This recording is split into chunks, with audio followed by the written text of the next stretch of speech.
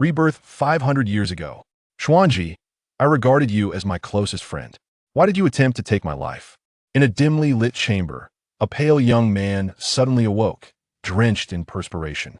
His eyes were bloodshot, brimming with pain and fury. His name was Su Chen, the foremost martial artist of the Xiantian continent.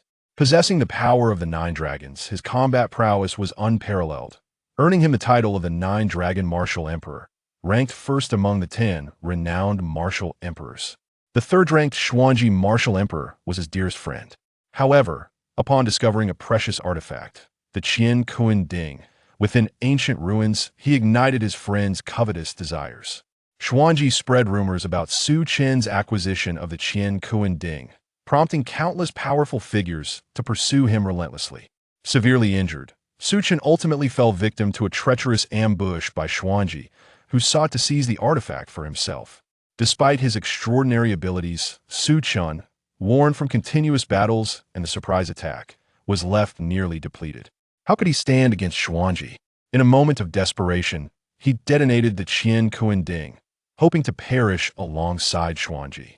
Yet, to his astonishment, he found himself alive. I'm still breathing. But wait, is it? 500 years ago, a shudder coursed through Su Chen as he lifted his gaze, catching sight of a handsome youth in the mirror, appearing no older than 15 or 16.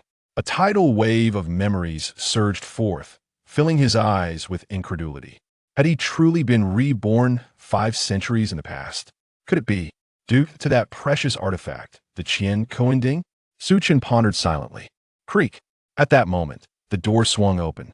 A girl clothed in a light yellow gown, her skin as white as jade and her beauty striking, rushed in, her face a blend of anxiety and joy. Brother, you're awake. This is wonderful. You've been in a deep slumber for 3 days and nights, she exclaimed with delight. You are. Linger. Su Chen gasped, his body trembling as tears welled in his eyes. The deeply buried memories of pain flooded back, merging the girl before him with the figure from his past, leaving him in a daze. He was Su Chen, the young master of the Su family in Yunjiang City. Blessed with extraordinary martial talent, he had been hailed as the family's most gifted genius, having opened his dantian at merely 15, achieving the refining Qi realm. However, a great upheaval struck when he turned 16. His cousin, Su Yao, also a martial prodigy and his childhood companion, had always called him Brother Chen with utmost affection. As Su Yao approached the pinnacle of the body refinement realm, she implored Su Chen to accompany her to the gloomy Moon Mountains in search of a rare treasure to advance her cultivation. In the mountains, they discovered the coveted resource, but inadvertently fell into a horde of beasts. In a valiant attempt to protect Su Yao, Su Chen sustained grave injuries, resulting in the shattering of his dantian. His cultivation plummeted back to the body refinement realm, rendering him a mere shadow of his former self. Martial cultivation comprises 9 realms: body refinement, refining Qi, Yuan Dan, martial ancestor, martial sovereign, martial king, martial emperor, martial saint, and martial god. The dantian is the foundation, its destruction signified an end to his aspirations. In a single night, he transformed from a revered genius into a pariah. Subsequently, he was stripped of his title as the young master, which was inherited by Su Yao. Following his downfall, Su Yao grew cold and ungrateful, showing no appreciation for Su Chen's sacrifice, instead mocking him. His mother sought to procure healing herbs for him, only to be met with the Su family's cruel rejection and humiliation, even losing the only relic left by his father, the divine martial Tokento Su Yao. Do not harbor delusions. Do you truly believe that I admire you just because I call you Brother Chen? If it weren't for your talent, you wouldn't even be worthy of my glance. We are from entirely different worlds. From this day forth, I shall soar to the pinnacle of martial arts while you languish as a worthless being. He could never forget the stunningly beautiful Su Yao, who once followed him like a shadow, now gazing down upon him with disdain. Cast out of the Su family along with his mother and sister, he endured scorn and ridicule, spiraling into despair. Eventually, after the tragic deaths of his mother and sister, he wandered away from Yunjiang City, where he encountered the only light in his life, his master, who rescued him from his suffering and healed his dantian, allowing him to step into the vast Xiantian continent. Yet, The loss of his mother and sister remained an eternal regret. Now, witnessing his sister Su linger standing before him once more, he felt as though he had traversed time. Yet relief and joy flooded his heart. I, Su Chen, am fortunate to live again. This time, I shall amend all my regrets and ensure that my mother and sister suffer no harm. Indeed, the most venomous heart belongs to a woman, Su Yao. You are correct. We are not of the same world. In this life, whatever you have taken from me, you shall repay 1,000-fold. Su Chen's gaze sharpened as he vowed within.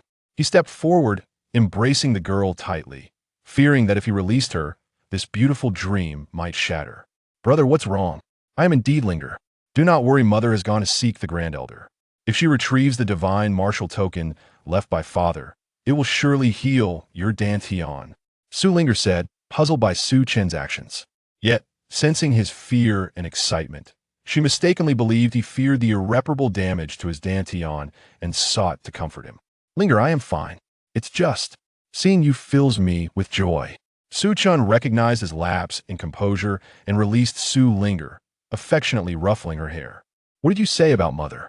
Su Chen suddenly recalled something, his expression changing drastically. I said mother went to seek the Grand Elder for the divine martial token. Is there a problem? Su Linger asked, bewildered.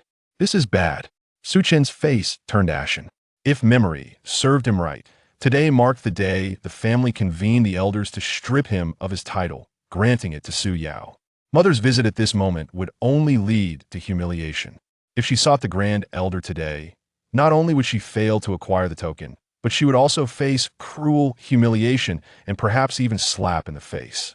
Su family, if you dare to mistreat my mother, I will make you wish you had never set foot in this world. A wave of murderous intent surged in Su Chen's eyes. Linger, wait here for me. I must find mother. With a resolute statement, Su Chen hurriedly exited, hoping he was not too late. In the Su family's elder hall, Su Chen was seething with rage.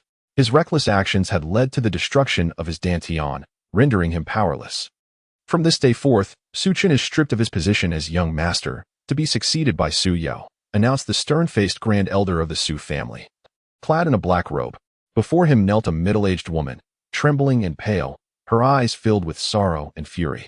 She was Lu Hanyan, Su Chen's mother. She had come to plead with the Grand Elder to return the divine martial token, which the family had kept in safekeeping, so that Su Chen could enter the Divine Martial Academy and seek a remedy for his condition. However, she was blindsided by the family's decision to revoke Su Chen's title. Seated in the Elder Hall were several other elders, their expressions cold and detached. Beside the Grand Elder stood a strikingly beautiful and aloof young woman, her indifferent gaze fixed on Lu Hanyan. It was Su Yao. The reason Su Chen's Dantian was damaged was to protect Su Yao. Now, the family has stripped him of his title, and as a mere woman, I cannot intervene. Yet, I beseech the Grand Elder for one request. Lu Hanyan inhaled deeply, suppressing her humiliation. Oh, what is it? The Grand Elder replied indifferently. I implore the family to return the divine martial token to Su Chen. The family has no means to heal his Dantian, but the Divine Martial Academy surely does. Lu Hanyan pleaded. The divine martial token? To possess it is to gain entry into the Divine Martial Academy. Su Chen is a waste. How could he possibly deserve such a treasure? You are but a dreamer. At that moment, a harsh voice interrupted. The second elder, Su Yuanzhang, who was also Su Yao's father, stepped forward with a mocking grin. Hanyan, we elders have decided to bestow the divine martial token upon Su Yao, for she is the hope of the Su family's resurgence. I cannot entertain your request, but in light of Su Chen's former status, I will offer you 1,000 taels of silver. Now please leave. The Grand Elder cast a glance at Lu Hanyan and tossed a banknote before her. You, how can you do this? The divine martial token was obtained by my husband with great effort. It is meant for my son, Su Chen.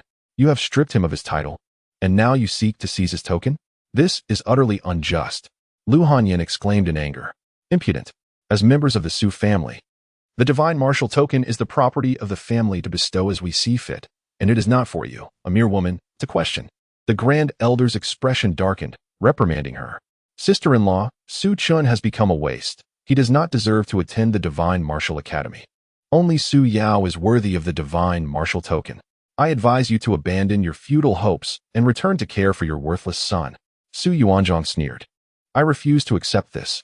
The family is unjust. The divine martial token was left for my son by my husband, with no ties to the family. If you do not return it to Su Chen, I will take my own life here. Lu Hanyan's eyes were red, filled with grief and indignation. Bold. You dare utter such threats in the family as sacred ground? Seize her and silence her. Su Yuanzhang commanded coldly. At that moment, two burly guards entered the elder hall. One of them grinned maliciously and seized Lu Hanyan's arm, rendering her immobile, while the other raised his hand to strike her. Smack. A sharp sound echoed as Lu Hanyan emitted a pain groan. Her cheek instantly swelled, a trickle of blood spilling from her mouth. Her eyes brimming with a mix of indignation, anger, and despair. The elders and Su Yu merely observed with cold indifference, offering no resistance. Suddenly, a figure burst into the elder hall like a gust of wind. Su Chen? Su Yao furrowed her brow in surprise, not expecting him to awaken from his coma and arrive at the hall. Mother? Su Chen's gaze swept across the hall, landing on Lu Hanyan. Upon seeing her swollen face, a surge of blood rushed to his head, and his expression twisted into one of sheer fury. Arriving too late. Who dares to strike my mother? Su Chen's heart swelled with uncontainable rage, his eyes ablaze with murderous intent. Boom. He stepped forward, exuding an overwhelming aura of violence, his fist striking down like a dragon descending from the sky. Though Su Chen's cultivation was merely at the 9th level of the physical realm, the ferocity of his intent sent shivers through all present. At that moment, he resembled a wrathful dragon. Crack! The guard who had struck Lu Hanyan's face changed color, attempting to block the blow, but Su Chen's fist collided with his chest, causing it to cave in. He spewed blood and was sent crashing against the far wall. His insides shattered, teetering on the brink of death. Second elder, save me. The other guard, pale and trembling, released Lu Hanyan and turned to flee. Die. Su Chen's eyes blazed with fury as he moved with blinding speed, delivering another punch. Su Chen, you dare. Su Yuanzhang snapped back to reality, his rage boiling over. He was well aware that those guards were his subordinates. To strike them before his eyes was an affront he could not tolerate. However, his words remained unspoken as Su Chen caught up to the fleeing guard, landing a punch that exploded his head like a watermelon, blood and brain matter splattering everywhere. The elder hall was engulfed in a thick stench of blood. Everyone was stunned. They had not anticipated Su Chen's brutality, killing two of Su Yuanzhang's guards with such ease. More astonishing was that both guards possessed the cultivation of the Qi refinement realm. How could Su Chen, rendered a waste, exhibit such terrifying combat prowess? Mother, are you all right? I have failed you, arriving too late. Su Chen approached Lu Hanyan, his eyes red and glistening with tears, trembling as he supported her. After 500 years, I finally see you again, Mother. China, I'm fine. Do not act rashly. This is the Elder Hall. Lu Hanyan felt both joy and concern, fearing the elders would retaliate against Su Chen. Su Chen, you dare to kill in the Elder Hall? Today, I shall cleanse the family of this treacherous beast, you heartless wretch. Su Yuanzhang bellowed, his eyes filled with a chilling malice. Chapter 3 Su Yao, do you dare to challenge me? Boom. The aura surrounding Su Yuanzhang surged as he unleashed his full power at the 6th level of Qi refinement. His eyes glinted with murderous intent, and his hands transformed into eagle claws, radiating a faint golden glow as they swiftly lunged towards Su Chen. The golden eagle claw, a superior yellow-grade martial technique, was one of the few prized techniques of the Su family. With Su Yuanzhang's cultivation, he could easily crush a boulder to dust. The fact that he initiated the golden eagle claw indicated his true intention to eliminate Su Chen. Seeking death, a cold glint flashed in Su Chen's eyes, and a hint of derision curled at the corners of his mouth. In his previous incarnation, with a physical cultivation of the 9th level, he would undoubtedly have been no match for Su Yuanzhang. However, having been reborn after 500 years, although his formidable cultivation had waned, he was still the 9-dragon martial emperor, mere steps away from the divine realm. His martial experience and instinct in combat were beyond the comprehension of ordinary individuals.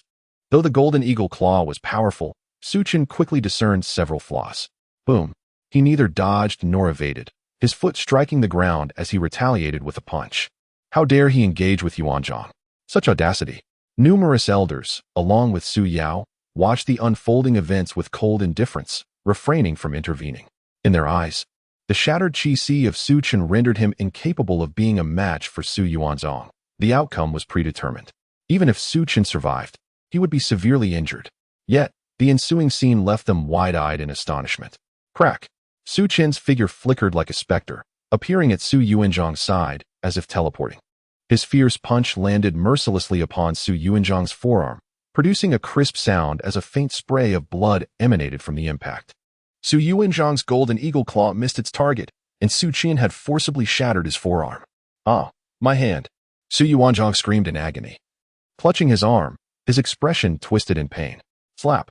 Another sharp sound resonated as Su Chen transformed his fist into an open palm, striking Su Yuanzhang's face and sending him hurtling away. Su Yuanzhang coughed blood repeatedly, half of his face swelling grotesquely. "What?" The Grand Elder, Su Yao, and the others were utterly stunned. A mere waste, with a shattered Qi Si, had actually defeated Su Yuanzhang? Impudent Su Chen, how dare you defy authority? Do you truly believe I will hesitate to kill you? The Grand Elder's gaze darkened ominously, his voice cold. Defy authority? It was clearly Su Yuanzhang who struck first. Yet you choose to remain blind to that. At your age, do you truly wish to become Su Yao's lapdog? Su Chen retorted with a scoff, showing no respect for the Grand Elder. In his eyes, every member of the Su family was unworthy. Su Chen, you little beast, seeking death. The Grand Elder trembled with fury, a terrifying aura of killing intent enveloping him, as if he were ready to strike down Su Chen at any moment. Grand Elder. Kill him. Eliminate this little beast. He is nothing but an ungrateful wretch, just like his deceased father. Su Yuanzhang seethed with resentment. Enough. At that moment, a chilling voice rang out. Su Yao stepped forward, silencing both Su Yuanzhang and the Grand Elder instantly. Su Yao, you finally dare to step forward? Su Chen chuckled coldly. He had long understood that the Grand Elder, Su Yuanzhang, and indeed the entire Su family revolved around Su Yao. Su Yao, with her striking beauty and cool demeanor, exuded an innate pride. She regarded Su Chen with a disdainful glance, as though surveying an insignificant insect, her posture radiating superiority. Su Chen, I had thought that after your Qi Si was destroyed, you would remain docile. I never anticipated you would commit such an act of rebellion. Since you have chosen this path, do not blame me for lacking compassion. Su Yao stated coldly, a trace of killing intent lacing her words. Compassion? Su Chen scoffed, retorting. Su Yao, were it not for my desperate rescue in the ancient Moon Mountains, you would have perished among the wolves, becoming their prey. How dare you speak of compassion? Your scheming ambition for the position of Su family heir and my father's divine martial token is all too apparent. Truly, the heart of a woman is the most venomous. Faced with Su Yao, even with his tempered resolve from a second life, Su Chen could not suppress the turmoil within. He could not fathom how a heart could harbor such treachery. Su Yao, now infuriated, her gaze grew icy. Su Chen, whether it be the heirship of the Su family or the divine martial token, do you think such things are within the grasp of a waste like you? This world is one where the strong prevail. If you wish to blame someone, blame yourself for being weak. What right do you have to compare yourself to me? The strong prevail? Huh, what a proclamation. Su Chen laughed heartily. Then, with a sudden intensity, he directed a chilling glare at Su Yao. Su Yao, do you dare to challenge me? You wish to challenge me? Su Yao frowned. Indeed, did you not call me a waste? Surely you wouldn't shy away from a challenge from someone you deem a waste?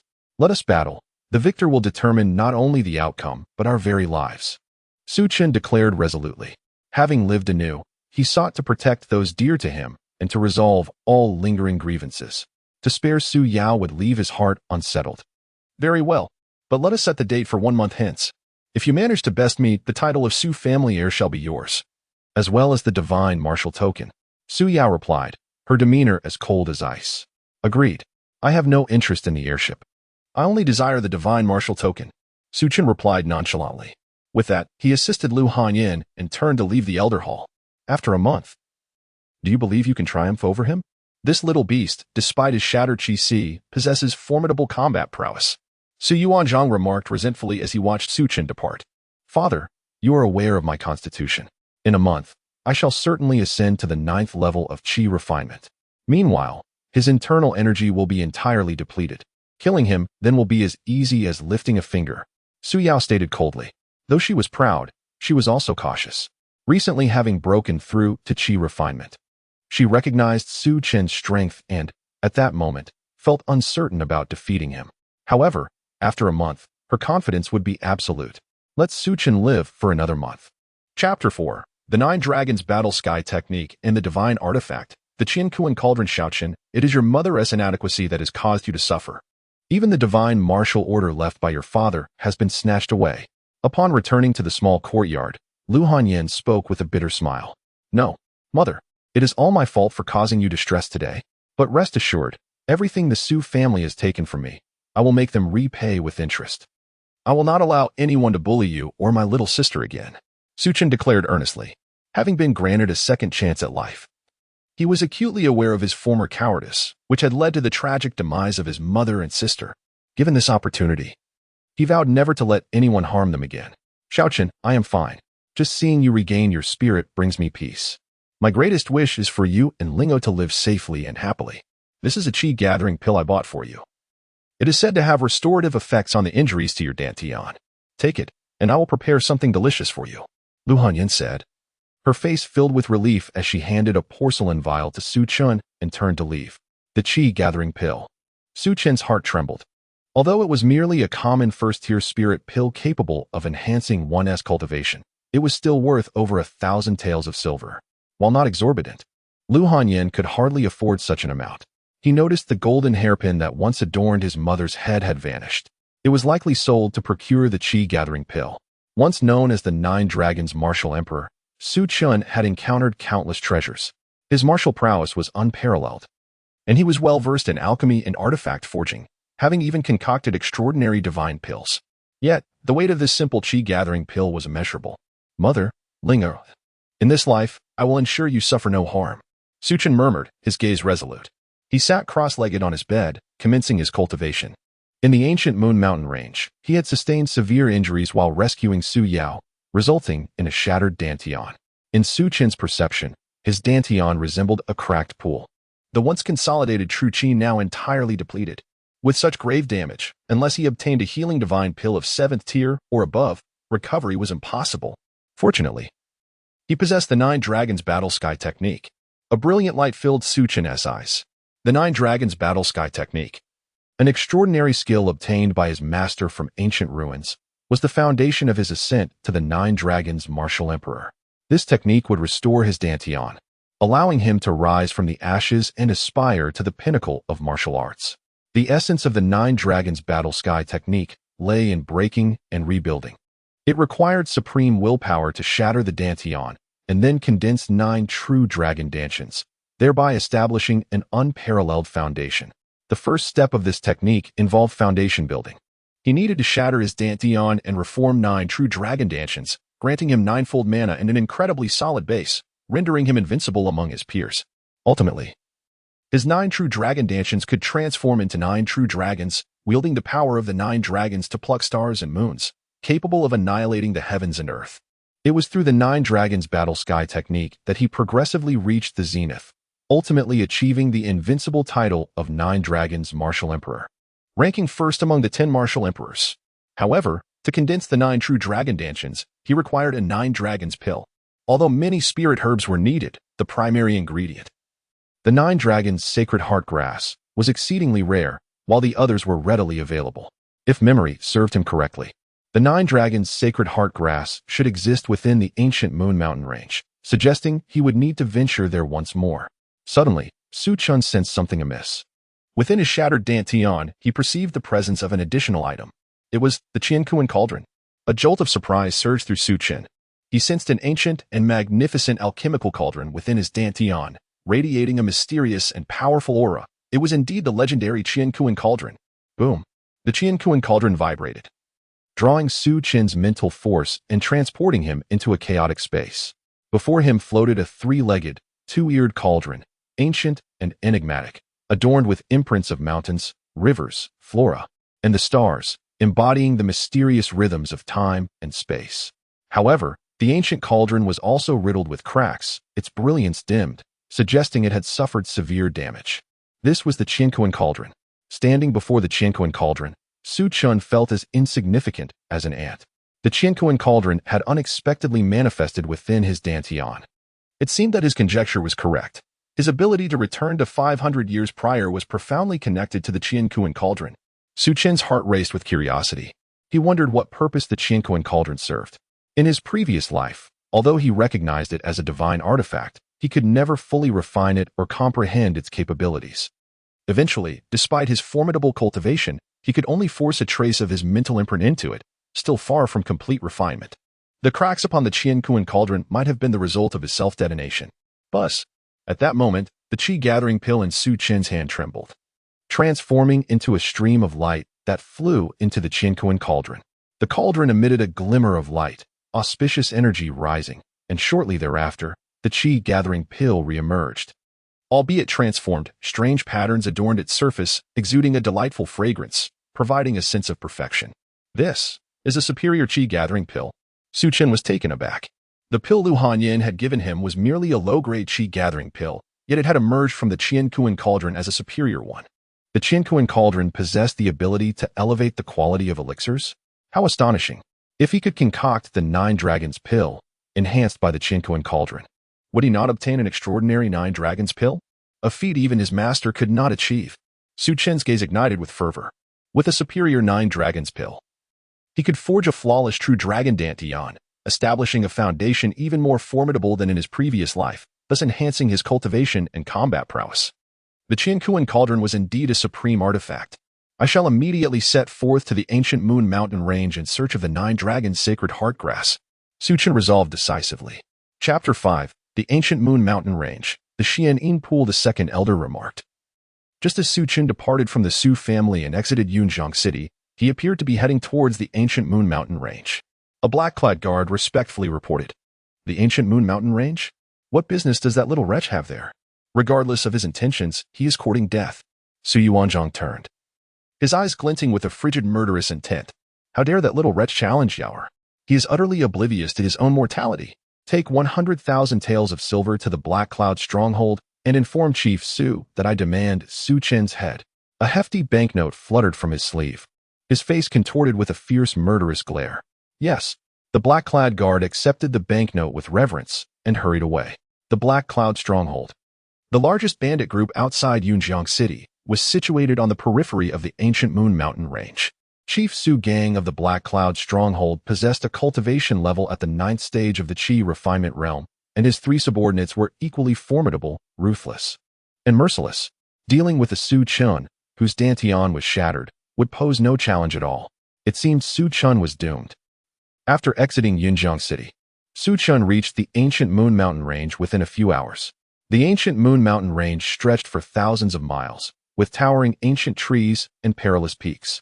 Deep within, many formidable demonic beasts lurked, even deterring those at the Qi refinement realm from venturing too far. If memory serves, the Nine Dragons' sacred heart herb lies within the Xianyin Pool of the ancient Moon Mountain Range. In my previous life, my master discovered it there. Su Chen mused inwardly. The Nine Dragons' sacred heart herb was exceedingly rare and precious, a terrestrial-grade spiritual herb that thrived at the convergence of extreme yin and yang, serving as the primary ingredient for the Nine Dragons pill. Despite knowing the myriad dangers lurking within the ancient Moon Mountain Range, Su Chen felt no fear. He entered the mountain range, where only first-tier demonic beasts roamed the periphery, easily dispatched by Su Chen. The second-tier beasts, akin to practitioners at the Qi refinement realm, posed a slight challenge, yet still held no threat to him. Thus, he concealed his aura and hastened onward, swiftly delving 300 miles into the mountain range. Here, second-tier demonic beasts were abundant. Just 3 days prior, he and Su Yao had been besieged by these beasts, and in his attempt to save her, he had suffered grievous injuries, resulting in the shattering of his dantian. The Xianyin Pool should be nearby. A glimmer of determination shone in Su Chen's eyes. He employed a secret technique, allowing him to faintly sense the extreme yin energy in the air converging in a specific direction ahead. The Xianyin Pool was indeed the realm of extreme yin. However, where extreme yin existed, there too could be found extreme yang. The confluence of these energies was essential for the growth of the Nine Dragons' sacred heart herb. With a swift motion, Su Chen darted forward, carefully avoiding a group of second-tier demonic beasts, heading towards a valley ahead. The sound of rushing water echoed in the valley. Suddenly, the scene opened up before him. A magnificent waterfall cascaded from a cliff over 100 feet high, shrouded in mist and ethereal light, creating a breathtaking spectacle. Below lay a deep pool, indeed the Xianyin Pool. Su Chen's eyes brightened. He observed a faint blue mist rising from the depths of the pool, which coated the surrounding cliffs in thick frost. Such an extreme yin and cold place could only be the Xianyin Pool. Standing before it, Su Chen felt a chilling aura wash over him. sending a shiver through his body. The Nine Dragons' sacred heart herb resided within the Xianin pool. As Su Chen pondered how to enter the pool in search of the herb, a sudden sound of slicing air reached his ears. Instinctively, he darted behind the waterfall. Activating his secret technique to suppress his aura, even the beating of his heart became faint. He seemed to transform into an inanimate stone devoid of life. This was the turtle breathing technique recorded in the Nine Dragons' war technique, so subtle that even those several realms above him could not detect his presence unless they deliberately scanned with their mental force. Through the flowing water, Su Chen glimpsed a woman in white descending from the skies. She was flying through the air. Was she a martial arts sage? Su Chen's heart raced. With his current cultivation, he was no match for a martial arts sage. He focused all his energy on the turtle breathing technique, clearing his mind and blending with the surrounding rocks. What was she doing? A look of intrigue crossed Su Chen's eyes. The woman, with her back to him, exuded an ethereal grace, and at that moment, she unexpectedly shed her garments, revealing her flawless skin, and gracefully stepped into the Xianin pool. Immersed in the pool, she emitted sounds that could easily make one blush. Su Chen's hair stood on end. He had no doubt that if he revealed himself now, he would be utterly obliterated by her. What was happening? Su Chen found the situation absurd. Wait, she is the Xianin sacred body? Moreover, her sacred body seems to be in distress. Could she be using the Xianin pool to heal? A flash of insight illuminated Su Chen's eyes as he discerned something amiss. Suddenly, a dense, ghostly blue chill radiated from the woman, seemingly freezing the entire Xianin pool. The icy energy spread outward, intensifying. This was perilous. At this rate, even if she didn't notice him, he would perish from the cold. Who goes there? Show yourself. At that moment, the woman in white abruptly turned, revealing an exquisitely beautiful face. However, her perfect visage was now marred by frost, and her eyes burned with fury. Had he been discovered? Su Chen froze momentarily. A bitter smile playing on his lips, he had truly crossed a line this time. Would the white-clad woman really resort to killing him in a fit of rage? Ha. Truly, you are the illustrious fairy Ruowei of the Eastern Domain. Despite my careful concealment, you still managed to uncover my presence. A raspy, aged laughter echoed as a hideous-looking, dwarfed figure clad in a voluminous red robe appeared above the waterfall, casting a lewd gaze upon the woman in white within the Xianin pool. Extreme joy boy. The white-clad woman's expression shifted dramatically. Chapter 6. Poisoned by them? A flicker of recognition sparked within Su Chen as he beheld the two figures before him. The woman clad in white was Lin Ruowei, also known as the Fairy Ruowei, the esteemed princess of the Greatly Kingdom. It was said she possessed unparalleled beauty and grace, endowed with the formidable Xianin sacred body. Her cultivation talent was astoundingly terrifying, making her immensely powerful. The ecstasy boy, notorious throughout the Eastern realm as a despicable flower thief, had practiced the nefarious technique of yin-yang replenishment, leaving a trail of ruined lives in his wake. Coupled with his peak martial sovereign prowess and elusive nature, no one had succeeded in vanquishing him until now. To his astonishment, Lin Ruowei had become his target. With a thunderous roar, Lin Ruowei summoned her formidable true energy, causing the Xianin pool to erupt violently, waves crashing as she surged forth in a billowing white gown. TSK. Fairy Ruowei, if I were you, I would advise against recklessly channeling your true energy. Do you not feel the heat coursing through your body, rendering you weak and feeble? The ecstasy boy leered. Did you poison me? Lin Ruowei's countenance shifted dramatically, a hint of unnatural crimson staining her exquisite features. No. How could I, the ecstasy boy, harm such delicate beauty? I merely sprinkled a touch of ecstasy yin-yang powder in the Xianin pool. He replied with a mocking grin. Ecstasy yin-yang powder? You wretched fiend. Lin Ruowei's face drained of color, her eyes betraying a profound terror. The ecstasy yin-yang powder was the ecstasy boy's unique secret concoction. Do not be so angry, fair goddess. Fairy Ruowei, he taunted, his gaze filled with lewd intent. Had the ecstasy boy already set his sights on Lin Ruowei? Had he preemptively tainted the Xianin pool? Did that mean he had discovered Su Chen's presence? Su Chen felt a wave of impending doom wash over him. It seemed the ecstasy boy regarded him as insignificant, a mere insect to be disregarded. However, once he dealt with Lin Ruowei, he would undoubtedly turn his attention to Su Chen. As Lin Ruowei descended from the void, she struggled to circulate her true energy against the effects of the poison. Yet, the more she channeled her energy, the more she felt an overwhelming heat enveloping her, her face flushed with indignation. "Ecstasy boy, if you dare lay a hand on me, I will hunt you down to the ends of the earth," Lin Ruowei declared weakly, her eyes blazing with murderous intent. "Fear not, Fairy Ruowei, I shall never betray you. I advise you to cease your struggles," the ecstasy boy replied, descending from the cliff, his gaze growing ever more depraved. With a sudden rush of fury, Lin Ruowei spat a mouthful of blood, her vitality waning rapidly. "Fairy Ruowei," the ecstasy boy noted with satisfaction, the effects of the ecstasy yin-yang powder now fully activated. But just then, an unexpected turn occurred. Lin Ruowei's eyes cleared with icy clarity, filled with lethal intent. In a flash, a small black serpent darted forth like lightning, its vicious triangular head glinting with a chilling light, lunging at the ecstasy boy. Simultaneously, a blade of ethereal blue light manifested in Lin Ruowei's palm, sharp and unyielding, aimed directly at the ecstasy boy's heart. "You deceitful wretch, are you toying with me?" The ecstasy boy's expression shifted in disbelief as he contorted his body at an unnatural angle, narrowly avoiding Lin Ruowei's lethal strike. However, he could not evade the black serpent, whose vicious head pierced through his protective aura, sinking its fangs into his neck. With a resounding clap, the ecstasy boy struck the serpent, reducing it to a mushy pulp. Yet, he immediately felt a fierce toxin surging within him. Poisoned?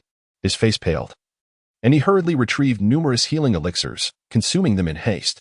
"That is the 7 steps through the heart serpent, most venomous, with no antidote available.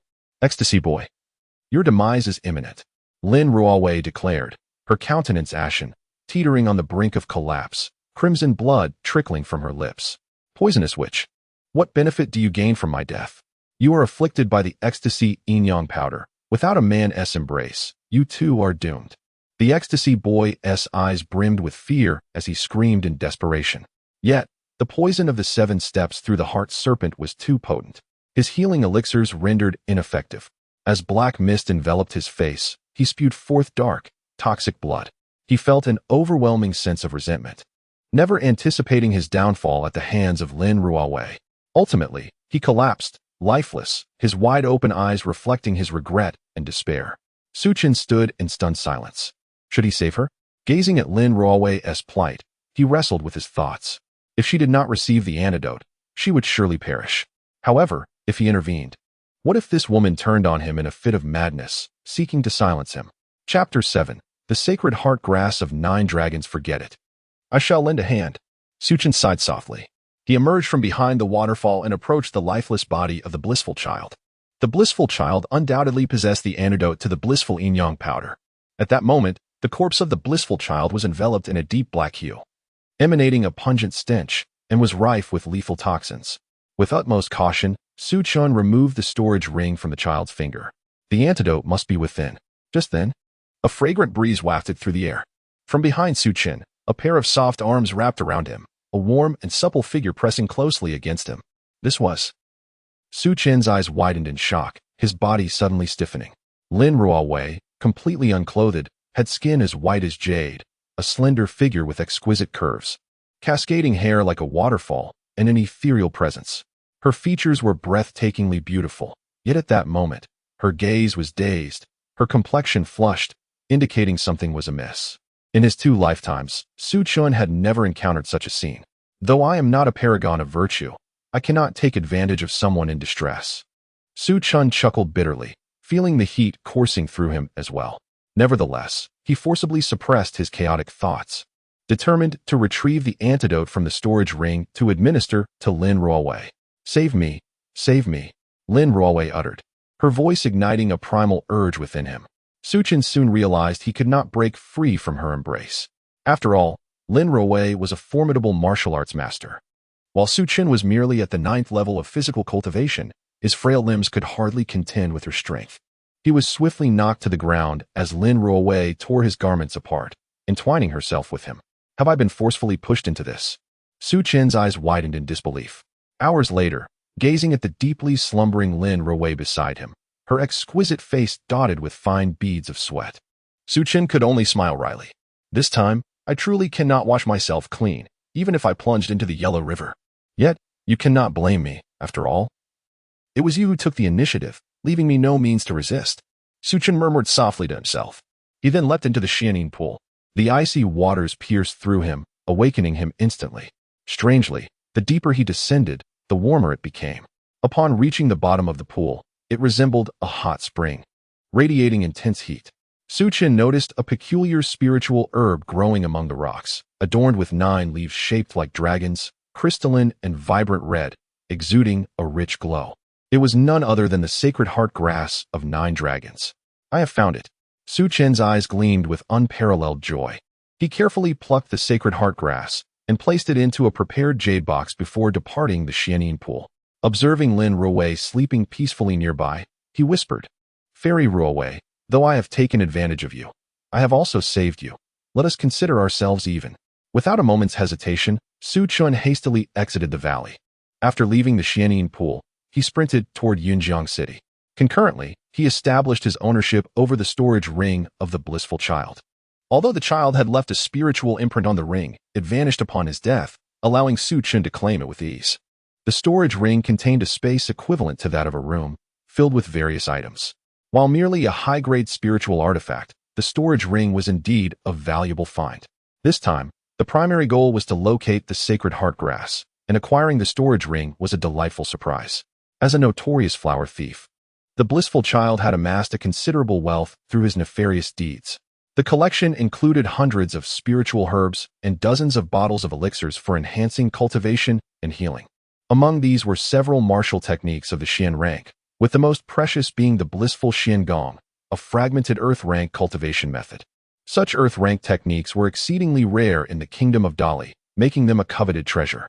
Su Chen paid little heed to the techniques, considering them more valuable for sale. There were also several million taels in silver notes. To the blissful child, these notes were as worthless as scrap paper, merely for emergency use. However, what Su Chen valued most was a small pile of spirit stones, 3,621 in total. Although they were all of the lower grade, they were still quite rare in this remote eastern Lin region. These spirit stones were perfect for enhancing his cultivation. Spirit stones are precious treasures used by warriors above the Yuan Dan realm to increase their cultivation, Su Chen reflected. Each spirit stone is worth at least 100,000 taels of silver. With these spirit stones, I can swiftly break through to the Yuan Dan realm. The blissful child's herbs are well preserved, and most can be used to concoct the 9 dragon pill, though a few more herbs are needed, which I must purchase in Yunjiang City. Su Chen contemplated eagerly, anxious to refine the 9 dragon pill to establish the 9 true dragon energy seas, thereby laying a supreme foundation before commencing his training in the 9 dragon battle technique. He moved swiftly, and before long, reached the outskirts of the ancient Moon Mountain range. However, unbeknownst to him, a group of uninvited guests was racing towards the valley where the Xianin pool lay. Chapter 8. The complex Lin Ruowei. The mysterious Xianin pool Lin Ruowei gradually regained consciousness. As she surveyed the garments draped over her and felt a dull ache in a certain area, memories of the preceding hour's frenzy flooded back to her, igniting a wave of embarrassment and fury that painted her cheeks crimson. Who is it? Who are you, to take advantage of this princess and simply walk away? I shall not let you escape. With a mix of anger and complexity in her expression, Lin Ruowei retrieved a flowing white gown from her storage ring and donned it, gritting her teeth in indignation. Although she had succumbed to the ecstasy yin-yang powder, rendering her awareness hazy and instincts unbridled, fragments of memory lingered. It seemed she had, rather audaciously, initiated advances upon another. Despite the fact that this individual had rescued her, she remained infuriated. "You scoundrel, I shall remember you. Do you truly believe this princess is so easily swayed?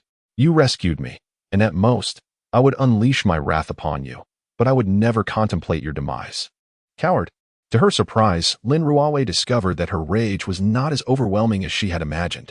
What vexed her most was the realization that this individual had taken advantage of her and then vanished. She vowed to track him down. According to the Falcon's reconnaissance, the notorious Su Chen should be within this very valley. There would be no escape for him now. At that moment, Lin Ruowei's ears perked up as she detected faint sounds emanating from beyond the valley. "Excellent. Second brother, consider this a merit. Once we have slain Su Chen and claimed his head, we will demand 200,000 taels of silver from Su Yuanzhang. How dare he think to procure my services for a mere 100,000 taels? A pipe dream." A coarse voice responded. "Indeed, as the eldest brother has stated, should Su Yuanzhang dare to withhold the silver, we shall expose all his sordid deeds." Laughter erupted among the group. Su Chen. Lin Ruowei's heart stirred. An inkling of premonition washed over her. It was highly probable that this Su Chen was indeed the one who had taken advantage of her. Soon, four figures entered the valley. At the forefront was a burly man bearing a scarred visage, wielding a massive ghost-headed blade, exuding an aura of malevolence, his eyes glinting with ferocity. Following him were three middle-aged men clad in black robes, the formidable leader of Heiyun village, Su Gang, accompanied by three of his subordinates. They had accepted Su Yuanzhang's commission to eliminate Su Chen and, having heard of Su Chen's prowess, approached with utmost caution.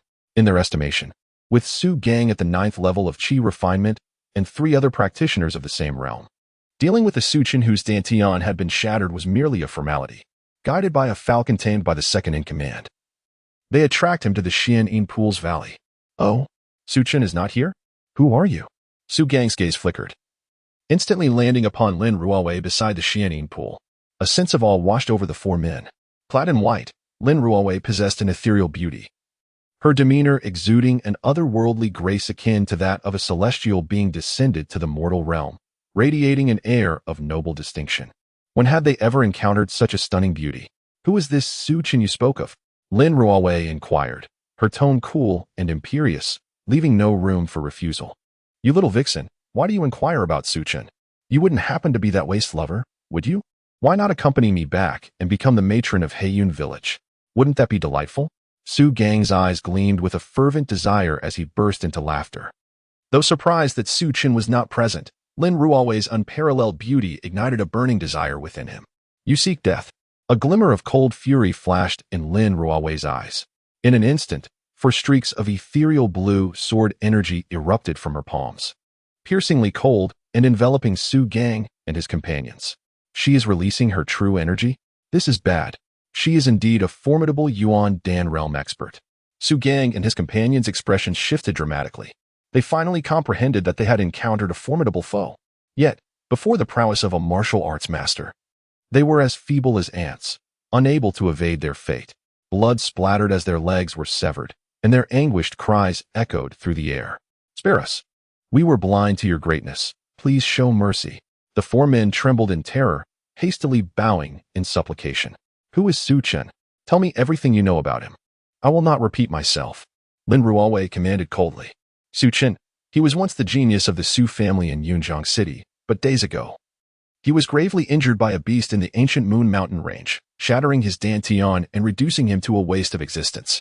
Su Gang, realizing there was no room for concealment, hastily divulged all the information he possessed. Yunjiang City, Su Chen? Lin Ruowei murmured to herself, a hint of regret surfacing in her gaze. What a pity. With his dantian shattered, even I have no means to assist him. Had he been able to cultivate, I could have guided him on the path of martial arts, but it seems he is destined to remain an ordinary person. Disappointment settled within Lin Ruowei. She had intended to visit Yunjiang City to seek the truth, but now it appeared unnecessary. Su Chen, I hope you remain safe.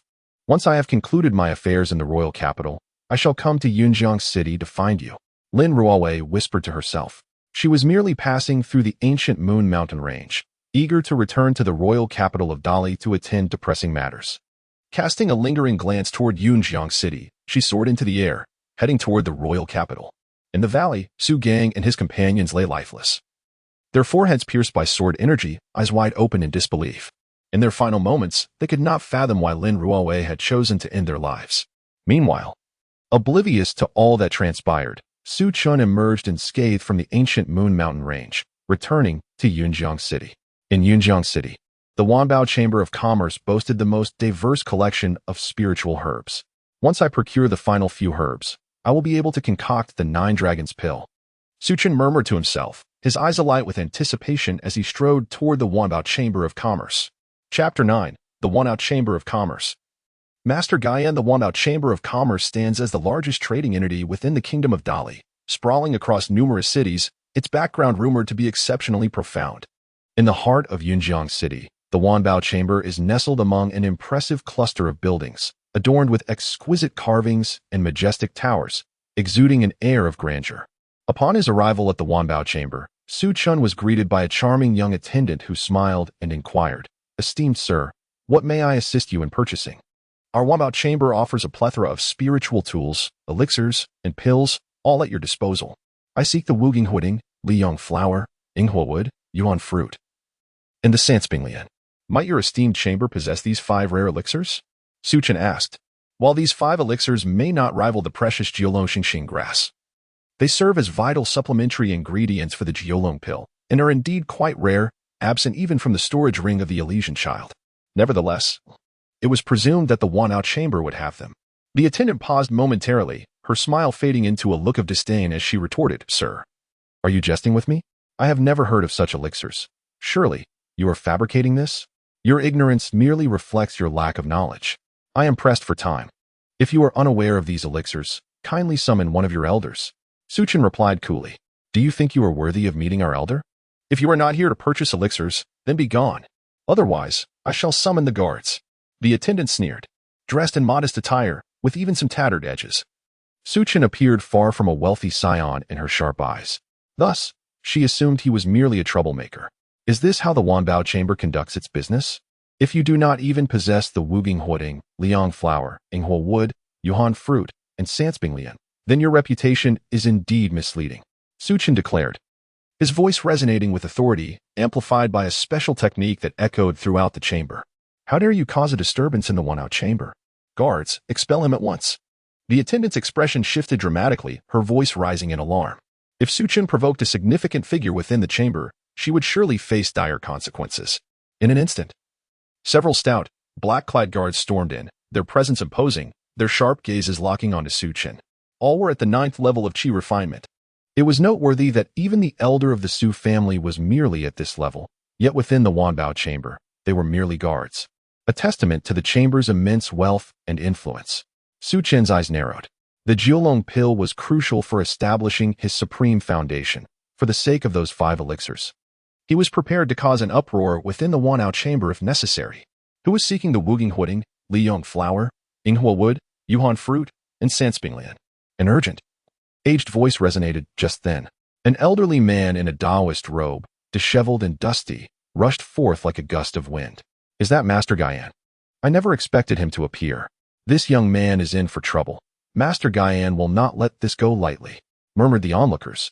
The Wanbao chamber was held in high esteem even by the city lord's manor, and Master Guyan was a renowned alchemist in the capital. Who would dare offend him? Upon seeing the Taoist elder, the attendant quickly approached and reported, Master Guyan, this young man has caused a disturbance in our Wanbao chamber, claiming 5 elixirs of which I have never heard. Master Guyan's gaze immediately fell upon Su Chen. Young friend, are you in search of the Wuging Huiding, Liang flower, Inghua wood, Yuan fruit, and Sanspinglian for the purpose of refining the Jiolong pill? He inquired. You know the Jiolong pill? Su Chen replied, astonished. The Jiolong pill, an ancient elixir, had long been lost to time. Aside from his master, few were aware of its existence. Indeed, it is the Jiolong pill. Young friend, may I invite you inside for a discussion? I have matters I wish to consult with you. Master Guyan's eyes sparkled with enthusiasm. But master, he is clearly here to cause trouble, the attendant interjected, sensing the oddity of the situation. Silence. This young man is my esteemed guest, and you dare offend him? Your ignorance is no excuse. Do not tarnish the reputation of the Wanbao chamber. Guards, remove her, Master Guyan commanded, striking the attendant across the face with a resounding slap, his voice filled with authority. The attendant's face swelled instantly, her eyes wide with fear as she knelt, pleading, Master, I was wrong. Please forgive me. I shall not repeat my error. Yet, Master Guyan paid her no heed, allowing the guards to escort her away. He turned back to Su Chen, his demeanor warm and inviting as he awaited a response. Very well. Su Chen pondered for a moment before nodding. It appeared that Master Guyan had access to the 5 elixirs he sought, and engaging in conversation would not be amiss. Thank you, esteemed sir. Please, follow me. Master Guyan exclaimed with joy, leading Su Chen deeper into the Wanbao chamber. What manner of person is this youth to garner such esteem from Master Guyan? The Jiolong pill, such an elixir, is unheard of. This young man seems destined for greatness. The onlookers were filled with curiosity about Su Chen's identity, their envy barely concealed. Deep within the Wanao chamber, in an alchemical room, a time-worn cauldron stood at the center, the air thick with the rich scent of herbs. Scattered about were various precious elixirs, Yet within the cauldron lay a charred powder emitting acrid smoke, an obvious sign of a failed refinement. Approaching the cauldron, Su Chen observed the burnt remnants and remarked, "Were you attempting to refine the Wulong Huiyang pill? Young sir, you discerned my intentions at a glance. Could it be that you are also an alchemist?" Master Guyan exclaimed, his excitement palpable. Chapter 10. The Disciple of Record Indeed. Su Chen nodded.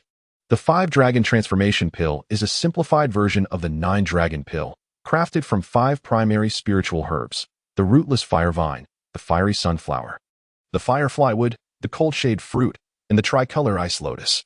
It has the capacity to dispel the most extreme cold. Yet your method of adding the herbs and controlling the fire is flawed. Thus, even if you attempt it 100 times, failure is inevitable, Su Chen remarked, sniffing the black powder lightly. The sequence of herb placement and the technique of fire control are incorrect.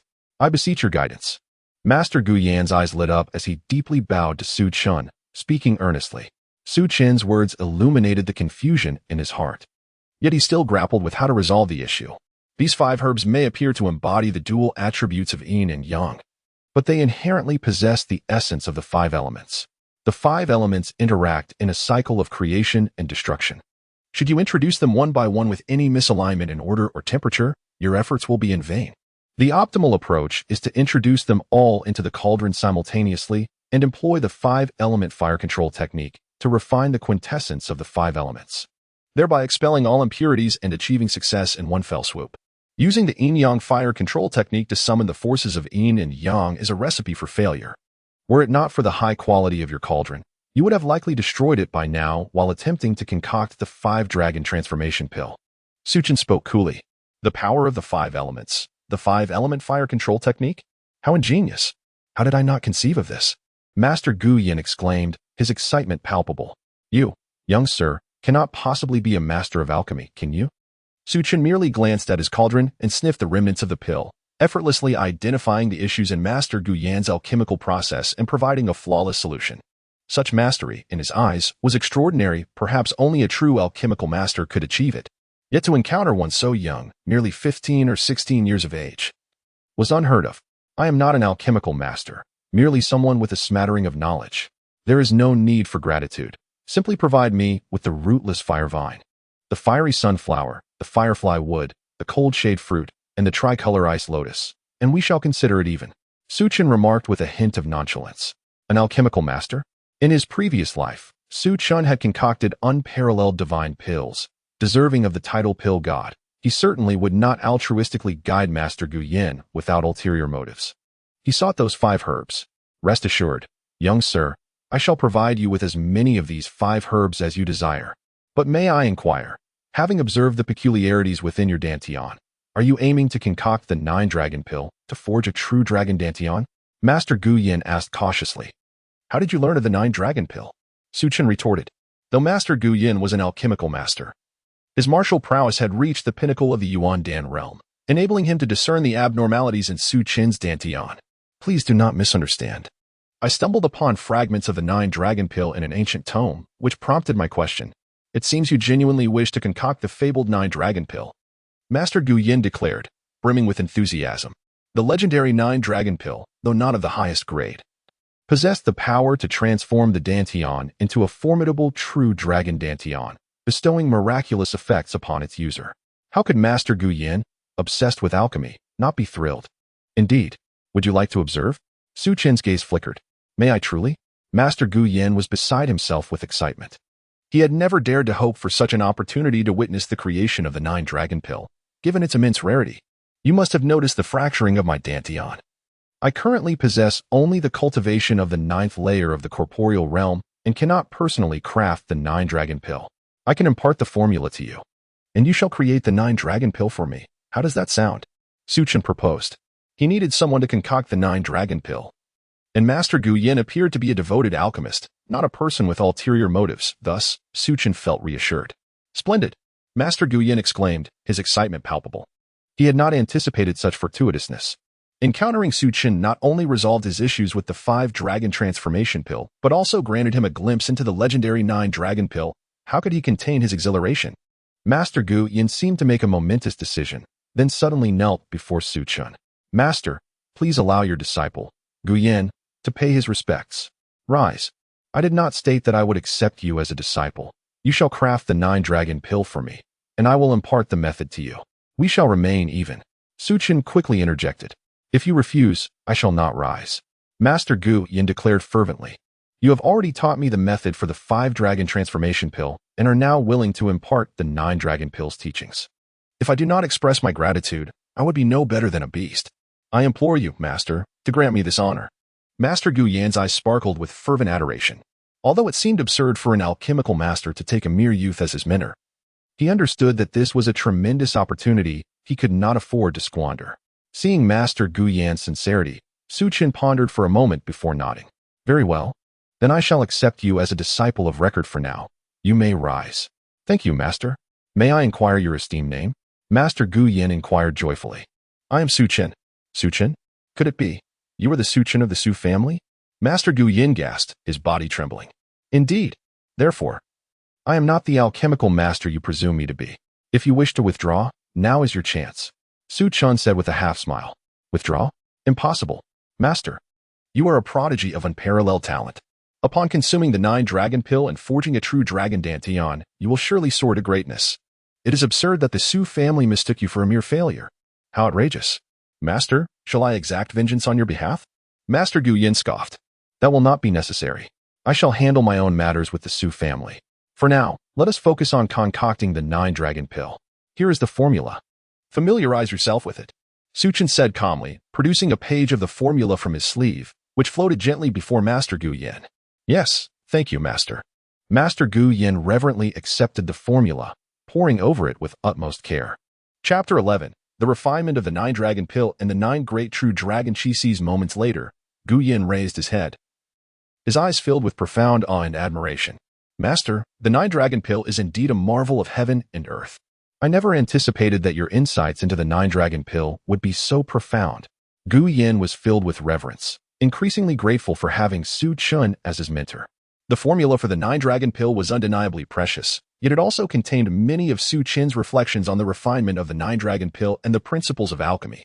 With just a few succinct phrases, Gu Yin found clarity on many of his uncertainties regarding alchemy. With this page of the formula, Gu Yin felt that his success rate in refining the 9-dragon pill had significantly increased. This is the 9-dragon sacred heart grass, the primary ingredient for the 9-dragon pill. If all is in order, let us begin, Su Chen said with a calm smile.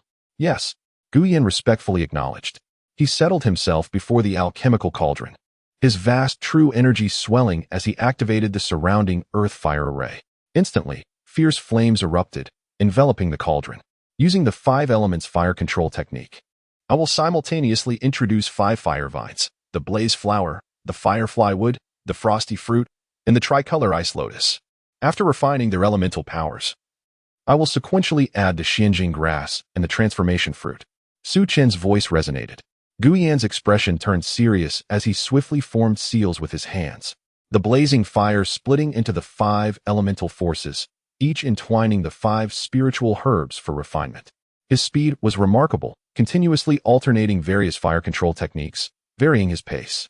The flames transformed into delicate threads, enveloping all the spiritual herbs, refining their impurities and leaving only the purest essence of their medicinal power. Although the 9-dragon pill was not of the highest grade, its refinement process was exceedingly intricate.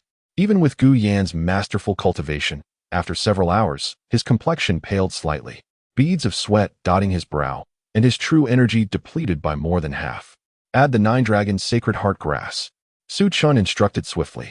Gu Yin waved his sleeve, sending the final 9-dragon sacred heart grass into the cauldron. A profound and ancient dragon's roar echoed, and amidst the roaring flames, the 9-dragon sacred heart grass seemed to transform into 9 slender true dragons, merging with the essence of the surrounding spiritual herbs. Within the cauldron, the flames blazed fiercely, divine light surging. The 9 slender true dragons, after devouring the essence of the herbs, grew larger, and the dragon's roars became incessant, gradually indicating a merging into one. It is the final step. Once the 9 dragons unite, the pill will form. A glimmer of anticipation appeared in Su Chen's eyes as he inhaled deeply. Yes, Gu Yin responded solemnly. Boom.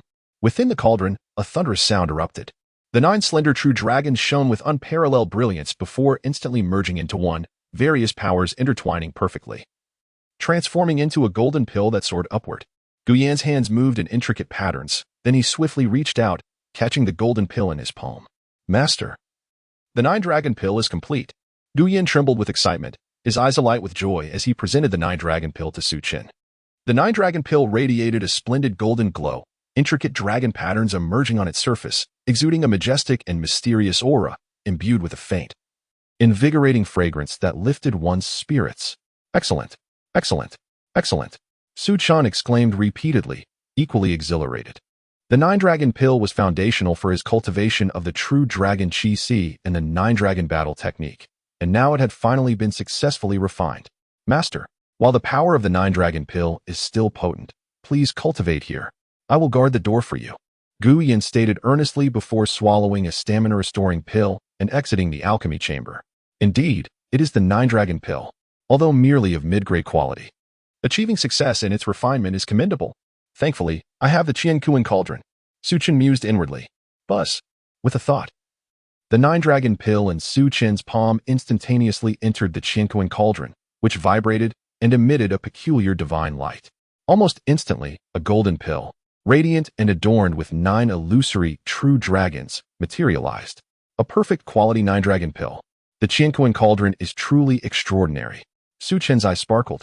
In his past life, his master was immensely powerful, yet even he could only refine a superior 9-dragon pill. A perfect quality 9-dragon pill would undoubtedly lay the foundation for his supreme path. Without delay, I shall consume the 9-dragon pill and consolidate the true dragon Qi.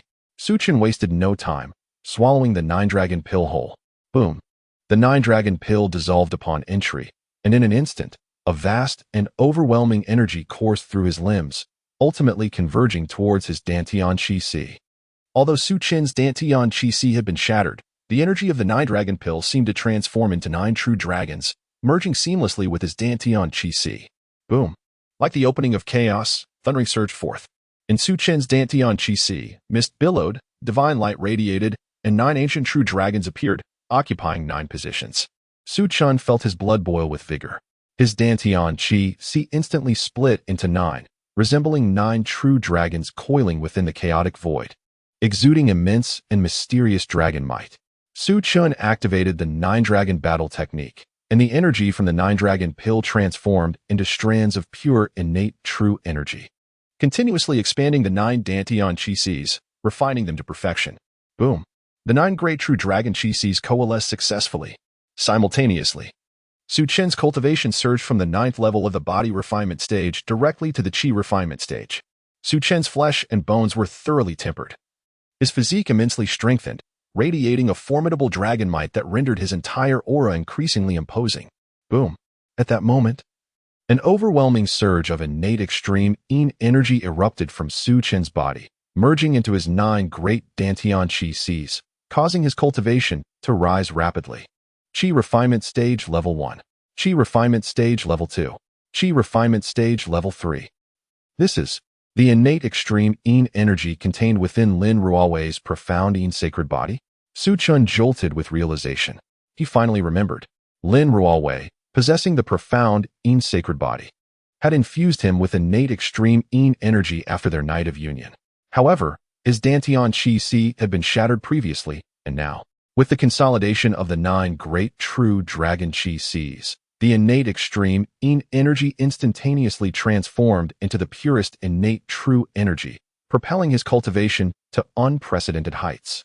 Chapter 12. Transformation. The dragon's reverse scale. With the echo of an ancient and profound dragon's roar, Su Chen completely refined the innate extreme energy, elevating his cultivation directly to the 9th layer of Qi refinement. Within Su Chen's Dantian Qi, 9 true dragon Qis existed, and one was now filled with innate true Qi, resembling a vivid and majestic true dragon, both awe-inspiring and enigmatic. However, the other 8 true dragon Qis still contained only a trace of innate true Qi. As Su Chen slowly opened his eyes, a brilliant light flickered within their depths. 9th layer of Qi refinement? That innate extreme energy is indeed formidable. It has completely filled one of my true dragon Qis. However, unlike others, I must fill all 9 true dragon chi Cs to continue my breakthrough. Su Chen murmured to himself. Possessing 9 true dragon chi Cs means that once they are all filled, he would possess at least 9 times the combat power of others. This is the terrifying essence of the 9 dragons battle heaven technique. Even if Su Yao's cultivation has reached the 9th layer of chi refinement, I would still easily overpower her. Su Chen gradually rose to his feet, feeling that his 9 true dragon chi Cs were far more powerful than in his previous life. This is the extraordinary nature of the perfect 9 dragons pill. Su Chen pushed open the door and stepped outside. "Master, you have emerged from seclusion?" exclaimed Gu Yan, who had been waiting outside, astonished and delighted at the sight of Su Chen's cultivation, now evidently at the 9th layer of chi refinement. Just 3 days prior, Su Chen was merely at the 9th layer of body refinement. Remarkably, in just 3 days, he not only restored his Dantian Chi Si, but also saw his cultivation surge to the 9th layer of chi refinement. What an astonishingly rapid cultivation speed! The 9 Dragons pill truly lives up to its reputation as an ancient spiritual pill. I have restored my Dantian Chi Si. Gu Yan, I shall return to the Su family now. Should you have any questions regarding alchemy, feel free to seek me at the Su family, Su Chen remarked, noting Gu Yan's unwavering dedication in waiting outside the alchemy chamber. "Thank you, Master."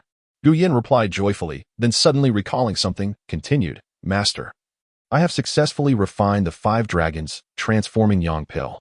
It was for the daughter of Lord Deng, who suffered from a cold ailment and required the pill to save her.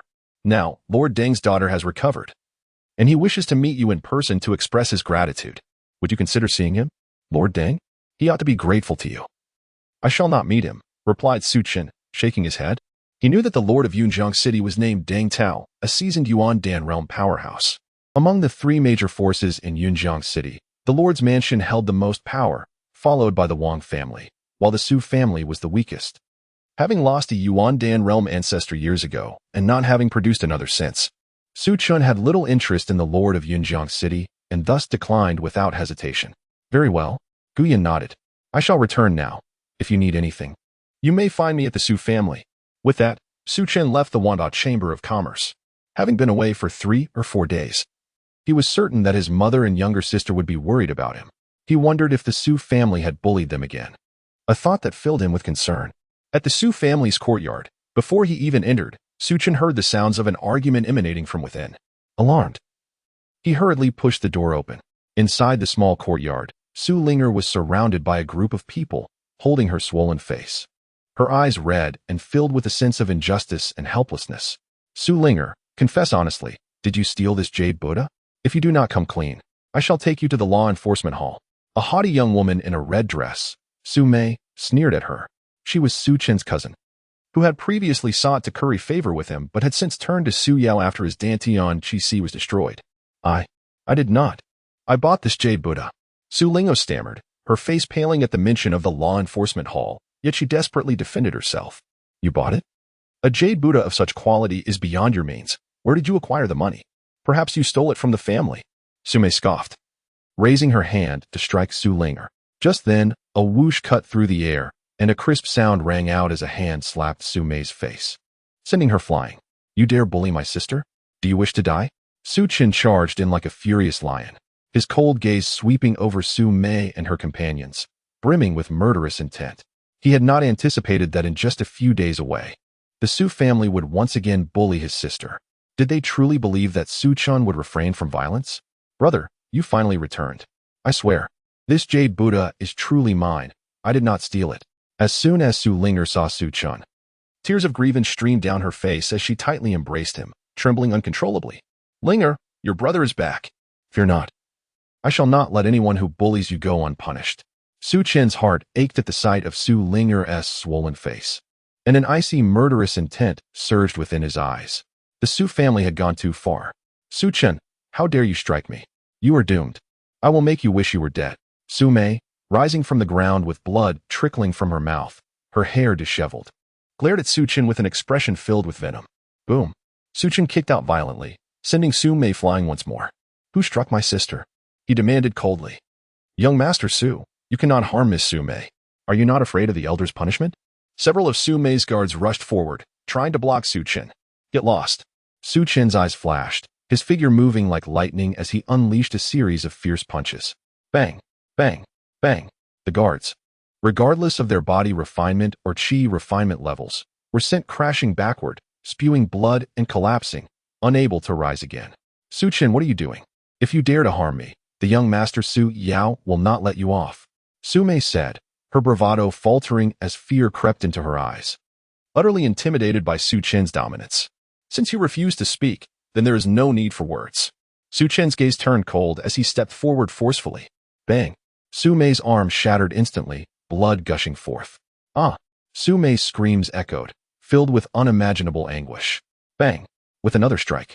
Su Mei's other arm met the same fate, reduced to a gruesome mess. Chapter 13.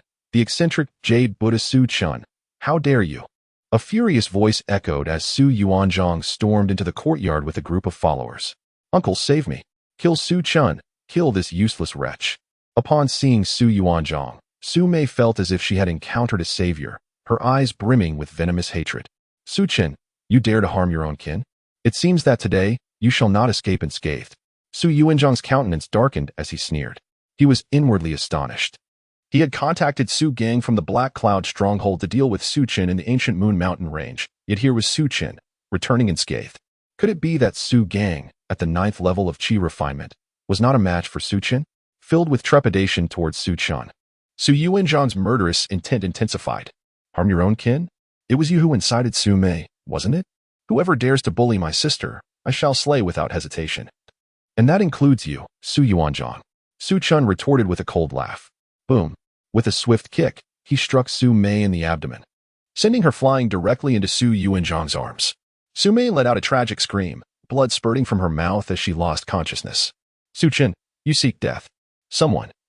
Seize Su Chen and do not let him live. The murderous glint in Su Yuanzhang's eyes flared as he bellowed. The guards behind him, all formidable warriors at the Qi refinement stage, were the elite of the Su family. Seeing Su Chen's audacity, he was resolute in his intent to eliminate him. Very well. Today, do not blame me for unleashing a massacre. A bloodthirsty aura enveloped Su Chen's eyes. He regarded the so-called elite of the Su family, including Su Yuanzhang, with utter disdain. As his patience wore thin against the insidiousness of the Su family, he resolved that if they showed no mercy, he would not be bound by righteousness either. Stop. At that moment, an aged figure materialized in the courtyard. Boom. The formidable surge of true energy erupted like a tempest, pushing back Su Yuanzhang's guards. Before them stood a gaunt elder clad in black. Uncle Ling, why do you obstruct me? Su Chen has harmed his fellow sect members. He deserves to die 1,000 deaths. Su Yuanzhang's expression shifted as he recognized the individual before him. Ing, the servant of the Su family patriarch, Su Kaishan, was unwaveringly loyal and possessed unfathomable strength, rumored to be at the cusp of the Yuan Dan realm. In many respects, Ing was the spokesperson for Su Kaishan, and even the elders of the Su family regarded him with a degree of trepidation. The patriarch has decreed that tomorrow is his 80th birthday. No one is to cause trouble. The matter concerning Su Chen will be addressed after the celebration, Ing stated indifferently. Understood. Although Su Yuanzhang was reluctant, he had no choice but to acquiesce. Su Chen, consider yourself fortunate to live a few more days. Casting a dark glare at Su Chen, he turned and departed with his entourage. Is he truly at the cusp of the Yuan Dan realm? It appears my grandfather has successfully advanced. Su Chen mused, a smirk playing on his lips. There was no hint of fear in his gaze. In his previous life, his grandfather, Su Kaishan, had just emerged from seclusion. And during the birthday celebration, he would officially announce his breakthrough to the Yuan Dan realm, elevating the Su family status. Su Chen, the patriarch has instructed you to behave yourself for the next few days. Although you have become a waste, he can ensure your safety for a lifetime. Otherwise, the consequences will be beyond your endurance. Ing warned, casting a stern glance at Su Chen before vanishing from the courtyard. Were it not for the patriarch's command, he would not have wasted a single word on a descendant rendered useless. Brother, grandfather has emerged from seclusion. He cherishes you the most. Tomorrow is his 80th birthday, and I've purchased this exquisite jade Buddha as a gift to seek his aid in healing you. He will surely agree. Su Linger exclaimed, her voice filled with hope and excitement. Is this the purpose of your jade Buddha? Su Chen felt a warm sensation wash over him. Yes. Su Linger nodded vigorously. Mother has given me quite a bit of pocket money over the years. I've saved up 500 taels. Today, I saw someone selling a cast iron Buddha at the market and felt there was something within it. So, I spent all my savings to buy it. When I broke it open, I discovered this exquisitely crafted jade Buddha. But I didn't expect Sume to follow me and attempt to steal it. Thankfully, you returned just in time. Brother, look at this jade Buddha. Grandfather will definitely love it. She presented the jade Buddha to Su Chen like a treasure. The Buddha stood 3 feet tall, its surface resembling mutton-fat jade, translucent and radiant. Its lifelike appearance instilled a profound sense of peace and tranquility upon gazing at it. This jade Buddha. Su Chen trembled, his eyes widening in astonishment. Within the jade Buddha seemed to radiate 5-colored light, reminiscent of a legendary treasure. If that were the case, its worth would be incalculable, far beyond what the entire Su family could afford. Could it be that Lingo possesses an extraordinary talent for spiritual perception? He contemplated verifying the jade Buddha's authenticity. If it truly held such value, Linger might also be a prodigy in cultivation. Thank you, Linger. This jade Buddha is indeed remarkable. Tomorrow, for grandfather's 80th birthday, I will present him with a surprise. Su Chen said affectionately, a glimmer of coldness flickering in his eyes. His so-called grandfather was a miserly and ungrateful man. In his previous life, both he and his mother had been cast out of the Su family, a result that Su Kaishan had tacitly permitted.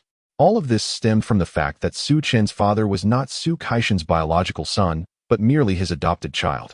Previously, when Su Chen exhibited extraordinary talent, Su Kaishan had doted on him. However, when Su Chen's dantian was destroyed and he became a useless waste, Su Kaishan's true nature was unveiled. At Su Kaishan's 80th birthday, Su Chen was determined to present him with an unforgettable banquet. That's wonderful. Brother, I will go tell mother. She will surely be delighted.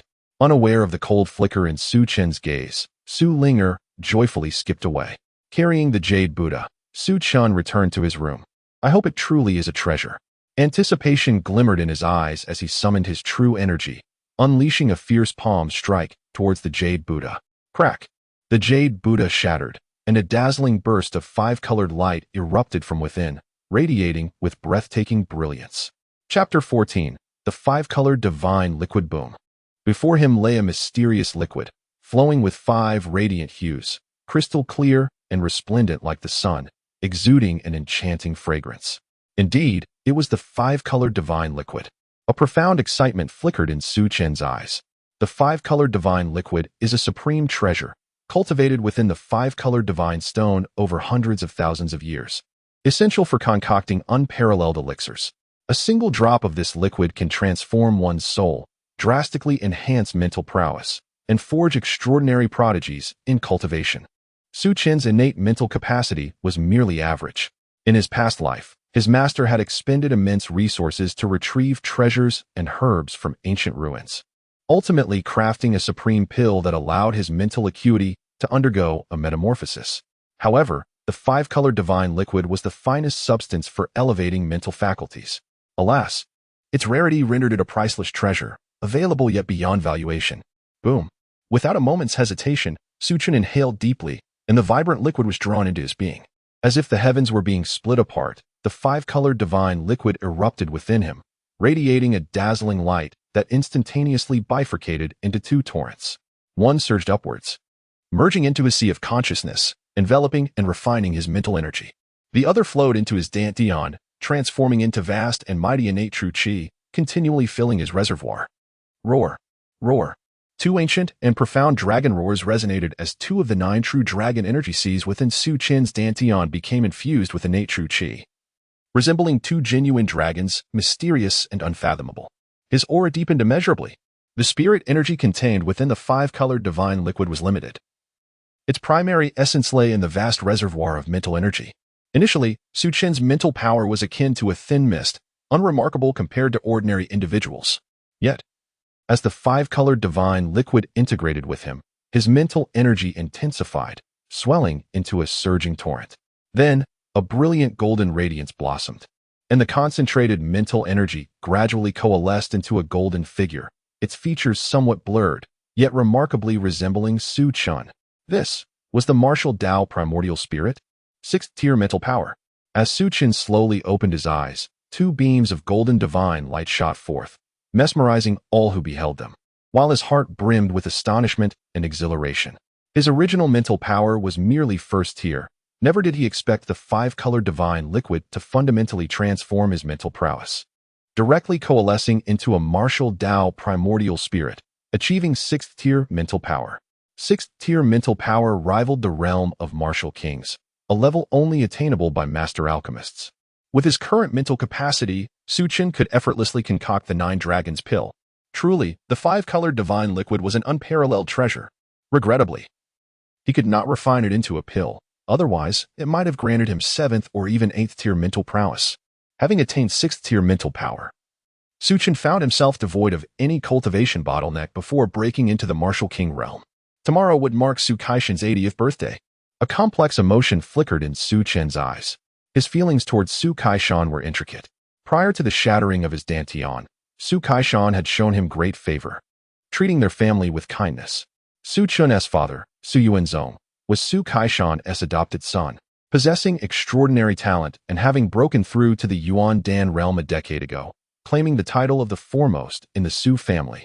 However, after the ancient ruins of the Dali kingdom were uncovered, Su Yuanzong ventured forth to seek treasures that could extend Su Caishan's lifespan and help him break through the Yuan Dan realm, but he never returned.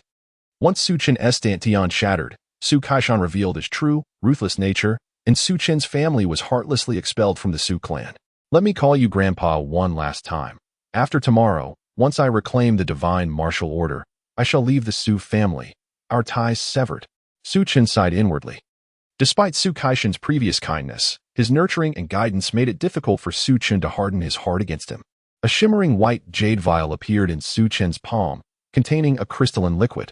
This vial of eternal spring liquid, or rather, more fittingly, the eternal spring elixir, would serve to repay Su Caishan for his years of care and instruction. Su Chen murmured softly. The eternal spring liquid was a mere first-tier healing elixir he had discovered within the storage ring of the joyful child. It provided basic healing benefits to martial artists of the body refinement and chi refinement realms. However, enhanced by the Qian Kuan cauldron, the eternal spring liquid now possessed miraculous longevity effects, extending one's lifespan by a decade.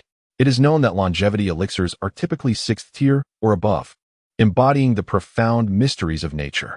This vial of eternal spring elixir could be deemed invaluable, making it an exceptionally suitable gift for Su Caishan's birthday. I suppose it is a favor for that old man. Let it be a source of pride for my mother. Su Chen remarked nonchalantly. The following day, the head of the Su family, Su Caishan, celebrated his 80th birthday.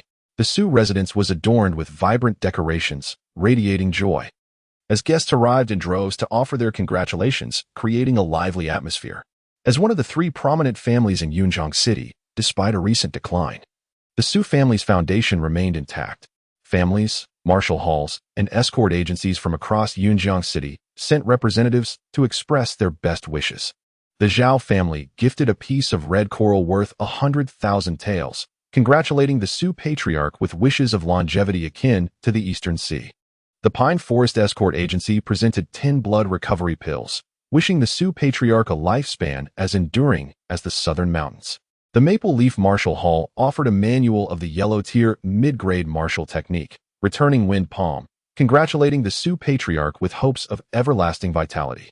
As the Su family's chief steward announced the arrivals, esteemed guests entered the Su residence one after another. Clad in a red robe, Su Caishan radiated vitality and authority, greeting each guest with a smile and a clasped fist. Beside him stood Su Yuanqing, Su Yuanzhang, and his granddaughter Su Yao, along with Su Feng. Su Yuanqing was his eldest son, while Su Yuanzhang was the 3rd son. Su Yuanzong, Su Chen's father, was the 2nd in line. Su Feng, Su Yuanqing's son, was the eldest grandson of the Su family. Although his martial talent paled in comparison to Su Yao's, he had already opened his dantian at the tender age of 18, stepping into the Qi refinement realm. While Su Yao was extraordinarily gifted, her destiny led her to the Divine Martial Academy to ascend the pinnacle of martial arts, making her unappreciated in the Su family. Barring unforeseen events, Su Feng was poised to become the next head of the Su family. His face gleamed with self-satisfaction and pride. With Su Caishan having broken through to the Yuan Dan realm and Su Yao possessing unparalleled cultivation talent, the Su family was thriving, causing immense excitement within him. I hear Grandpa has invited that waste, Su Chen, to the birthday banquet. When that waste arrives, I shall be sure to humiliate him thoroughly. Su Feng thought darkly, a glint of coldness flashing in his eyes. Chapter 15. The 80th birthday celebration. Su Kaishan, tall and robust, radiated pride as he surveyed the multitude of guests. His heart swelled with joy, particularly at the sight of Su Yuanqing, Su Yuanzhang, Su Yao, and Su Feng. Both of his sons had proven themselves, and the exceptional talents of his grandchildren in cultivation were a source of great comfort, especially Su Yao, whose extraordinary abilities had caught the attention of the Divine Martial Academy. It would not be long before Su Yao was admitted to that prestigious institution. This was not only the glory of the Su family, but also his own. Master, second madam, and young Master Chun have arrived. At that moment, the chief steward announced. A flicker of surprise crossed Su Kaishan's face. While Su Chun had once been his pride, he had now become a burden and a source of embarrassment for the Su family, someone he deeply despised. Su Chen's damaged dantian had rendered him a waste, turning the Su family into a laughingstock in Yunjiang City. However, after today, the Su family would rise again. As for Su Chun, he could serve as a stepping stone for Su Yao. That good-for-nothing Su Chun dares to show up? Just let him sit wherever. Should I personally welcome them? Su Feng reprimanded the steward. Observing Su Kaishan's taciturn demeanor, the steward sighed internally and nodded. Understood. You go greet the guests. I will attend to them. Su Feng suddenly smirked and made his way outside. Just then, Su Chun, Lu Hanyan, and Su Linger entered. Follow me, Su Feng said dismissively. Glancing at the trio, Lu Hanyan looked towards Su Kaishan, who was welcoming guests, her expression dimming, yet she forced a smile. Thank you, Xiaofeng. Second aunt. We are not that familiar. Please do not call me Xiaofeng. Su Feng retorted with disdain, leading them to the last row of the banquet hall, where only a few platters of cold vegetarian dishes awaited. Su Feng, we are here to celebrate grandfather's birthday. How can you treat us this way? Su Linger exclaimed, her eyes reddening with grievance. The once amiable Su Feng had turned into a snob, a shocking change. Humiliation? You're overreacting. The hall is filled with distinguished guests of the Su family. If you offend them, it would be a disgrace to our family. This is your rightful place. So behave accordingly. Su Feng sneered, casting a glance at Su Chun before turning away. You. Su Linger was furious. Let it go, Linger. Let's just sit here. Lu Hanyan sighed, restraining her. A cold glint flickered in Su Chen's eyes, but he chose silence and sat down quietly. Just then, a resounding voice echoed, Lord Deng Tao, the mayor of Yunjiang City, has come to congratulate the Su family on their 80th birthday, presenting the Divine Maiden's birthday painting. What? Su Kaishan trembled, his eyes alight with astonishment. He had not anticipated that Lord Deng Tao himself would attend his birthday celebration. Deng Tao is a seasoned Yuandan realm expert, nearing the level of a martial arts master, representing the Deli Kingdom. He had thought it remarkable that the city lord's office would send someone to celebrate, never imagining Deng Tao would come personally. Grandfather, Lord Deng's presence underscores his regard for our Su family. Su Feng exclaimed, brimming with excitement. Indeed. Everyone, join me in welcoming our esteemed guest, Su Kaishan said, his face glowing with happiness.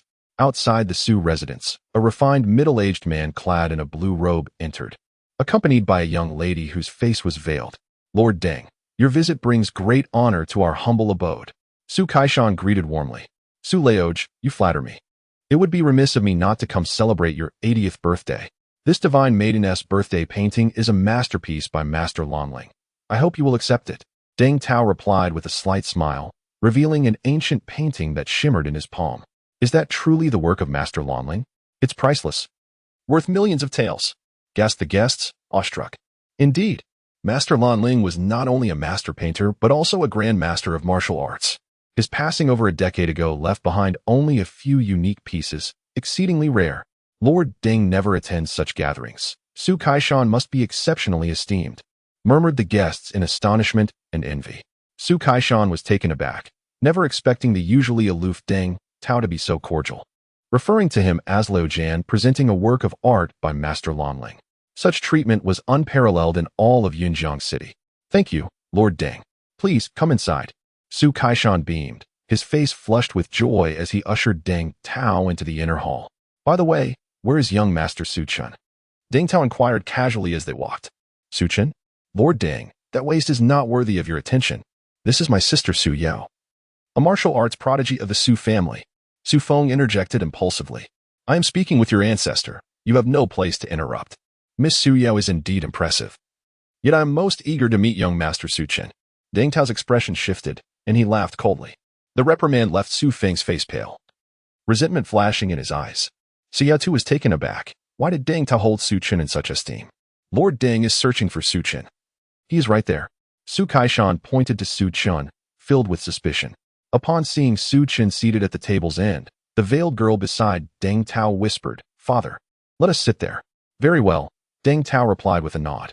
As they approached Su Chen's table, Deng Tao quickly grasped the significance of Su Chen's position within the family, a smirk creeping across his face. "Lord Deng, you are our esteemed guest. You should sit in a place of honor, not there." Su Kaishan exclaimed, his face filled with alarm. "Not necessary." Deng Tao's tone had cooled significantly as he and his daughter Deng Ruodong moved towards Su Chen. Su Kaishan wished to protest further, but at that moment, another voice rang out. "Master Gu Yin of the Wanao Merchant Association has arrived to celebrate, presenting 10 spring rain transformation pills, wishing Lord Su a long and prosperous life." "What?" The guests gasped in unison. "Is it Master Gu Yin of the Wanao Merchant Association? He has come to honor Su Kaishan's birthday? Such a distinguished figure, more significant than Lord Deng." The crowd buzzed with excitement. Su Kaishan was stunned. He had not expected Master Gu Yin to arrive. He was someone to be revered, a master alchemist before whom even Deng Tao would show deference. "Father, that is Master Gu Yin. We must go welcome him." Su Yuanqing and Su Yuanzhong urged excitedly. "Yes, yes. Quickly, let us greet Master Gu Yin." Su Kaishan's face was flushed with exhilaration as he hurriedly led Su Yuanqing and the others toward the entrance. Chapter 16 Speculations outside the Su residence. Master Gu Yin, accompanied by a throng, stepped forward. Adorned in a splendid alchemist robe, his youthful visage contrasted with his white hair, and his profound gaze exuded an aura of superiority that commanded reverence from all present. Unaware of Master Gu Yin's arrival, I, Su Kaishan, extend my sincerest apologies for the lack of a proper welcome. Su Kaishan exclaimed, his face aglow with excitement. "Dear Su, there is no need for such formality. I have heard of a prodigy emerging from the Su family, and I have come to offer my congratulations. I hope you do not mind my uninvited presence." Master Gu Yin replied with a gentle smile. Su Kaishan felt both honored and astonished, repeatedly expressing his gratitude. He had not anticipated Master Gu Yin to be so approachable, far removed from the aloof figure he had heard about in tales. However, upon mentioning the Su family's prodigy, a proud smile crept onto his face, instinctively believing that Master Gu Yin was referring to Su Yao. Su Yao, blessed with exceptional talent, had awakened the Xian Bing spirit body and was rapidly advancing in her cultivation, soon to break through to the 9th layer of qi refinement. "Master Gu Yin, this is Su Yao, the pride of our Su family. I humbly request your guidance." Su Kaishan gestured towards Su Yao. Su Yao, though typically reserved, felt a surge of excitement. She recognized the significance of Master Gu Yin, a figure of great stature in the Dali royal capital. "I am Su Yao, a junior, and it is an honor to meet you, Master Gu Yin," she said, bowing slightly. "Ah, quite impressive," Master Gu Yin remarked casually, nodding in acknowledgement before addressing Su Kaishan. "Pray tell, where might I find young Master Su Chen?" Su Chen. The expressions of Su Kaishan, Su Yao, and the others shifted to one of unease. Why was Master Gu Yin seeking Su Chen? "Master Gu, Su Chen is merely a waste in our family, hardly deserving of your attention. Su Yao is our true gem." Su Yuanzhong interjected hastily. "Indeed, Master Gu, that way Su Chen has a shattered dantian and no talent for cultivation, while Su Yao is soon to attend the Divine Martial Academy." Su Feng added, his voice filled with disdain. "Excuse me? When did the younger generation of the Su family become so audacious as to interrupt my conversation with Su Kaishan?" Master Gu Yan's gaze turned icy as he reprimanded them. Simultaneously, an overwhelming pressure enveloped Su Yuanzhong and Su Feng. Both men shuddered, feeling as though a mountain had descended upon them, drenched in cold sweat, their faces ashen, eyes wide with terror. A martial grandmaster? Su Kaishan trembled, his eyes filled with profound respect. He had assumed Master Gu Yin was merely at the pinnacle of the Yuan Dan realm, never imagining he had reached the martial grandmaster level. A master of martial arts, coupled with his identity as a master alchemist, who in Yunjiang City would dare to offend him? "Master Gu Yin, my apologies, Su Chen is seated over there." Su Kaishan quickly replied, even though he was unaware of Master Gu Yan's intentions. Master Gu Yan's eyes flickered as he spotted Su Chen at the far end of the banquet.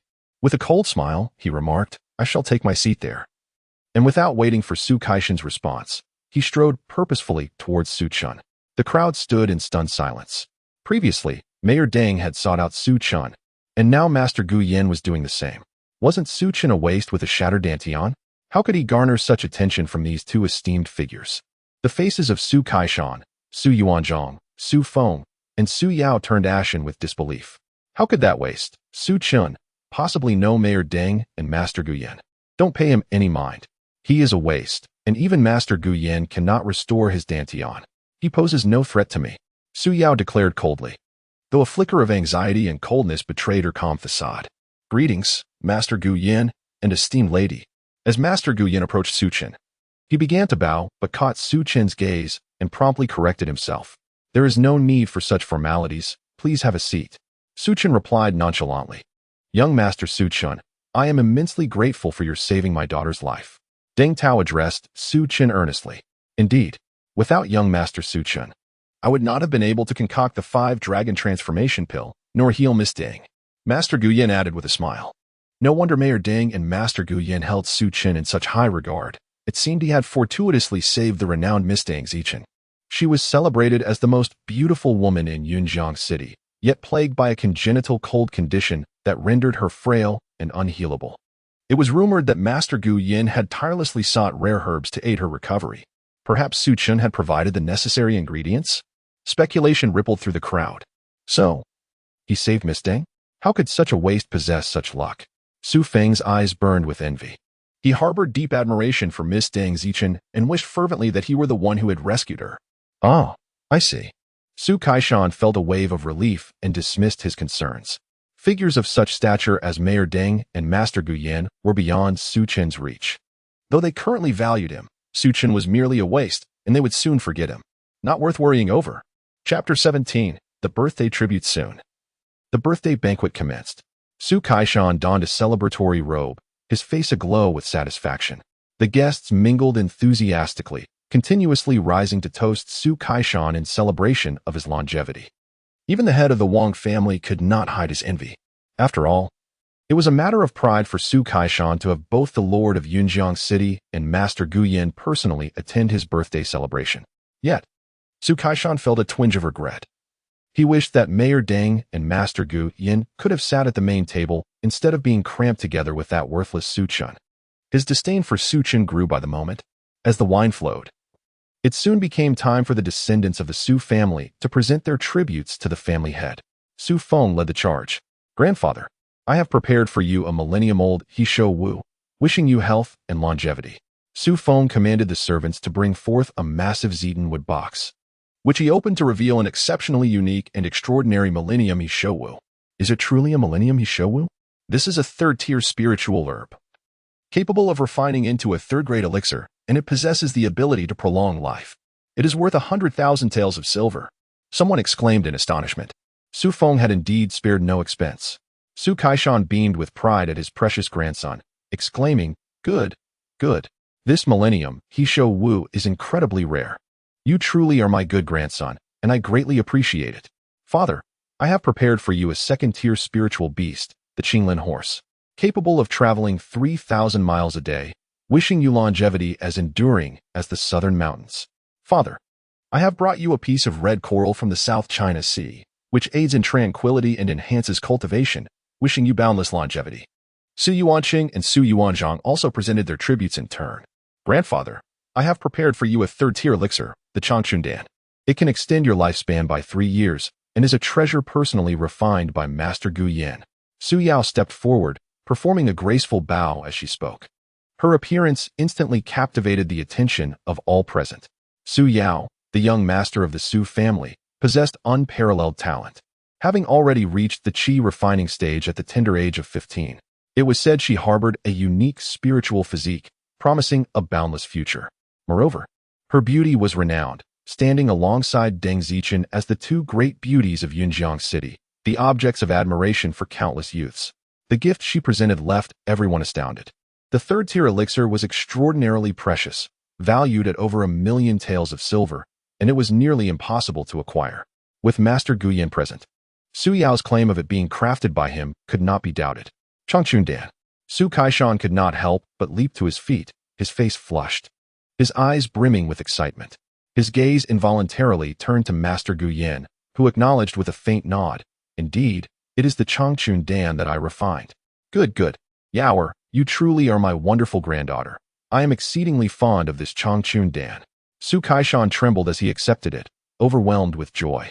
At 80 years old, he had just barely broken through to the Yuan Dan realm, and barring any unforeseen circumstances, it would be challenging for him to ascend to the martial ancestor realm in his lifetime. However, with this Changchun Dan, a glimmer of hope had emerged. Grandfather, Sister Su Yao has prepared the Changchun Dan for you, showcasing her filial piety. But I wonder, what gifts did second aunt and Su Chen prepare this time? Grandfather has always favored you. Surely, you did not come empty-handed? Su Feng suddenly sneered, his tone dripping with sarcasm. The crowd turned their gaze towards Su Chen, their expressions tinged with curiosity. Lu Hanyan's face flushed, yet she gathered her resolve and approached Su Kaishan, holding a wooden box. Father, this is a long robe I tailored according to your measurements, made from cloud silkworm silk, which promotes tranquility and smooths the flow of vital energy, wishing you. Lu Hanyan spoke earnestly. Second aunt, you bring this tattered garment to fool grandfather? How much could this rag be worth? If you lack the funds for a gift, just say so, I can lend you some. Su Feng interjected mockingly. Indeed, second sister-in-law, father has always doted on Su Chen. Your actions could be seen as ingratitude. Su Feng and Su Yuanzhang chimed in, hurling scornful jibes at Lu Hanyan. Enough, that will do. Su Kaishan retorted, not even casting a glance at the offering. What of this cloud silkworm silk garment? As the head of the Su family, did he truly lack clothes? Lu Hanyan felt deeply wronged, her eyes reddening.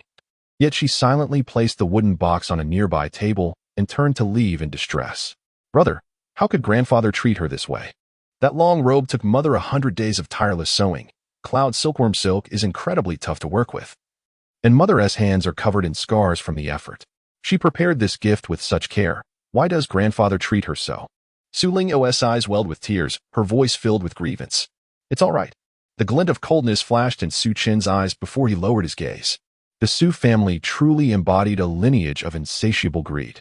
Su Chen, where is your gift? Su Feng mocked.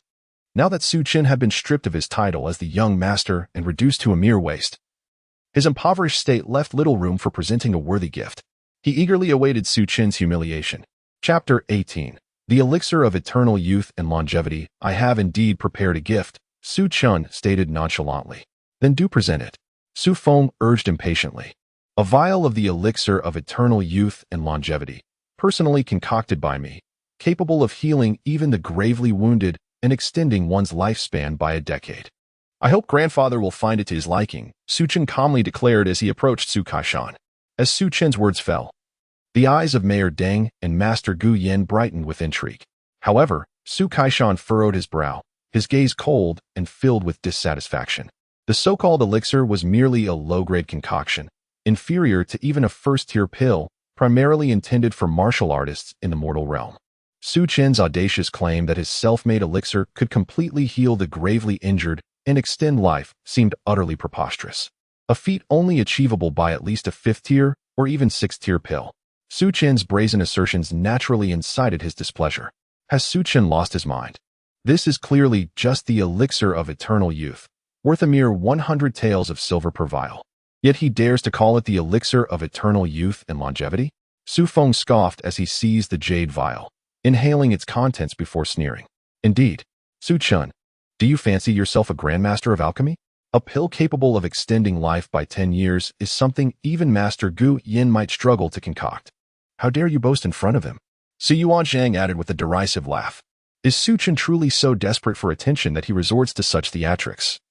Having been rendered a waste due to the destruction of his dantian? The guests erupted in laughter, bemused by the absurdity of the claim. The notion of a life-extending elixir was an extraordinary treasure, one they had never even glimpsed. Moreover, they recognized that Su Chen's so-called elixir of eternal youth and longevity was nothing more than the most ordinary version available in the market, effective only for minor injuries. Since you do not believe me, so be it. Su Chen replied calmly, turning to leave. Do not depart, cousin Su Chen. Since you assert that your elixir of eternal youth and longevity can heal the gravely wounded and extend life, if you do not demonstrate it, would it not imply we are slandering you? Su Feng obstructed Su Chen's path, mocking him. His intent was to humiliate Su Chen further. What right did such a waste have to challenge Su Yao? It was far better to bring him down to earth. Bring me an old dog, half dead, and drag it over here, Su Feng commanded. Soon, one of his guards entered, carrying a decrepit black dog, its fur nearly gone, its limbs broken, and its insides severely injured, blood frothing from its mouth, clearly on the brink of death. Su Chen, will you administer the elixir yourself, or shall I? Su Feng jeered. Such narrow-minded individuals, if that is the case, I shall oblige you, Su Chen replied, casting a glance at Su Feng and the others. Who was he? The renowned Nine-Dragon Martial Emperor, the unrivaled figure of this realm. Mastery in alchemy, forging, and formations had culminated in him achieving a transcendent state, having once created supreme elixirs. The pills he casually concocted in his past life were coveted by countless martial saints and emperors. With that, Su Chen poured half of the liquid from the jade vial and approached the frail black dog, administering the elixir. The dog, after consuming it, lay still, its struggles ceasing, its breath growing faint. Have you poisoned the dog? Ha ha ha. What an absurd claim of a life-extending elixir. Su Feng erupted in laughter upon witnessing the dog's response. However, his laughter was abruptly stifled, as if his throat had been seized, eyes widening in disbelief. Within the dog, a radiant light burst forth, a surge of vitality enveloping it, accompanied by crackling sounds. The dog's shattered limbs began to reassemble, its injured organs were restored, and even the fur it had lost began to regrow, resembling silk. In no time, the black dog stood up, appearing even larger than before, akin to a robust calf. Even its lost teeth had regrown. This miraculous transformation left everyone astonished. Those with discerning eyes recognized that the black dog was not merely revived, it seemed to have rejuvenated. Bursting with vitality, transformed from old age to youthful vigor. Could this elixir truly possess life-extending properties? Instantly, all gazes turned to the jade vial in Su Chen's hand, their eyes ablaze with fervent desire. An elixir capable of reviving the dead and extending life by 10 years was a treasure comparable to a sixth-tier pill, its worth immeasurable. Even selling the entire city of Yunjing might not suffice to purchase a single vial of this elixir. How is this possible? Su Feng and Su Yao stared wide-eyed, their faces burning with embarrassment and disbelief. Chapter 19. A man is not as good as a dog in truth. Su Feng was acting under Su Yao's orders, intending to humiliate Su Chen during the birthday banquet. However, they never anticipated that this would backfire spectacularly. Was the so-called long spring longevity elixir truly genuine? Su Kaishan gazed at the jade vial in Su Chen's hand, his eyes glimmering with insatiable greed. This elixir, capable of extending one's life by a decade, might allow him to advance further in his cultivation, reaching the realm of a martial grandmaster. At that point, he would possess a lifespan of 200 years. My dear grandson, I understand your intentions. I shall accept this long spring longevity elixir. Su Kaishan's gaze burned with fervor as he reached out for the jade vial. Yet, Su Chen swiftly withdrew it. Since you deem this item unworthy of the banquet, then so be it. This black dog seems to have a special connection with me. I shall administer it to him instead. Su Chen spoke coolly. He then poured the elixir into the mouth of the black dog. Su Kaishan's hand froze midair, his complexion turning a deep shade of indigo. Su Chen was humiliating him. A tempest of rage and profound sorrow surged within him. That was the long spring longevity elixir, a supreme treasure capable of extending one's lifespan by 10 years. He had let it slip through his fingers, and regret consumed him. What a pity. Master Gu Yin wore an expression of deep regret. He surveyed Su Kaishan and the others, then sneered. Mr. Su Chen's alchemical prowess is indeed admirable. Even I, an old man, hold him in high esteem. It is no surprise he can concoct the long spring longevity elixir. How laughable that your Su family fails to recognize a true dragon among you. How tragic. Indeed, Mr. Su Chen's mastery of alchemy is extraordinary. Were it not for his guidance, I too would not have been able to produce the 5-dragon transforming sun pill to heal my daughter. How could the Su family treat him so disdainfully? It is truly laughable. City Lord Deng Tao also stepped forward, offering a cold sneer. Come, Linga, let us leave. Su Chen stated nonchalantly. He assisted Lu Hanyan, and together with Su Linger, they began to turn towards the exit of Su Manor. The gazes of the crowd towards them were filled with a complex mix of emotions, while their expressions towards Su Kaishan and the others were laced with schadenfreude. Stop. Su Feng's eyes blazed with fury as he shouted. In a flash, he positioned himself before Su Chen. Su Chen, how dare you show disrespect to grandfather and feed grandfather's gift to a dog? Kneel and apologize, or you shall not leave today. Su Feng's voice was gritted with rage. Disrespect to grandfather? No, that was not the case. It was clear that you all rejected my gift. Furthermore, do you, a mere waste, have the right to obstruct me? Su Chen replied with a cold laugh. You seek death. Su Feng was instantly incensed by Su Chen's words, a murderous intent emanating from his eyes. Boom. A chilling aura surged from his palm as he unleashed a fierce palm strike towards Su Chen. Profound ice palm. Su Feng channeled his inner energy, executing the mid-tier yellow-grade martial technique, the profound ice palm, unleashing his strongest combat force to suppress Su Chen. Today, his pride had been thoroughly trampled by Su Chen. He must retaliate fiercely to restore his dignity. Too weak, Su Chen remarked nonchalantly. Then, with a light flick of his hand, he struck Su Feng's face. With a resounding slap, Su Feng was sent flying. With a cry of anguish, half of Su Feng's face swelled, and he spat out blood before losing consciousness. Why your Dantian's energy see? It has recovered? Su Yao exclaimed in disbelief. Her previously frosty demeanor shattered, as shock filled her gaze. Su Chen's strike clearly carried fluctuations of true energy, indicating that his Dantian's energy C had indeed been restored. What? The crowd was equally astonished. It was common knowledge that Su Chen's Dantian energy C had been shattered, rendering him a waste. How could it possibly have returned to its former state? Are you disappointed? Su Yu? I told you. Everything you took from me will be returned in full.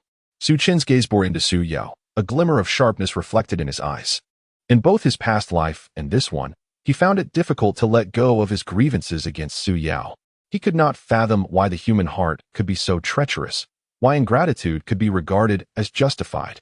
He was determined to dismantle everything about Su Yao publicly, to rectify all his regrets. Su Chen, although I do not know how you have restored your Dantian's energy C, you are still no match for me. You shall undoubtedly die. Su Yao stared fiercely at Su Chen, her voice taking on a sharp edge, betraying a hint of tremor. Su Yao was afraid. Is that so? Then let us settle this on the life and death platform. Su Chen replied calmly. Su Chen, there is no need to wait a month. Let us ascend the life and death platform tomorrow. Do you dare? Su Yao's voice was icy. Very well, then tomorrow it shall be. Su Chen replied with equal calmness. It was time to conclude the enmity between him and Su Yao. Chapter 20. Su Kaishan spits blood. Su Chen supported Lu Han in, and, alongside Su Linger, departed from the Su residence. Indeed, young Master Su Chen's Dantian had been restored, yet it was not due to my efforts. Rather, Su Chen's mastery of alchemy surpasses even my own. How foolish of the Su family to forsake a true dragon for the sake of a mere Su Yao. I doubt Su Kaishan is even worthy of taking the spring breeze, transforming rain pill I concocted. Farewell. Master Gu Yin sneered, turning to pursue Su Chen. The Su family truly lacks discernment. Such a prodigious talent as young Master Su Chen has been regarded as a waste by you? Since young Master Su Chen has departed, I see no reason to remain here. Someone, retrieve the Divine Maiden's birthday celebration scroll. We shall return to our abode. Deng Tao also rose, casting a sweeping glance over the crowd before his gaze settled on Su Kaishan, a mocking smile gracing his lips as he turned away with a flourish of his sleeves. No one anticipated that Master Gu Yin and City Lord Deng Tao would so brazenly sever ties with the Su family over Su Chen, showing such blatant disregard. Numerous guests, especially the head of the Wang family, regarded Su Kaishan with expressions laden with sympathy and derision. The Su family was in deep trouble. Word of Su Chen's plight within the Su family had reached them. Once the favored heir, endowed with unparalleled talent, he had fallen into disgrace after being besieged by beasts in the ancient Yu Mountains, rendering his Dantian ruined and leading to his ousting from the position of heir. Although the Su family's actions were excessively ruthless, no one would advocate for a waste. Now, however, Su Chen was not only no longer a waste, but had also restored his Dantian and was hailed as a genius in the art of alchemy by Master Gu Yin. With an immeasurable future ahead, the Su family had truly traded a sesame seed for a watermelon. Su Chen, Su Chen. Su Kaishan's face fluctuated between shades of green and white before he suddenly spat out a mouthful of blood and, in a fit of rage, collapsed unconscious. The entire Su family was thrown into chaos. At this moment, Su Chen had already escorted his mother and younger sister away from the Su residence, with Master Gu Yin and Deng Tao following closely behind. Young Master Su Chen, the Su family is truly heartless. However, Su Yao possesses extraordinary talent. being endowed with the Xianbing spirit body and formidable strength. Do you feel assured about tomorrow's battle? Master Guyan inquired. Aware that Su Chen wished to keep their relationship discreet, hence addressing him formally. Su Yao is of no concern, Su Chen replied coolly. He had now opened 9 true dragon dantians and reached the 9th level of qi refinement. Not to mention Su Yao. Even Su Kaishan at the Yuandan realm would be easily defeated by him. He held no worries regarding the impending battle. With young Master Su Chen's talent and strength, defeating Su Yao will be effortless. However, there is one matter to be wary of. City Lord Deng Tao spoke slowly. Oh, what is it? Su Chen asked. I have heard that within the Divine Martial Academy, a significant figure has taken an interest in Su Yao's Xianbing spirit body and intends to take her as a disciple. If you were to kill Su Yao, it could provoke that influential figure from the academy. Deng Tao stated seriously. The mere mention of the Divine Martial Academy filled him with awe. Established by the founding emperor of the Great Li Kingdom, the academy held a position of great reverence, boasting numerous martial prowess. Many young men and women regarded admission to the academy as a great honor. Thus, the divine martial order that Su Chen's father possessed, granting direct entry into the academy, was of immense value, coveted even by Su Yao. A figure from the Divine Martial Academy? I shall see who stands behind her. Those I wish to kill shall find no salvation. A cold glint flashed in Su Chen's eyes. The Divine Martial Academy is but a minor institution. The strongest within its ranks is merely a martial king. In my previous life, even the martial emperor bowed respectfully before me. What is a martial king in comparison? Given time, surpassing the peaks of my past, even transcending into divinity, will not pose a challenge. Young Master Su Chen, your spirit is truly commendable. It appears the Su family will not welcome you back. Why not take refuge in my city lord's residence?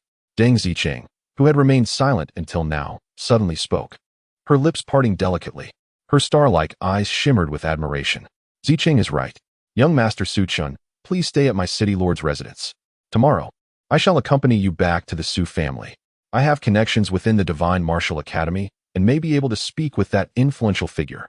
Deng Tao contemplated for a moment and, with resolve, expressed his support. Although he understood that offending Su Yao was unwise and could lead to significant trouble, Su Chen had saved his daughter, and he could not act in gratitude. Moreover, he had an instinct that Su Chen was no ordinary individual. One day, he would shine brilliantly. Consider this a gamble. Then I sincerely thank City Lord Deng. Su Chen replied with a calm smile. Chapter 21 Su Yao. Come forth to face your doom the following day. As dawn's gentle light began to break, the central square of Yunjiang City was thronged with spectators surrounding an ancient arena, their eyes brimming with anticipation. Today marked the fateful duel between Su Yao, the heir of the Su family, and Su Chen, the former heir. Both figures were steeped in legend, celebrated as prodigies within Yunjiang City.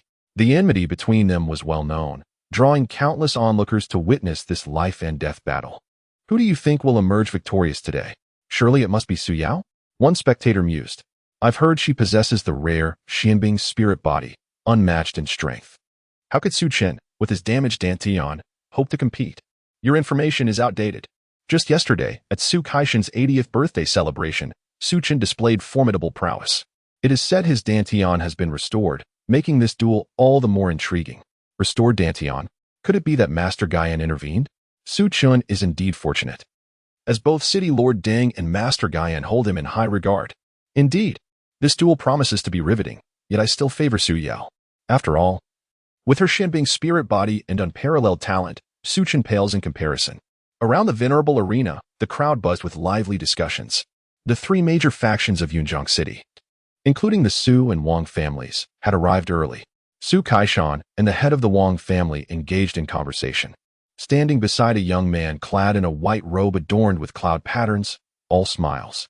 This young man, exuding an air of arrogance, possessed striking features and piercing, proud eyes, standing shoulder to shoulder with Su Yao like a pair of celestial beings. Su Yao. It appears that after consuming the cloud spirit pill gifted by senior brother Lin, your cultivation has ascended to the 9th level of qi refinement. Congratulations. Today's battle seems assured. The young man remarked with a slight smile. Thank you, Brother Zhang. Please convey my gratitude to senior brother Lin Hao. After today's duel, I shall journey to the imperial capital to enter the Divine Martial Academy.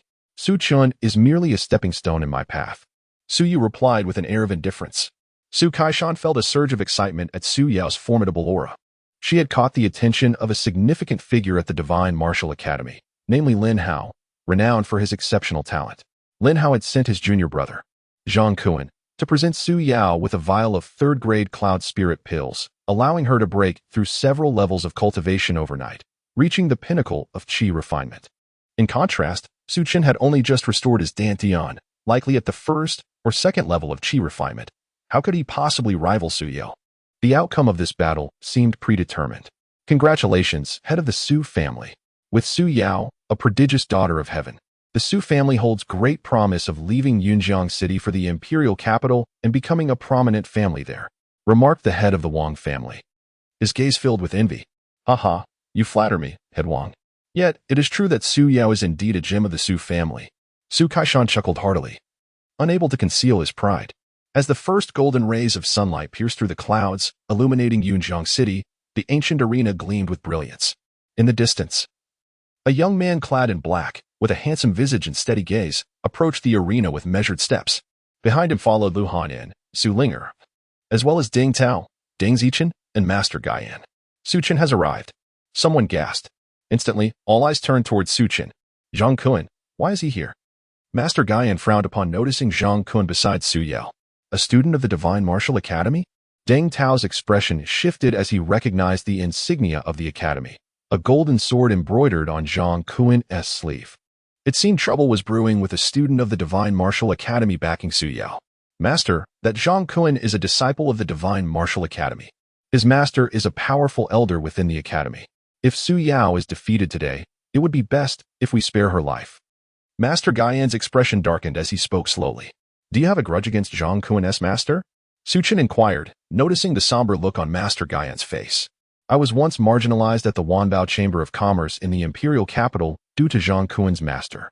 His master is a martial sovereign. Master Guyan sighed heavily. A mere martial sovereign. Once you become a master alchemist, even a martial king will respect you. What is a martial sovereign to you? Fear not. I shall avenge this grievance. A faint smile graced Su Chen's lips, his eyes radiating an unmatched sharpness. He sensed that Zhang Kuan had broken through to the Yuan Dan realm. But what of it? Even if the martial sovereign behind Zhang Kuan were to appear, Su Chen would not yield. He steadily ascended the arena. Su Yao, come forth to meet your demise. Su Chen's voice rang clear and resounding, echoing through the air. Chapter 22, Shadows and Reflections. Who is that maiden? Zhang Kuan's eyes brightened as he caught sight of Su Linger, who stood behind Su Chen. Although merely 13 years of age, Su Linger possessed an exquisite beauty and an innocent charm, already embodying the essence of a budding beauty. Zhang Kuan had always been fond of such youthful maidens, having squandered many in the capital, earning a notorious reputation. That is Su Chen's younger sister, Su Linger. If you fancy her, once I eliminate Su Chen, she shall be yours. See, you remarked, noticing the fervor in Zhang Kuan's gaze. He chuckled. Then I thank you. Junior sister Su Yao. Zhang Kuan replied without hesitation. At that moment, Su Chen's voice resonated across the arena. Su Yao, come forth to meet your demise.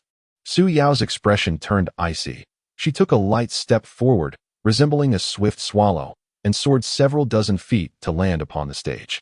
Do you truly believe you can defeat me, Su Chen?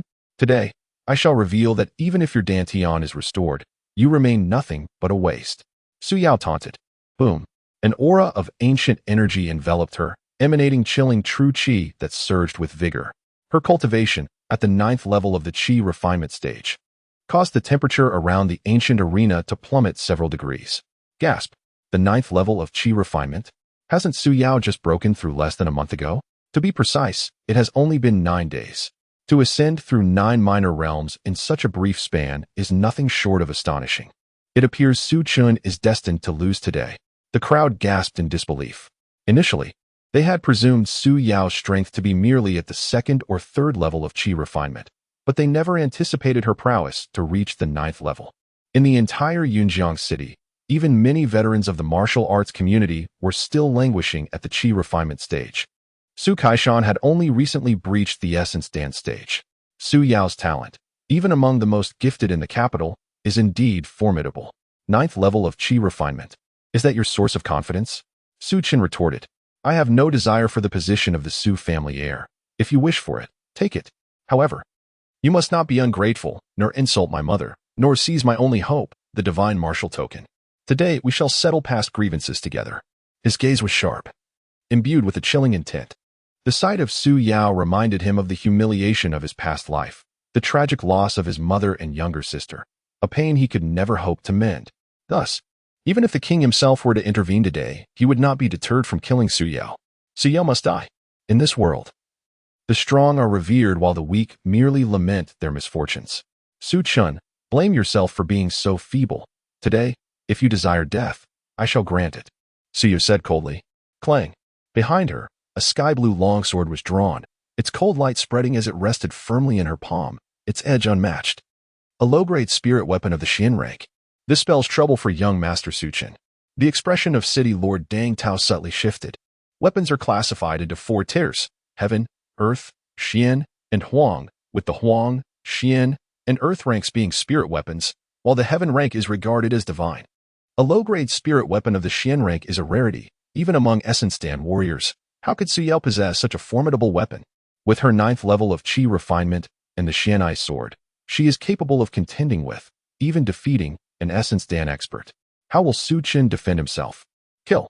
The glint in Su Yao's eyes sparkled with cold determination as she swung her sword, unleashing an overwhelming chill towards Su Chen. The floating light sword technique. This is the Su family's most potent swordsmanship, a high-tier Huang technique that Su Yao has perfected over several years. In conjunction with the Xian Eye sword, it is virtually indomitable.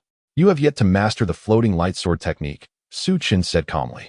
His feet shimmered as he formed a sword-like gesture with his fingers, unleashing a brilliant and resplendent beam of sword light that cleaved through the air towards Su Yao. Su Chen's figure moved like a specter, leaving behind a shadow in the void, appearing even more enigmatic beneath the dazzling sword light. The sword energy radiated with such solidity. Could it be that Su Chen has reached the Essence Dance stage? Someone gasped in astonishment. No, it is not the Essence Dance stage. He is merely at the Qi refinement level, but his true Qi is exceptionally dense, and his comprehension of the floating light sword technique has reached a transformative state. This is the legendary floating light and shadows. From a distance, Su Kaishen's expression shifted, his eyes filled with immense shock. As an Essence Dan expert who practiced the floating light sword technique, he recognized this as the pinnacle of his pursuit. The floating light and shadows could only manifest when the technique reaches a consummate state. Su Chen's mastery of the floating light sword technique surpasses even his own? Boom. At that moment, Su Chen's radiant sword light swiftly obliterated the torrent of sword energy unleashed by Su Yao. Clang. The Xian Ice sword vibrated violently as Su Yao was sent flying, her expression one of utter disbelief. How is this possible? She never anticipated that Su Chen's floating light sword technique could be so profoundly exquisite. Chapter 23. You have been defeated. Nothing is impossible. Su Yao, receive my sword. Su Chen spoke calmly. His gaze was bright and radiant, as a sharp sword energy shot forth from his fingertips, emitting an ancient dragon's roar. To the spectators, it appeared as if a divine dragon flew from Su Chen's fingertips, soaring through the void at an unimaginable speed, aimed directly at Su Yao. That sword energy traversed the heavens, ethereal in the air, resembling a streak of flowing light, imbued with a powerful and vast surge of true energy that left no room for resistance. Su Yao's expression changed dramatically as she hurriedly raised her Xianbing sword to defend herself. Boom. The sword energy collided with the Xianbing sword, causing it to hum and tremble violently. An unimaginable divine force surged forth, striking Su Yao as if she had been struck by lightning, and the Xianbing sword flew from her grasp. She was thrown violently onto the distant arena, spitting out blood, her aura growing weak and feeble. You, the 9th level of Qi refinement? How is that possible? Su Yao's eyes were filled with disbelief. Just a few days prior, Su Chen's Dantian had shattered, plummeting his cultivation to the physical realm, rendering him an unable practitioner, a mere waste. Yet, within such a short span, not only had Su Chen's Dantian been restored, but his cultivation had surged to the 9th level of Qi refinement. The sheer terror of his combat prowess left Su Yao incredulous. What kind of fortune had Su Chen obtained? Su Yao, you have been defeated, Su Chen stated coolly. He not only possessed the cultivation of the 9th level of Qi refinement, but also commanded 9 true dragon Qi Cs, his true energy vastly thicker than Su Yao's. Moreover, he wielded the experience and knowledge from his past life, making his victory over Su Yao entirely unsurprising. Su Chen's words fell upon Su Yao like a mountain, draining the color from her face as she coughed up blood once more. No, I will not be defeated. Su Yao's eyes burned with unyielding resolve. In her palm appeared a black pill, which she swallowed without hesitation, her aura beginning to surge dramatically. The explosive Yuan pill. This is bad. Master Gu Yan's expression shifted. The pill Su Yao consumed was a third-tier spirit pill, the explosive Yuan pill. Although it bore significant side effects, potentially leading to a severe decline in cultivation and rendering her exceedingly weak, it would allow her to unleash several times her combat strength for 1 hour. Su Yu was prepared to fight Su Chen with everything she had. Su Chen, you are the one who will perish. Su Yao's gaze was filled with a chilling murderous intent. Her injuries seemed to heal instantaneously, her terrifying true energy swelling as the Xianbing sword soared towards Su Chen, unleashing an overwhelmingly powerful sword energy that enveloped him. Furious wind sword technique. This was another high-grade martial skill of the yellow tier that she had cultivated, requiring a substantial amount of true energy to unleash a violent sword energy, leaving no escape. From a distance, it appeared as if a tempest had descended, with sword energies crisscrossing the void, encasing Su Chen within its fury. Su Yao's hatred for Su Chen had reached a boiling point. She would spare no effort in attempting to slay him. Whoosh! Su Chen lightly sprang upwards, deftly evading Su Yao's tempestuous strike. Useless. Su Chen, with your cultivation at the Qi refinement level, you cannot withstand my furious wind sword technique. If you kneel and beg for mercy today, I might spare your life. Otherwise, no one can save you. Su Yao's gaze was as frigid as ice, her voice cold and resolute, deeply proud by nature. She had never considered Su Chen a worthy opponent, especially after his dantian had shattered, relegating him to the status of a waste in her eyes. However, this so-called waste had unleashed such formidable combat strength, nearly besting her, which she could not tolerate. Thus, if Su Chen were to kneel before her and weep for mercy, it would be one thing. Otherwise, she would completely annihilate him. Even after consuming the explosive Yuan pill, you are still too weak. Su Chen's expression remained calm and composed. He recognized that Su Yao had taken the explosive Yuan pill. While it could indeed amplify her strength dramatically for a brief period, the consequences were dire. Should she suffer injury, it could lead to irreversible damage, harming her very essence. Su Chen, even now you cling to empty bravado? I am aware of your formidable strength, but compared to me, you will forever remain a waste. Su Yao shouted furiously, her beautiful visage contorting into a grimace. A waste? Very well. Today I shall demonstrate who the true waste is. Su Chen replied coolly. True energy surged within his palm, the aura of a golden divine dragon coiling around him, imbuing him with an air of authority and mystery. He then thrust his palm downwards towards Su Yao. That hand seemed to encompass heaven and earth in an instant, accompanied by the ancient roar of a dragon, vast and terrifying like a mountain. Crack! The tumultuous sword energies were instantly obliterated beneath that hand, crumbling like paper. The Xianbing sword was once again sent flying, embedding itself into the hard stone ground afar. Meanwhile, Su Chen's formidable palm struck Su Yao directly in the chest. Boom!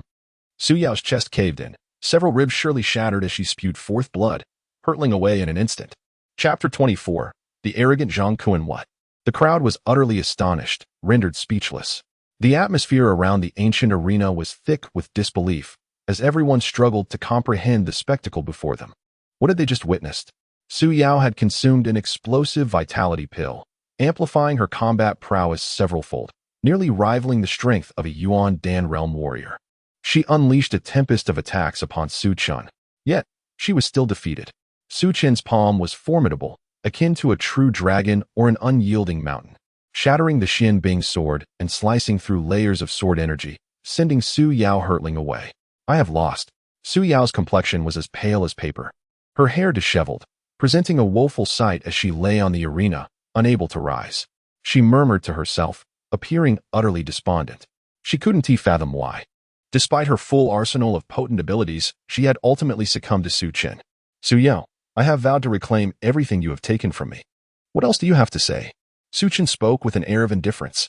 With a swift motion, he drew a weathered token from her grasp into his palm. The token, neither gold nor jade, bore the ancient characters for divine martial, signifying its extraordinary nature. It was indeed the divine martial token. Holding the divine martial token granted one direct admission into the divine martial academy. This token was a supreme symbol of authority, and its bearer would receive the academy's utmost cultivation support, a rarity within the Great Li Kingdom. Now, the divine martial token had returned to its rightful owner. Su Chen, That divine martial token belongs to me. You are nothing but a worthless wretch, and your father is an illegitimate child, not a true descendant of the Su family. What right do you have to possess the divine martial token? Return it to me. Xiao exclaimed in a panic, her voice laced with fury. Your divine martial token? Huh. Even now, you remain unrepentant. If that is the case, then you may meet your demise. A glint of coldness flashed in Su Chen's eyes as he prepared to strike Su Yao down completely. Stop. At that moment, a piercing voice interrupted. With a whoosh, a figure clad in an exquisite white robe adorned with cloud patterns leaped onto the ancient arena. Zhang Kuan, his presence commanding attention. Release Su Yao and return the divine martial token to her. Out of respect for your commendable talent, I may spare your life. Zhang Kuan commanded, standing before Su Chen with an air of superiority. Spare my life? Su Chen inquired, a sardonic smile gracing his lips. The student of the Divine Martial Academy could no longer restrain himself. Indeed, Su Chen, you have committed heinous acts by injuring my junior sister, Su Yao. Such a crime is unforgivable.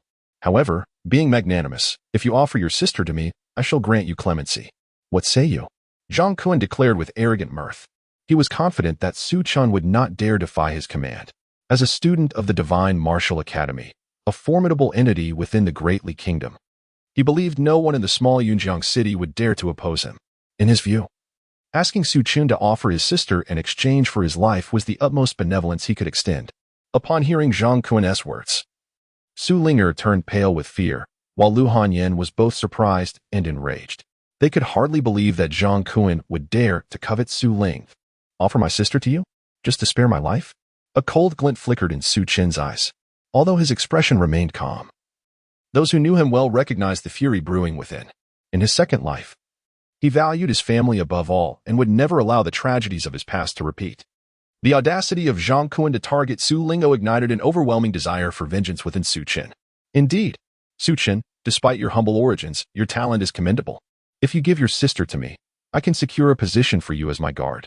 And perhaps one day you may even enter the Divine Martial Academy for training. This is your fortune. Think wisely. Zhang Kuan continued with a dismissive smile.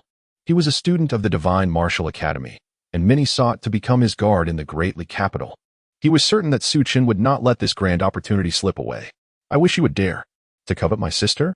You shall die. Su Chen's eyes blazed with murderous intent as he roared in fury. Boom. A tempestuous aura surged around him, coiling like a dragon, as he unleashed a powerful punch towards Zhang Kuan. Zhang Kuan, you are doomed. Su Chen, how dare you? Zhang Kuan was both shocked and furious, unable to comprehend that Su Chen would dare to strike him. Did Su Chen not fear the Divine Martial Academy? Zhang Kuan, possessing the cultivation of the Yuan Dan realm, had his true energy condensed into a martial Yuan Dan, making his vitality robust and far surpassing that of ordinary Qi refinement warriors. He too summoned his formidable true energy, his hand transforming into a razor-sharp claw, launching a silver-white strike towards Su Chen. He employed the Heavenly Eagle Claw, a low-grade mystical technique. Having honed this skill for years, his hand was as strong as iron, capable of tearing through stone, utterly indomitable. The claw descended upon Su Chen's arm, intending to shred it and deliver a severe lesson. Boom. The clash between Su Chen's powerful fist and Zhang Kuan's fierce claw erupted on the ancient arena. Chapter 25, Blood-Spattered 5 Steps Creek. A crisp sound resonated as the invincible Heavenly Eagle Claw shattered upon striking Su Chen's fist. Unyielding, Su Chen's punch continued its momentum, crashing forcefully into Zhang Kuan's arm, fracturing it completely. A scream of agony escaped Zhang Kuan's lips as he staggered backward, clutching his arm, his face contorted with a mix of resentment, pain, and inexplicable terror. Su Chen's physical prowess was monstrous, resembling a formidable beast, relying solely on his raw strength. He had effortlessly breached Zhang Kuan's protective true qi and shattered his arm. Boom. With an utterly indifferent gaze, Su Chen delivered a powerful kick to Zhang Kuan's chest, sending him hurtling through the air. How dare you lay a hand on my sister? No one can save you today. Su Chen's expression darkened, filled with an icy murderous intent. Stop. Su Chen, cease at once. Mayor Deng Tao's countenance shifted dramatically as he hastily intervened. Are you attempting to hinder me, Mayor Deng? Su Chen raised his head, fixing his emotionless gaze upon Deng Tao. Encountering Su Chen's piercing glare, even Deng Tao felt a shiver run down his spine, realizing he had underestimated Su Chen's combat prowess. The might displayed by Su Chen was terrifying, even Zhang Kuan, a cultivator of the Yuan Dan realm, had been so easily defeated. However, Zhang Kuan could not perish here. Young Master Su, it's not that I wish to prevent you from killing him, but Zhang Kuan's identity is unique. His master is an elder of the Divine Martial Academy, and his family is one of the 4 great families of the royal capital. If you kill him, you will invite tremendous trouble, Deng Tao implored earnestly. Indeed, young Master Su, while Zhang Kuan may have spoken disrespectfully, teaching him a lesson is sufficient. Spare his life. Master Gu Yin added his voice to the plea. Students of the Divine Martial Academy, progeny of the 4 great families, are they truly formidable? A hint of a sardonic smile graced Su Chen's lips. Observing Su Chen's hesitation, Zhang Kuan's eyes glinted with malice as he declared, Su Chen, if you're wise, release me and offer your sister to me. Otherwise, once I return to the royal capital, I will annihilate your entire Su family, leaving your sister to suffer a fate worse than death. Alarm bells rang in Deng Tao and Master Gu Yan's minds. They had not anticipated Zhang Kuan's audacity to threaten Su Chen at such a juncture. Is that so? Then you may meet your demise. A flash of murderous intent ignited in Su Chen's eyes as he unleashed a devastating punch. Creak. He stepped forward, unleashing an overwhelming surge of true qi that struck Zhang Kuan's chest, shattering his heart. You. Zhang Kuan's eyes widened in disbelief and resentment. He could not comprehend how Su Chen dared to kill him. Did he not fear death? The Divine Martial Academy and the Zhang family of the royal capital were colossal forces that would crush both Su Chen and the Su family into oblivion. Where did Su Chen find the audacity to end his life? Yet, he would never uncover the answer. With his heart shattered, the light in his eyes extinguished. And moments later, he breathed his last. You have truly invited great trouble upon yourself, young Master Su. Mayor Deng Tao sighed bitterly. He had not anticipated Su Chen's fierce temperament, leading him to kill Zhang Kuan outright. Su Yao, it is now your turn. After dispatching Zhang Kuan, Su Chen's demeanor remained remarkably composed, devoid of any emotional turmoil, as his gaze shifted to Su Yao. Su Yao trembled, her complexion ashen. She had never expected that Su Chen would truly dare to kill Zhang Kuan. Su Chen, you're finished. You have slain Zhang Kuan. The elder of the Divine Martial Academy and the Zhang family will not let you escape. Soon, it will not only be you, your mother and sister will also perish. Su Yao raved, her eyes fixed on Su Chen with fervent intensity. Whether I live or die is something you will never witness, Su Chen replied with an icy indifference. Whoosh! A sharp blade of sword qi shot from his fingertip, piercing through Su Yao's forehead and pinning her to the arena floor. Below, Su Kaishan, Su Yuanzhong, Su Yuancheng, Su Feng, and other members of the Su family stood in stunned silence, as if turned to stone. The head of the Wang family and others recoiled in fear, as if encountering a plague. All understood. With Zhang Kuan's death, the Su family was irrevocably doomed. At this moment, who would dare draw near them? Mother, little sister. We must leave. Su Chen's expression remained tranquil, devoid of any concern. After descending from the arena, he supported Lu Hanyin and prepared to depart with Su Linger. No. You cannot leave. You cannot leave. You have killed Zhang Kuan. What will become of the Su family? You must stay and offer your life in exchange for his. Su Kaishan, awakening from his stupor, was filled with an overwhelming dread. He harbored an intense hatred for Su Chen, shouting furiously as his true qi erupted, launching a palm strike towards him. Originally, with a talent like Su Yao emerging from the Su family, prosperity and prominence in the royal capital seemed inevitable. Yet now, all hope lay shattered in Su Chen's hands. How could Su Kaishan not harbor resentment? In his vengeful strike, it seemed he intended to obliterate Su Chen beneath his palm. Chapter 26, The Conclusion of Affairs. You seek death, Su Kaishan. Su Chen's gaze turned icy as he abruptly pivoted, unleashing a torrent of profound energy, meeting the impending strike with equal fervor. Boom! The clash of their palms resonated like a thunderous explosion in the air, while Su Chen remained steadfast. Su Kaishan was propelled backward with astonishing velocity. The violent energy surged into his body, injuring his organs, causing him to involuntarily spew a mouthful of blood, his form staggering. Out of respect for your relationship with my father and adoptive father, I shall spare you today. However, from this moment forth, I, Su Chen, sever all ties with the Su family. We shall have no further dealings. Su Chen stated coldly, fixing his gaze on Su Kaishan. With that, he turned to leave. Su Chen, Su Chen. Su Kaishan roared, a strange light flickering in his eyes, whether born of fear or regret, as he coughed up blood and collapsed in a thunderous heap. Master, father, The members of the Su family were thrown into disarray. Yet, none of this concerned Su Chen any longer. After eliminating Su Yao, Su Chen felt an immense weight lift from his shoulders, a profound sense of relief washing over him, almost compelling him to release a triumphant roar. The grievances of the Su family had reached their conclusion. As for the fates of Su Kaishan and the others, he had no desire to ponder. Moving forward, Su Chen was resolute in his intent to protect his mother and younger sister. Striving to ascend to the pinnacle of martial arts, he believed that in this lifetime he would surpass the zenith of his previous existence, perhaps even transcending to divinity and ascending to the realm of gods. Before long, his esteemed master would surely appear at the Divine Martial Academy. It seemed imperative that he hasten his journey there. Su Chen mused internally. The thought of that figure filled him with gratitude. In his past life, it was that master who had rescued him from the depths of despair, forging an unparalleled foundation that enabled him to rise as the unparalleled Nine-Dragon Martial Emperor. Such was the debt of life and instruction, a true rebirth. I cannot repay that debt. Young Master Su, having slain Zhang Kuan, the elder from the Divine Martial Academy, and the Zhang family of the royal capital, will undoubtedly seek vengeance. Fortunately, you possess the Divine Martial Token. You must promptly proceed to the Divine Martial Academy. Present the token to the dean, and strive to become his disciple to ensure your safety. Mayor Deng Tao pursued him earnestly. Indeed, young Master Su, the dean of the Divine Martial Academy is the mightiest martial king of our greatly kingdom, a figure as steadfast as a divine anchor. Becoming his disciple would not only guarantee your safety, but also bestow you with immense fortune. I shall escort you to the royal capital, Master Gu Yan added earnestly. Are you not afraid of the retaliation from the martial sovereign of the Divine Martial Academy and the Zhang family of the royal capital? You must understand that I am now a target of universal disdain. Su Chen replied with a calm smile. Master, you speak too lightly.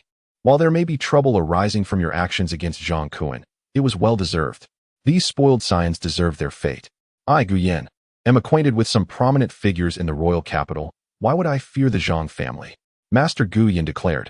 He had long been impressed by Su Chen's alchemical prowess, willingly becoming his disciple, and had no intention of parting ways. He believed that given time, Su Chen's innate talent would surely lead him to greatness, emerging as a resplendent prodigy. Mayor Deng Tao chuckled wryly. Young Master Su, your actions are indeed a bit impetuous. However, youthful exuberance is understandable. Moreover, you are my daughter's savior. Abandoning you would be an ungrateful act. Then I extend my gratitude to Mayor Deng, Su Chen said, casting a deep glance at Deng Tao and nodding in acknowledgement. This Deng Tao is quite commendable. Should the opportunity arise, I might elevate him further. You are too courteous, young Master Su. However, I have one more humble request, and I hope you shall acquiesce. Mayor Deng Tao continued. Speak, Mayor Deng. Su Chen prompted. My daughter, Zichun, also wishes to enter the Divine Martial Academy to cultivate. I kindly ask that you take her with you to the royal capital. Deng Tao implored sincerely. Certainly. Su Chen pondered for a moment before nodding. He could discern that although Deng Zichun had just recovered from her ailment and lacked any significant cultivation, her potential was extraordinary, seemingly possessing a legendary constitution.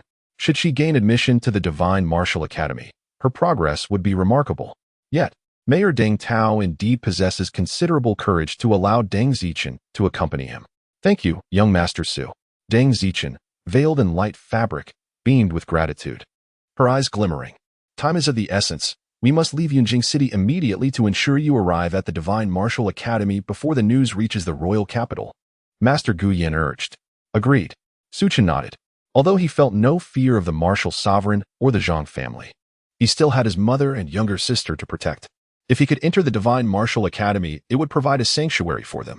They returned to the mayor's mansion to gather some belongings, then mounted the second-tier spiritual beast, the Azure Scale Horse, provided by Deng Tao, and departed Yunjing City, journeying directly toward the royal capital of the Great Li Kingdom. Chapter 27. The capital of the Great Li Kingdom. Departing from Yunjing City, we journeyed northward, traversing the ancient Moon Mountain range that stretched for over 1,000 miles, revealing a vast expanse of plains dotted with grand cities. Continuing north for several thousand miles, we beheld a magnificent and ancient metropolis, resembling a colossal beast lying in slumber upon the earth. This was the capital of the Great Li Kingdom. As the heart of the Great Li realm, this ancient city had stood for over a millennium, steeped in history, with a bustling population of millions. Young Master Su Chen, it appears fortune smiles upon us. We have encountered no obstacles on our journey and have arrived at the capital of the Great Li Kingdom in just 3 days," remarked Master Gu Yin with a slight smile, gazing at the enormous city gates in the distance from atop his azure-scaled steed. "The capital of the Great Li is indeed resplendent," Su Linger exclaimed, her wide eyes gleaming with wonder. Compared to the capital, Yunjiang City seemed but a humble village. Especially at the city gates, a long queue formed, with those awaiting entry being either affluent or of noble birth, each exuding an extraordinary demeanor. Martial artists at the Qi refinement stage were abundant, and many at the Yuan Dan stage were present as well. Occasionally, figures riding formidable beasts would sweep past. Emanating an aura of overwhelming power, these were the martial sect masters. Masters of martial arts, vigorous and potent, often held the rank of generals within the Great Li army, enjoying privileges that allowed them to bypass the lines and enter the city directly. To avoid complications, Master Gu Yin released his masterful aura, enabling Su Chen and his companions to enter the capital seamlessly amidst the envious and respectful gazes of onlookers. "Young Master Su Chen, the day is waning, and the Divine Martial Academy has closed for the night. Shall we seek lodging at the Wanbao Chamber of Commerce and visit the academy tomorrow?" inquired Master Gu Yin. "Certainly." Su Chen nodded in agreement. The Wanbao Chamber of Commerce boasted a profound background and formidable strength, standing as a premier force even within the capital. Its headquarters was located not far from the royal city, encompassing an expansive complex of buildings. Even the gatekeepers, with eyes sharp as hawks and strong physiques, were formidable warriors at the Yuan Dan stage. "Master Gu Yin, you have returned," exclaimed a black-clad guard upon seeing him, his face lighting up with astonishment as he bowed. "Is the Grand Elder present?" Master Gu Yin inquired, waving his hand dismissively. "The Grand Elder is not in the chamber." "Master Gu Yin, your return is quite timely. You must see for yourself. There is trouble brewing with a certain individual in our Wanbao Chamber of Commerce." The guard sighed ruefully. "Who dares to cause a ruckus in my Wanbao Chamber of Commerce?"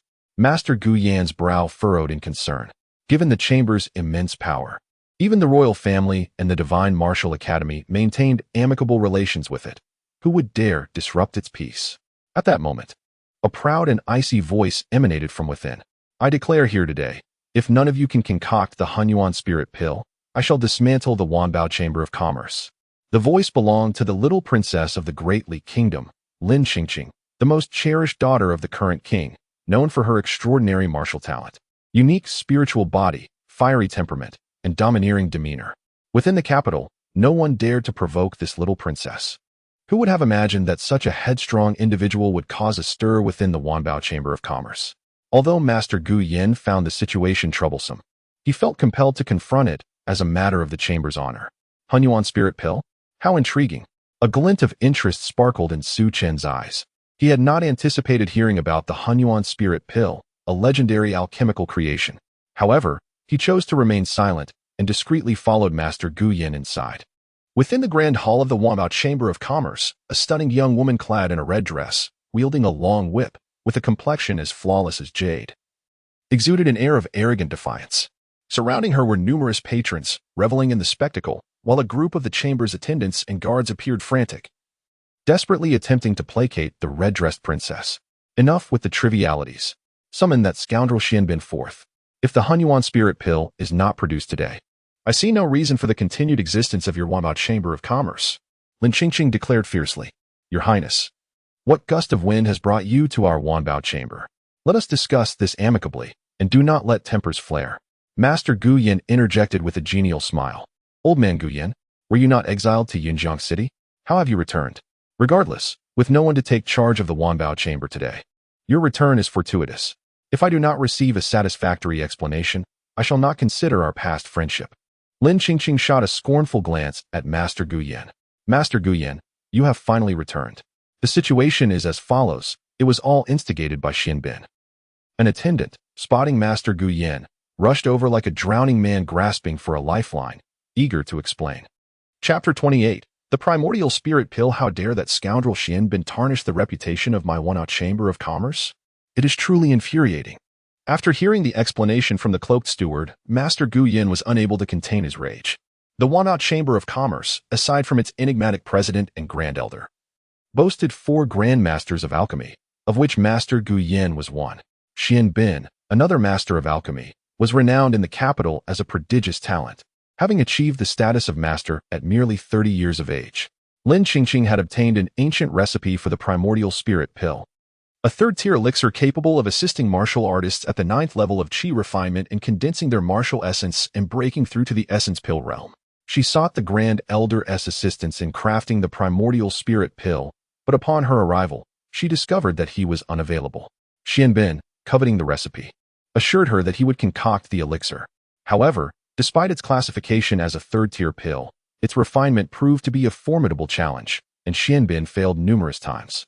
Ultimately, when the appointed time with Lin Qingqing arrived, he was unable to present her with the primordial spirit pill and chose to evade her altogether, prompting her to create a scene at the Wanbao Chamber of Commerce. All of this turmoil stemmed from Xianbin's indiscretions. "Your Highness, might I have a glimpse at the recipe for the primordial spirit pill?" Master Gu Yan inquired, a bitter smile gracing his lips. "Indeed, Xianbin has wronged you by failing to produce the elixir. Allow me to undertake its refinement for you." "Humph, old Gu. It is not that I underestimate you, but I doubt even the Grand Elder could successfully craft the primordial spirit pill, let alone you," Lin Qingqing retorted with a cold laugh. Nevertheless, she produced the ancient recipe and handed it to Master Gu Yan.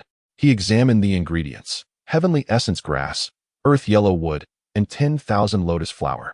These spiritual herbs were not particularly rare, and logically, Xianbin should have been capable of refining a third-tier pill. However, Master Gu Yan's expression turned skeptical as he scrutinized the recipe. "Wait, earth yellow wood and Wuyang vine. How could these two herbs be combined for pill refinement?" His eyes widened with realization. The earth yellow wood, a wood attribute spiritual herb, and the Wuyang vine, a manifestation of pure yang energy containing a trace of fire essence, were inherently incompatible. The Wuyang vine was notoriously domineering, typically employed in the crafting of yang attribute elixirs. Yet the primordial spirit pill was meant to be attribute-less, fire counters wood, and the Wuyang vine would naturally conflict with the earth yellow wood, reducing both to dust if placed in the cauldron. This was likely the reason behind Xianbin's inability to produce the elixir. Even Master Gu Yan found himself at a loss. "What? Old Gu, do not tell me you too cannot refine the primordial spirit pill. If that is the case, I shall dismantle the Wanbao Chamber of Commerce." Lin Qingqing mocked, noting the troubled expression on Master Gu Yan's face. "Your Highness, I truly cannot refine it. The primordial spirit pill is exceedingly peculiar." Master Gu Yan sighed, attempting to speak further when a calm voice interrupted. "I can refine the primordial spirit pill. Moreover, I shall deliver it to you within 3 hours," Su Chen declared, immediately capturing the attention of everyone present. "Who are you? If even old Gu cannot succeed, how can you claim to?" Lin Qingqing's gaze narrowed, scrutinizing Su Chen with a mix of skepticism and disdain. Where did this brash young man come from, daring to utter such bold claims? With both Master Xianbin and Master Gu Yan unable to succeed, did he truly believe he surpassed these esteemed alchemists? This boy is doomed. The princess is not one to be trifled with. If he fails to provide a satisfactory explanation, he may very well face dire consequences today. The onlookers murmured amongst themselves, their eyes gleaming with schadenfreude. "I am Su Chen. I can indeed refine the primordial spirit pill. If I fail to do so within 3 hours, you may dispose of me as you wish. However, should I succeed, I would request an item from you, Your Highness," Su Chen stated coolly. "What item?" Lin Qingqing inquired, intrigued. "Your hairpin," Su Chen replied with a composed smile. His motivation for intervening was not only to assist Master Gu Yan but also to acquire Lin Qingqing's hairpin, which bore a striking resemblance to a treasure he had encountered before. "You audacious brat." Lin Qingqing's eyes flashed dangerously, her crimson whip poised to strike. "Your Highness, please wait," Master Gu Yan interjected, stepping in front of Su Chen with urgency. "Your Highness, Su Chen possesses exceptional alchemical talent. Even I humbly concede to his abilities. If he claims he can refine the primordial spirit pill, I assure you he is capable. I am willing to vouch for him." "Are you certain?" Lin Qingqing's expression revealed a hint of doubt, yet she reluctantly lowered her whip. "Very well. I shall grant you 3 hours. If you can indeed produce the elixir, the hairpin shall be yours. Should you fail, I trust you would prefer not to face my wrath a second time," Lin Qingqing declared with a cold smile. The surrounding crowd trembled in anticipation. Chapter 29, The Dragon and the Pearl Master. Is it truly possible to concoct the primordial spirit pill within 3 hours? The earth yellow wood and the black sun vine are inherently antagonistic and cannot coexist. Ancient Flame Master expressed his grave concerns within the alchemical chamber of the Wandao Commerce Guild. Ultimately, Lin Qingqing acquiesced to Su Chen's proposal. While Ancient Flame Master was immensely grateful and held faith in Su Chen's alchemical prowess, he remained apprehensive about the prospect of producing the primordial spirit pill within the designated time. Who claims that the earth yellow wood and black sun vine cannot coexist? Today, I shall personally refine the primordial spirit pill, so watch closely. Su Chen replied with a calm smile. Master is personally refining the elixir? Splendid. Ancient Flame Master's body trembled with excitement. This marked his first opportunity to witness Su Chen's alchemical skills firsthand. Although Su Chen had previously guided him, he had never performed the process in front of him, and the anticipation was palpable. The personnel of Wandao Commerce Guild had long prepared an array of spiritual herbs. Seated before the cauldron, Su Chen's demeanor transformed, emanating an air of mastery that intensified Ancient Flame Master's eager gaze. Boom! Golden true energy erupted from Su Chen's palm, causing the cauldron to hum and vibrate as flames roared to life. He formed hand seals, rhythmically striking out in a peculiar cadence, allowing the earth fire to behave as docile as a lamb, enveloping the cauldron in tendrils of flame. One by one, the spiritual herbs soared into the cauldron, where they were engulfed by the flames, purging impurities and leaving only the essence of the herbs. Su Chen's alchemical process flowed with the grace of a river, filled with rhythm and beauty, captivating Ancient Flame Master completely. He never imagined such an elegant method of refining could exist. His heart swelled with gratitude for having chosen Su Chen as his mentor. Even the enigmatic guild president, the sole alchemical master in the kingdom of Dali, did not exhibit such fluidity. At last, the moment of significance arrived. Earth yellow wood, black sun vine. How would Su Chen navigate their inherent conflict? To Ancient Flame Master's astonishment, both ingredients ascended into the cauldron simultaneously, and two flames emitted a faint dragon's roar, morphing into two fire dragons that devoured the earth yellow wood and black sun vine. A rich fragrance of herbs wafted through the air as the essence was extracted, and the two fire dragons each expelled a sphere that fused into a singular entity. Could it be the legendary fire control technique of the two dragons playing with the pearl? Ancient Flame Master was shaken to his core, his eyes brimming with disbelief. This technique, said to be conceived by an ancient alchemical emperor, was shrouded in mystery, capable of seizing the very essence of creation. To witness this legendary technique firsthand was a dream come true, and his gaze towards Su Chen was now filled with fervent admiration. Boom! After 1 hour, all the spiritual herbs were refined, swirling within the cauldron, gradually merging into one. A brilliant light erupted, and 3 radiant orbs soared from the cauldron. Su Chen reached out, and 3 perfectly round crimson spirit pills landed in his palm. The primordial spirit pill had been successfully refined. So swift. Ancient Flame Master was utterly astonished. He knew that if he were to attempt concocting the primordial spirit pill, success would be uncertain, and it would take him at least 5 or 6 hours. Su Chen's speed surpassed his by 5 or 6 times. What an astounding feat. Surely, even an alchemical master could not achieve such a pace. Would you like to learn? Su Chen noticed Ancient Flame Master's gaze and responded with a serene smile. Master, are you truly willing to impart the fire control technique of the 2 dragons playing with the pearl to me? Ancient Flame Master was instantly ecstatic. Study diligently. Once you master it, you should be able to ascend to the rank of an alchemical master. Do not let me down. Su Chen replied with a gentle smile. He then took up his brush and inscribed the secrets of the fire control technique before handing it to Ancient Flame Master. Thank you, Master. Ancient Flame Master trembled with excitement, hesitating momentarily before prostrating himself before Su Chen in deep reverence, finally accepting the precious scroll as if it were a treasure. Let us depart. Su Chen gathered the 2 primordial spirit pills, placing one into a jade vial to present to Lin Qingqing. This elixir, with its profound mysteries, could coalesce a formidable martial essence, proving immensely beneficial for Su Chen's cultivation. They exited the alchemical chamber and returned to the Grand Hall. You emerged after just 1 hour? Do not tell me you have already refined the primordial spirit pill? Lin Qingqing's eyes glinted with a cold light as she scrutinized Su Chen. Had it not been for Ancient Flame Master's presence, she would have reprimanded Su Chen harshly for suggesting 3 hours. It was well known that Master Xian Bin had taken 9 days to fail in producing the primordial spirit pill and had even hidden away. In her mind, She immediately assumed Su Chen was mocking her, refining the primordial spirit pill in just 1 hour? Unless he were an alchemical master.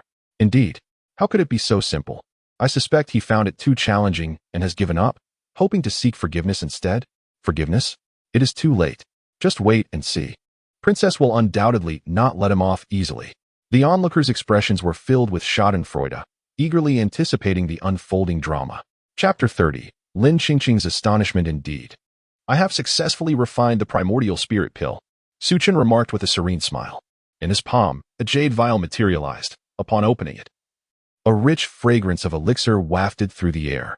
Lin Qingqing's eyes brimmed with skepticism, yet she accepted the vial. As she poured out the pill, its radiant crimson hue and the extraordinary luminescence it emitted were unmistakably indicative of its extraordinary quality. Lin Qingqing's eyes widened in disbelief. Could it truly be the primordial spirit pill? The pill before her mirrored the descriptions she had encountered in ancient texts. What? The onlookers were equally astounded. They had not anticipated that Su Chen could genuinely concoct the primordial spirit pill. Remarkably, this had transpired within a mere hour. Even Master Gu Yin had been rendered helpless. Yet Su Chen had achieved this feat in such a short span. Was he truly a master of alchemy? Su Lingao gazed at Su Chen with immense admiration and pride. This was her brother. Even Deng Zichen's eyes glimmered with intrigue. Su Chen, who are you really? Lin Qingqing inquired, casting a profound glance at him. She had never heard of a prodigious alchemist named Su Chen in the kingdom of Dali. The name was unfamiliar to her. Su Chen did not respond to Lin Qingqing, but instead smiled gently, saying, Your Highness, may I now have your hairpin? You may take the hairpin. However, I possess an ancient alchemical formula. I wonder if you can refine it. Lin Qingqing declared without hesitation, removing the hairpin and presenting it to Su Chen, her demeanor earnest. Su Chen accepted the hairpin, lightly brushing his fingers over the gem embedded within. Its icy touch was refreshing, filling him with delight. Indeed, it was the treasure he sought. What is the formula? He inquired, concealing his excitement. The Taiyin transformation pill, Lin Qingqing articulated, her gaze fixed intently on Su Chen. A mix of excitement and anxiety swirling in her eyes. The Taiyin transformation pill? The surrounding crowd, including Master Gu Yin, displayed expressions of confusion. They had never encountered such an elixir. Is it feasible? Su Chen's eyes flickered with intrigue, yet he nodded affirmatively.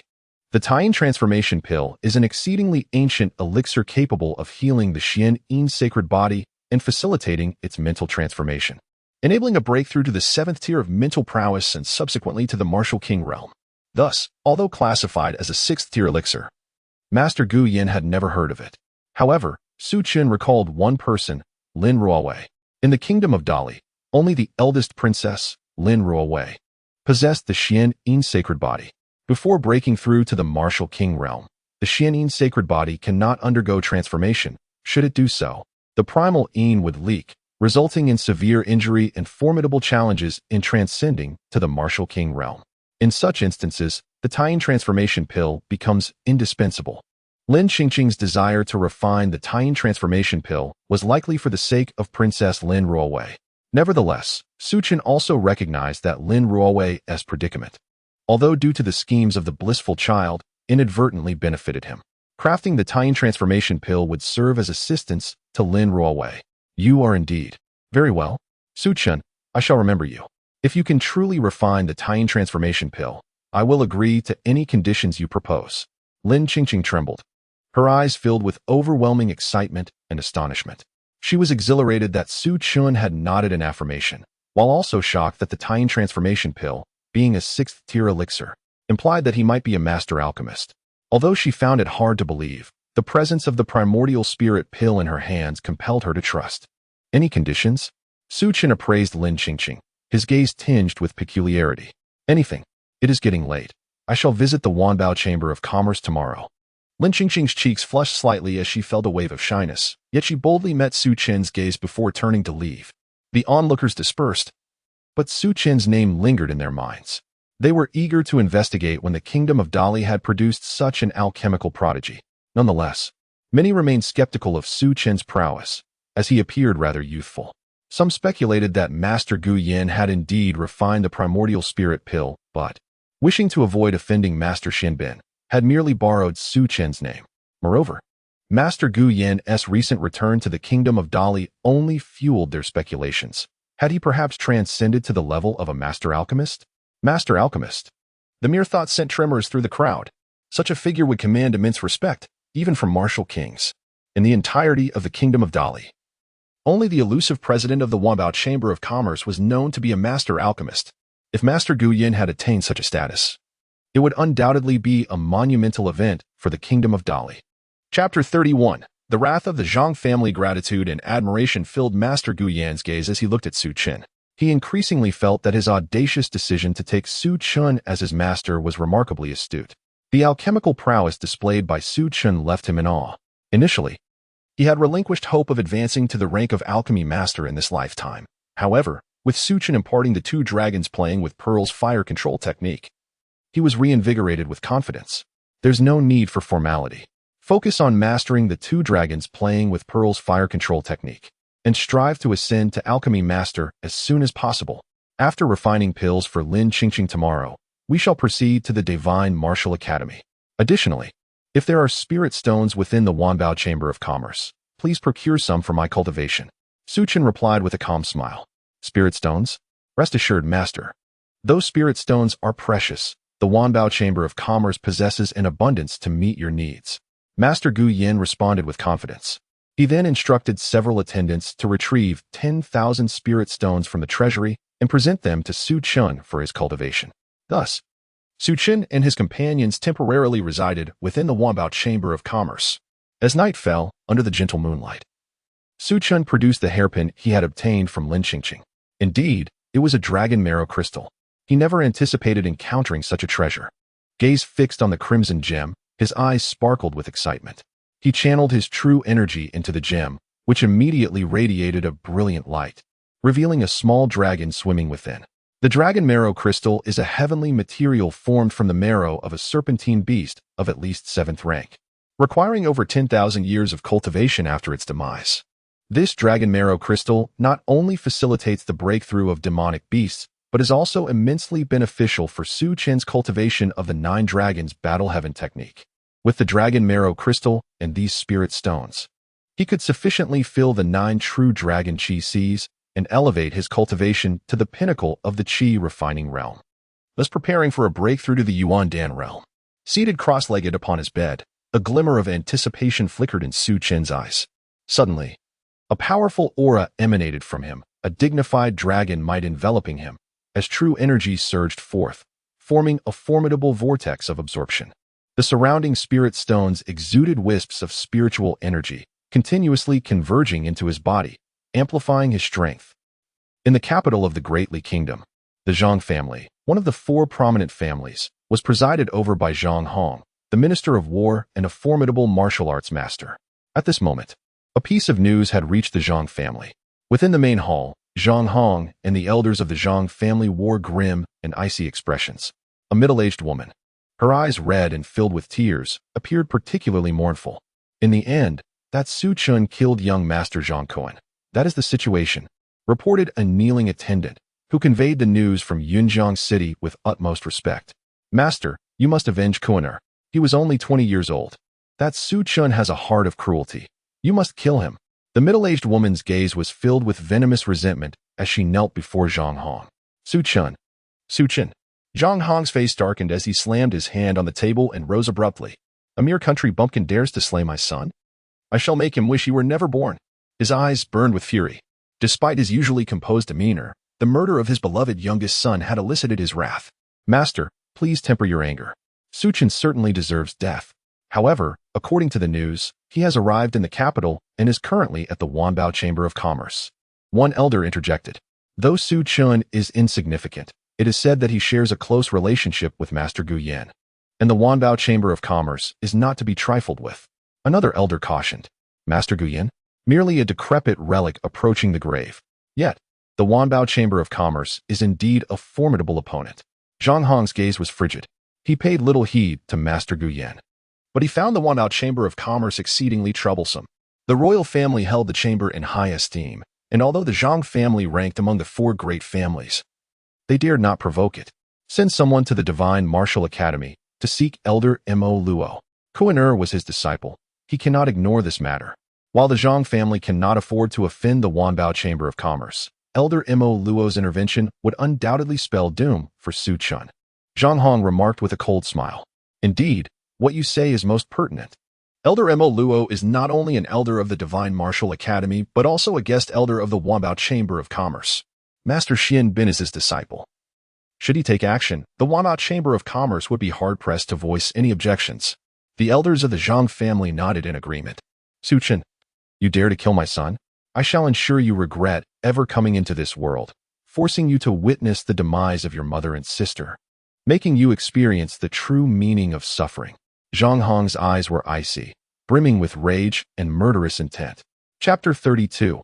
Confrontation at dawn in the early morning.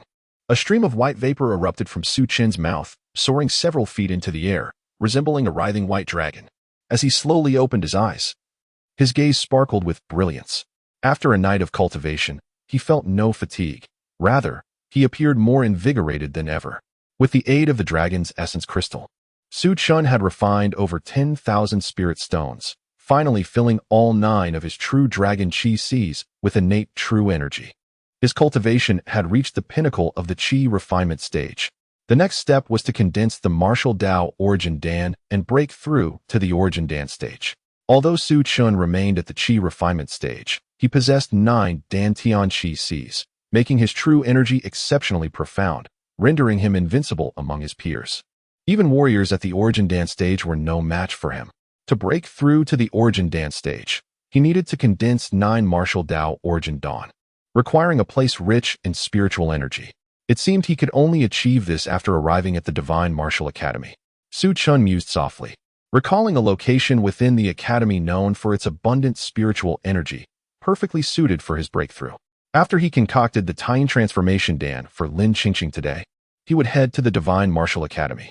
Boom. At that moment, the door to Su Chen's residence was violently shattered by an overwhelming force.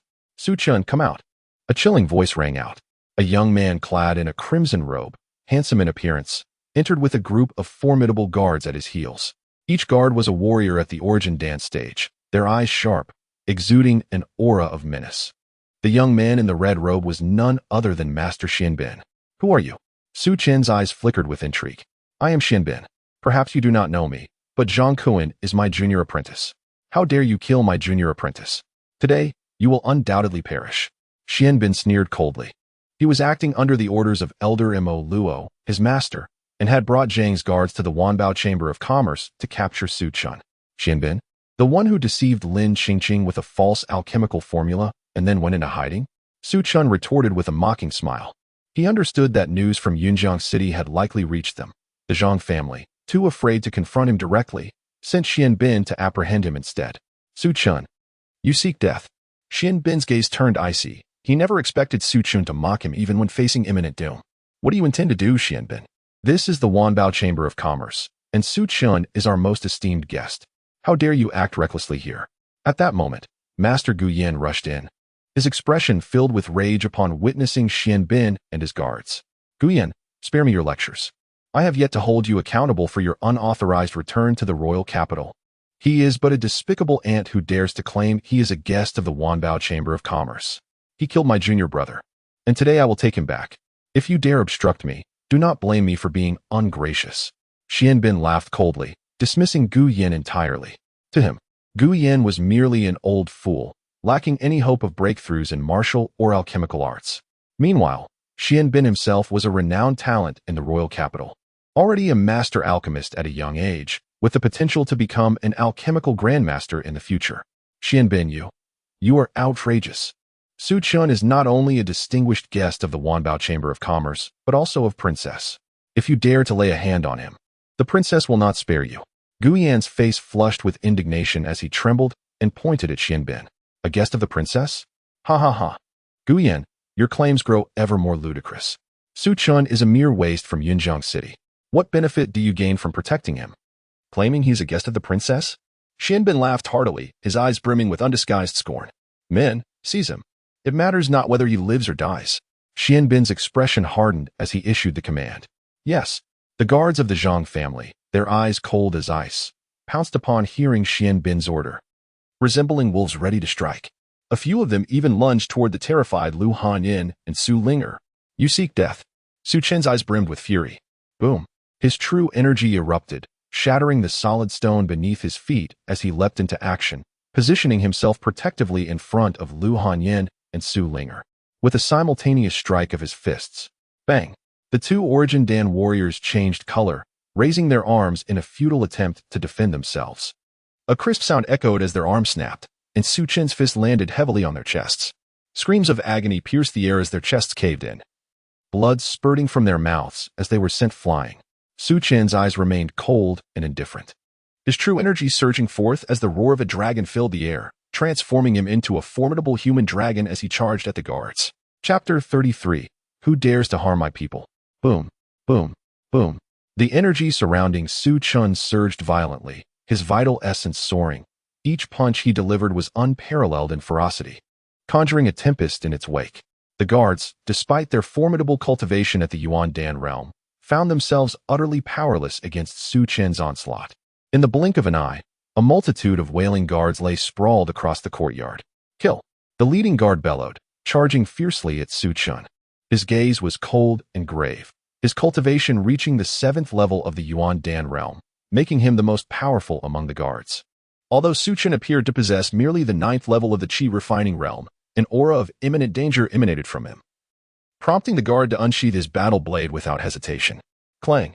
A flash of blade light surged forth, sharp and fierce, as if capable of severing all in its path. Su Chen deftly sidestepped this vicious strike, his form akin to a wraith, and then pointed skyward with a finger. The brilliance of his fingertip blazed intensely, striking the back of the blade, causing it to hum and tremble violently. A tremendous force surged forth, and the guard's weapon was sent flying from his grasp in an instant. Boom! With a piercing gaze, Su Chen sent forth a devastating punch, accompanied by the roaring sound of a dragon, both domineering and fierce. This was the Dragon Battle Fist, a technique from the 9 Dragons Battle Sky Art. Despite being merely a mystic-ranked martial skill, its power was terrifying, reminiscent of a true dragon resurrected, evoking deep fear in the hearts of those who beheld it. The guard's complexion changed dramatically as he raised his arms in a futile attempt to defend. Crack! A crisp sound echoed as the guard's arms shattered, blood spraying forth as he was sent hurtling through the air. What? Xianbin's eyes widened in disbelief. The guards he had brought were the elite of the Zhang family, all at the Yuan Dan realm. Yet, the outcome of their assault on Su Chen, who was merely at the 9th level of the Qi refining realm, left him aghast. Su Chen, you seek death. Xianbin's voice was laced with a chilling fury, his eyes brimming with murderous intent. The overwhelming power Su Chen displayed instilled a sense of urgency within him.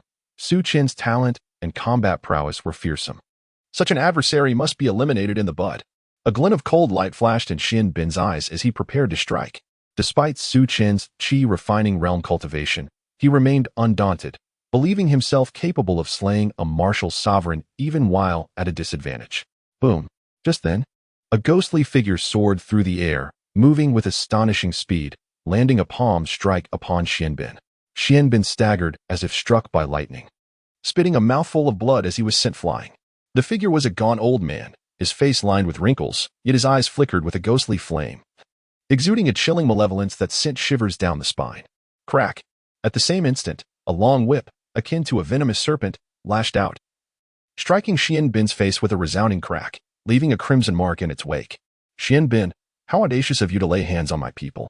From beyond the courtyard emerged Princess Lin Qingqing, draped in a flowing red gown, her beauty striking yet imbued with a fierce aura, wielding a long whip. The gaunt old man swiftly returned to her side, appearing as an ordinary elder, yet Su Chen sensed the depth of his unfathomable cultivation. He was a martial sovereign. Truly. Princess Lin Qingqing was the most favored princess. Even her bodyguard was a martial sovereign. My people? Your Highness, you must be mistaken. This Su Chen is but a lowly country bumpkin.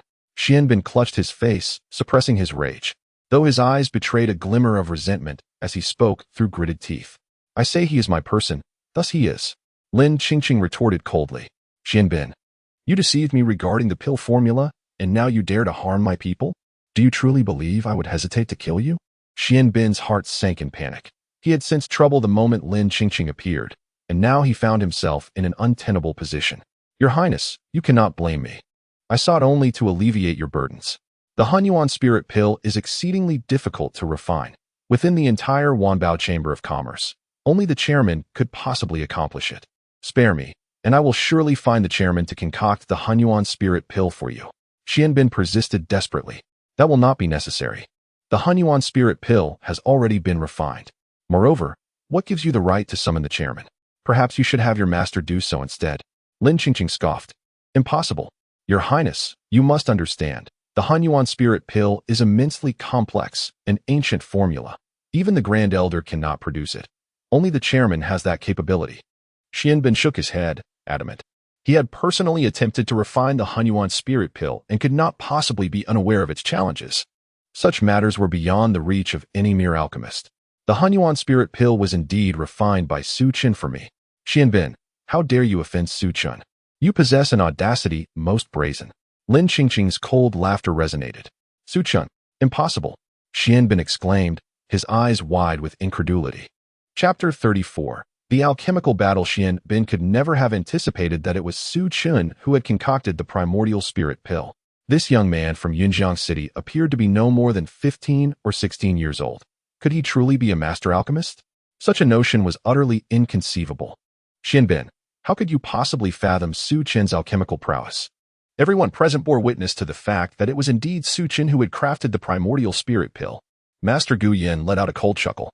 Just moments ago, he had felt concern for Su Chen, but the arrival of Lin Qingqing instantly assuaged his worries. The kingdom may proclaim you a prodigy in alchemy, yet in my eyes, you are unworthy to even lace Su Chen's shoes. Lin Qingqing cast a disdainful glance at Xianbin, his face contorted with rage. Humiliation burning in his eyes. Alchemy was his lifelong pride, and now he was being told he could not measure up to Su Chen? I refuse to believe it. Your Highness, he is but a mere boy of 15 or 16. How could he possibly create the primordial spirit pill? Perhaps he has employed some deceit to trick you. Do not let yourself be fooled. Xianbin roared in fury. Whether you believe it or not is of no consequence to me. How laughable. Your Highness, if this man seeks to kill me, may I not take his life? Su Chen's gaze was icy, fixed on Xianbin as he spoke with a chilling tone. For those who sought his demise, Su Chen never showed mercy. Su Chen, while Xianbin may deserve death, I advise against it. His master, Master Moro, stands at the pinnacle of martial prowess, and a breakthrough to the realm of the martial king could occur at any moment. Killing him would lead to considerable complications. Lin Qingqing furrowed her brow, speaking softly to Su Chen. Though she harbored a strong disdain for Xianbin, she could not condone a direct assassination. After all, Xianbin was backed by Master Moro, one of the most formidable warriors in the kingdom of Dali, and a significant figure within the Divine Martial Academy. Such individuals were not ones the royal family would wish to offend. Do you believe that if I spare him, Master Moro will let me be? Zhang Kuan has already perished by my hand. Su Chen replied with a calm smile, his expression utterly devoid of fear. What? Lin Qingqing was taken aback. She had been puzzled as to why Xianbin would trouble Su Chen, only to discover the reason now. Although Zhang Kuan belonged to the Zhang family, it was his master, Master Moro, who held paramount importance. The enmity between Su Chen and Master Moro now seemed irreconcilable. Even Lin Qingqing felt the situation had become exceedingly precarious. Su Chen, do you dare to wager with me? Xianbin suddenly shouted. Wager on what? Su Chen retorted with a cold laugh. Your Highness claims you have concocted the primordial spirit pill, thus I presume your alchemical skills are exceptional. Dare you wager with me in alchemy? Xianbin's eyes bore into Su Chen. How do we wager? Su Chen's eyes glimmered with a hint of amusement. To wager against him in alchemy? The alchemical saints and emperors of his past life had all acknowledged their inferiority to Su Chen's skills. Xianbin was utterly deluded. 1 month hence, the Wanbao Chamber of Commerce will host an alchemical competition where many alchemists will participate. Let us wager on who achieves the higher rank in this event. Xianbin declared coldly. Agreed. But what of our lives? Should you lose, you shall perish. Su Chen replied nonchalantly. Very well. Let it be a bet on our lives.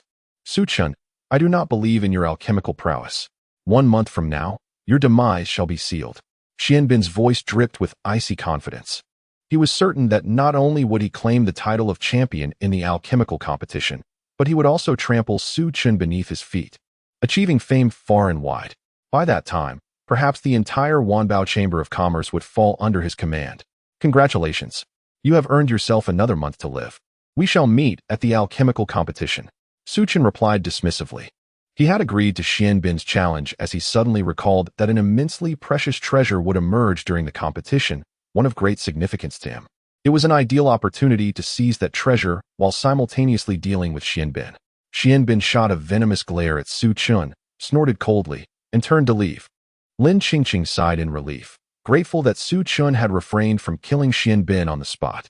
She had even forgotten that Su Chen's cultivation was only at the qi refinement stage. To claim he could slay a martial sovereign seemed utterly absurd.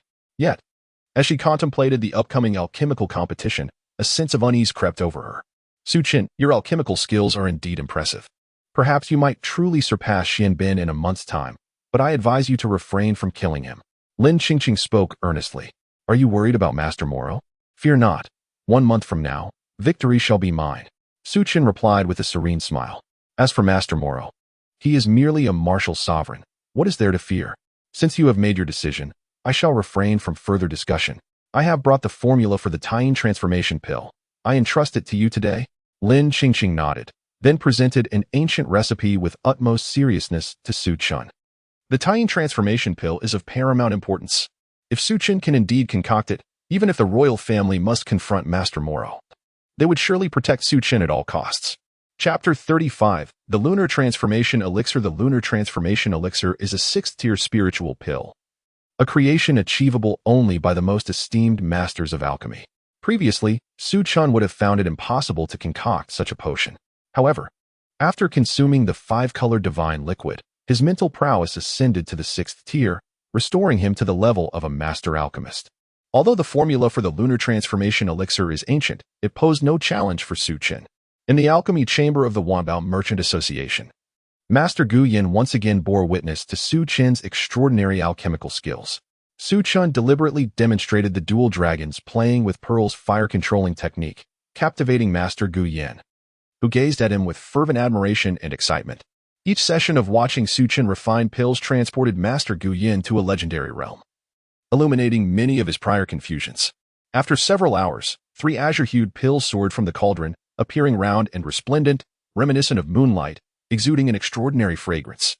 The Lunar Transformation Elixir had been successfully refined. Thank you for your profound teachings, Master. I shall never forget your kindness in this lifetime. Master Gu Yin exclaimed, filled with gratitude as he bowed deeply to Su Chen. He had never anticipated that he would truly have a day to break through to the realm of a master alchemist. His mental power had long surpassed the 5th tier. Yet he had struggled to gain deeper insight into alchemy. Today, however, enlightenment dawned upon him, and he felt confident that he could achieve mastery. Excellent. It is not in vain that I have imparted the principles of alchemy to you. Go ahead and enter seclusion, Su Chen replied with a gentle smile. Master, please do not act impulsively in the coming month. Avoid offending the Zhang family and Master Moro. After the alchemical conference in a month, I will surely emerge. At that time, I will be a master alchemist, and even Master Moro will not dare to show me disrespect, nor harbor any ill intentions toward you. Master Gu Yin said earnestly, aware of Su Chen's unparalleled talent in both martial arts and alchemy. Yet, being still young, he feared that Su Chen's youthful exuberance might provoke the ire of Master Moro. Rest assured, I shall remain unharmed. Su Chen replied calmly. Master Gu Yin retired to the secluded chamber, while Su Chen returned to the main hall, where Lin Qingqing awaited anxiously. How did it go? Lin Qingqing's eyes sparkled with anticipation and tension upon seeing Su Chen. Mission accomplished. Su Chen smiled serenely, producing a jade vial to hand to her. Lin Qingqing's face flushed with excitement as she nervously accepted the vial. Upon opening it, she beheld 3 luminous, moon-like pills, dazzling and translucent. Although she was unfamiliar with the Lunar Transformation Elixir, she instantly trusted that Su Chen had indeed succeeded in its creation. Thank you, truly, thank you, Lin Qingqing exclaimed, overwhelmed with emotion, and bowed deeply to Su Chen. Unlike others, she understood the critical importance of the Lunar Transformation Elixir for the Kingdom of Dali.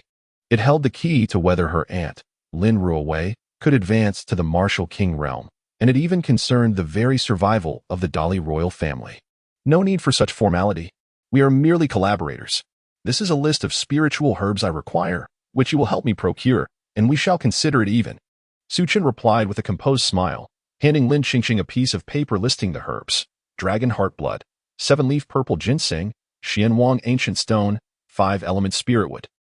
Lin Qingqing gasped upon seeing the rare and precious items listed, their value immeasurable. Yet, in comparison to the lunar transformation elixir, they seemed insignificant. Su Chen, these herbs are exceedingly rare. Even within the treasure vault of the Dali royal family, gathering them may prove difficult. But rest assured, I will do my utmost to collect them for you. Lin Qingqing said with a bittersweet smile, earnest in her commitment. No problem, gather what you can. Su Chen replied with a slight smile.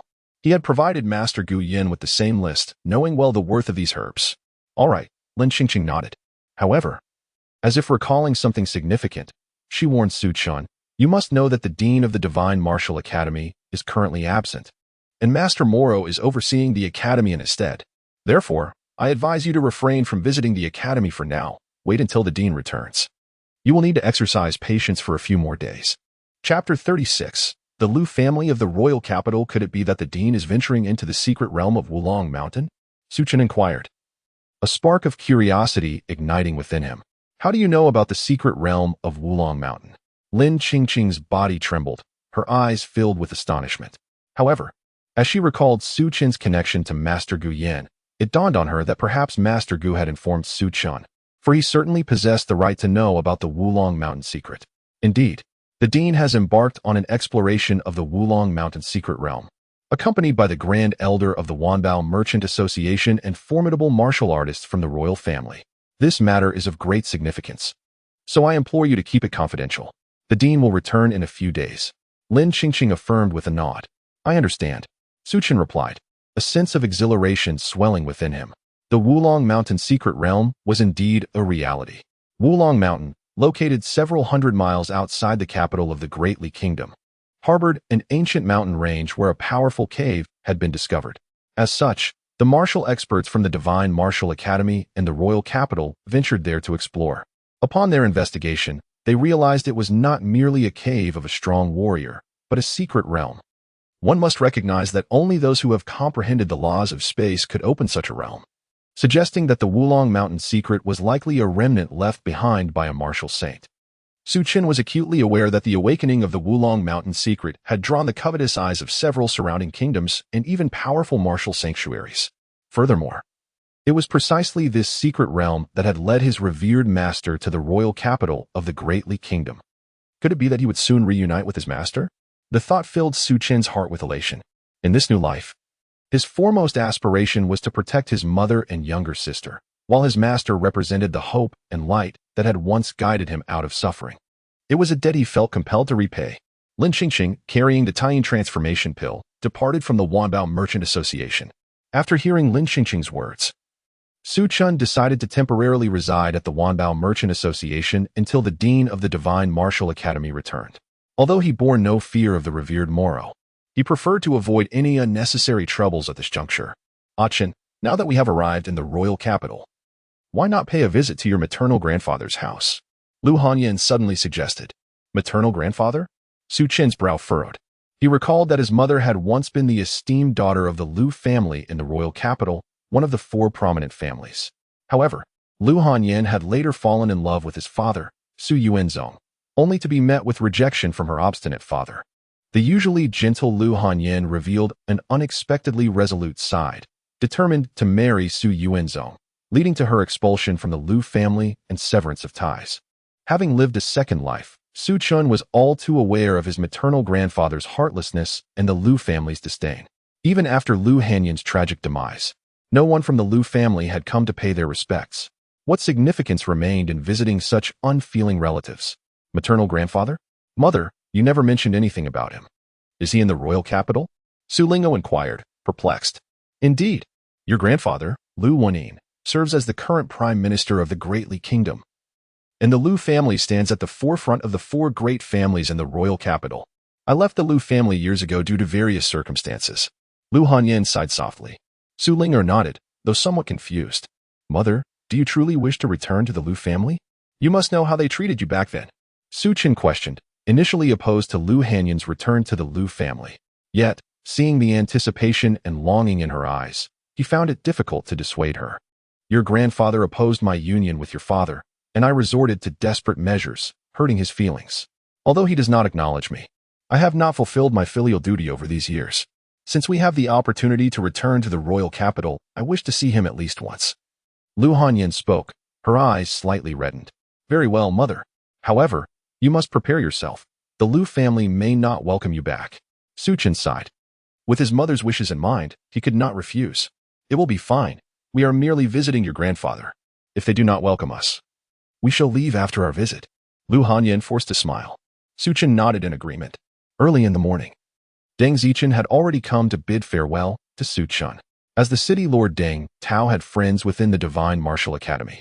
He personally came to escort Deng Zichen, making it difficult for her to refuse. Upon seeing Deng Zichen enter the academy, Su Chen felt a sense of relief. Having fulfilled city lord Deng's request, afterward, he departed the Wanbao Merchant Association with Lu Han-in and Su Linger, heading towards the Lu family estate.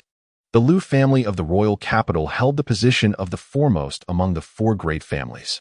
The head of the family, Lu Wenin, was the respected prime minister, highly favored by the king, possessing both vast knowledge and martial prowess at the master level.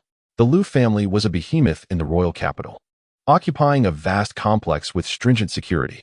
Lu Wenin had 2 sons and 1 daughter, both sons serving in the court with promising futures, while the daughter had never been spoken of, as if she were a taboo subject. The trio arrived at the grand entrance of the Lu estate. Returning to familiar grounds, Lu Hanyan trembled slightly, her eyes reddening as memories of the past flooded back. Father, it is the daughter who is unfilial. Lu Hanyan's voice quivered with emotion. At that moment, an arrogant voice rang out. You lowly commoners, step aside. From a distance, the sound of galloping hooves grew closer, and several white horses raced towards them. At the forefront, a proud young man clad in a brocade robe sat atop a magnificent steed. Upon seeing Su Chen and the others blocking the entrance of the Lu estate, a flicker of malice appeared in his gaze, and he lashed down with the whip in his hand. Chapter 37. The arrogant Lu Yulong. Su Chen's gaze turned icy as he swiftly reached out and seized the horsewhip. In an instant, a terrifying surge of power erupted. Boom! The young nobleman, mounted upon his steed, felt an indescribable force strike him, causing him to be violently thrown from his horse, landing harshly before Su Chen in a most humiliating manner. Ouch, my teeth. The nobleman held in agony, blood pouring from his mouth, having lost several of his front teeth, and his speech was now laced with a lisp. His body trembling in rage. How dare you? You dare to harm the second young master? Seize him. The guards behind the nobleman paled in shock, leaping off their horses in unison, their furious shouts encircling Su Chen and his companions. How audacious! Never has anyone dared to create a ruckus at the Lu family's doorstep. You are doomed. Even the King of Heaven cannot save you. The nobleman's eyes blazed with fury as he pointed an accusing finger at Su Chen. What is your relation to Lu Mingqing? Lu Hanyan inquired, her gaze fixed intently on the young nobleman. Suddenly recalling something, her voice tinged with excitement. How dare you utter my father's name so freely? Guards, apprehend these lowly peasants. The nobleman bellowed in outrage. Stop. Lu Mingqing is your father? So you are Lu Yulong? Yulong, I am Lu Hanyan, your aunt, Lu Hanyan exclaimed, her eyes filled with overwhelming emotion. When she left the Lu family, Lu Mingqing's son, Lu Yulong, was merely an infant. She had not anticipated he had grown so much in her absence. Upon seeing the young nobleman, she recognized a striking resemblance to her brother, Lu Mingqing, which prompted her inquiry. Lu Hanyan?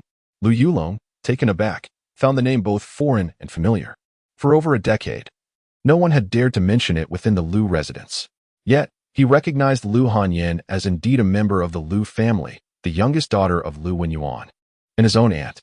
Lu Yulong scrutinized Lu Hanyan, then cast a disdainful glance at Su Chen and Su Linger, sneering, Lu Hanyan, you still have the audacity to return to the Lu residence? You disgraceful wretch who tarnished our family's name. Grandfather has long since expelled you and erased you from the family tree. What face do you have to return? Erased from the family tree. Lu Hanyan trembled, her complexion paling. She had not expected Lu Wenyuan to be so heartless, truly intending to disown her as his daughter. How dare you insult my mother? You seek death. Su Chen's eyes narrowed dangerously. Though Lu Yulong was, in some regard, his cousin, the disrespect shown to his mother was intolerable. Are you the illegitimate child of Lu Hanyan? Boy, for daring to strike your grandfather, your death is imminent. Seize him. Lu Yulong sneered. Yes. The guards surged forward, resembling a pack of wolves, ready to pounce on Su Chen. Boom. Su Chen's icy gaze intensified as his inner energy erupted violently. With a single step, he unleashed a devastating punch, sending two of the Qi refinement guards flying. Their chests caved in, blood spewed from their mouths, and they were severely injured. Bang, bang, bang. Su Chen's formidable strength rendered these guards utterly powerless. In the blink of an eye, over a dozen guards lay defeated at his feet. Even two of the Essence Stand guards were left spewing blood, unable to rise. What do you intend to do? Lu Yulong, shocked by Su Chen's ferocity, felt a wave of panic as he watched Su Chen approach. With a commanding presence, Su Chen strode before Lu Yulong, lifting him as one would a chick, then delivered a series of resounding slaps across his face. You dare strike me? You will pay dearly. This is my Lu residence, and you are doomed. I will make you wish you were never born. Lu Yulong seethed, his body trembling with rage, eyes burning with fury and malice. How dare you? Released the second young master. At that moment, the commotion at the Lu residence's entrance drew attention, and the main gate swung open, revealing a throng of guards rushing forth.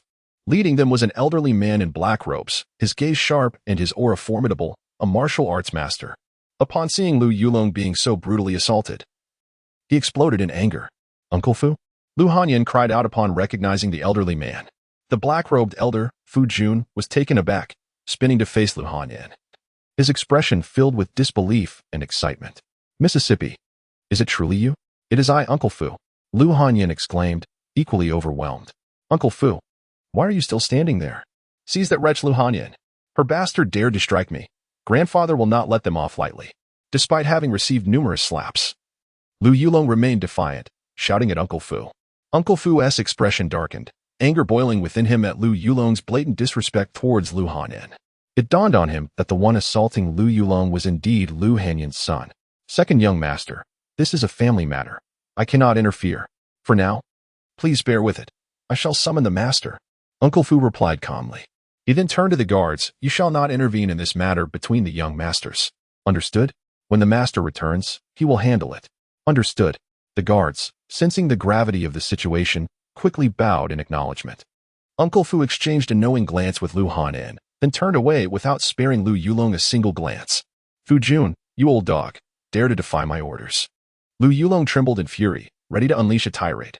Seeing Lu Yulong's continued arrogance, Su Chen's gaze intensified with cold fury, and he struck harder.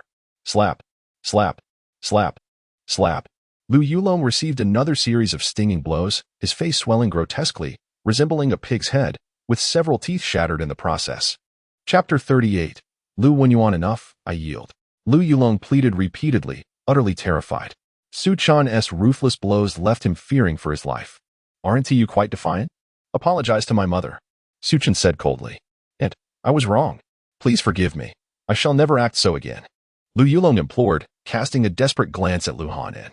Meanwhile, he harbored vengeful thoughts, vowing that if Su Chen ever fell into his grasp, he would make him wish for death. Chen-er, let him go. Lu Hanyan, seeing Lu Yulong's pitiful state, felt a pang of sympathy and sighed softly. Begone. Su Chen scoffed, throwing Lu Yulong aside. A flicker of resentment flashed in Lu Yulong's eyes, yet he dared not utter another harsh word. Accompanied by his attendants, he fled into Lu Manor in a state of panic. Chen-er, you didn't hurt him too badly, did you? Lu Hanyan asked with a hint of concern. Mother. It's nothing. He brought this upon himself. Let us go inside. I believe my grandfather will return shortly. Su Chen replied with a calm smile, thinking of Uncle Fu, who had likely rushed to report to Lu Wenyuan. All right. Lu Hanyan nodded, her gaze a mixture of anticipation and anxiety at the mention of Lu Wenyuan. Due to Uncle Fu's orders, the guards of Lu Manor dared not lay a hand on Su Chen, merely watching as they entered the estate. Inside the grand hall of Lu Manor, as Su Chen, Lu Hanyan, and Su Ling stepped in, a group of people stormed in with a fierce demeanor. Mother, that scoundrel attacked me. Lu Yulong, sporting a swollen face, pointed accusingly at Su Chen. Beside him stood a strikingly beautiful, statuesque middle-aged woman, whose eyes brimmed with malice as she glared at the trio. Second sister-in-law, it has been a while. Lu Hanyan greeted the middle-aged woman, who was Lu Yulong's mother. Chu Ro. Chu Ro's identity was far from ordinary. She was the daughter of the renowned martial arts sect, the Luo Shui sect, within the Great Li Kingdom, and a formidable martial artist herself. Lu Hanyan, how dare you return? Your family has long disowned you. Not only did you trespass into Lu Manor, but you also dared to harm my son. Chu Ro sneered, her face a mask of fury. Second sister-in-law, it's all a misunderstanding. Please let me explain. Lu Hanyan hastily interjected. Explain what? Your illegitimate son attacked Yulong without cause. Do you really think the manner can be trifled with? Guards, seize him. Chu Ro interrupted, pointing angrily at Su Chen.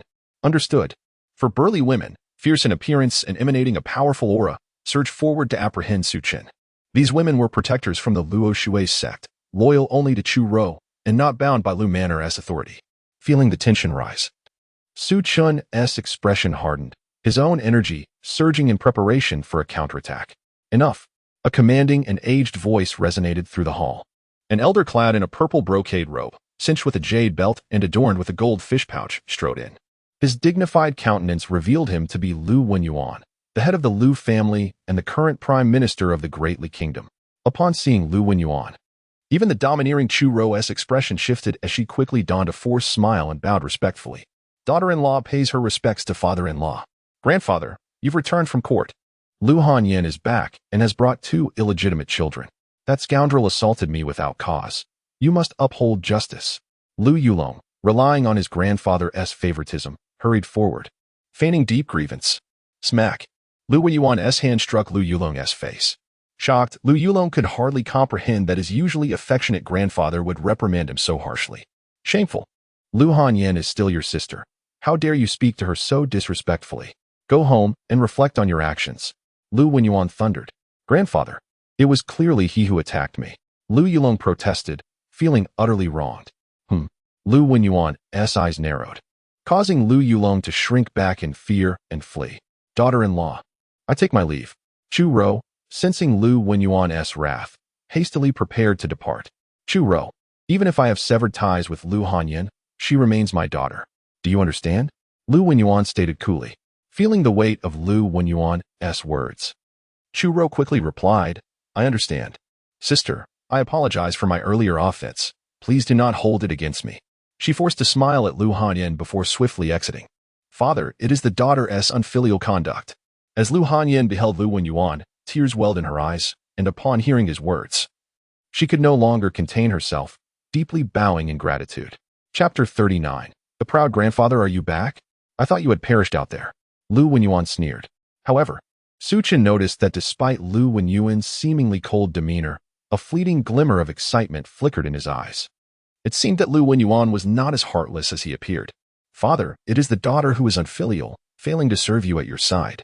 Should you wish to chastise me, I shall harbor no resentment. Chinner, Linger, come forth to pay your respects to grandfather. Lu Hanyan knelt, tears blurring her vision. Then, as if struck by a sudden thought, she hurriedly instructed Su Chen and Su Linger, greet grandfather. Su Linger, though somewhat anxious, managed to speak cheerfully. No need. Lu Wenyuan interrupted coldly.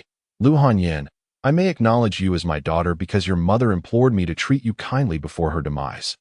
But that does not mean I will recognize them. Su Lingo felt a pang of grievance but obediently retreated behind Lu Hanyan. Mother, please rise. He does not acknowledge us. What are we still doing here? The threshold of Lu Manor is too high for us to cross. Su Chen scoffed, stepping forward to assist Lu Hanyan to her feet. Presumptuous. Lu Wenyuan's expression darkened, his anger palpable. In the entire Lu family, not even Lu Yulong in the younger generation dared to confront him, let alone his own sons. How dare this grandson act so audaciously? Am I mistaken? For the sake of your prejudices, you would sever the ties between your daughter and my father. Even resorting to threats of death. Is this the mark of a true father? Had it not been for my mother's insistence, I would never have set foot in Lu Manor. Su Chen retorted with a sardonic smile. Even as he sensed Lu Wenyuan still harbored feelings for Lu Hanyan, it did not absolve him of his resentment. Were it not for Lu Wenyuan's biases and stubbornness, how could Lu Hanyan have endured such a miserable existence? How dare you? Do you think your father is a man of good repute? If not for, humph.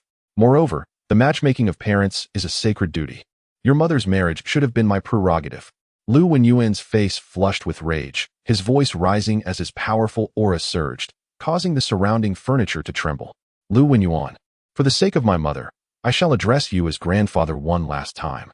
Had it been anyone else speaking ill of my father, he would now be a corpse. Thus, let it be known that we shall have no further ties. Mother, we shall leave. Su Chen's gaze turned icy. Yet he suppressed his indignation. Father, the daughter does not seek your forgiveness. Today, I merely wished to see you, and now that I know you are safe, I am at peace. As for Yuanzong, he is my husband and shall remain so for all eternity. I kindly ask you to refrain from speaking of him in such a manner again. I take my leave." Lu Hanyan wiped her tears and spoke earnestly. With that, Su Chen and Su Lingo supported Lu Hanyan as they turned to exit. "Stop." Lu Wenyuan's fury surged, only to gradually dissipate, leaving his expression filled with complex emotions, aging him visibly. "What further matters do you have, father?" Lu Hanyan inquired, turning back. "Now that you have returned to the capital, Lu Manor is your home. Where else would you go? Stay here for a few days." Lu Wenyuan declared sternly. "Father, there is no need." Lu Hanyan began to refuse but was cut off by Lu Wenyuan. "Do not overthink it. I am not doing this for you. Your mother's death anniversary is approaching. Can you truly be so unfilial as to not even offer a single incense stick?" Lu Wenyuan huffed. "The anniversary of Mother-'s passing." Lu Hanyan trembled, unable to utter a word of refusal. Lu Wenyuan glanced at her, and Su lingered before his gaze settled on Su Chen, filled with scrutiny and unspoken meaning, before he turned and strode away. "Miss, the master is clearly softening. You should stay for now, and I shall have someone prepare the Zuolan pavilion." Fu Bo smiled gently. "Thank you, Fu Bo." Lu Hanyan sighed deeply, nodding in agreement. Zuolan pavilion was where Lu Hanyan had resided before her marriage. She had not anticipated that Lu Manor would still retain it, stirring mixed emotions within her. "Mother, grandfather is quite fierce. Yet, he seems to wish for you to stay." Su Linger remarked with curiosity. "Your grandfather is always hard on the outside but soft on the inside. Chenner, shall we stay temporarily? Once your grandmother's anniversary has passed, we can depart." Lu Hanyan proposed to Su Chen. "Mother, I will follow your wishes." Su Chen replied with a gentle smile. His residence was of little consequence, but it appeared that the obstinate old man, Lu Wenyuan, was indeed softening. Even Su Linger recognized that Lu Wenyuan was seeking an excuse to keep Lu Hanyan. Could there be some hidden truth regarding my parents? A spark of curiosity ignited within Su Chen. He felt that there might be undisclosed matters between his parents that compelled Lu Wenyuan to resolutely oppose their union. Thus, he resolved to uncover the truth. Chapter 40. Lin Ruowei's astonishment in the royal city. The rear mountain stands as an ancient peak, imbued with ethereal beauty, shrouded in mist, resembling a celestial abode. Atop this mountain, before a cascade of waterfalls, rests a serene bamboo pavilion.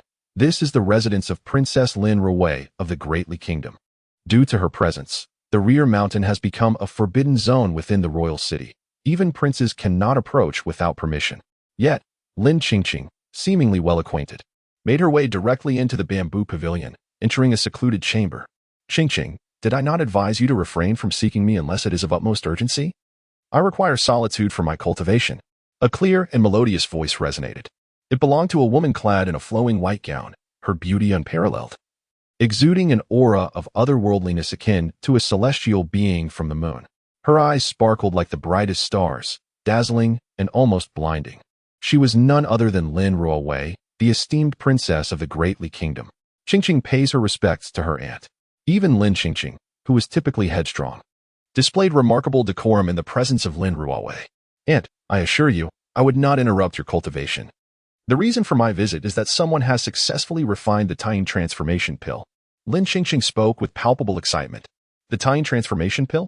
Could it be that the president of the Wanbao Merchant Association has returned? Lin Ruowei's eyes glinted with intrigue. Within the entire Great Kingdom, only the enigmatic president of the Wanbao Merchant Association, a master alchemist, could achieve such a feat, far surpassing even the Great Elder. Not him. Lin Qingqing shook her head. Could it be the Great Elder Yuni? No, while he is close to the level of a master alchemist. Producing the Tying transformation pill is exceedingly challenging. Most alchemists cannot accomplish it. Lin Ruowei pondered for a moment, shaking her head in confusion. Could it be that a new master alchemist has emerged in the Great Kingdom? Aunt, you may not believe who it is. The one who refined the Tying transformation pill is a young man named Su Chen from Yunjiang City, of similar age to me. And I never expected him to possess such skill in alchemy. Just yesterday, he concocted a primordial spirit pill for me in merely an hour, which inspired me to ask him for the Tying transformation pill, and to my astonishment, he succeeded. Lin Qingqing explained eagerly. Su Chen, from Yunjiang City? Lin Ruowei shuddered, her expression one of profound astonishment. The name was both foreign and familiar, prompting memories of a wild and tumultuous night in the Guyue Mountains. Flushing her cheeks with an involuntary blush. Could it truly be that Su Chen? Impossible. Are you referring to the Su family disciple from Yunjiang City? His dantian was shattered. Unless a master alchemist were to restore it, he would never break through to the Qi refinement realm, let alone concoct the Taiyin transformation pill. Lin Ruowei found it hard to believe. When she had encountered Su Chen, he was merely at the body refinement stage, his dantian shattered. Devoid of even a trace of innate true Qi. How could he possibly produce the Taiyin transformation pill? It is well known that even a master alchemist must possess at least the martial sovereign realm to have the true Qi necessary for crafting elixirs. Aunt, do you know Su Chen? I can confirm that he is indeed a disciple of the Su family. Before I came here, I investigated his background. His dantian was indeed broken, but for some reason, it has recovered and his cultivation has skyrocketed to the 9th level of Qi refinement. In Yunjiang City, he even killed Zhang Kuan, a disciple of the Zhang family, provoking their wrath and that of the Imo Luo elder. I cannot fathom how Su Chen has attained such extraordinary prowess in alchemy. Lin Qingqing remarked, her curiosity piqued. Is it truly him? Lin Ruowei was utterly stunned. Based on Lin Qingqing's account, she quickly discerned that the Su Chen mentioned was indeed the same youth she had encountered. Yet, how could such a dramatic transformation occur in less than a month? Could it be that he is backed by a figure of immense power? Only a master alchemist could cultivate another into a master alchemist. Or perhaps, could it be a saint alchemist? Lin Ruowei mused softly. Lin Qingqing trembled at the thought. Her eyes were filled with disbelief, yet she felt that this was the only explanation that made sense. A saint alchemist is a figure whom even master alchemists revere, possessing unparalleled skills and abilities that defy comprehension. To have enabled Su Chen's remarkable transformation in such a short time, it could only be the work of a saint alchemist. This matter must not be publicized. Su Chen is no ordinary individual. If given the chance, cultivate a good relationship with him. Lin Ruowei instructed earnestly. Rest assured, Aunt, I understand. However, what about the Imo Luo elder? Lin Qingqing inquired. The Imo Luo? The royal family of the Greatly has endured his arrogance for long enough. Let him have his moment of pride for a few days. Once I achieve my breakthrough, I shall deal with him. A glint of cold light flickered in Lin Ruowei's eyes as she spoke slowly. Understood. Lin Qingqing replied respectfully. Chapter 41. Luguqing, Chui Bamboo Pavilion. This is a rather elegant and unique courtyard where Su Chen, Su Linger, and Lu Hanyin temporarily reside. Upon seeing those familiar items, perfectly arranged as before, Lu Hanyin felt a wave of melancholic nostalgia. Su Chen, on the other hand, chose a quiet room to cultivate. My cultivation level has reached the peak of Qi refinement. The 9 true dragon Qi seas are filled with genuine energy. It is time to break through to the Yuan Dan realm. Su Chen murmured softly. He took out a Hunyuan spirit pill. This Hunyuan spirit pill appeared resplendent with golden radiance, enigmatic and profound, distinctly different from the one given to Lin Qingqing. This particular pill had been enhanced by the Qiankuan cauldron, transforming it into a supreme Hunyuan spirit pill. With a swift motion, Su Chen swallowed the pill. Boom. As the Hunyuan spirit pill entered his abdomen, it instantly transformed into a torrent of immense energy, surging through his entire being.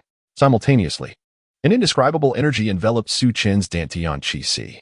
Su Chen activated the 9 Dragons Battle Heaven technique, as the true energy within him surged violently, beginning to condense to an unparalleled brilliance. Roar! An ancient and extraordinary dragon's roar echoed within him. The vast true energy was compressed, gradually transforming into a martial arts Yuan Dan. The Yuan Dan realm signifies the innate true energy within the dantian Qi Si condensing into a martial arts Yuan Dan, resulting in an explosive increase in true energy and strength. The 9 Dragons Battle Heaven technique Su Chen practiced was somewhat unique. Possessing 9 true dragon Qi Sis meant he needed to condense 9 martial arts Yuan Dan. Rumbling.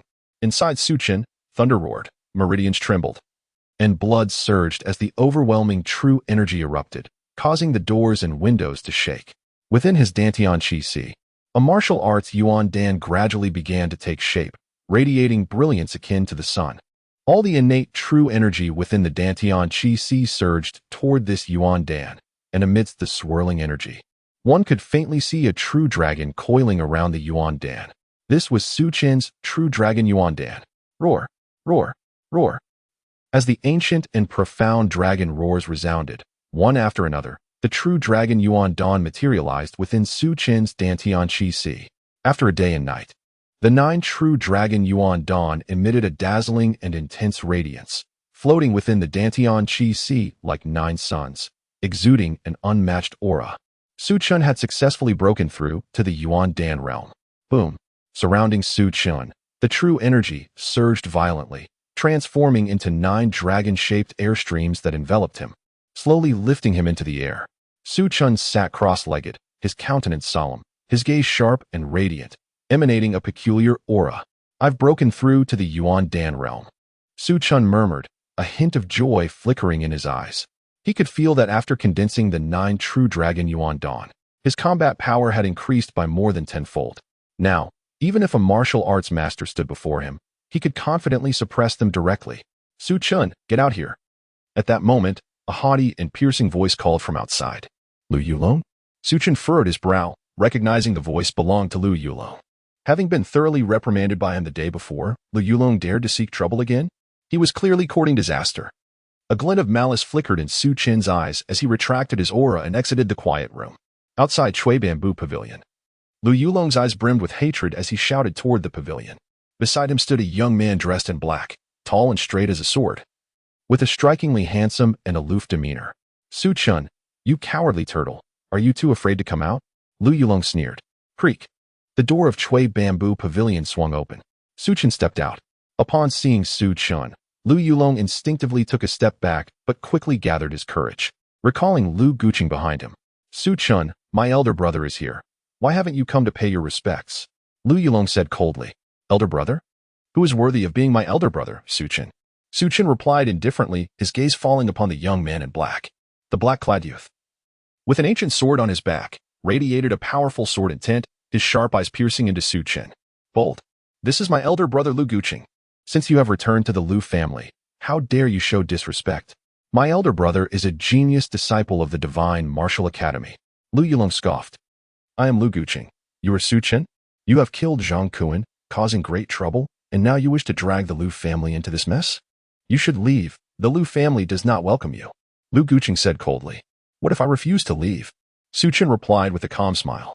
The Lu Guqing before him was far superior to the useless Lu Yulong. His sword intent was formidable, and he was not far from mastering it. Boasting a cultivation level of the 9th layer of the Yuan Dan realm, indeed a talent. Yet, in Su Chen's eyes, he was merely acceptable. In the same realm. Who could rival Su Chen? Refuse to leave? Then let me ask you about the sword in my hand. Lu Guqing's gaze turned icy. As the ancient sword behind him unsheathed, gleaming with cold light, the sword energy soaring as he pointed it at Su Chen. Chapter 42. The sword is not meant to be wielded. Thus Lu Guqing, the eldest grandson of the Lu family, is also the pride of Lu Yuan. He began his sword training at the tender age of 7, opened his dantian at 12, and entered the Yuan Dan realm by 16. Now, at just 20, he has attained the remarkable 9th layer of the Yuan Dan realm. Moreover, he is a martial arts enthusiast with extraordinary prowess in the sword arts, capable of mastering any sword technique with astonishing speed, earning him the reputation of a youthful genius in the royal capital. Many proclaim that Lu Guqing possesses the essence of a king. Thus, he is one of the 4 prodigies of the royal capital, renowned as the Sword Prince. This time, Lu Yulong exaggeratedly claimed before him that Su Chen had killed Zhang Kuan and had deliberately sought refuge in the Lu family to conspire against the Zhang family. Such malicious intent instantly provoked his ire. Consequently, he accompanied Lu Yulong to the Cuizhu Pavilion, demanding that Su Chen and his family leave the Lu residence at once. "If it were not for Lu Wenyuan's plea, do you think I would remain here?" Su Chen sneered. The younger generation of the Lu family is indeed insufferable. A glint of cold light flickered in his eyes. It seemed that if he did not teach them a harsh lesson today, they would continue to trouble him. How audacious. "You dare to address my grandfather by name? Su Chen, your brazen disrespect is utterly unfilial. It seems I must discipline you on behalf of my little aunt today." Lu Guqing's eyes flashed with cold fury as he bellowed. He holds Lu Yuan in the highest regard. Witnessing Su Chen's blatant disrespect, he could no longer contain himself and struck out directly. Clang! The sword energy surged and roared, as the ancient sword in his palm darted towards Su Chen like a flash of lightning. Su Chen swiftly evaded, then pointed in midair, unleashing a blazing beam of energy that instantly struck the ancient sword. Buzz! The ancient sword vibrated, and Lu Guqing felt an overwhelming force surge through him, causing his arm to tingle as though he could barely hold onto the sword.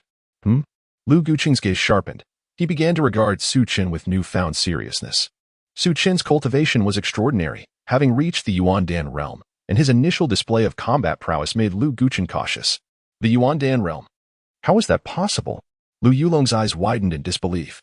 Just yesterday, Su Chen was merely at the Qi refinement stage, and in just one day, he had broken through to the Yuan Dan realm. How could Su Chen's cultivation speed be so terrifying? Su Chen, your combat ability is commendable, but you are no match for me. Next, I shall employ the Lu Leaf Gale Sword technique. Be wary, Lu Guqing declared, his gaze fixed on Su Chen. The Lu Leaf Gale Sword technique. The Lu family's ancestral secret art? Let us see how well you have mastered it. Su Chen's eyes flickered as he replied lightly. The Lu Leaf Gale Sword technique is an exceptional martial skill of the Xian rank, a family treasure of the Lu clan, renowned for its terrifying power. When executed, the sword energy moves like willow leaves, swift as the wind, with an overwhelming momentum and unmatched might. Then you should be cautious. Lu Guqing's gaze turned sharp, and the sword energy around him surged. The ancient sword in his palm vibrated violently, transforming into a brilliant white arc that struck towards Su Chen in an instant. The sword energy, resembling a long rainbow, split in the air into dozens of afterimages, sweeping through like a tempest, ferociously powerful. Excellent. Lu Yulong could not help but exclaim. Lu Guqing had already mastered the Lu Leaf Gale sword technique, unleashing unmatched power. He had only seen such terrifying swordplay in his grandfather's hands. His elder brother truly deserves the title of the Lu family's genius. It seems today Su Chen is destined to lose. At that moment, he was determined to humiliate Su Chen thoroughly. A sword is not meant to be wielded in such a manner. Su Chen glanced at Lu Guqing, a hint of regret in his eyes.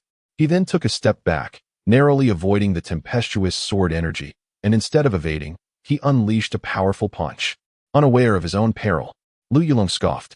Su Chen dares to withstand the Lu Leaf Gale sword technique with his bare body? That strike will surely sever Su Chen's arm. Even a martial arts master would not dare to face Lu Guqing's sword with mere flesh. And yet, Su Chen claims a sword is not meant to be wielded this way? Ridiculous. Does he believe he understands the sword better than my elder brother? Boom. A resounding explosion echoed as Su Chen's ferocious punch shattered the myriad sword lights like leaves in a storm. Then, seizing upon Lu Guqing's vulnerability, he struck at the convergence of the sword energy. Lu Guqing was jolted, feeling his internal energy surge uncontrollably, and the once tamed sword energy erupted chaotically. He tasted blood in his throat and was sent flying. With a single punch, Lu Guqing was defeated. What? Lu Yulong's eyes widened, filled with disbelief. What did he just witness? Su Chen, with one punch, inexplicably defeated Lu Guqing? That was the Lu Leaf Gale sword technique. A skill Lu Guqing had immersed himself in for over a decade, now rendered powerless? Did you see my flaw? How? How did you accomplish this? Lu Guqing's eyes were filled with incredulity as he stared intently at Su Chen. Chapter 43. The sword's intent. The wind blade of willow leaves technique has reached a significant level of mastery within you, yet it remains unrefined. Consequently, you possess a total of 9 vulnerabilities throughout your being, specifically located at. However, you must comprehend that the flaw I have identified is the most minuscule of them all. Su Chen glanced at Lu Guqing and spoke in a calm tone. What? It was now Lu Guqing's turn to be astounded, even to the point of horror and disbelief. Though Su Chen had previously bested him, this revelation regarding the 9 flaws on his body was utterly unexpected. It is worth noting that Lu Guqing had only recognized 2 or 3 of these flaws himself, while the others left him in a cold sweat upon further contemplation. Indeed, the weakness Su Chen exploited was the most trivial, merely disorienting his vital energy and causing him to cough up blood. Had Su Chen targeted any of his other vulnerabilities, he could have suffered severe injury, or worse, been slain outright. Your talent in the sword arts is commendable, yet you have strayed from the correct path. Otherwise, you would not still be unable to comprehend the sword's intent. Su Chen remarked with a hint of indifference. Is the sword's intent truly so easily grasped? Among the younger generation within the entire royal capital, no one has managed to comprehend it, and I am merely one step away. Lu Guqing retorted, a hint of defiance in his voice. One step away? I perceive it as an insurmountable chasm. You do not understand the wind blade of willow leaves technique, and you have taken a misguided path. You are nothing but a fool. Su Chen replied with a tranquil demeanor. My elder brother does not understand the wind blade of willow leaves technique? Ha. Su Chen, your arrogance knows no bounds. Within the Lu family, aside from our grandfather, there is no one whose swordsmanship surpasses that of my elder brother. Lu Yulong scoffed derisively. Draw your sword. Su Chen did not even cast a glance at Lu Yulong, instead fixing his gaze on Lu Guqing. Lu Guqing hesitated for a moment, but could not resist the impulse to hand over the ancient sword he held. Su Chen grasped the ancient sword, noticing the two characters inscribed upon it. Qi Xiao, a fine blade indeed, Su Chen exclaimed in admiration. He could discern that this Qi Xiao sword was a profound-grade spiritual weapon, having developed a hint of sentience, making it extraordinarily remarkable. Buzz. As he held it, a surge of vital energy coursed through him, and the Qi Xiao sword radiated a dazzling brilliance, its sword energy intertwining like a dragon's roar. Lu Guqing trembled, his eyes ablaze, fixated on Su Chen. In Su Chen's hands, the Qi Xiao sword seemed to be imbued with life, its sword energy swirling like a dragon, transforming Su Chen's very presence. If Su Chen had previously appeared as a refined gentleman, he now resembled an unparalleled divine sword, unsheathed and brimming with deadly edge. I shall demonstrate but once. Observe closely, Su Chen said, casting a glance at Lu Guqing before the sword light erupted. Buzz. The pure white sword energy pierced the void like a long rainbow. And in an instant, a tempest surged, the sword energy rising with formidable force. The Qi Xiao sword in Su Chen's grip seemed to splinter into thousands of radiant blades, summoning a furious wind, akin to a divine dragon concealed among the clouds, harboring an unfathomable intent to kill. That unparalleled brilliance unfurled, nimble as a swimming dragon, graceful as a startled swan. The Qi Xiao sword in Su Chen's hands transformed into a divine dragon, sweeping forth countless beams of sword light, its surging energy slicing through the air. Su Chen's swordsmanship reached an apex of speed. It was as if the very forces of heaven and earth were stirred. The winds howling, the waves crashing, the sword energy cleaving through the heavens. This realm left Lu Guqing utterly astounded. Is this the sword's intent? No, this is a sword's might far more terrifying, one that can invoke the powers of heaven and earth. How has he accomplished this? Lu Guqing trembled uncontrollably. He had previously witnessed Lu Wenyin executing the wind blade of willow leaves technique. While Lu Wenyin had indeed grasped the sword's intent, the comparison between his technique and Su Chen's was akin to comparing a firefly to the luminescence of the moon. Sword's might. This is the realm of the martial kings, a force that resonates with the very fabric of the universe. Lu Guqing, a sword fanatic determined to achieve enlightenment through the sword, had devoted years to rigorous practice. Even the Qi Xiao sword had developed a bond with him. However, despite feeling on the verge of grasping the sword's intent years ago, he had inexplicably made no progress in recent years. Yet now, witnessing Su Chen's execution of the wind blade of willow leaves technique, he finally glimpsed an entirely new realm. Su Chen was correct. This was the true essence of the wind blade of willow leaves technique. A sense of shame crept into his heart. How could he dare to showcase the technique before Su Chen? It was indeed an act of folly. How can he be this formidable? Lu Yulong, despite only having a superficial understanding of the wind blade of willow leaves technique, could perceive Su Chen's terror. His eyes were filled with disbelief and resentment. Why is Su Chen so powerful? Even my elder brother cannot rival him. Boom. In an instant, Su Chen sheathed his sword, the sword energy swirling like mist, elusive and unfathomable. The surrounding dead leaves appeared to freeze in midair, encircling Su Chen in an eerie spectacle. Then, as the leaves gracefully descended, they disintegrated into dust. Now, do you still wish to engage me in combat? Su Chen fixed his gaze on Lu Guqing, his tone as calm as ever. Chapter 44. The sword enthusiast Lu Guqing. The reason Su Chen displayed the willow leaf whirlwind sword technique before Lu Guqing was to shatter the pride that Lu Guqing held in his own swordsmanship. Only by doing so could he compel Lu Guqing to retreat gracefully. After all, both Lu Guqing and Lu Yulong were disciples of the Lu family and considered his cousins. Killing them would undoubtedly cause his mother great sorrow. Since he could not resort to violence, he resolved to instill a sense of humility in them instead. Su Chen was confident that upon witnessing his mastery of the willow leaf whirlwind sword technique, Lu Guqing would feel an overwhelming sense of shame and humiliation. Ultimately refraining from causing further trouble, he discerned that Lu Guqing was a true sword enthusiast. It was only through a comprehensive defeat in swordsmanship that Lu Guqing would genuinely respect him. I apologize, Su Chen. Lu Guqing took a deep breath and bowed deeply to Su Chen. Su Chen was momentarily taken aback. He had not anticipated an apology from Lu Guqing. Your swordsmanship is unparalleled, and your talent is the greatest I have ever witnessed. To achieve such mastery in the art of the sword, you cannot be a wicked person. I apologize for my rashness. I should not have heeded Lu Yulong's provocation and recklessly sought you out. Lu Guqing spoke earnestly. Lu Yulong, come over here and apologize to Su Chen. Lu Guqing's gaze turned icy as he commanded Lu Yulong. Me? Apologize? Lu Yulong was stunned. He had not expected that instead of inciting a confrontation between Lu Guqing and Su Chen, He had inadvertently led Lu Guqing to submit to Su Chen. Furthermore, he found himself in a precarious position. He wished to refuse, but upon meeting Lu Guqing's cold and furious gaze, he felt a shiver run down his spine. His elder brother was notoriously stubborn. He was certain that should he dare to refuse, Lu Guqing would make him suffer tremendously. "Why yes, I'm sorry, Su Chen," Lu Yulong reluctantly uttered.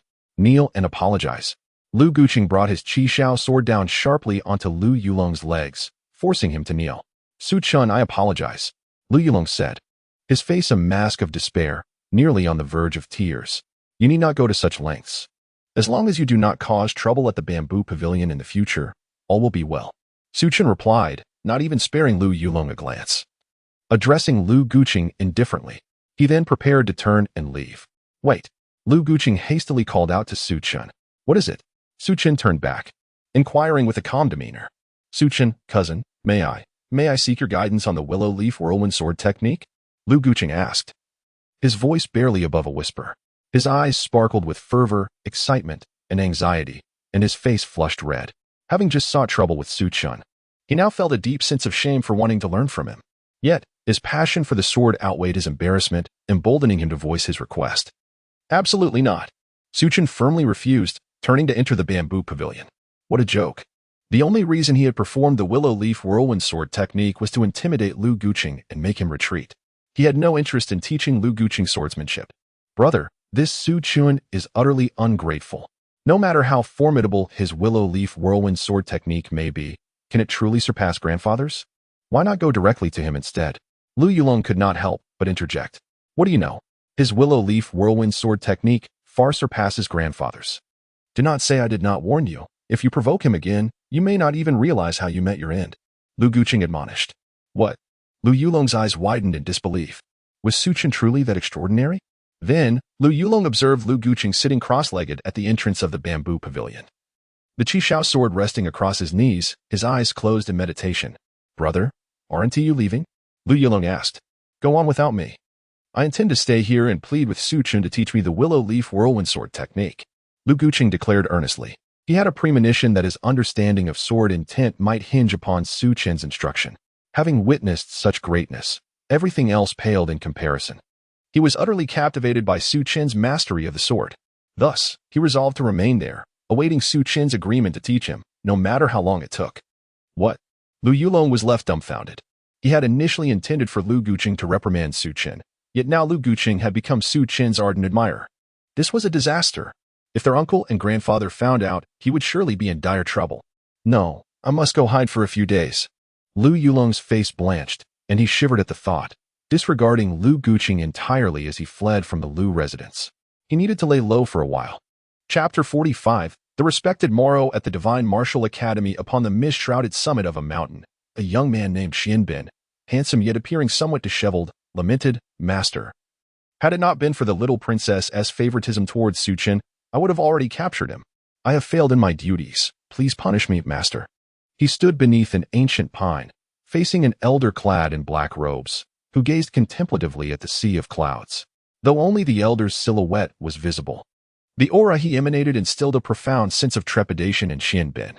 With each measured breath, the elder seemed to stir the tumultuous clouds before him, as if summoning the vast forces of nature, evoking both awe and fear. This elder was Xianbin's master and the Grand Elder of the Divine Martial Academy, the esteemed Moro. "Why does Lin Qingqing aid Su Chen?" The voice of Moro, aged and calm, revealed no hint of emotion. "Lin Qingqing has obtained an ancient alchemical formula known as the primordial spirit pill, a rare concoction said to condense the essence of martial arts.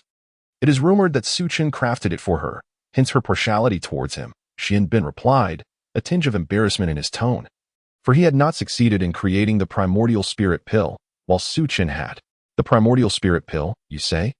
As long as it is not the lunar transformation pill, it is merely a third-tier pill. While it may be complex, it is not beyond the capabilities of a master alchemist. You have grown lax in your studies of alchemy over the years." Moro exhaled, seemingly relieved, before issuing a subtle admonition. "Yes, master." Xianbin bowed his head in submission. "You are aware of my expectations for you. Your proficiency in alchemy is remarkable. I hope you will soon transcend to the realm of master alchemist. As for martial arts, set it aside for the time being." Moro slowly turned to face Xianbin. his eyes as deep as the night sky, locking onto him. Xianbin trembled, feeling an overwhelming force of nature pressing upon him, causing beads of cold sweat to form.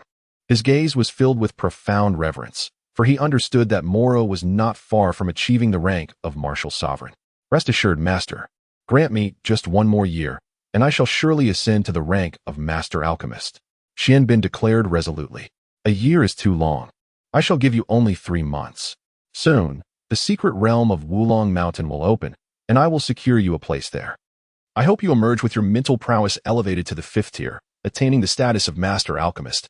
Moro stated indifferently. Yes, master. Though Xianbin felt that 3 months was insufficient, the thought of the Wulong Mountain secret realm invigorated him. In truth, his inability to break through to the realm of master alchemist stemmed from his mental prowess being stuck at the pinnacle of the 4th tier. Unable to ascend to the 5th, he believed that with the rare resources found within the Wulong Mountain secret realm, he could undoubtedly achieve the breakthrough he sought. As for Su Chen, he was merely a trivial figure. The academy head is soon returning, and, armed with the divine martial order, he will undoubtedly come to the academy. At that time, I shall have your senior brother apprehend him and deliver him to Zhang Hong for retribution. Moro remarked coolly. Senior brother? Has he emerged from seclusion? Xianbin exclaimed, his eyes shining with excitement. Moro's eldest disciple, named Lin Hao, was an extraordinary talent in martial arts, although younger than Xianbin by several years. At merely 20, he had been mentored by Moro since childhood, thus earning the title of senior brother. Recently, Lin Hao had been in seclusion, striving to break through to the martial sovereign realm, and it appeared he had succeeded. As a martial sovereign, Lin Hao was among the most dazzling figures in the entire Divine Martial Academy. It was known that he had single-handedly slain 13 notorious bandits in the Northern Realm, including one martial sovereign, during his ascent to the pinnacle of the Essence Dan realm. Now, having attained the martial sovereign status, his combat prowess was formidable, rendering the defeat of a mere chi-refining realm novice like Su Chen effortless. Su Chen poses no threat. Focus on your training and prepare for your entry into the Wulong Mountain secret realm. Moro advised calmly. Yes, master. Xianbin respectfully bowed and departed. At the bamboo pavilion, Su Ling-er inquired with curiosity and admiration. Brother, cousin Lu Guqing has been waiting outside the bamboo pavilion for 3 days. Are you truly unwilling to teach him? She had heard that Lu Guqing was the eldest grandson of Lu Wenin and the most gifted disciple of the Lu family, renowned as the Sword Prince within the Divine Martial Academy. However, Lu Guqing had suffered defeat at the hands of Su Chen, and now he sought Su Chen's guidance in swordsmanship, greatly satisfying Su Ling-er's vanity. Pay him no mind, Su Chen replied dismissively. In recent days, he had been consolidating his cultivation and mastering several powerful martial techniques, significantly enhancing his combat strength. Oh, just now, the princess sent word that the head of the Divine Martial Academy has returned and will meet with you tomorrow to head to the academy together. Su Ling-er informed obediently. Yuan Haoren has returned? Excellent. A hint of nostalgia flickered in Su Chen's eyes as he nodded in acknowledgement. Chapter 46. The Divine Martial Academy. The esteemed head of the Divine Martial Academy is named Yuan Haoren. In his previous life, Su Chen had considerable dealings with Yuan Haoren. The primary reason his master ventured to the Kingdom of Dali and the Divine Martial Academy, aside from the secrets of the Wulong Mountain, was Yuan Haoren himself. Yuan Haoren is a man of integrity. His extraordinary cultivation, benevolent heart, and formidable strength mark him as a true martial arts sovereign, a linchpin of the Kingdom of Dali. Su Chen's desire to enter the Divine Martial Academy is significantly motivated by Su Ling-er. He yearns for Yuan Haoren to accept Su Ling-er as his disciple. Given Yuan Haoren's character, Su Chen is immensely reassured by the prospect. The following day, Lin Qingqing arrived at the Lu residence in search of Su Chen. Lu Guqing, what brings you here? Lin Qingqing inquired, her eyes filled with curiosity. I am waiting for Su Chen. Lu Guqing stammered, feeling somewhat awkward. He had been waiting outside the green bamboo pavilion for 4 days, yet it appeared that Su Chen had no intention of teaching him sword techniques. However, Lu Guqing was notoriously stubborn and resolute in his decision to wait. Very well.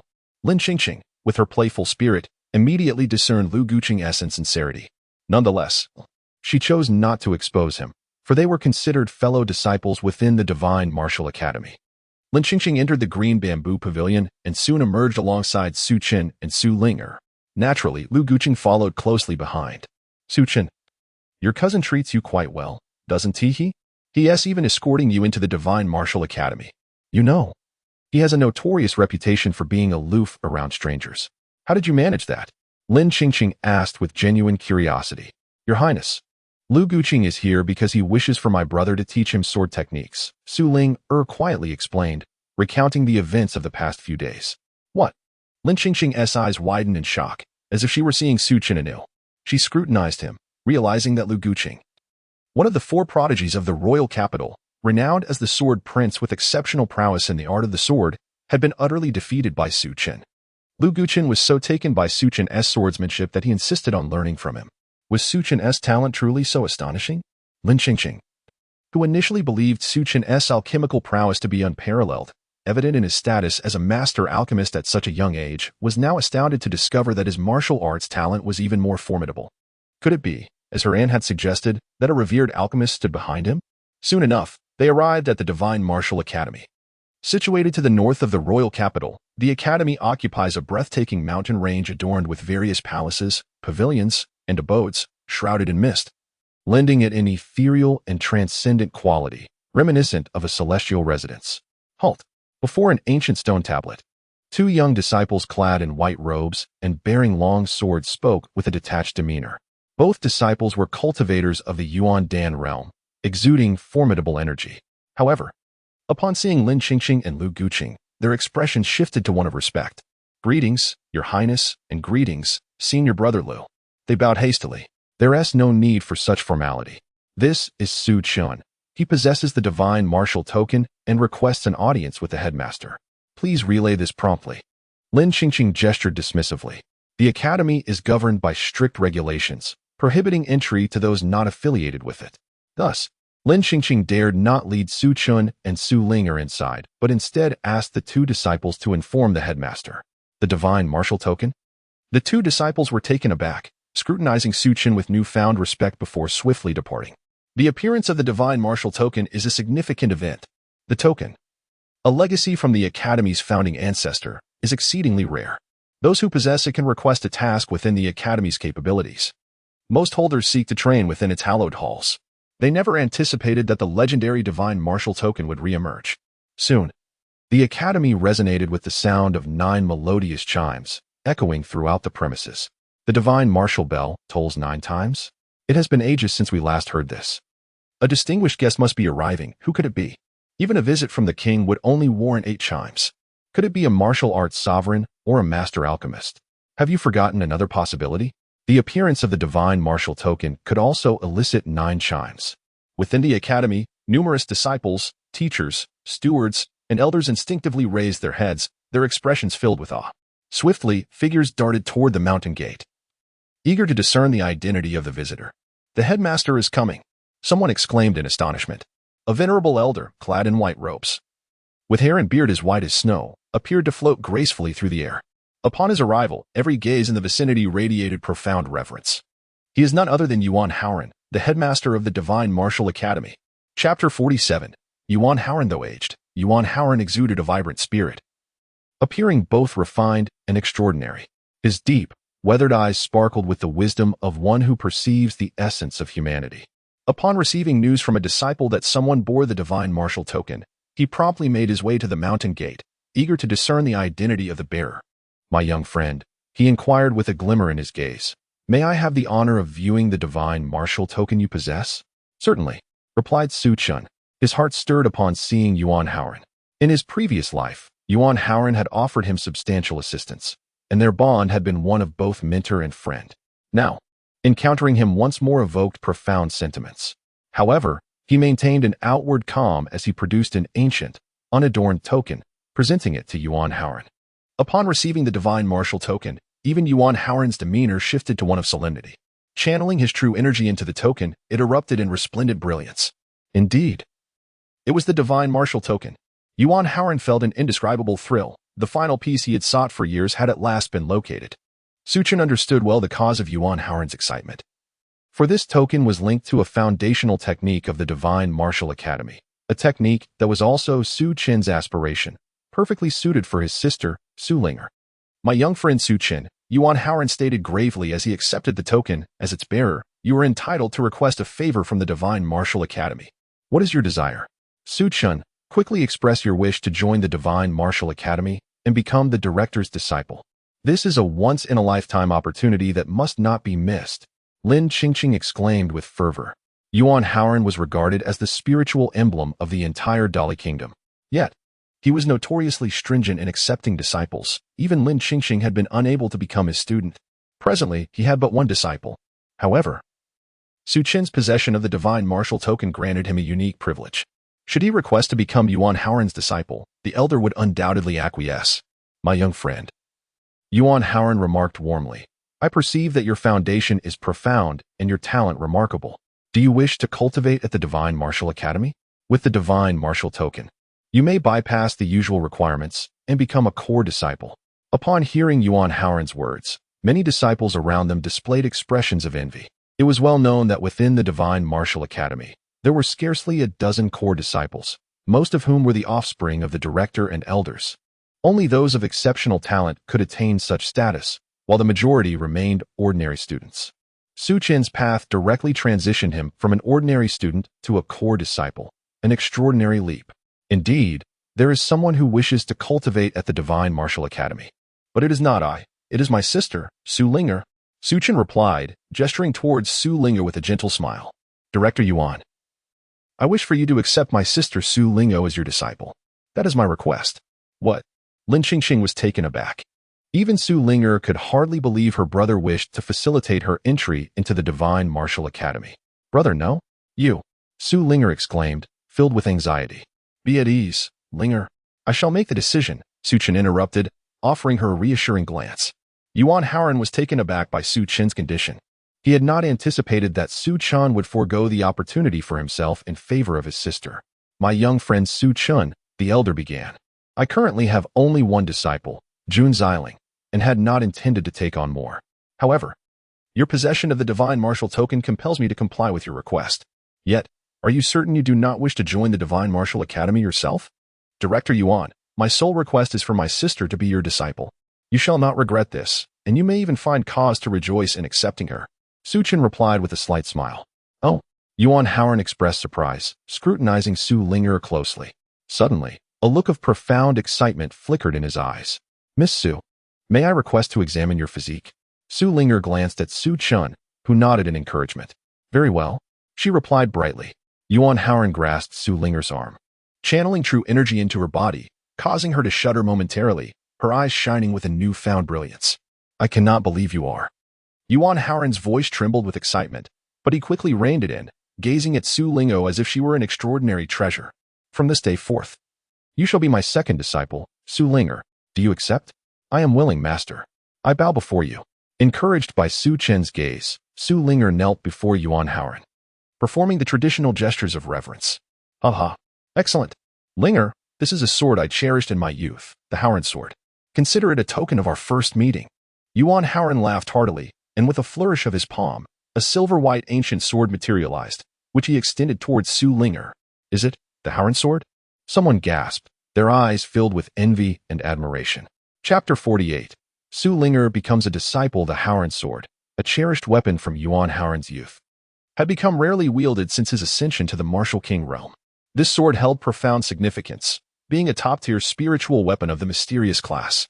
Even Jun Xiling had never possessed the Haoran sword, so it was unexpected that Yuan Haoran would present it to Su Linger.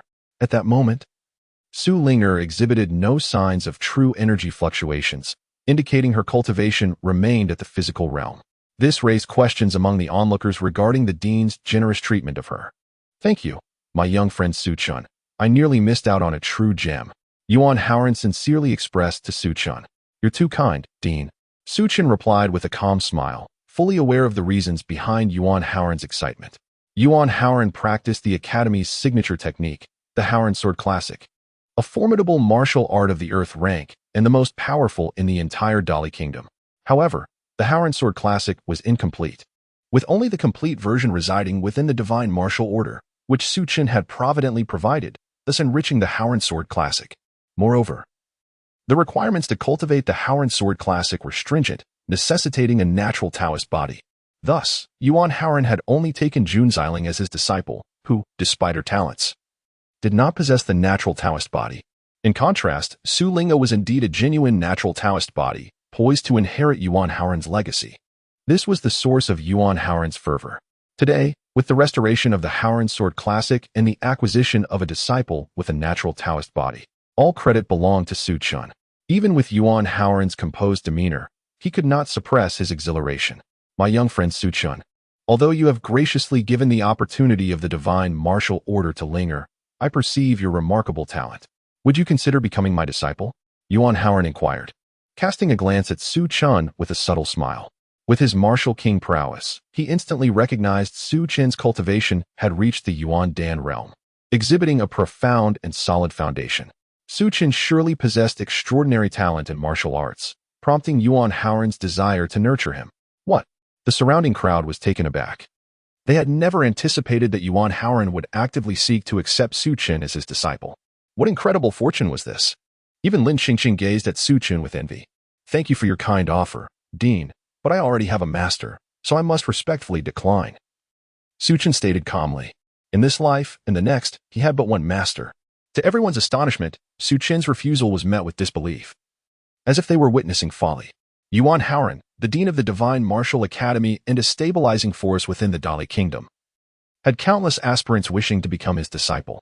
Had Su Chen lost his mind to turn down such an opportunity? Did his master surpass a martial king? How regrettable! Fear not. Even with your master, you may still cultivate at the Divine Martial Academy. I shall grant you the status of an ordinary disciple, allowing you young ones to engage in friendly sparring, fostering your growth. Yuan Haoren replied, somewhat regretfully. Thank you, Dean. Su Chen bowed respectfully. Yuan Haoren indeed proved to be a benevolent man, as he unilaterally permitted Su Chen to enter the academy. It appeared that his sister would be safe under Yuan Haoren's guidance. Come, Ling'e, let us depart. Yuan Haoren beckoned Su Ling'e, who was now capable of cultivating the Haoren Sword Classic, embodying the hopes of the Divine Martial Academy.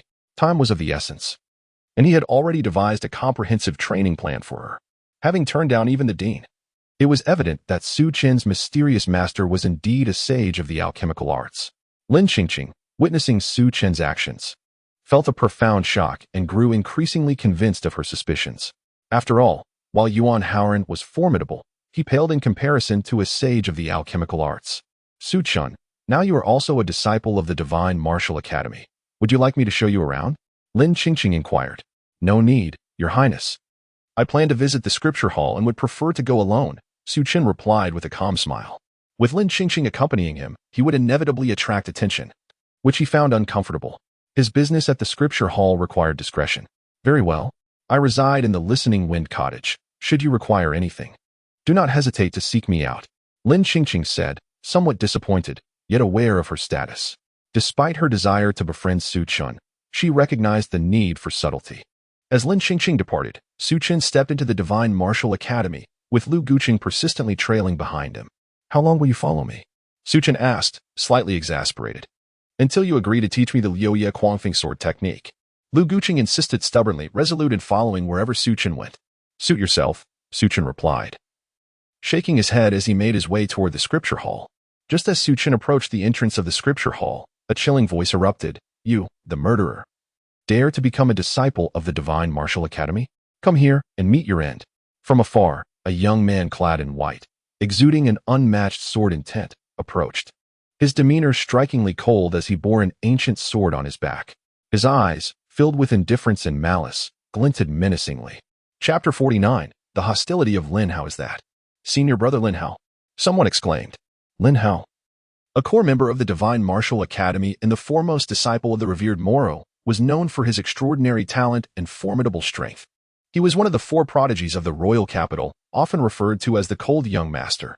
With his strikingly handsome features and unparalleled aloofness, his emergence to confront Su Chen was unexpected. A murderer? Who has Su Chen slain? However, with Lin Hao's attention now fixed on him, Su Chen's fate seemed dire. A sympathetic glance was cast towards Su Chen by an onlooker. Who are you? Su Chen replied coolly, casting a glance at Lin Hao. Though unaware of Lin Hao's identity, Su Chen surmised that Lin Hao must be here for Zhang Kuan, another disciple of the venerable Moro. This Moro truly lingers like a specter. I am Lin Hao. Zhang Kuan is my junior brother. You have killed him. And now you dare to swagger into the Divine Martial Academy? Today, I shall avenge my junior brother. Lin Hao's eyes glittered with cold ferocity as he fixed his gaze on Su Chen, exuding an air of superiority that dismissed Su Chen entirely. Having recently ascended to the martial sovereign realm, he was ranked just below Junxiling among the academy's youth. Even Lu Guqing, standing behind Su Chen, was of little consequence to him, let alone Su Chen himself. Su Chen had indeed killed Zhang Kuan, the son of Minister Zhang and a disciple of Moro. Daring to defy both the Zhang family and the revered Moro, it seemed even the headmaster could not save him now, murmured the crowd in hushed tones. Zhang Kuan, yes, I did kill him, but he deserved it. You people are truly relentless. Su Chen retorted with a cold laugh. Despite Lin Hao's formidable presence, Su Chen remained unfazed, keen to gauge his own combat prowess against this opponent. You seek death. Lin Hao's eyes gleamed with murderous intent. He had not anticipated Su Chen to be so audacious in the face of death. Boom. A tremendous aura erupted from Lin Hao, his true energy surging violently. The frigid intent locking onto Su Chen. Lin Hao, you cannot kill him. Before Su Chen could act, Lu Guqing stepped in front of him, glaring at Lin Hao. Lu Guqing, do you dare to obstruct me? Lin Hao's eyes flashed with a hint of menace.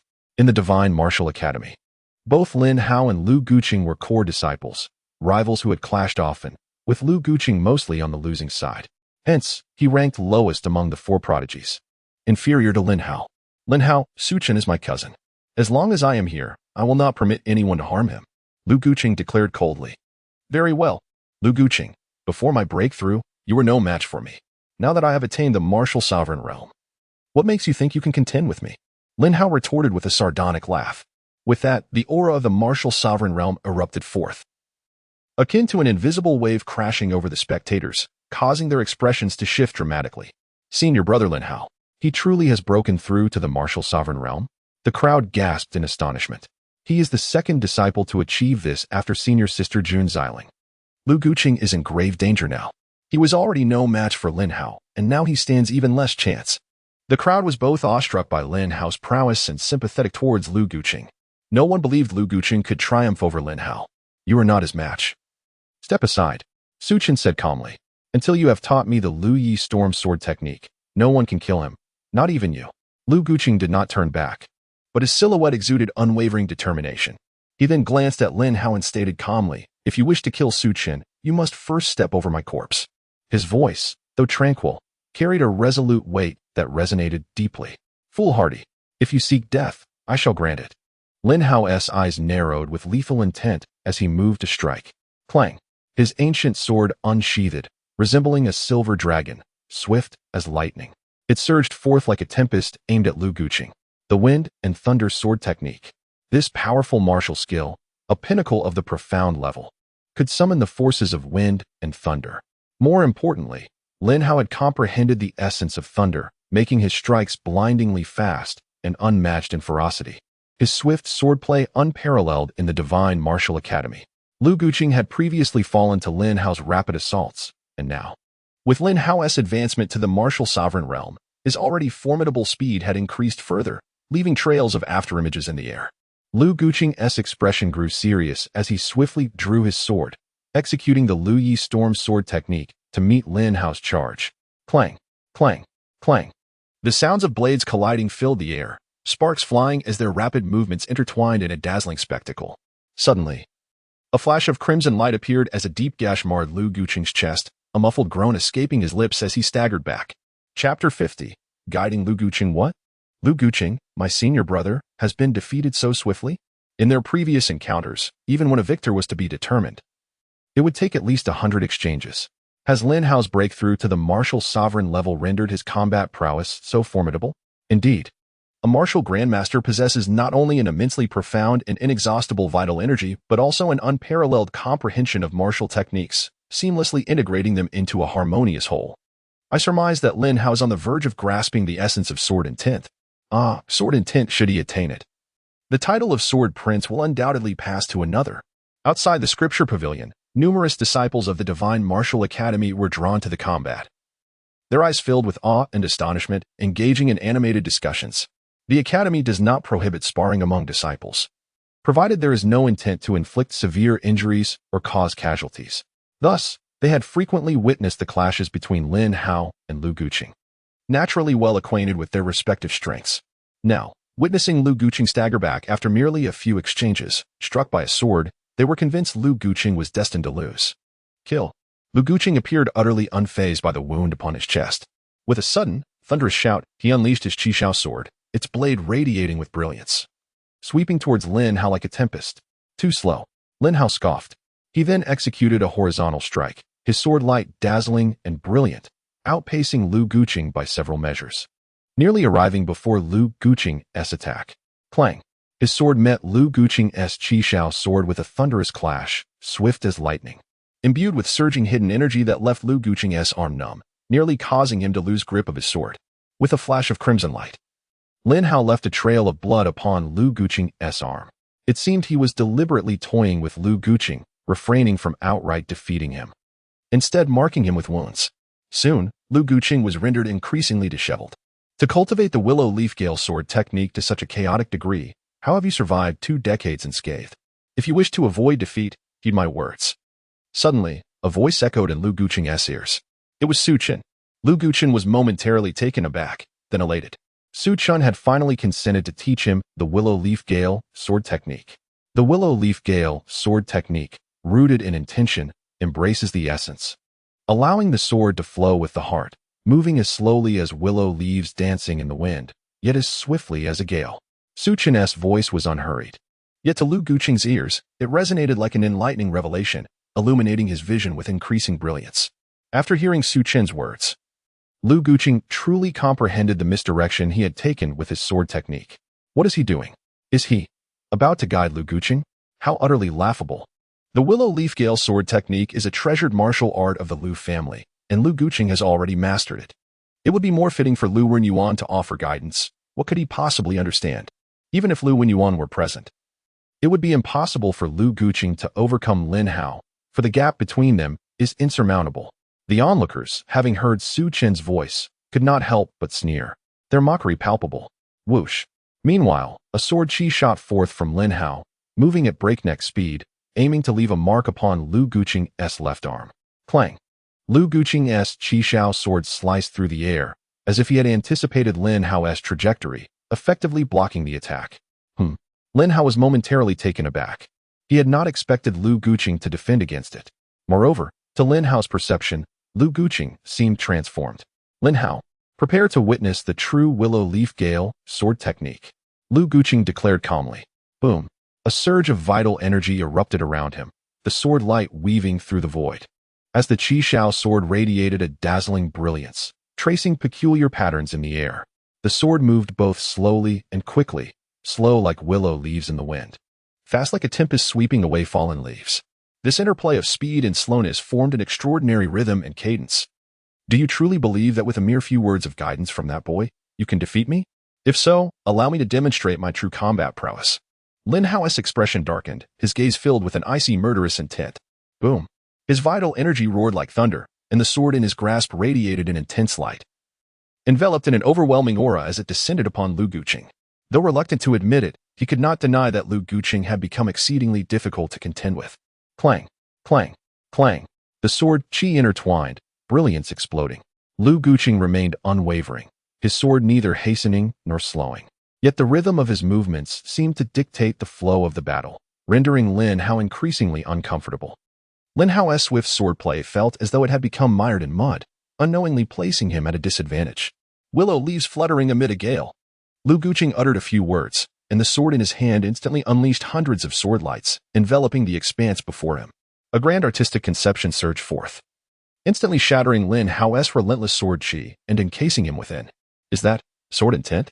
Suddenly, someone gasped in disbelief, their voice trembling with incredulity. Lu Guqing has, against all odds, comprehended sword intent? Chapter 51. Defeat of Lin Hao. Lu Guqing felt an overwhelming sense of exhilaration. After practicing the willow leaf whirlwind sword technique for over a decade, he had never experienced such elation as today, making him yearn to let out a long, triumphant howl.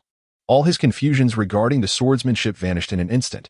Su Chen's words elucidated the essence of the willow leaf whirlwind sword technique, allowing him to harness his latent potential and directly comprehend the sword intent. With the realization of sword intent, his combat prowess surged dramatically. Even Lin Hao, who had already advanced to the martial sovereign realm, found himself in peril beneath Lu Guqing's blade. reduced to merely defending himself without any hope of retaliation. Boom! The sword energy erupted violently, creating a shockwave that sent Lin Hao flying. Lin Hao let out a muffled groan, blood spewing from his mouth, his entire aura in disarray. His eyes filled with profound shock and disbelief. Whoosh! At that moment, Lu Guqing, wielding the red sky sword, approached with dazzling brilliance, as swift as lightning. And in the blink of an eye stood before him. The tip of the sword hovered perilously close to Lin Hao's throat. Lin Hao could feel an icy chill, as if the blade were poised to slice through his throat, rendering him frozen in place, too terrified to move. "You have been defeated," Lu Guqing stated calmly. "How could you possibly comprehend sword intent? How did you achieve this?" Lin Hao glared fiercely at Lu Guqing, his eyes brimming with envy and resentment. Sword intent. Once understood, it elevates one's comprehension of swordsmanship to an entirely new realm, leading to a profound integration of knowledge, amplifying combat strength, and bestowing mysterious and unfathomable powers. Yet, despite his breakthrough to the martial sovereign realm, Lin Hao never expected to grasp sword intent in such a short time. But Lu Guqing had done it. "It's you, Su Chen. You are the one who enabled him to comprehend sword intent." Lin Hao suddenly recalled something, turning sharply to fix his gaze on Su Chen. Astonishment and disbelief evident in his expression. Su Chen's few instructive words had somehow allowed Lu Guqing to grasp sword intent, resulting in a dramatic increase in his combat prowess, which led to Lin Hao's immediate defeat. This miraculous transformation sent a chill down Lin Hao's spine. He could hardly believe that Su Chen, a mere youth in his teens, with only the cultivation of the Yuan Dan realm, could possess such profound mastery in swordsmanship. Lu Guqing's talent in swordsmanship is recognized as the best among the older generation. Even I am humbled in his presence. What right do you have to challenge him?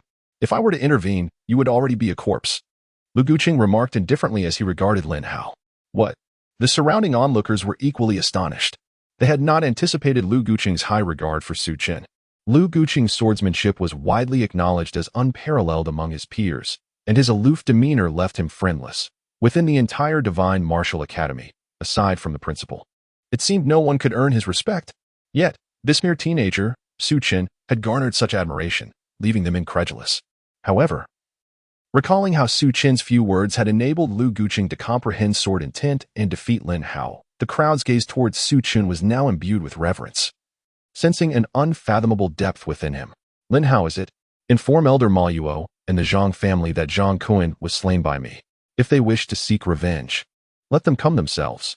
No more sending useless pawns," Su Chen said, casting a casual glance at Lin Hao. "You." A flicker of humiliation sparked in Lin Hao's eyes, consumed by rage. Who was he, Lin Hao? A prodigious disciple of the Divine Martial Academy, revered by countless juniors, yet now reduced to being labeled a mere pawn by Su Chen? Had it not been for Lu Guqing's sword at his throat, he would have charged at Su Chen without hesitation. "Leave," Lu Guqing commanded coldly. "Very well, Su Chen, I will remember you. You have disrespected my master. Prepare to face his wrath." Lin Hao glared fiercely at Su Chen before grinding his teeth and retreating in disgrace. The crowd looked at Su Chen with admiration. Elder Ma Yuo was a high-ranking elder of the Divine Martial Academy, possessing unfathomable strength at the peak of the martial sovereign realm. Widely recognized as the second strongest in the academy, second only to the principal. The fact that Su Chen dismissed Elder Ma Yuo with such ease left many questioning whether he was merely arrogant or possessed genuine backing. "Thank you, my cousin," Lu Guqing said earnestly, bowing to Su Chen. "Now, I have imparted the willow leaf whirlwind sword technique to you. You need not follow me any longer." Su Chen responded with mild exasperation. Dealing with a sword enthusiast like you is quite the challenge. "My ability to comprehend sword intent is entirely due to your guidance. Should you require anything in the future, I shall not refuse. I am on the brink of entering the martial sovereign realm, so I must retreat to cultivate in seclusion. If Elder Ma Yuo comes seeking trouble, return to the Lu family. He will surely show respect for my grandfather and spare you," Lu Guqing said earnestly. For someone as taciturn as he, this lengthy speech was a significant effort. "All right, I understand," Su Chen replied with a slight smile, turning to walk toward the scripture pavilion. Su Chen, how intriguing. Unbeknownst to him, at that moment within the scripture pavilion, a pair of beautiful eyes watched him with great curiosity. Chapter 52, The Scripture Pavilion and Sword Mastery. The Scripture Pavilion of the Divine Martial Academy is nestled on a mountainside, overlooking a sea of clouds. Its ancient and majestic architecture glistens under the sunlight. The pavilion consists of 5 stories. The first and second floors are accessible to ordinary students, while the third is reserved for inner disciples. The fourth floor is even more exclusive, accessible only to core disciples. The highest fifth floor houses an invaluable collection of martial arts techniques, and even core disciples, mentors, and elders require special permission to enter. Su Chen, however, harbors little interest in the techniques housed within the pavilion. In his previous life, he was the revered Nine Dragons Martial Emperor, having mastered the supreme Nine Dragons battle technique, an unparalleled divine skill with countless heavenly-level techniques and martial arts to his name. The most formidable techniques within the Divine Martial Academy's pavilion are merely of the earth rank. He proceeded directly to the second floor, which primarily contained yellow rank techniques and martial arts. Yet, in the corners of the room, several shelves bore remnants of incomplete techniques. These fragments spanned various ranks, but either could not be cultivated or lacked subsequent techniques, resulting in few students paying them any mind. Su Chen approached these incomplete techniques. The shelves were lined with ancient tomes, bamboo slips, and parchment rolls, all coated in dust, indicating that this place had long been neglected. Nevertheless, Su Chen patiently began to peruse the volumes one by one. Eureka! His gaze brightened as he retrieved an ancient text. The Sword Mastery. This ancient martial art, classified as a superior earth-rank technique, allows one to fly upon a sword and wield the flying blade with mental prowess, striking foes from 1,000 miles away with terrifying might. However, this particular tome was incomplete. It provided the means to soar upon a sword, but lacked the critical methods for mentally controlling the blade. As it stood, this sword mastery could only be deemed a superior mystic rank technique. The most daunting aspect was that mastering the sword mastery was exceedingly challenging. It required a 5th-tier mental capacity and a cultivation of true qi several times denser than that of ordinary individuals. Hence, while many might be intrigued by the sword mastery, the stringent cultivation conditions often deterred them. Yet, this incomplete sword mastery was precisely what Su Chen sought. Although it was lacking, the complete sword mastery could be found within the hidden realms of Wulong Mountain, and mastering it was the key to unlocking the greatest opportunities therein. Su Chen's eyes sparkled with determination. In his past life, it was a disciple of the Divine Martial Academy who had mastered the sword mastery and subsequently obtained the highest inheritance within the Wulong Mountain secret realm, ultimately becoming a legendary sword emperor who swept across the world with unmatched prowess. Thus, Su Chen's purpose in visiting the scripture pavilion was to locate the sword mastery and prepare for his entry into the Wulong Mountain secret realm. Just then, a melodious voice broke his concentration. Su Chen looked up to see a strikingly beautiful girl with an alluring figure, clad in a flowing black gown, standing before him. Her large, sparkling eyes radiated brilliance, and her every smile and frown exuded an enchanting charm. Even Su Chen could not help but feel a sense of awe. Only Lin Ruowei could rival her beauty among the women he had encountered, while Deng Zichen and Lin Qingqing paled in comparison. Jun Xiling. The name surfaced in Su Chen's mind. She was the most exceptional senior sister of the Divine Martial Academy and a disciple of Yuan Haoran. More importantly, she was the very person who had mastered the sword mastery and subsequently attained the greatest fortune in the Wulong Mountain secret realm. The cultivation conditions are indeed harsh, but I am prepared to give it a try. Su Chen replied with a calm smile. With his 6th-tier mental capacity and the 9 true dragon essence pills, he possessed true qi several times denser than that of an ordinary person. This sword mastery seemed to be tailor-made for him. Suit yourself, Jun Xiling said with a nonchalant smile, her interest piqued. Then, she regarded Su Chen thoughtfully and remarked, "You managed to guide Lu Guqing to defeat Lin Hao with just a few pointers, so you must have grasped the essence of sword intent, right? How about we spar?" Her eyes sparkled with eagerness for battle. Su Chen sighed inwardly, recognizing her as the renowned combat enthusiast of the Divine Martial Academy. She had dealt with both Lu Guqing and Lin Hao in the past. Jun Xiling, endowed with an extraordinary talent and the innate spirit body, possessed formidable mental strength, which allowed her to master the sword mastery. Her status as a martial arts practitioner at the martial sect level made her a formidable opponent.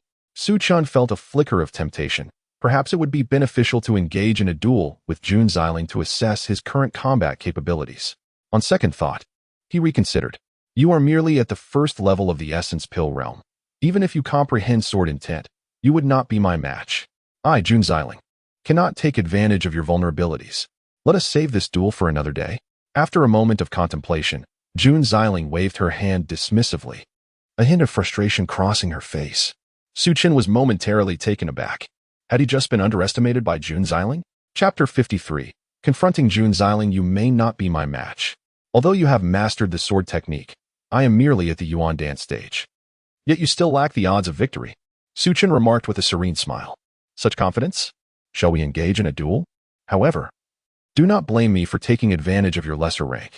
A glimmer of intrigue flickered in Jun Xiling's eyes. It is notable that within the Divine Martial Academy, her juniors would often avoid her. Despite her striking beauty, none dared to approach her. The sheer terror of her combat prowess rendered her opponents hopeless, leaving no one willing to face her in battle. Yet today, upon witnessing Su Chen, who was merely at the Yuan dance stage, take the initiative, her interest was piqued. Very well, but shall we wager something? Su Chen's gaze flickered as he smiled slightly. What do you wish to wager? Jun Xiling inquired. If I win, you will secure a place for me in the Wulong Mountain secret realm and guide me into it, Su Chen said with a faint smile. That was indeed his true intention. The Wulong Mountain secret realm was not accessible to just anyone. However, as a disciple of Yuan Haoran, Jun Xiling could easily bring someone along. You actually know about the Wulong Mountain secret realm?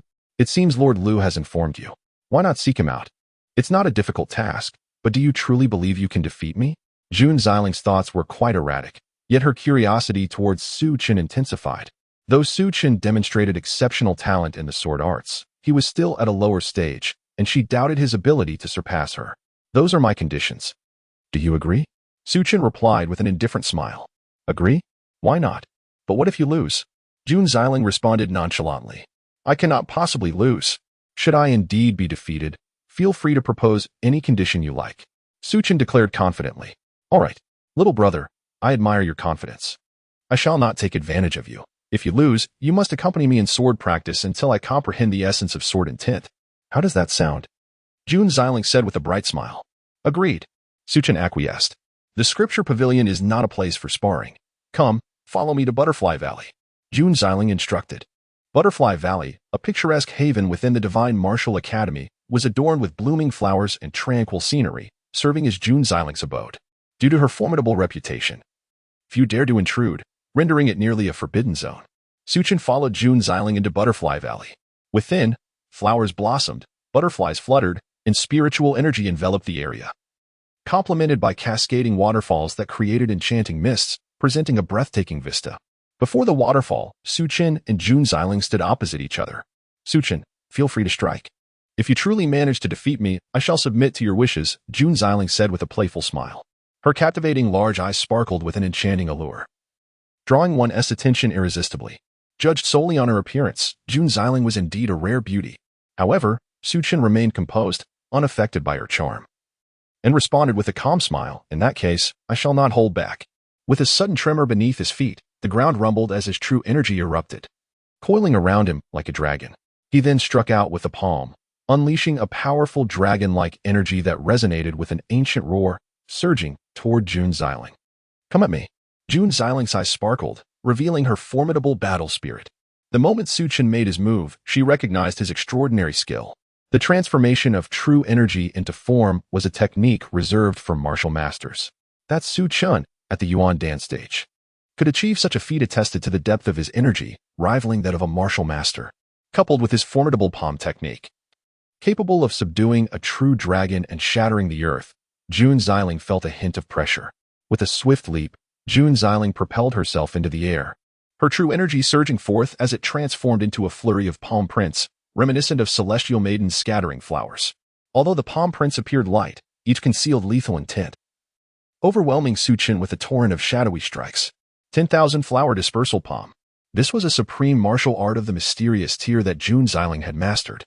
Possessing unfathomable power, even martial masters would hesitate to confront it.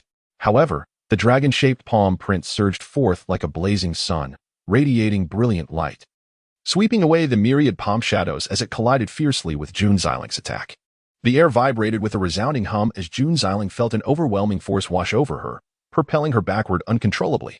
Her 10,000 flower dispersal palm had been effortlessly shattered. Remarkable technique. What martial art is that? Jun Xiling asked, her eyes sparkling with excitement as she suppressed her swirling true energy, keenly observing Su Chen. This palm technique is called Dragon Battle in the Wild. Su Chen replied with a tranquil smile. Chapter 54. The Great Wilderness Dragon Palm. What Su Chen practiced was the martial art from the Nine Dragons Battle Heaven technique, known as the Great Wilderness Dragon Palm. This technique comprises a total of 9 moves, each mastered to perfection, unleashing the unparalleled might of divine martial arts. The first move is Dragon Battle in the Wild. The power of Dragon Battle in the Wild rivals that of the finest Xian-tier martial arts. Su Chen chose not to reveal the name of the Great Wilderness Dragon Palm, merely stating that the first move is Dragon Battle in the Wild.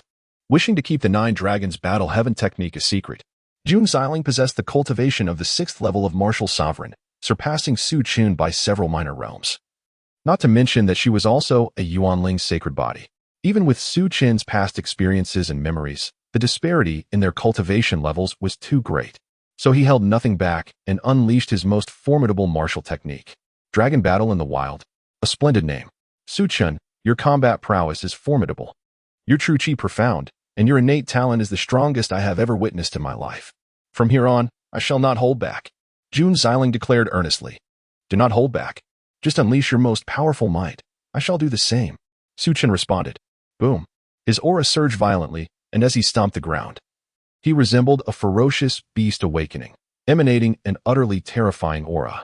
Su Chen's gaze was sharp and brilliant, as a blinding light burst from his palm, forming a fierce palm imprint that transformed into a true dragon, pressing toward Jun Xiling.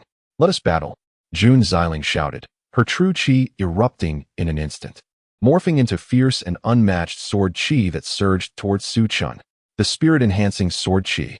This was another powerful martial technique that Jun Xiling had mastered, capable of condensing her true chi into piercing sword chi, which explosively erupted from her body in an instant. Hundreds of thousands of sword chi whistled towards Su Chen, unleashing a terrifying might that even the protective true chi of a martial master could not withstand. Roar. A sharp dragon's roar echoed as Su Chen's palm imprint swelled dramatically.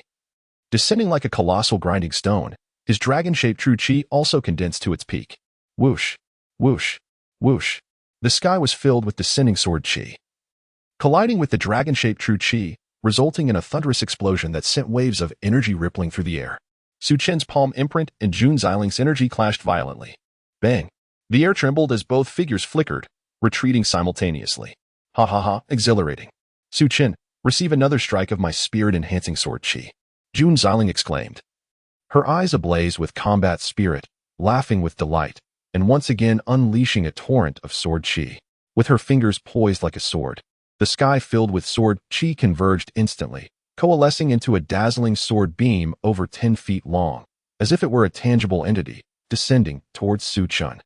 Her comprehension of the spirit-enhancing sword chi had reached perfection, allowing her to amalgamate countless sword chi into a single, devastating attack capable of obliterating everything in its path. This strike would likely be insurmountable even for a peak martial sovereign, potentially resulting in immediate execution. Bring it on. Su Chen's gaze was bright and radiant, devoid of fear.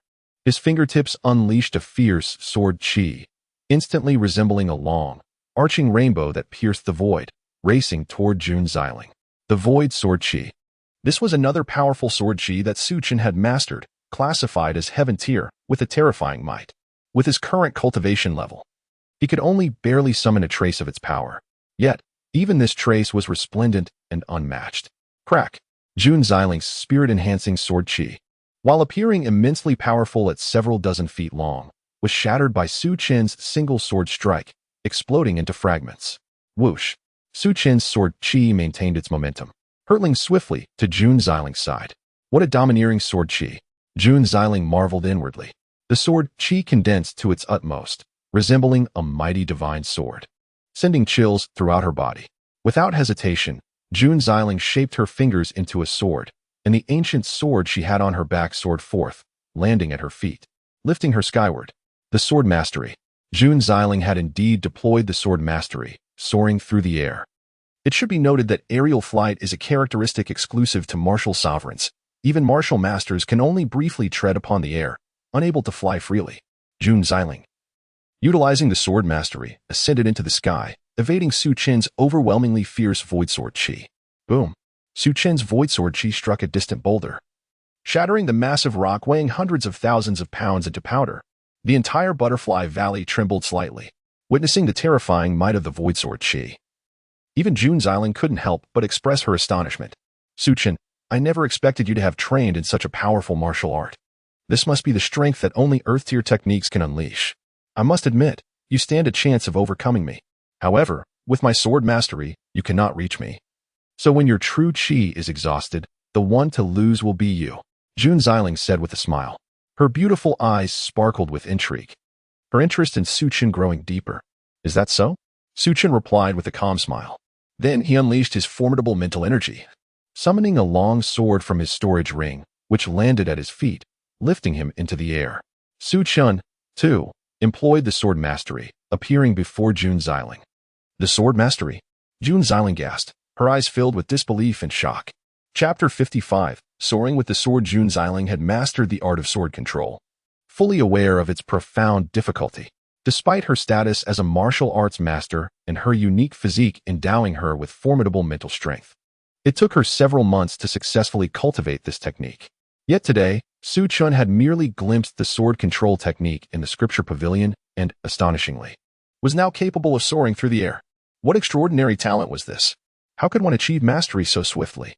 Jun Xiling fixed her gaze on Su Chen, incredulous. Is sword control truly that difficult? Su Chen replied with a serene smile. While the technique was indeed a daunting challenge for most, Su Chen had been the Nine Dragons Martial Emperor in his previous life, having encountered countless extraordinary martial arts. Moreover, with his robust mental prowess, he grasped the intricacies of sword control after just one glance, allowing him to ascend effortlessly. In that moment, clad in a robe as white as snow, Su Chen ascended gracefully, resembling an otherworldly being, exuding an ethereal charm. Even if you can wield the sword, do not think you can defeat me, Jun Xiling huffed, her feet shimmering as she summoned her flying sword, which shot forth into the distance with remarkable speed. Sword control is not something to be used in such a manner, Su Chen replied with a slight smile. He then extended his fingers, channeling sword energy like a dragon, as his sword soared through the air, outpacing Jun Xiling's. More importantly, Su Chen's sword seemed imbued with the forces of heaven and earth, manifesting as fierce beams of sword light that enveloped Jun Xiling in an instant. Break for me, Jun Xiling shouted, unleashing a flurry of palm strikes to shatter the sword light. However, it soon became evident to her that she was mistaken. Thunderous roars erupted as the interwoven beams of sword light, brimming with overwhelming might, obliterated her palm strikes. Soon, spectral sword energies surrounded Jun Xiling, locking onto her vital points with chilling precision. The lethal intent radiating from the sword energies paralyzed her, leaving her too frightened to flee. Is this the power of heaven and earth? Only a martial arts sovereign can command such forces. How did you achieve this? Jun Xiling questioned, her gaze fixed on Su Chen, astonishment growing within her. Whether it was Su Chen's ability to defeat her, a martial arts master, despite her superior cultivation, or his immediate mastery of sword control, he now seemed to wield the very forces of nature. She nearly believed him to be a martial arts sovereign with skills beyond her comprehension. No, this is the power of sword control, Jun Xiling suddenly realized, her eyes drawn to the flying sword beneath Su Chen, its sword energy surging forth, entwined with the vast powers of heaven and earth, sparking a revelation within her. Apparently, you are not entirely lacking in wit, Su Chen remarked with a calm smile. Sword control, if it merely allowed one to fly, would hardly merit the title of a high-tier martial technique. Though it may currently possess flaws, its profound utility remains boundless. To command the sword with one's spirit, and more importantly, to navigate the heavens, harnessing the forces of nature to unleash the ultimate brilliance of the sword path.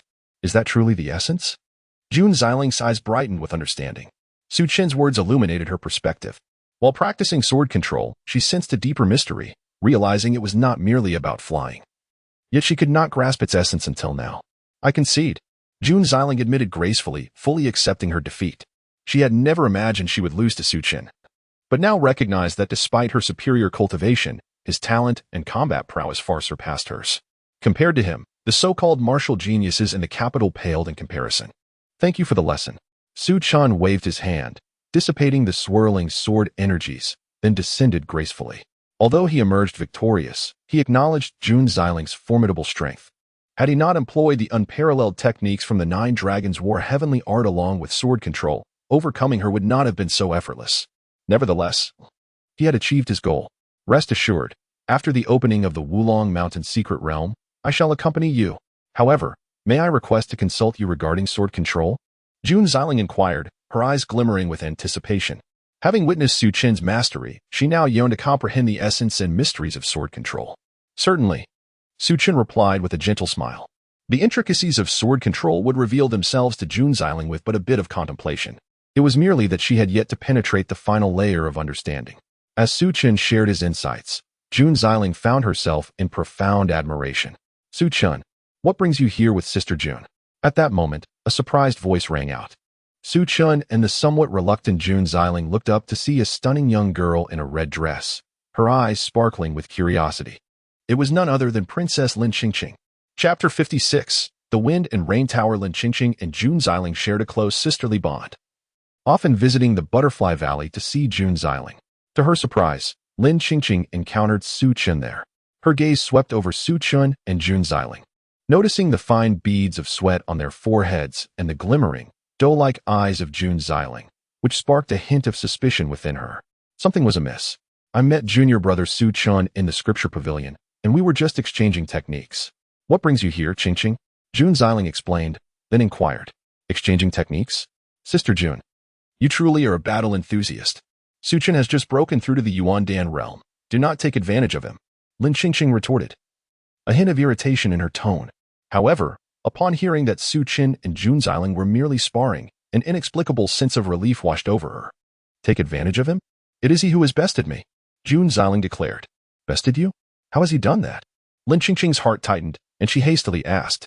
Her eyes darted between Su Chen and Jun Xiling, wondering if there was an illicit affair brewing between them. Of course, he defeated me. What else would it be?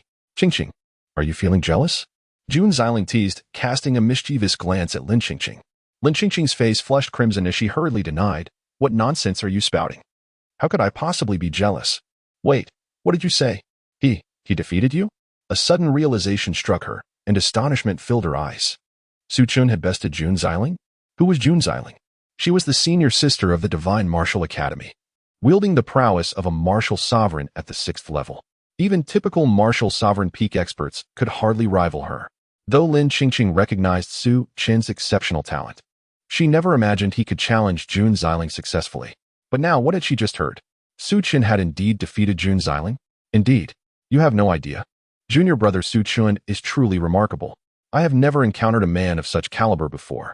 It has even stirred feelings within me. And if you, little Qingqing, do not feel jealous, I might just make my move. Jun Xiling chuckled, seemingly oblivious to Su Chen's presence. Su Chen awkwardly scratched his nose, feeling quite embarrassed. What audacious remarks were these? You little vixen, just wait until I silence you. Lin Qingqing exclaimed, her face aflame, as she lunged toward Jun Xiling, feigning an attack. Ha ha. Little Qingqing, I knew you were smitten. Come here, let me see if you've grown recently. Jun Xiling grinned triumphantly, playfully engaging Lin Qingqing in a scuffle. Ahem. Ladies, if you're finished, I shall take my leave, Su Chen interjected, clearing his throat in an attempt to excuse himself. Su Chen, wait a moment. Lin Qingqing called out. Her cheeks flushed, casting a stern look at Jun Xiling. In 7 days, it will be my birthday. Will you? Will you attend? Your birthday? How delightful. If the princess herself has extended an invitation, I shall certainly be there. Su Chen replied with a gentle smile. Then it's settled. In 7 days, I will host my birthday celebration at the Springwater Palace, and you must come. Lin Qingqing said shyly. Agreed.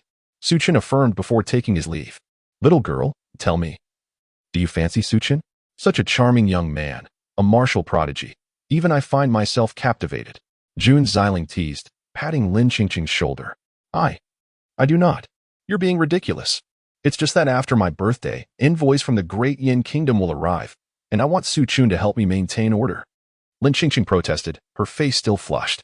The Great Yin Kingdom? Could it be your fiancé, the Crown Prince of Great Yin? Is he coming to propose? Jun Xiling queried. Slightly taken aback. I do not know, but I do not like that fellow. Something about him feels ominous. Since Su Chen is so strong, he could help me deal with that scoundrel. Lin Qingqing replied, shaking her head.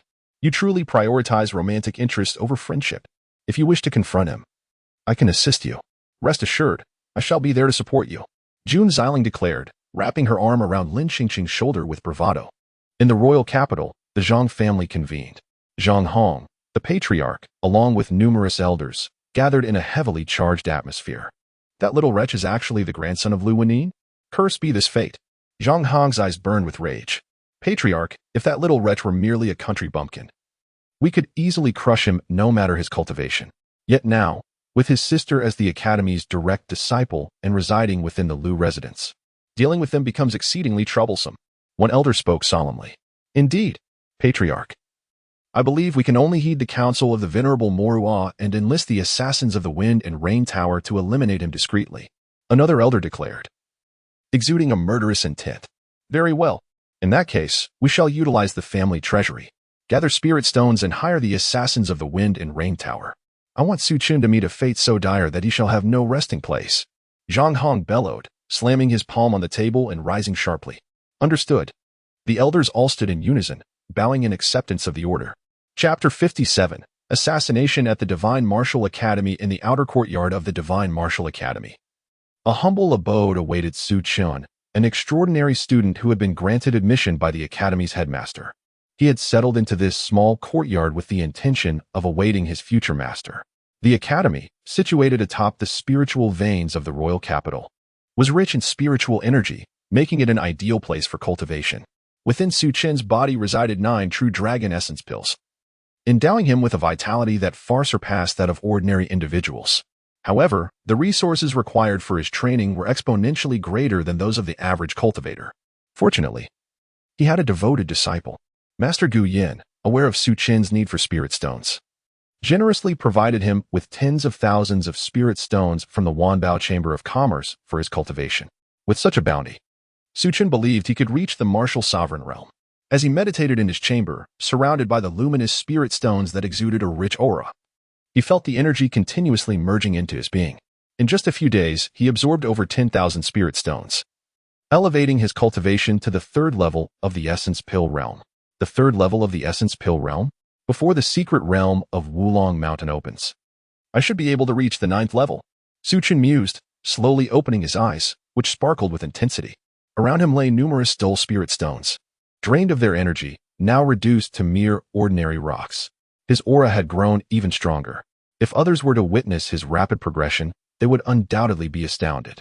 After all, advancing within the Essence Pill realm typically required an accumulation of immense vital energy, often taking months or even years to break through a single minor realm. Su Chen's speed of cultivation was nothing short of extraordinary. Suddenly, a surge of intense danger washed over him, prompting Su Chen to instinctively glance out the window. Swift as a shadow, a flurry of silver needles, as thin as hair, pierced through the window like a tempest, converging upon him. Simultaneously, a deadly sword light, reminiscent of a venomous snake, descended upon him from above, targeting his vital point. An assassin. Su Chen's heart raised as realization dawned upon him. With a thunderous roar, his vital energy surged, shaking the air around him as a dragon-shaped force erupted, shielding him from the onslaught. The clinking sound of metal echoed as the barrage of silver needles was entirely deflected by his dragon aura. In a swift motion, he evaded the lethal strike from above with an improbable angle. In an instant, he retaliated with a punch that was as fierce as a tempest, directed at the shadowy figure above. The cloaked assassin, enveloped in darkness, was taken aback by Su Chen's rapid response. Feeling an overwhelming threat, he did not flinch. Instead, slashing downward with a black short sword, a glimmer of dark light trailing its path. Resolute and relentless, the assassin appeared indifferent to his own life, fixated solely on eliminating Su Chen. Yet, Su Chen anticipated the move. As the black sword approached, he executed a lightning-fast kick. The impact struck the assassin's wrist, sending the blade flying.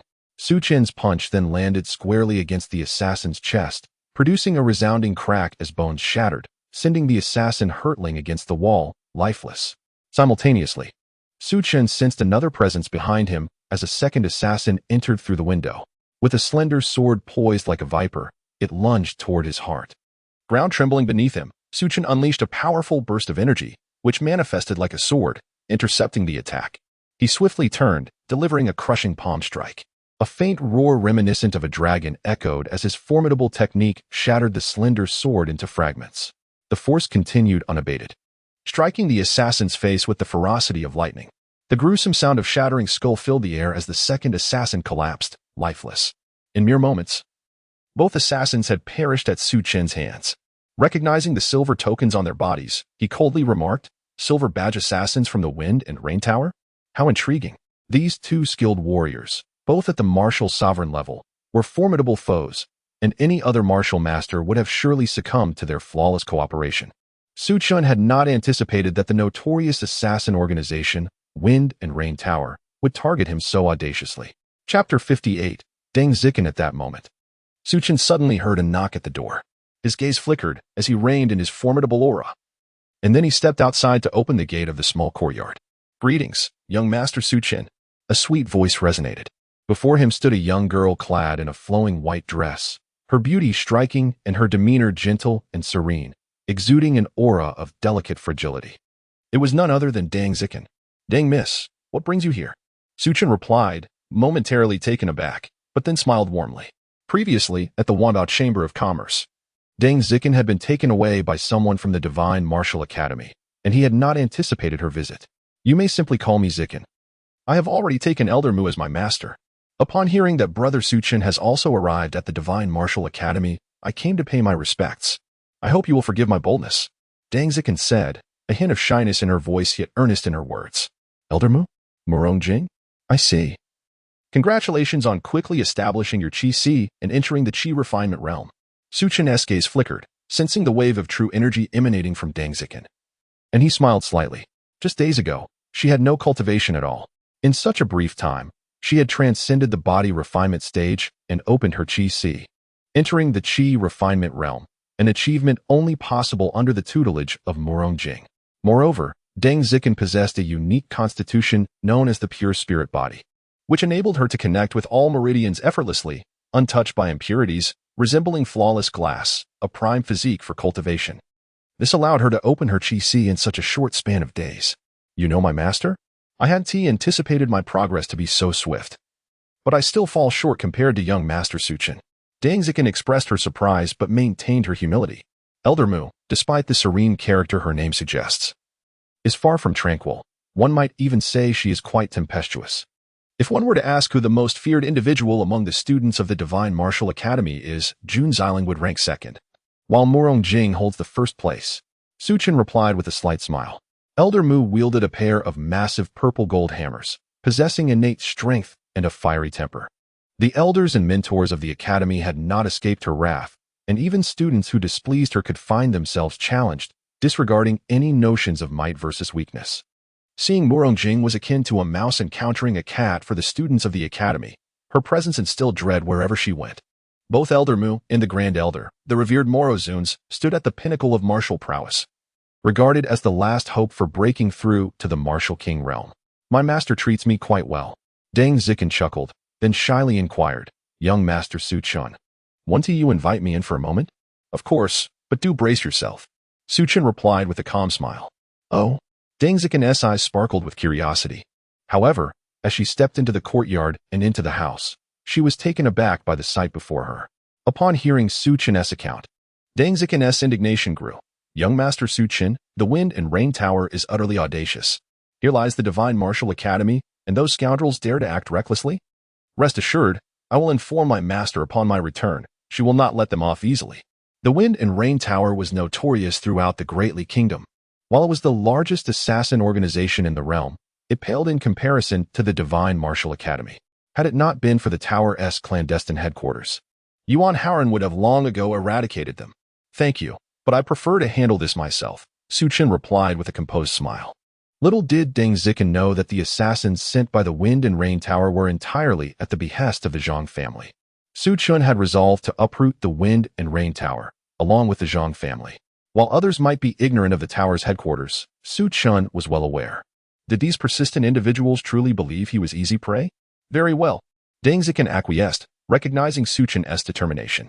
After a brief conversation, she urged him to stay safe before taking her leave, even though Su Chen had requested her not to intervene. The audacity of the Wind and Rain Tower's assassins to act openly within the Divine Martial Academy would surely incite the Academy's wrath.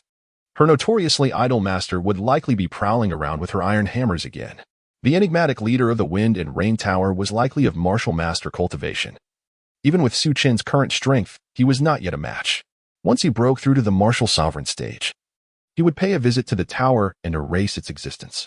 Su Chen's eyes sparkled with brilliance as he pondered this quietly.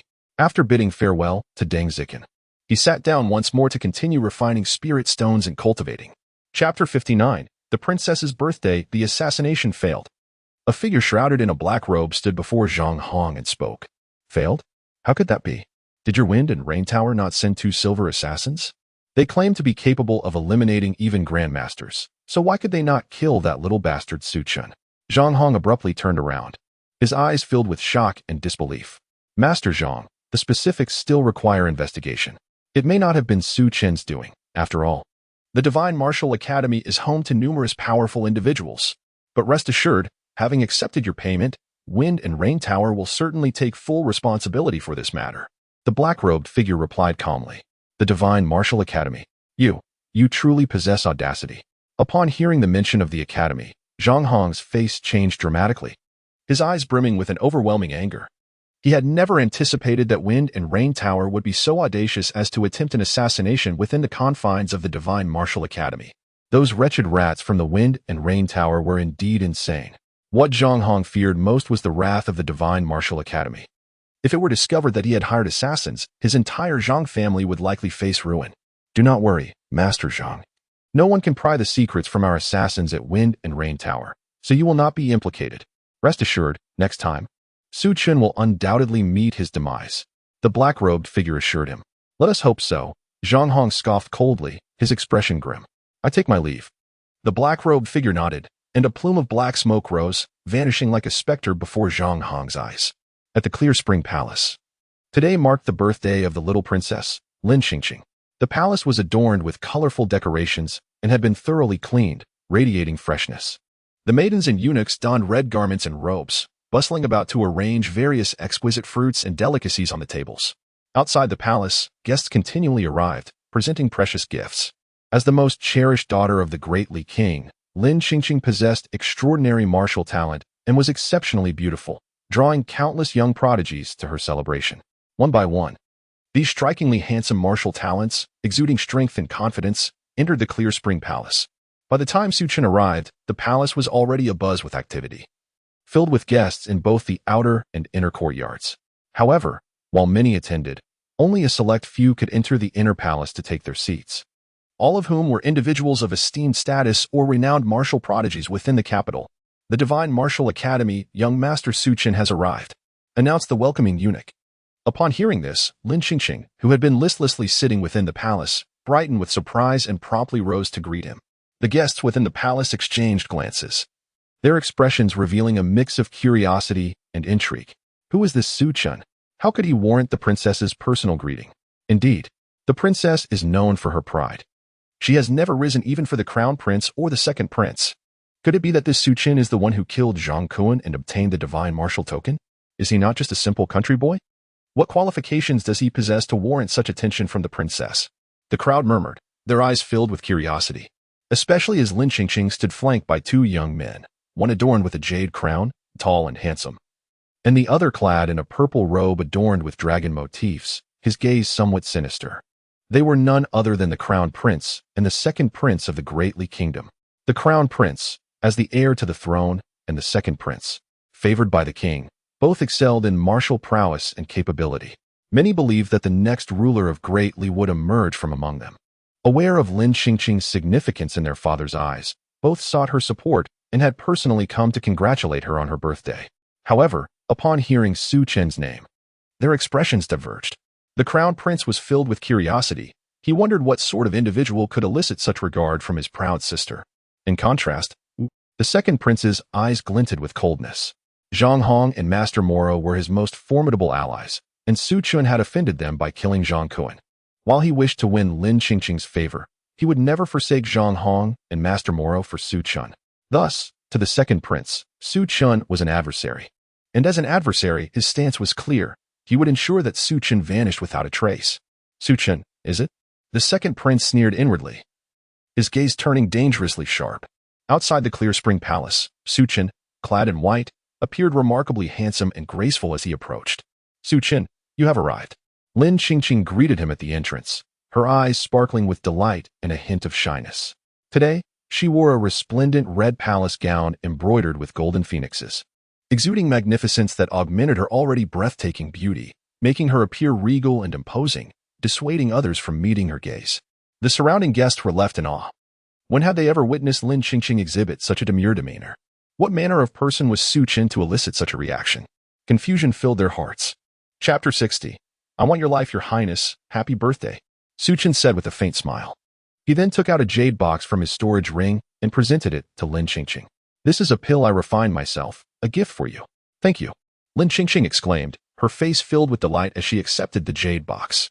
She was eager to open it immediately to see what kind of pill Su Chen had crafted for her, but with so many guests present, she felt a bit shy and reluctantly stored it away. Come, follow me inside, Lin Qingqing said with a smile, pulling Su Chen into the clear spring palace. Once inside, Su Chen was assigned the second seat on the left, just next to the crown prince. Seeing Lin Qingqing's regard for Su Chen, the onlookers remained silent. Yet their gazes were all fixed upon him. I am Lin Feng, pleased to meet you, young Master Su. The crown prince Lin Feng, seated beside Su Chen, appeared refined and graceful, smiling gently. Greetings, your highness. Su Chen returned the courtesy. Although he merely glanced at Lin Feng, he discerned that the crown prince possessed the cultivation of a martial arts master, with a profound foundation. Despite his gentle demeanor, he exuded an air of cunning. In stark contrast, the second prince Lin Qi, sitting across, had a sinister gaze and a chilling aura, giving off an impression of arrogance and malice. His eyes continuously scrutinizing Su Chen. These two are not to be underestimated, Su Chen concluded inwardly. Su Chen, you murderous fiend, how dare you sit here? Get out and face your death. A piercing voice rang out just then. The crowd's attention shifted as a tall, remarkably handsome young man entered the clear spring palace alongside a eunuch, their expressions turning peculiar. Zheng Qian, the eldest son of Zhang Hong and brother to Zhang Kuan. He has been training at the Divine Martial Academy and has finally emerged from seclusion, aiming for the martial sovereign realm. It seems he has come to celebrate. But who would have thought he would encounter Su Chen? Truly a case of enemies meeting with heightened animosity. Your Highness, today is your birthday, and I am indeed glad to be here. However, you are well aware that Su Chen is a murderer, having slain my brother. How can you allow him to remain here? This is a disgrace to the Great Li and a dereliction of duty on your part. Zhang Qian sneered. He seemed utterly unfazed by the fact that it was Lin Qingqing's birthday. Upon seeing Su Chen, he had resolved to confront him. Lin Qingqing's expression turned icy as she warned Zhang Qian with a glare. Simultaneously, she regretted having forgotten about him and was taken aback that he had chosen this day to emerge from seclusion and attend her birthday celebration. This was indeed troublesome. Zhang Qian, you are audacious. This is the Clear Spring Palace, not your Zhang family estate. If you dare speak out of turn again, I shall have you apprehended, Lin Qingqing declared, rising from her seat, her face like a winter frost. Dear sister, it's your birthday, do not be angered. Since Zhang Qian accuses Su Chen of being a murderer, and Su Chen does not deny it, this is a personal vendetta between them. Let them settle it amongst themselves while we bear witness. The second Prince Lin Qi interjected with a slight smile. But brother, Su Chen only acted in self-defense when he killed Zhang Kuan, who sought to kill him. Zhang Qian is simply being unreasonable. Lin Qingqing protested anxiously. Sister, we are not the parties involved. How can we ascertain the truth? Such life and death grievances are beyond our resolution. It would be better to allow them to fight it out. Provided it does not escalate too far, Lin Qi suggested calmly. Your words are misguided, second brother. Young Master Su is merely at the Yuandan realm, while Zhang Qian has reached the martial sovereign realm. The difference in their cultivation levels is significant. How can they possibly engage in battle? Crown Prince Lin Feng interjected. Brother, can life and death grudges truly be measured by cultivation level? Why not see if they are willing to duel? Lin Qi replied with a serene smile. Su Chen, do you dare to fight me? If you win, I shall cease pursuing the matter of my brother's death, but should you lose, you must pay with your life. Zhang Qian's cold voice pierced the air as he fixed his gaze on Su Chen. I am not opposed to a battle. However, should I emerge victorious, I will demand your life. Su Chen replied with a calm demeanor. As his words echoed through the hall, astonishment enveloped the room. Chapter 61. A single strike is enough to end you. No one anticipated that Su Chen would truly dare to accept the challenge. Moreover, he boldly declared his intent to take Zhang Qian's life. Su Chen, merely at the Yuan Dan realm, was at a significant disadvantage, being a full level below Zhang Qian. How could a practitioner of the Yuan Dan realm possibly contend with a martial arts master? After all, Su Chen had never demonstrated his prowess publicly in the capital of Dali, although he had once triumphed over Jun Ziling, apart from her and Lin Qingqing. No one else was aware of Su Chen's true capabilities. Thus, nobody believed he could stand against Zhang Qian. Zhang Qian was a prodigious disciple of the Divine Martial Academy.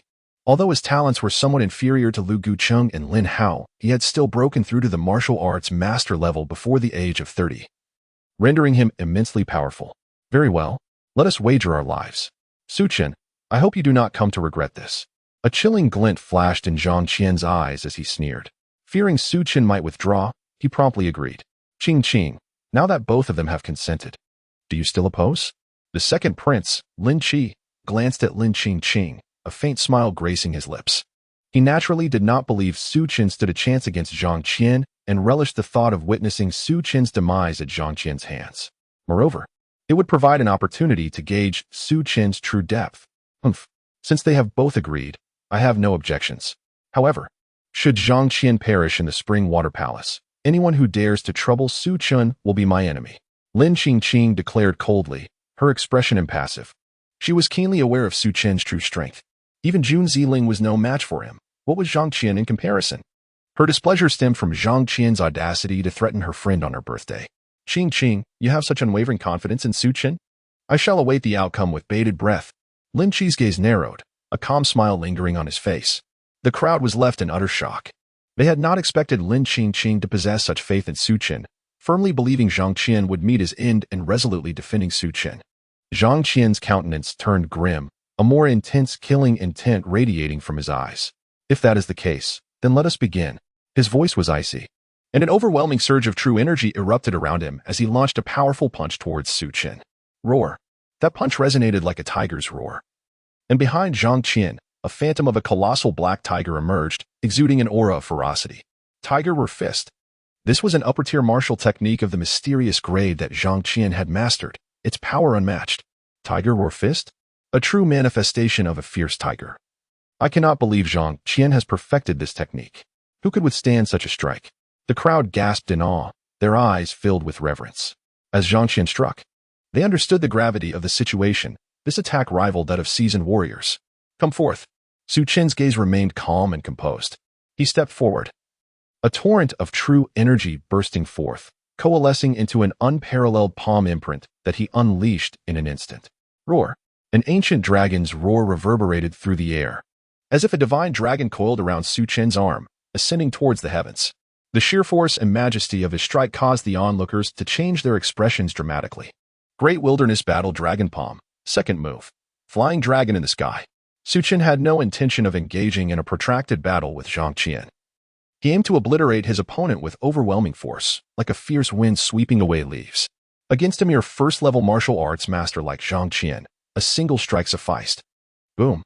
Within the Spring Water Palace, the clash of tiger and dragon echoed, the true energy surging, causing the entire palace to tremble. The spectators were deeply shaken, involuntarily retreating as their blood surged. Bang! In an instant, the fist and palm collided. The void trembled as if thunder had struck. To everyone's astonishment, the phantom of the black tiger was shattered by the soaring divine dragon, which then struck Zhang Qian with tremendous force. Ah! A cry of anguish escaped Zhang Qian's lips as he coughed up blood, hurtling backward. Boom! He crashed violently into a distant wall, his chest concaving, bones surely fractured. His face drained of color. In a heartbeat, he had been severely injured. What? The crowd was left in stunned silence.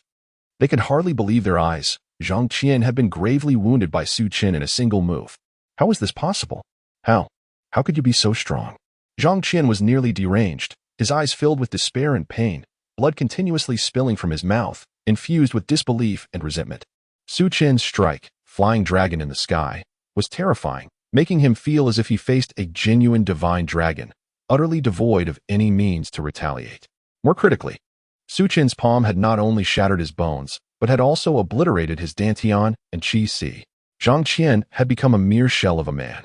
I have no interest in responding to the queries of the deceased, Su Chen stated flatly, then flicked his finger, sending forth a blade of energy that pierced through Zhang Qian's brow.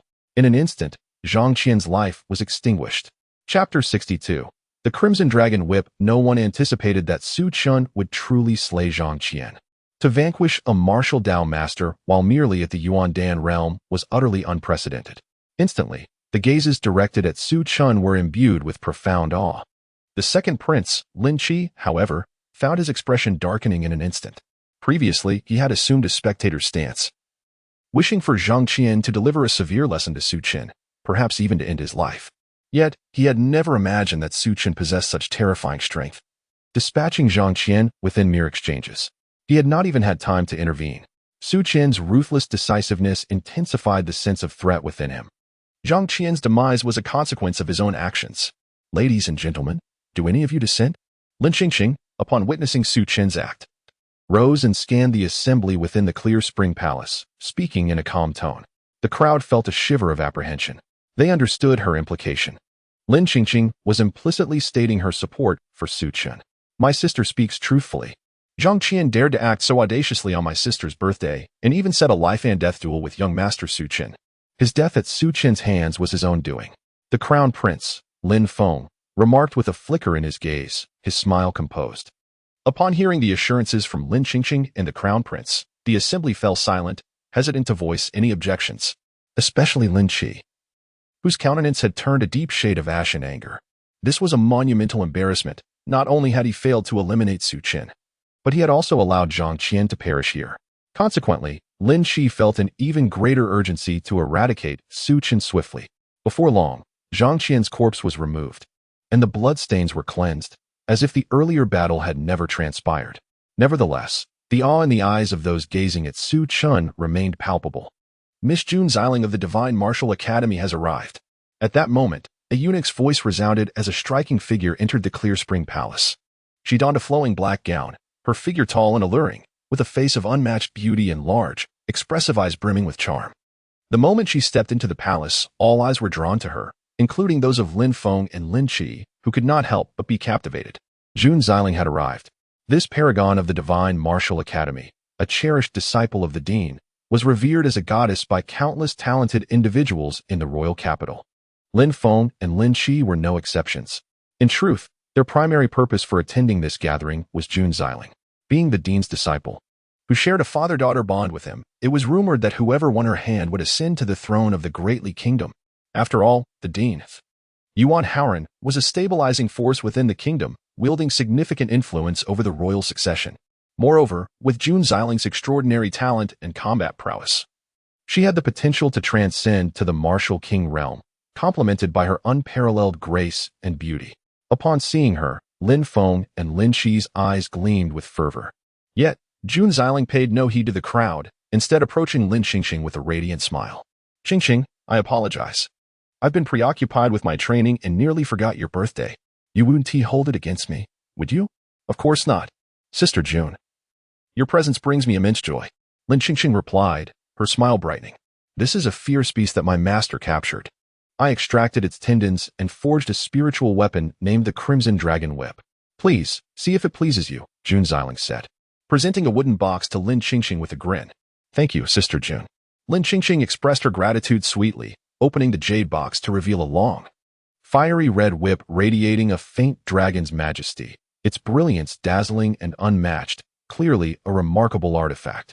Lin Xingxing was instantly enamored. Is this truly a top-grade spiritual weapon of the profound tier? Sister Jun, you have outdone yourself, Lin Xingxing exclaimed with excitement. The onlookers were equally astonished. A fierce beast? To be referred to as Ajiao signifies it must be at least a 6th-tier demon king. The Dean was capable of subduing a demon king. That is indeed formidable. Well, a top-grade profound-tier spiritual weapon. There are hardly any such items in the entire Greatly Kingdom. The crowd's expressions were filled with envy and astonishment. In the Greatly Kingdom, no demon kings existed, and those beasts bearing that title had attained spiritual intelligence, their strength surpassing that of ordinary martial kings. The Dean's ability to slay a demon king only intensified their reverence for Yuan Haoran. You're too kind.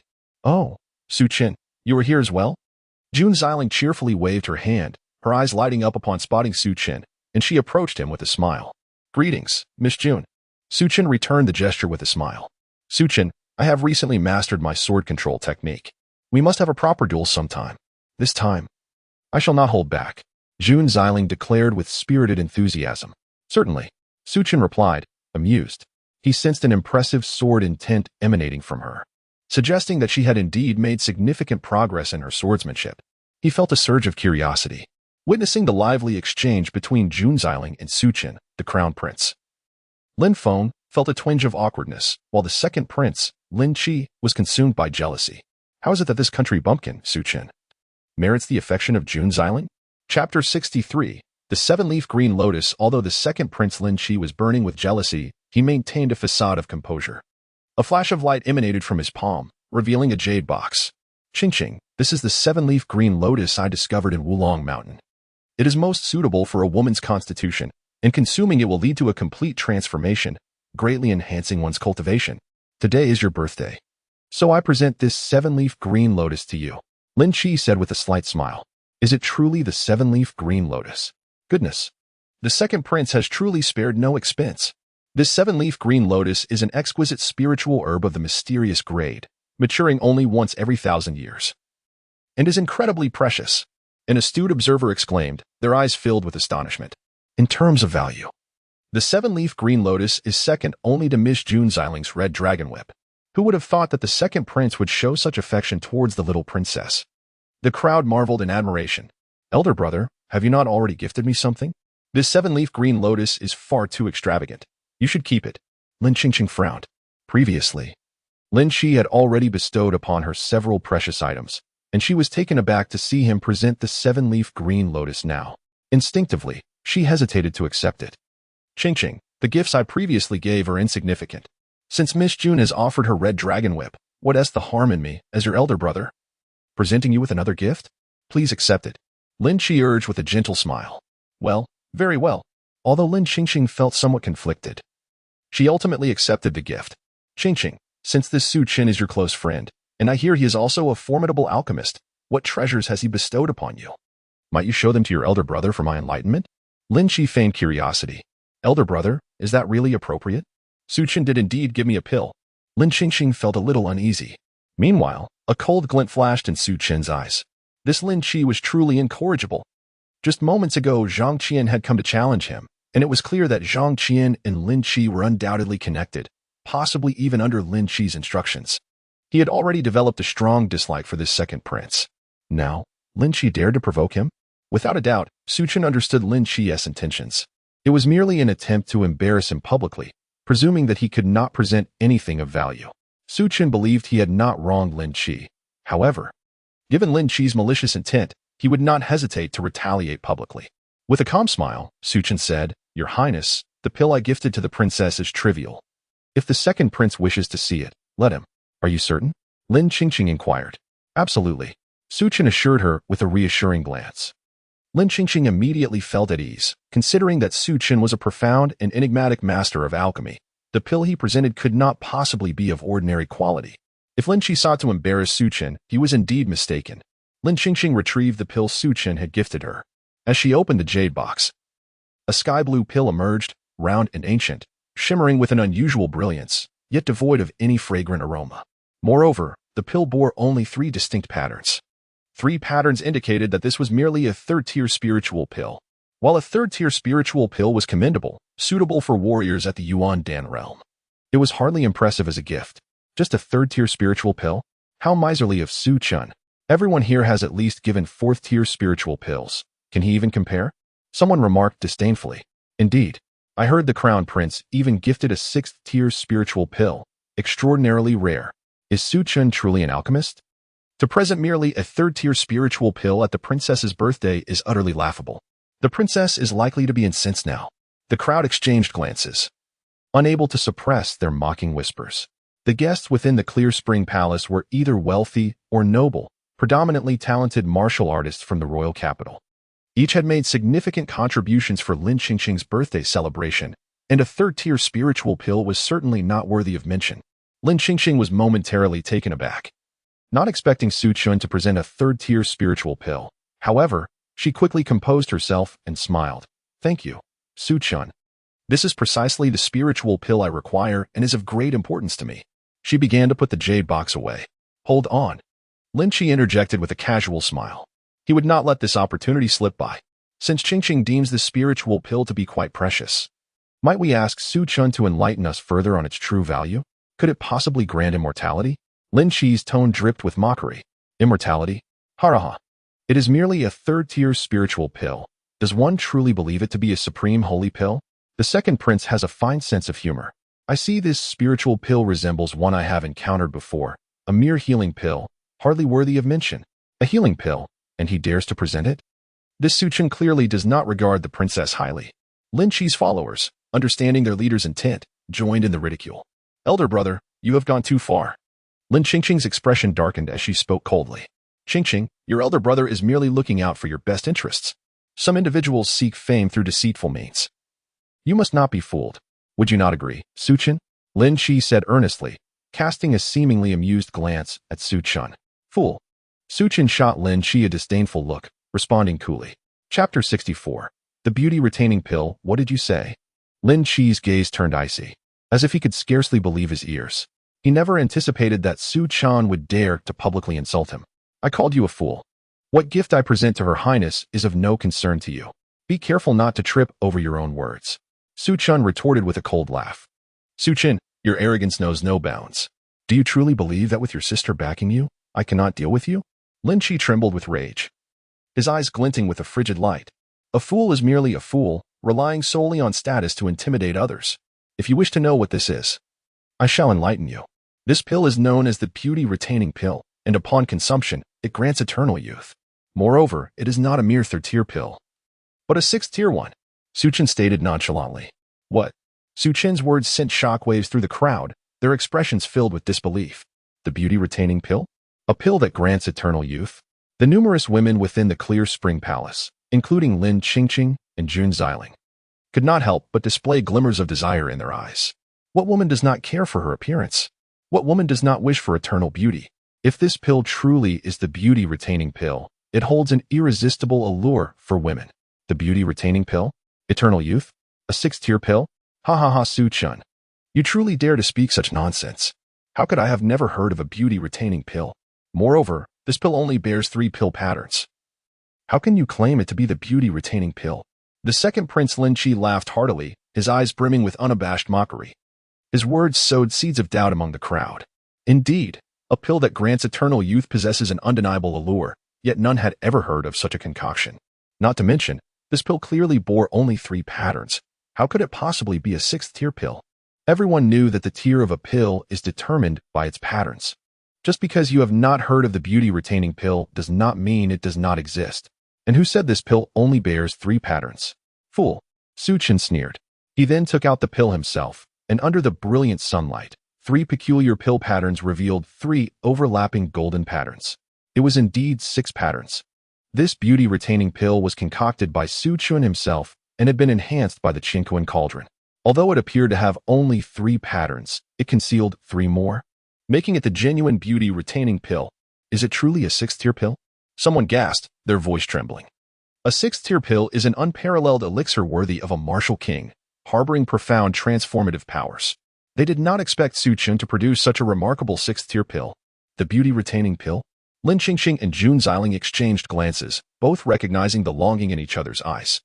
They had not anticipated that Su Chen could concoct such a miraculous pill. Master Su Chen, do you have more of these beauty-retaining pills? I am willing to pay a high price for one.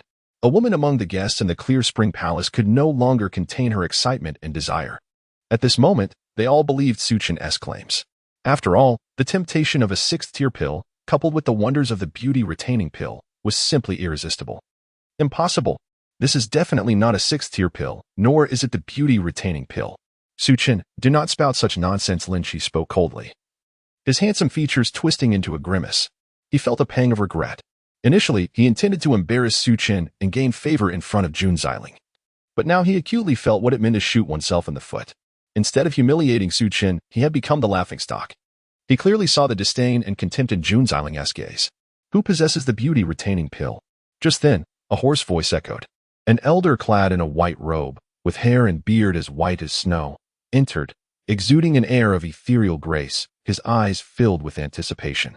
Elder, someone exclaimed, recognizing the elder and hastily bowing in respect. It was Yun Yi, the Grand Elder of the Wanbao Chamber of Commerce. Not only was he a master alchemist, but also a peak martial sovereign, wielding unfathomable strength and authority over the Wanbao Chamber of Commerce. No one had expected Yun Yi to arrive here. Upon seeing Yun Yi, Lin Qi felt as though he had found a savior and quickly said, "Greetings, Grand Elder. This boy is speaking nonsense, claiming that the pill in his hand is the beauty-retaining pill. I beseech you to clarify and expose this arrogant fool." He believed that with the Grand Elder's alchemical expertise, he would undoubtedly debunk Su Chen. The beauty-retaining pill? It truly is the beauty-retaining pill. Yun Yi seemed to completely disregard Lin Qi, his gaze instantly captivated by the pill in Su Chen's hand. His eyes brimming with uncontainable excitement as he slowly approached Su Chen. His hands trembled slightly, revealing his immense thrill. Lin Qi, however, was left utterly stunned by his words. Is this truly the beauty-retaining pill? Chapter 65. Elder Yun Yi, may I inquire, esteemed young sir, from whence you procured this remarkable youth-preserving pill? Yun Yi stepped forward, his eyes gleaming with anticipation.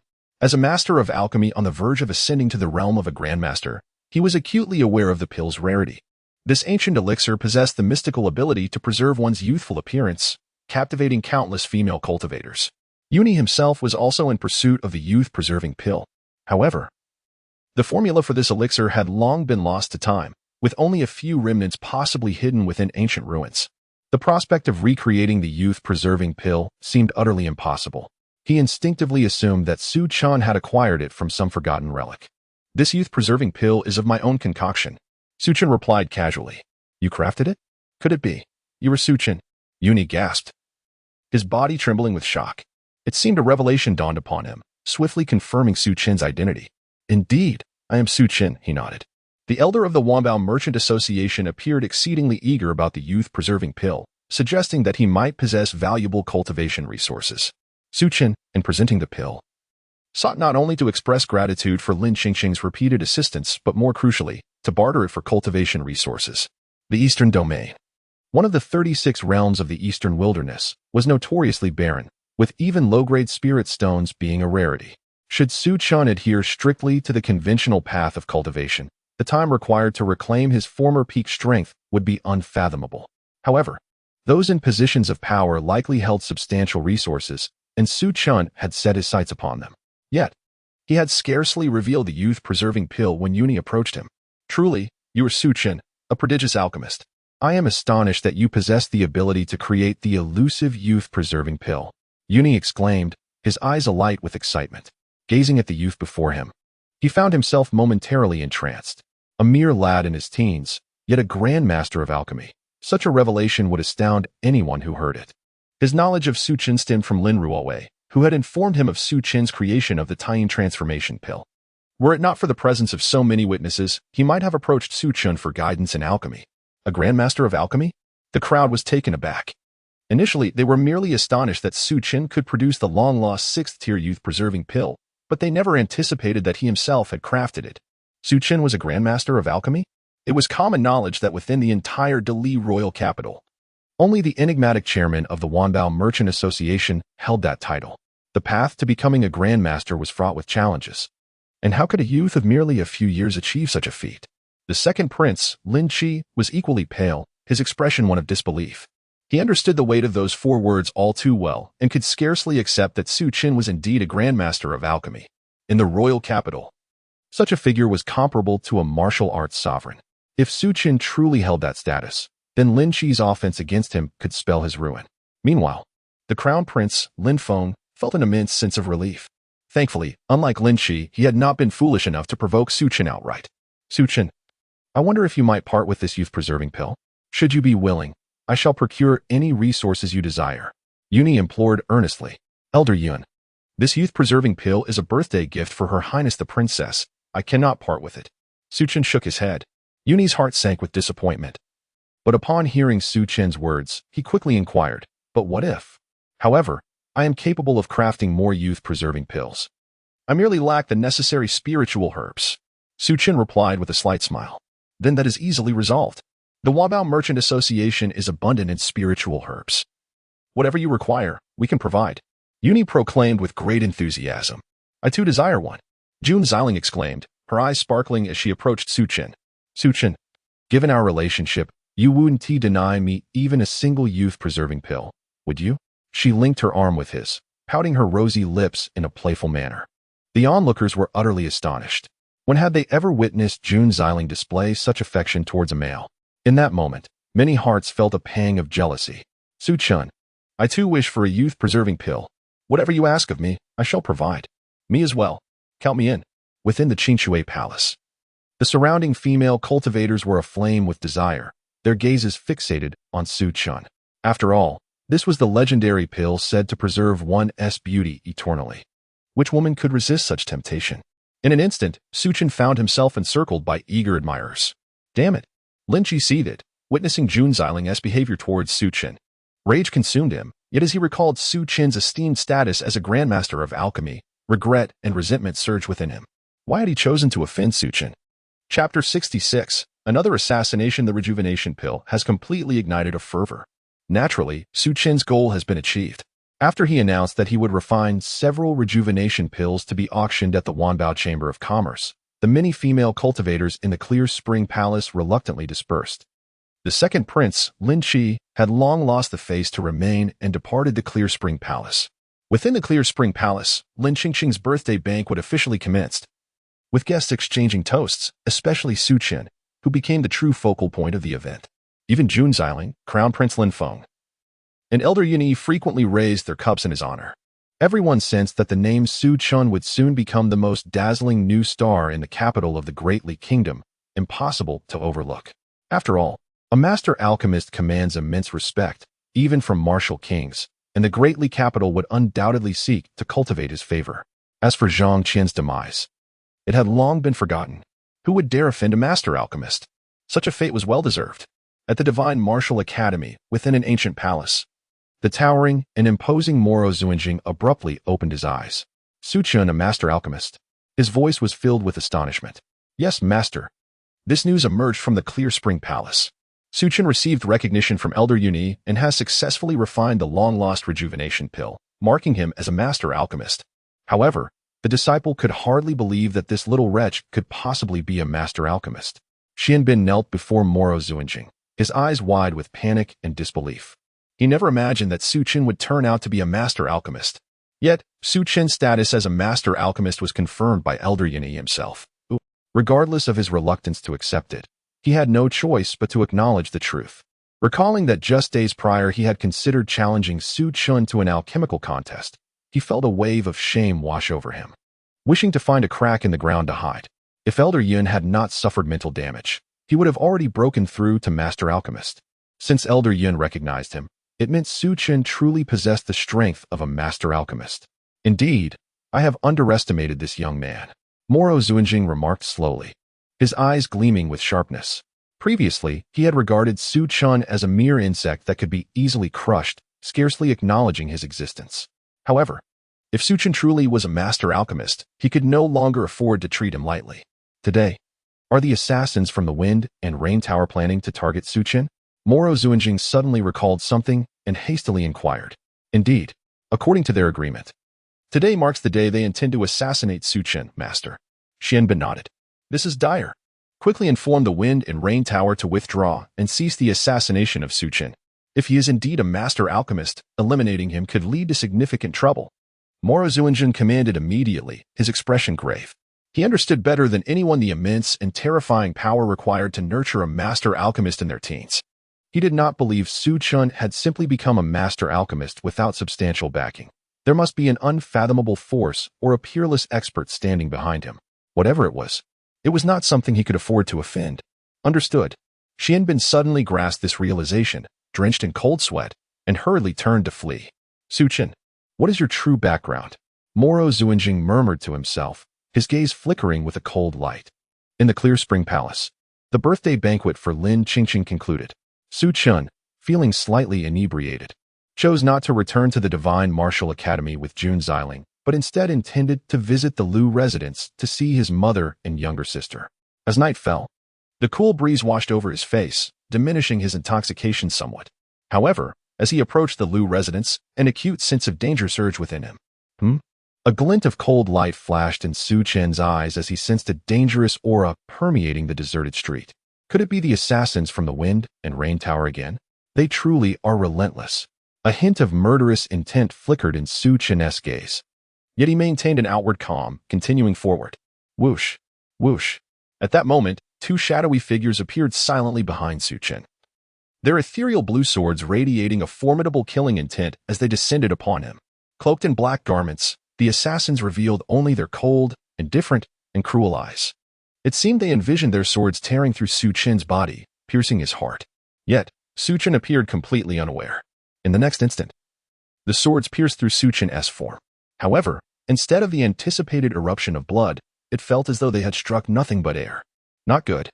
The two assassins from the Wind and Rain Tower exchanged alarmed glances, their expressions filled with disbelief as they witnessed Su Chen transform into an afterimage, vanishing before their eyes.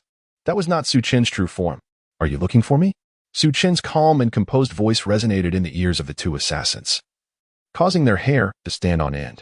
Without a moment's thought, they unleashed their killing intent, their sword energies thrusting backward. But it was too late. Roar.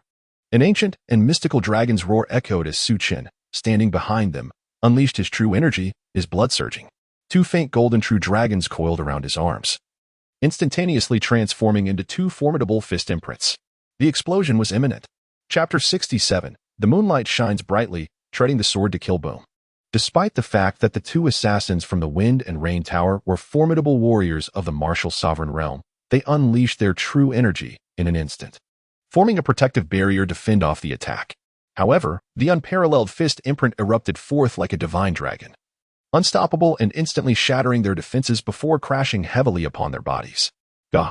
The two assassins let out a pain cry, blood gushing uncontrollably from their mouths as they were sent flying, crashing violently onto the hard blue stone ground in the distance. Boom! The ground shattered instantly, creating two large human-shaped craters. The assassins were left with their organs crushed, lifeless, and unrecognizable.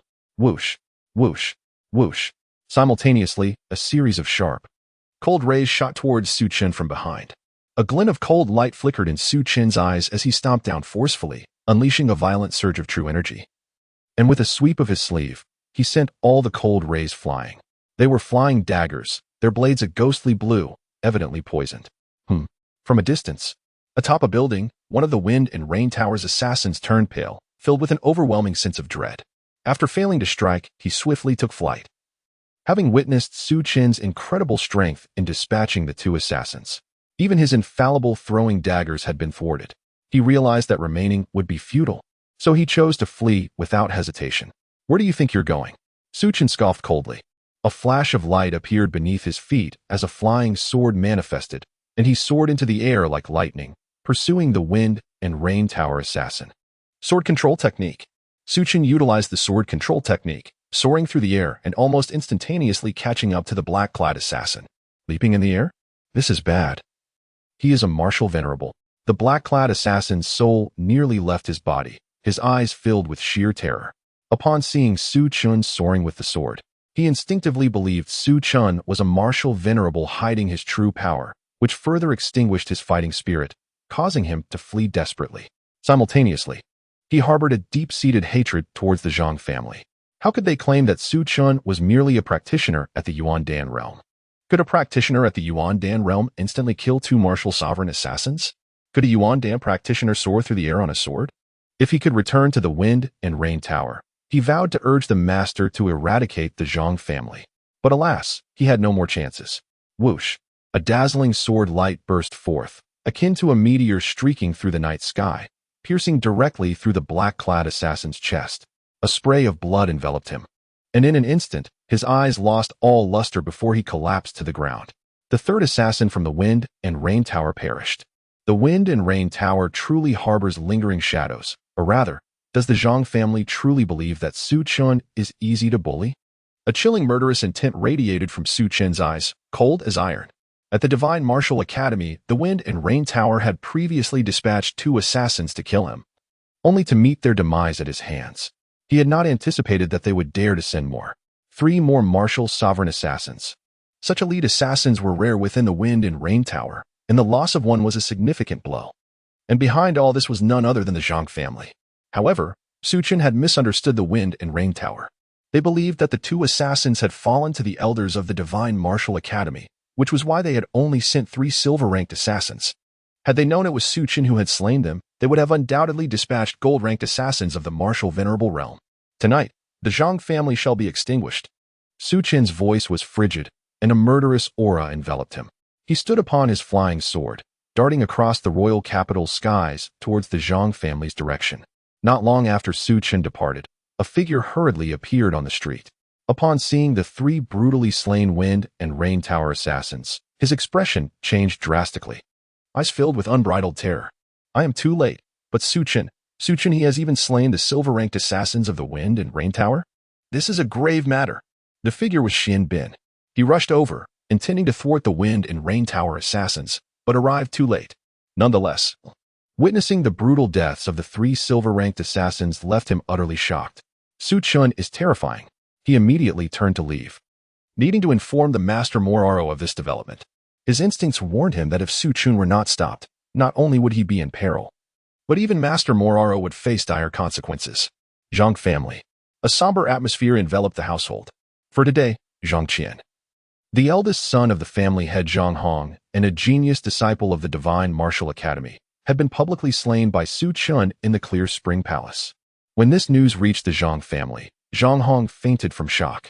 He could hardly believe that Zhang Kuan had fallen at Su Chen's hands. And now Su Chen had also killed Zhang Qian. Su Chen, my Zhang family cannot coexist with you. Zhang Hong spat blood, his voice piercingly anguished, brimming with overwhelming murderous intent. Chapter 68. The incitement to kill Zhang Hong had never anticipated that Zhang Qian would audaciously confront Su Chen at Lin Qingqing's birthday banquet, ultimately meeting his demise at Su Chen's hands. The overwhelming power of Su Chen surpassed all of Zhang Hong's expectations. Patriarch. Su Chen has slain both the eldest and youngest sons. He deserves a fate worse than death. What are those ruffians from the Wind and Rain Tower doing? Why have they not yet eliminated Su Chen?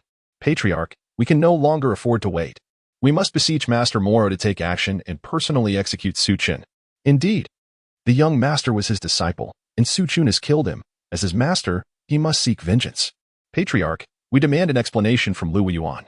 Within the Zhang family, numerous elders were filled with righteous indignation, their eyes gleaming with murderous intent. Initially, although they were furious over Su Chen's slaying of Zhang Kuan, they had not regarded him as a significant threat. However, they were now confronted with the terrifying reality of Su Chen's might, which had far exceeded their expectations, instilling a profound sense of uncontrollable dread. Should Su Chen remain alive, the Zhang family would undoubtedly face great peril. I shall head to the Divine Martial Academy to implore Master Moro for assistance. We must ensure Su Chen suffers a fate worse than death. Zhang Hong declared through gritted teeth, his voice chilling. Do not trouble yourself with that. I have arrived. At that moment, a serene and ethereal voice resonated through the air. Bathed in the cool moonlight, a figure clad in snow-white attire descended gracefully upon a flying sword, exuding an air of elegance as he landed effortlessly before Zhang Hong and the others. It was none other than Su Chen. Su Chen, Zhang Hong's entire being trembled, his eyes wide with disbelief.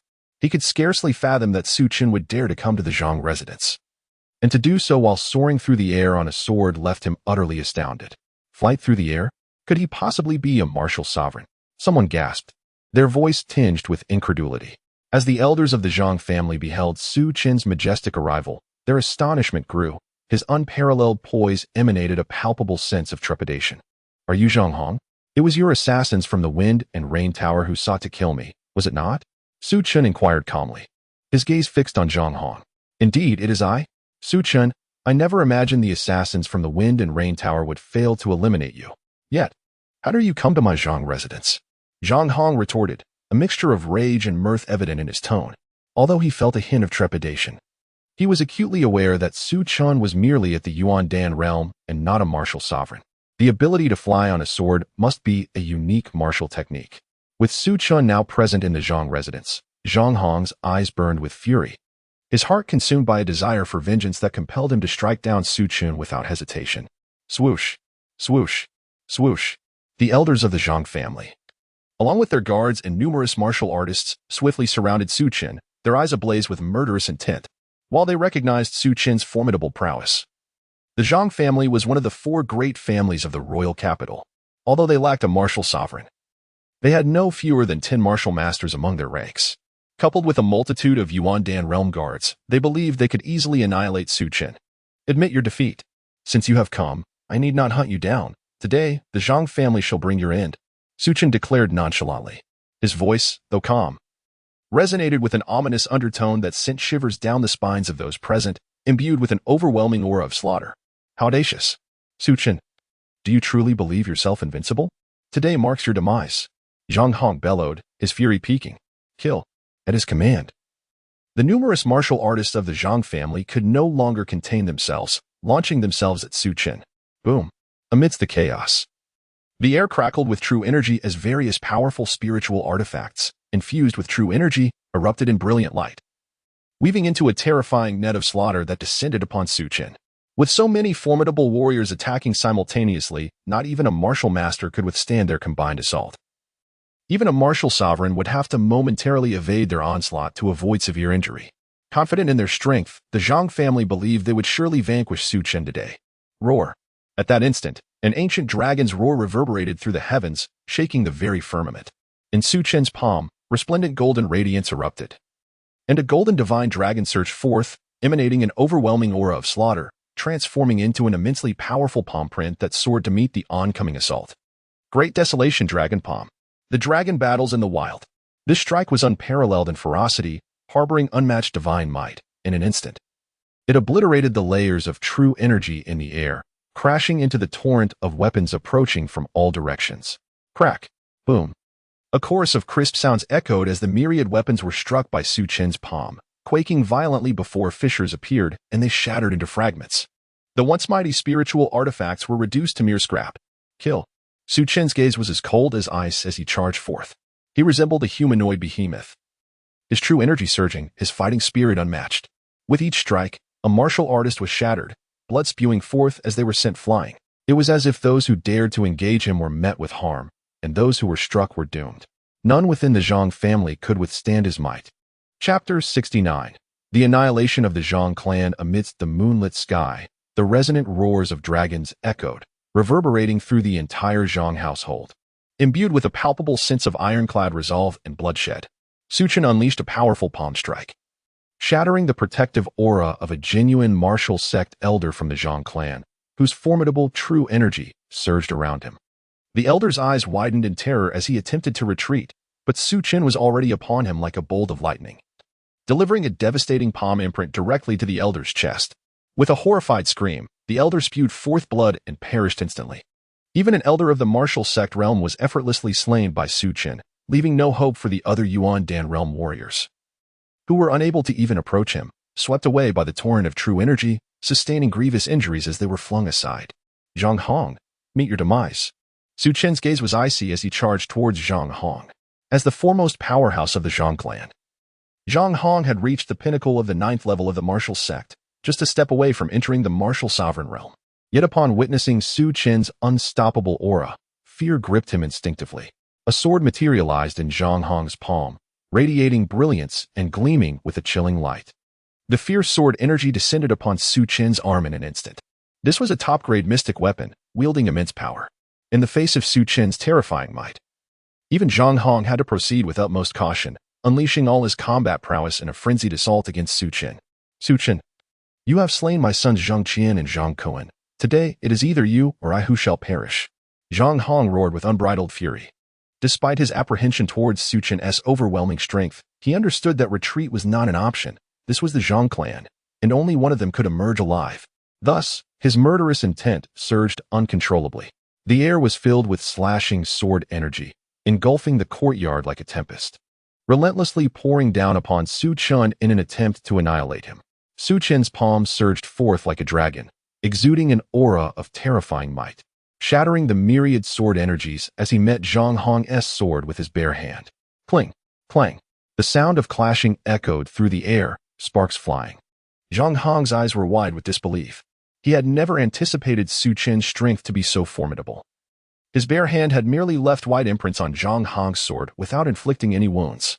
Conversely, Zhang Hong was shaken by the overwhelming force of Su Chen's palm. His blood surging, struggling to maintain his grip on the sword, which threatened to slip from his grasp. Kill! Su Chen bellowed, his gaze hard and resolute.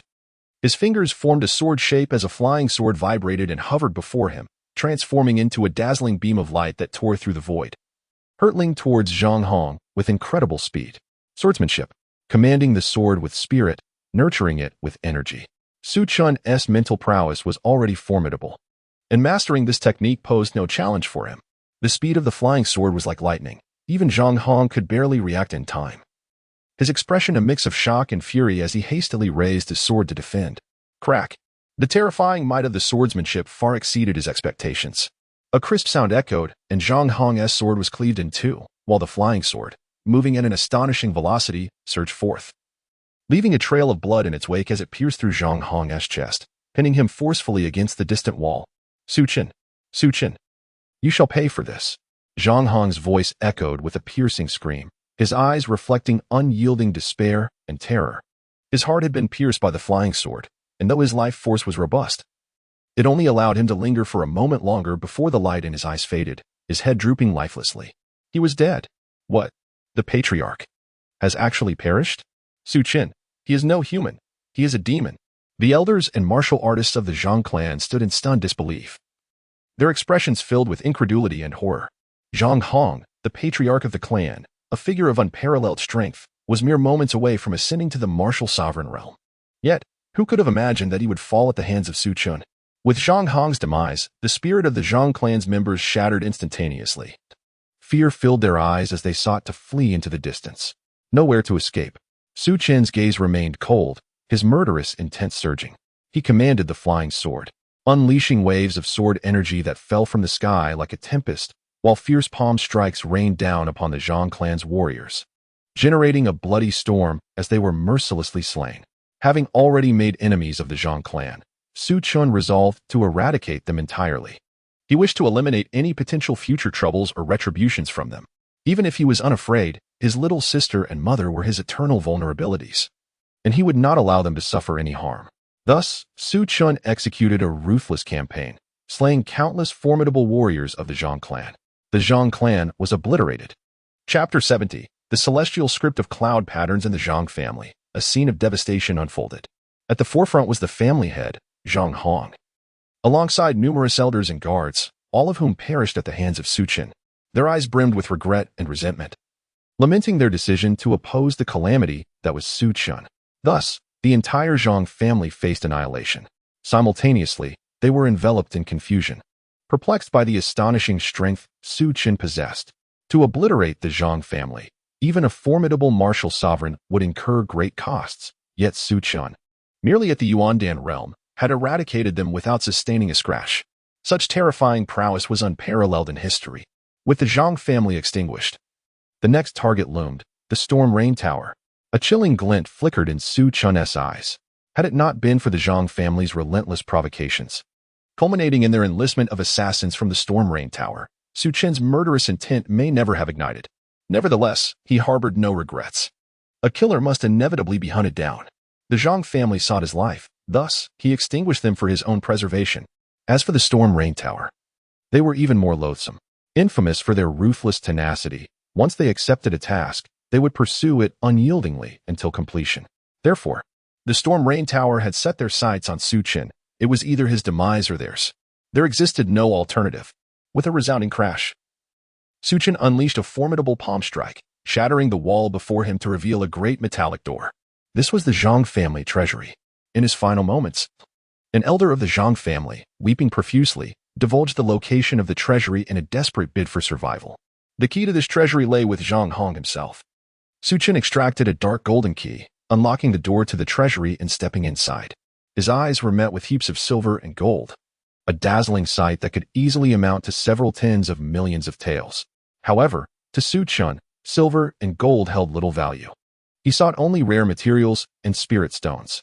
Against the wall stood several massive sandalwood chests, faint spiritual light emanating from within. Upon opening the chests, a multitude of spirit stones, resembling smooth pebbles, came into view. Indeed, they were spirit stones. Yet, the so-called four great families of the royal capital were rather impoverished, possessing merely a few thousand inferior spirit stones. Su Chen's eyes flickered with interest, yet a tinge of disappointment escaped his lips. In his previous life as the Nine Dragons Martial Emperor, he had only ever utilized superior spirit stones, and he had encountered even the legendary divine stones. The spiritual energy contained within inferior spirit stones was overly mixed and scarce, far beneath the standards of ordinary disciples of major sects and sacred lands, who would disdain their use. However, considering the utter desolation of the Eastern Domain, where spiritual energy was thin, inferior spirit stones were a rarity, let alone medium, superior, or even premium spirit stones. These few thousand inferior spirit stones likely belonged solely to the family head, Zhang Hong, for cultivation. For Su Chen, they were a meager consolation. He stored the inferior spirit stones within his storage ring. Subsequently, he examined the items on the shelves, which primarily consisted of elixirs, herbs, and ordinary techniques and martial skills. The highest ranking a mere Xian tier top grade, none of which piqued Su Chen's interest. However, one particular item on the shelf captured his attention. It was. Su Chen's gaze shifted as he grasped a rusted copper plate, feeling its weight in his hand, adorned with verdigris and shrouded in mystery. Yet, Su Chen's mind wandered to a legendary treasure. Could this be the celestial script of cloud patterns? A shiver coursed through Su Chen's body. His eyes alight with astonishment. He activated the Nine Dragons Battle Heaven technique, his true energy surging fiercely, golden radiance illuminating as it flowed towards the copper plate in his grasp. Buzz. The copper plate vibrated, seemingly activated by an ancient and enigmatic force. As the verdigris began to shed, revealing a dazzling brilliance. Then, a silvery divine light erupted, and the copper plate transformed into a page inscribed with peculiar characters, radiating an extraordinary glow, appearing unfathomable. Indeed, it was the celestial script of cloud patterns. Su Chen trembled, filled with uncontrollable excitement.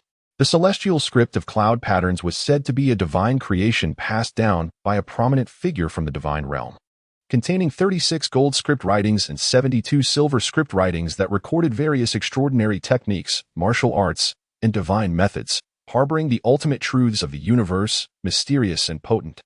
The Nine Dragons Battle Heaven technique that Su Chen possessed was, in fact, one of the gold script writings, reputed to rank among the top 10 extraordinary techniques within the celestial script of cloud patterns. It was through the Nine Dragons Battle Heaven technique that he ascended to become the Nine Dragons Martial Emperor, sweeping all adversaries aside, reigning supreme as the world's foremost figure. He had never anticipated that today, within the modest eastern domain of the Great Kingdom, he would unearth the celestial script of cloud patterns within the Zhang family treasury.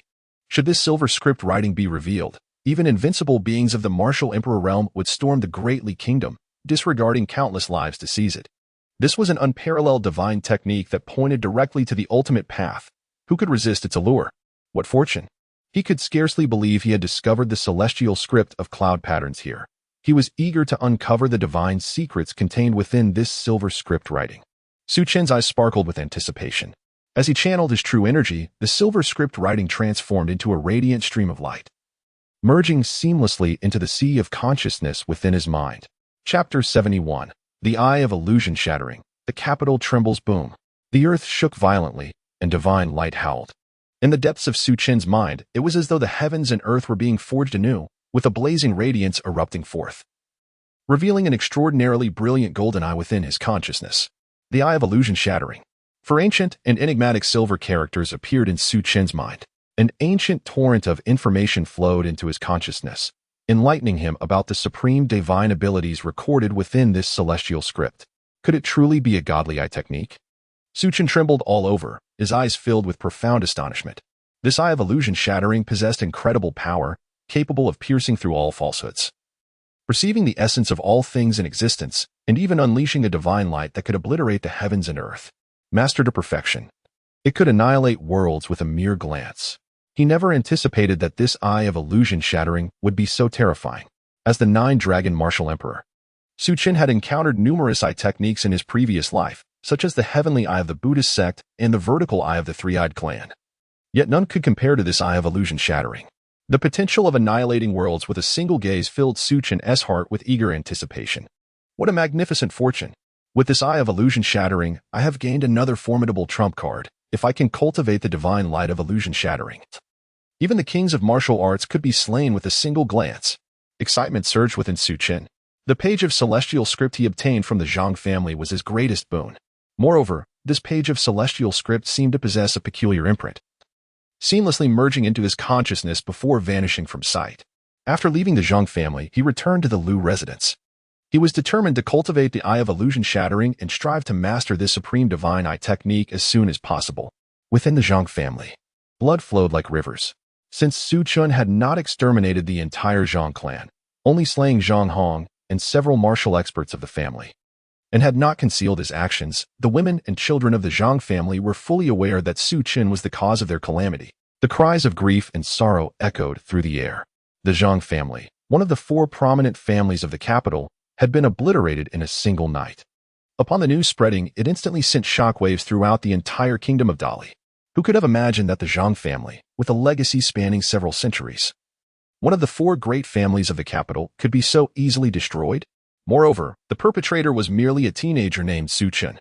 In an instant, the atmosphere in the capital became tense, with everyone discussing the unbelievable event. The Zhang family had been annihilated by Su Chen, a notion that was simply unfathomable. It was said that Su Chen had only attained the Yuan Dan realm. Indeed, although the Zhang family lacked a martial sovereign, they still possessed over a dozen martial masters. Even a martial sovereign would find it no easy task to eradicate the Zhang family. How had Su Chen managed this? Could it be that a martial sovereign had intervened, using Su Chen as Fade? It was hard to say.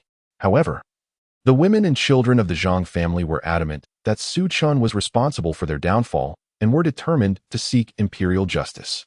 Regardless, from this day forth, Su Chen had already made a name for himself in the capital. Even the 4 young masters of the city would likely pale in comparison to him. Everyone was abuzz with conversation. Yet, what astonished them further was that both the other 3 great families and the royal family chose to remain silent in unison. Even the women from the Zhang family, who had come to seek justice, were dismissed. This was indeed intriguing.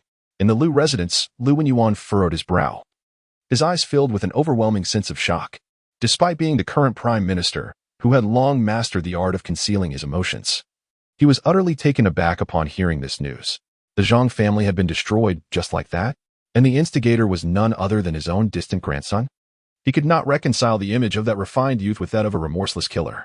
Moreover, he had just received word that Su Chen had gifted a beauty-preserving elixir during the birthday banquet of the little princess Lin Qingqing, which had even been confirmed by the Grand Elder of the Wanbao Merchant Association, declaring Su Chen to be a master of alchemy. A master of alchemy. Such a revered figure would command respect even from the kings of martial arts. How could a mere boy like Su Chen be a master of alchemy? Lu Wenyuan was perplexed. Soon, the chief steward of the Lu residence came to report. Master, young Master Su Chen has entered seclusion to cultivate and cannot meet with you. In seclusion? Lu Wenyuan was momentarily taken aback. However, he felt a sense of admiration rising within him. Su Chen had annihilated the Zhang family, and now the capital was in turmoil. Who knew how many were now eyeing him? Yet he could remain composed and focus on his cultivation. Such composure was indeed remarkable. Grandfather, Su Chen has gone too far. He has brought great calamity upon our Lu residence by destroying the Zhang family. And now he dares to make excuses not to meet you. He truly deserves punishment. Lu Yulong sneered. He thought he had finally found a chance to undermine Su Chen. Slap. At that moment, a crisp sound echoed as Lu Wenyuan slapped Lu Yulong, sending him crashing to the ground. Fool. Lu Wenyuan admonished coldly. Grandfather, why did you hit me? It is clearly Su Chen who has caused this disaster. Lu Yulong felt wronged, as if his very soul had been wounded. Caused a disaster? True, Su Chen did destroy the Zhang family, but they had over a dozen martial masters. Why don't you go and try to eliminate one? Lu Wenyuan retorted with a sneer. I. Lu Yulong was instantly rendered speechless, and suddenly, he realized the gravity of the situation. His body drenched in cold sweat. Indeed, the Zhang family had a dozen martial masters, yet Su Chen had so easily obliterated them. Was it possible that Su Chen possessed combat prowess comparable to a martial sovereign? Martial sovereign. The mere thought of those words filled Lu Yulong's eyes with profound awe. How could Su Chen possibly be so powerful? Chapter 72. The arrival of the Great Lin Dynasty Zhang's family, annihilated by Su Chen. Within the Sacred Martial Academy, the revered Master Moro suddenly opened his eyes, his gaze filled with profound astonishment. Indeed, my master, I was late yesterday. The assassins from the Wind and Rain Tower had already struck. However, I never anticipated that Su Chen would not only eliminate the 3 silver-ranked assassins from the Wind and Rain Tower with a single blow but also storm into the Zhang family, eradicating them entirely. Xianbin knelt before Master Moro, drenched in sweat, his eyes betraying an overwhelming terror. He had not envisioned that Su Chen possessed such formidable combat prowess.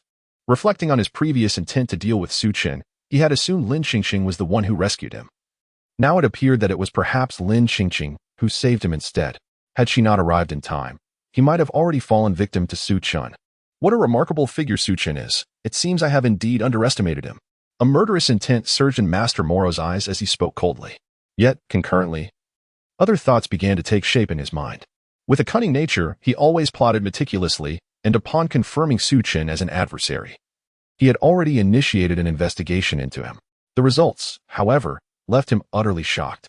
A month ago, Su Chen was merely a waste from the Su family in Yunjiang City, having his Dantian and Qi Si crippled, rendered entirely useless. Yet, astonishingly, in less than a month's time, Su Chen not only restored his Dantian and Qi Si, but also made astounding progress in his cultivation, now possessing the strength to annihilate martial arts masters. Such a rate of advancement is truly extraordinary. Coupled with Su Chen's mastery of alchemy, Master Moro speculated that it was highly likely a venerable alchemist stood behind him. Perhaps Su Chen had inherited the unparalleled legacy of an alchemical sage. Only a sage possesses the transformative power to turn decay into the miraculous, allowing a waste to metamorphose into an unrivaled genius in such a brief period. An alchemical sage, you say? The mere thought instilled a measure of trepidation within Master Moro. Alchemical sages stand on a pedestal, transcending the ordinary. Figures that even Master Moro must look up to. In the entire Eastern Wilderness, across the 36 domains, alchemical sages are the pinnacle of power, individuals whom Master Moro dares not offend. Nonetheless, he coveted the miraculous potential that lay within Su Chen. If he could seize that potential, he could not only become a master alchemist, but perhaps even a future sage, propelling his own cultivation to unprecedented heights. It seems imperative to ascertain whether a living alchemical sage truly supports Su Chen or if he merely possesses the sage's legacy. Master Moro resolved firmly. If Su Chen stood under the protection of a living alchemical sage, it would be wise to submit and perhaps even flee. However, if it were merely a legacy of the sage, then Master Moro would not hesitate to eliminate Su Chen and seize the unparalleled potential he harbored. Yet, Su Chen's might was formidable. It would be challenging for an ordinary individual to gauge his true capabilities. What should be done? Just as Master Moro pondered, Lin Hao entered from outside the Great Hall. Reporting to you, Master, the emissaries from the Great Lin dynasty have arrived, led by the Ninth Prince. And they are just outside the royal capital. The Great Lin dynasty? The Ninth Prince? Master Moro's body trembled, and he stood abruptly, his eyes revealing an overwhelming excitement. The Great Lin dynasty is one of the dominant powers in the Eastern Domain. The Great Li Kingdom is ostensibly a vassal state of the Great Lin dynasty. Within the Great Lin dynasty, formidable figures abound, with martial rulers reigning supreme and instilling fear across the land. It is worth noting that the arrival of the Great Lin dynasty did not surprise Master Moro, for he was the one who had sent word for their emissaries to come. He understood that their purpose was undoubtedly the secret realm of Wulong Mountain.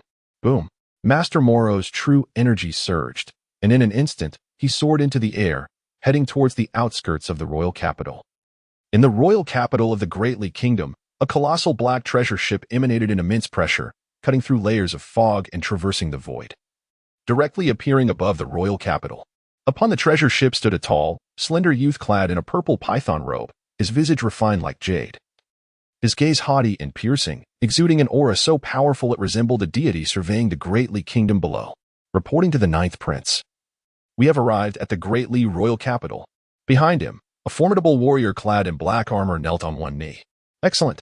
Summon the Great Li King to see me, the Ninth Prince said indifferently. Yes, replied the armored warrior respectfully. Soon, a solemn and ancient horn echoed across the land, resounding throughout the Great Li royal capital. A black dragon banner billowed in the wind from the treasure ship, adorned with an ancient character embroidered in golden thread. Lin. The Great Lin dynasty has descended. Within the royal capital, the populace was engulfed in shock, their eyes filled with reverence. The Great Lin dynasty? It has been decades since they last graced our royal capital. Why have they come now? The arrival of the Great Lin dynasty does not bode well. The people of the Great Lin dynasty are notoriously arrogant, looking down upon our Great Li Kingdom. Each visit is merely an opportunity for them to plunder resources. Surely they are here to extort us again. Whispers of concern rippled through the crowd. Meanwhile, Master Moro had already traversed the air, appearing before the ninth prince. Your subordinate, Moro, pays his respects to the ninth prince. Master Moro bowed deeply, expressing utmost deference. Chapter 73. His Highness the Ninth Prince rise. The ninth prince spoke in a calm tone. In truth, although Master Moro was the esteemed elder of the Divine Martial Academy, he hailed from the Great Lin dynasty, sent here ostensibly to enhance the ties between the two nations, but in reality, to keep a watchful eye. Consequently, the royal family of the Great Li dynasty treated Master Moro with a respectful distance, bestowing upon him an extraordinarily lofty status within the capital. Thank you, Your Highness. Master Moro bowed respectfully. However, as his gaze swept over a figure beside the ninth prince, he couldn't help but tremble. What is he doing here? Beside the ninth prince stood a young man clad in a black robe, his demeanor strikingly proud. His sleeves bore intricate golden embroidery depicting 5 golden flames, lending him an air of mystery and grandeur. The 5 golden flames were the hallmark of an alchemical master. The ninth prince had brought along an alchemical prodigy? Master Moro recognized the young man in the black robe. It was Jiang Yunhe, renowned in the Great Lin dynasty for his extraordinary talent in alchemy. He possessed a naturally mutated spiritual power, unparalleled in strength, and was heralded as the future sage of alchemy. Rumors abounded that he had already caught the attention of an ancient holy land in the eastern wilderness and would soon become a disciple there. Should he attain that status, his prestige would surpass even that of the crown prince of the Great Lin dynasty. How long until the Wulong Mountain secret realm opens? The ninth prince inquired nonchalantly. Your Highness, the fluctuations from the Wulong Mountain secret realm have been growing increasingly intense in recent days. It is likely to open within the next 2 or 3 days. Master Moro replied with utmost respect. Excellent. The ninth prince nodded in satisfaction, then turned to Jiang Yunhe with a slight smile. Brother Jiang, when the Wulong Mountain secret realm opens, accompany me inside, and I shall ensure you find what you seek. Then I am most grateful, Your Highness. Jiang Yunhe responded with a self-assured smile, though a flicker of fervor and excitement crossed his eyes at the mention of the Wulong Mountain secret realm. Unbeknownst to me, the esteemed presence of the ninth prince has graced us. I apologize for not welcoming you properly. Just then, a hearty laugh resonated through the air. Whoosh! A figure descended from the sky, swiftly arriving before the ninth prince. It was a middle-aged man adorned in a crimson dragon robe, crowned and exuding an air of nobility and grace, his eyes sharp and bright, accompanied by a gentle smile. It was none other than King Lin Xuan of the Great Li dynasty. Your Majesty is too kind. I have come to discuss the Wulong Mountain secret realm, and I would be grateful for your assistance when the time comes. The ninth prince replied with a smile that hinted at deeper meanings. Upon hearing about the Wulong Mountain secret realm, King Lin Xuan's eyes narrowed, casting a meaningful glance at Master Moro before replying with a calm smile. Of course, no problem. It goes without saying that the information regarding the Wulong Mountain secret realm had been divulged by Master Moro. Yet, King Lin Xuan had not anticipated the swift arrival of the Great Lin dynasty, especially with 2 unfathomable presences aboard their void treasure ship, merging seamlessly with the surrounding environment, causing King Lin Xuan to feel a sense of unease. Martial Kings. The Great Lin dynasty clearly places immense importance on the Wulong Mountain secret realm. Suppressing his apprehension, King Lin Xuan maintained a composed demeanor as he graciously welcomed the ninth prince and his entourage into the royal palace of the Great Li dynasty. Whoosh! Within a secret chamber, a brilliant and piercing divine light suddenly shot forth from Su Chen's eyes. The seemingly impenetrable wall before him was instantly pierced through. Is this the power of the void-breaking divine light? Su Chen opened his eyes, which gleamed brightly, as if golden rays of light were swirling within before gradually dissipating. The secret chamber of the Lu residence was constructed from the hardest of stones, reinforced with azure gold iron plates, rendering it nearly indestructible, even to a martial sovereign. Yet, such a formidable chamber crumbled before Su Chen's void-breaking divine light as if it were mere tofu. This was merely the initial understanding of the void-breaking divine eye. And yet it possessed such terrifying power, showcasing the potential of this divine art. To fully cultivate the void-breaking divine eye, one must consume the rare snow lotus of 10,000 years and refine it with jade essence liquid, treasures that are likely unattainable in the eastern domain, leaving him to seek opportunities in the future. Su Chen mused softly. His recent seclusion had yielded immense rewards. Not only had his cultivation broken through to the 9th layer of the elemental Dan realm, with his 9 true dragon elemental dawn perfected and only a step away from entering the martial sovereign realm, but he had also cultivated the void-breaking divine light. Should he strike unexpectedly, even a martial sovereign could be killed instantly by this divine light. Su Chen had thus acquired yet another formidable card to play. If I am not mistaken, the Wulong Mountain secret realm should soon be opening. My master should be arriving shortly, yes?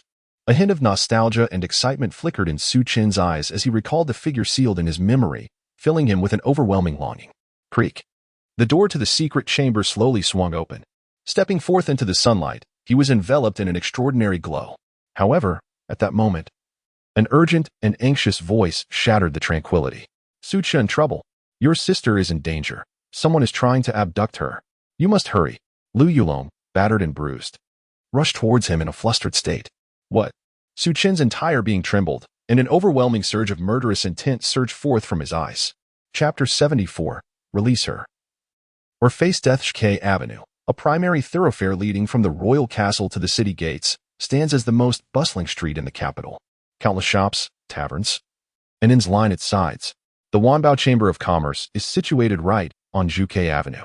However, at this moment, Su Ling'er and Lu Guqing find themselves encircled by a group of individuals at the entrance of the chamber.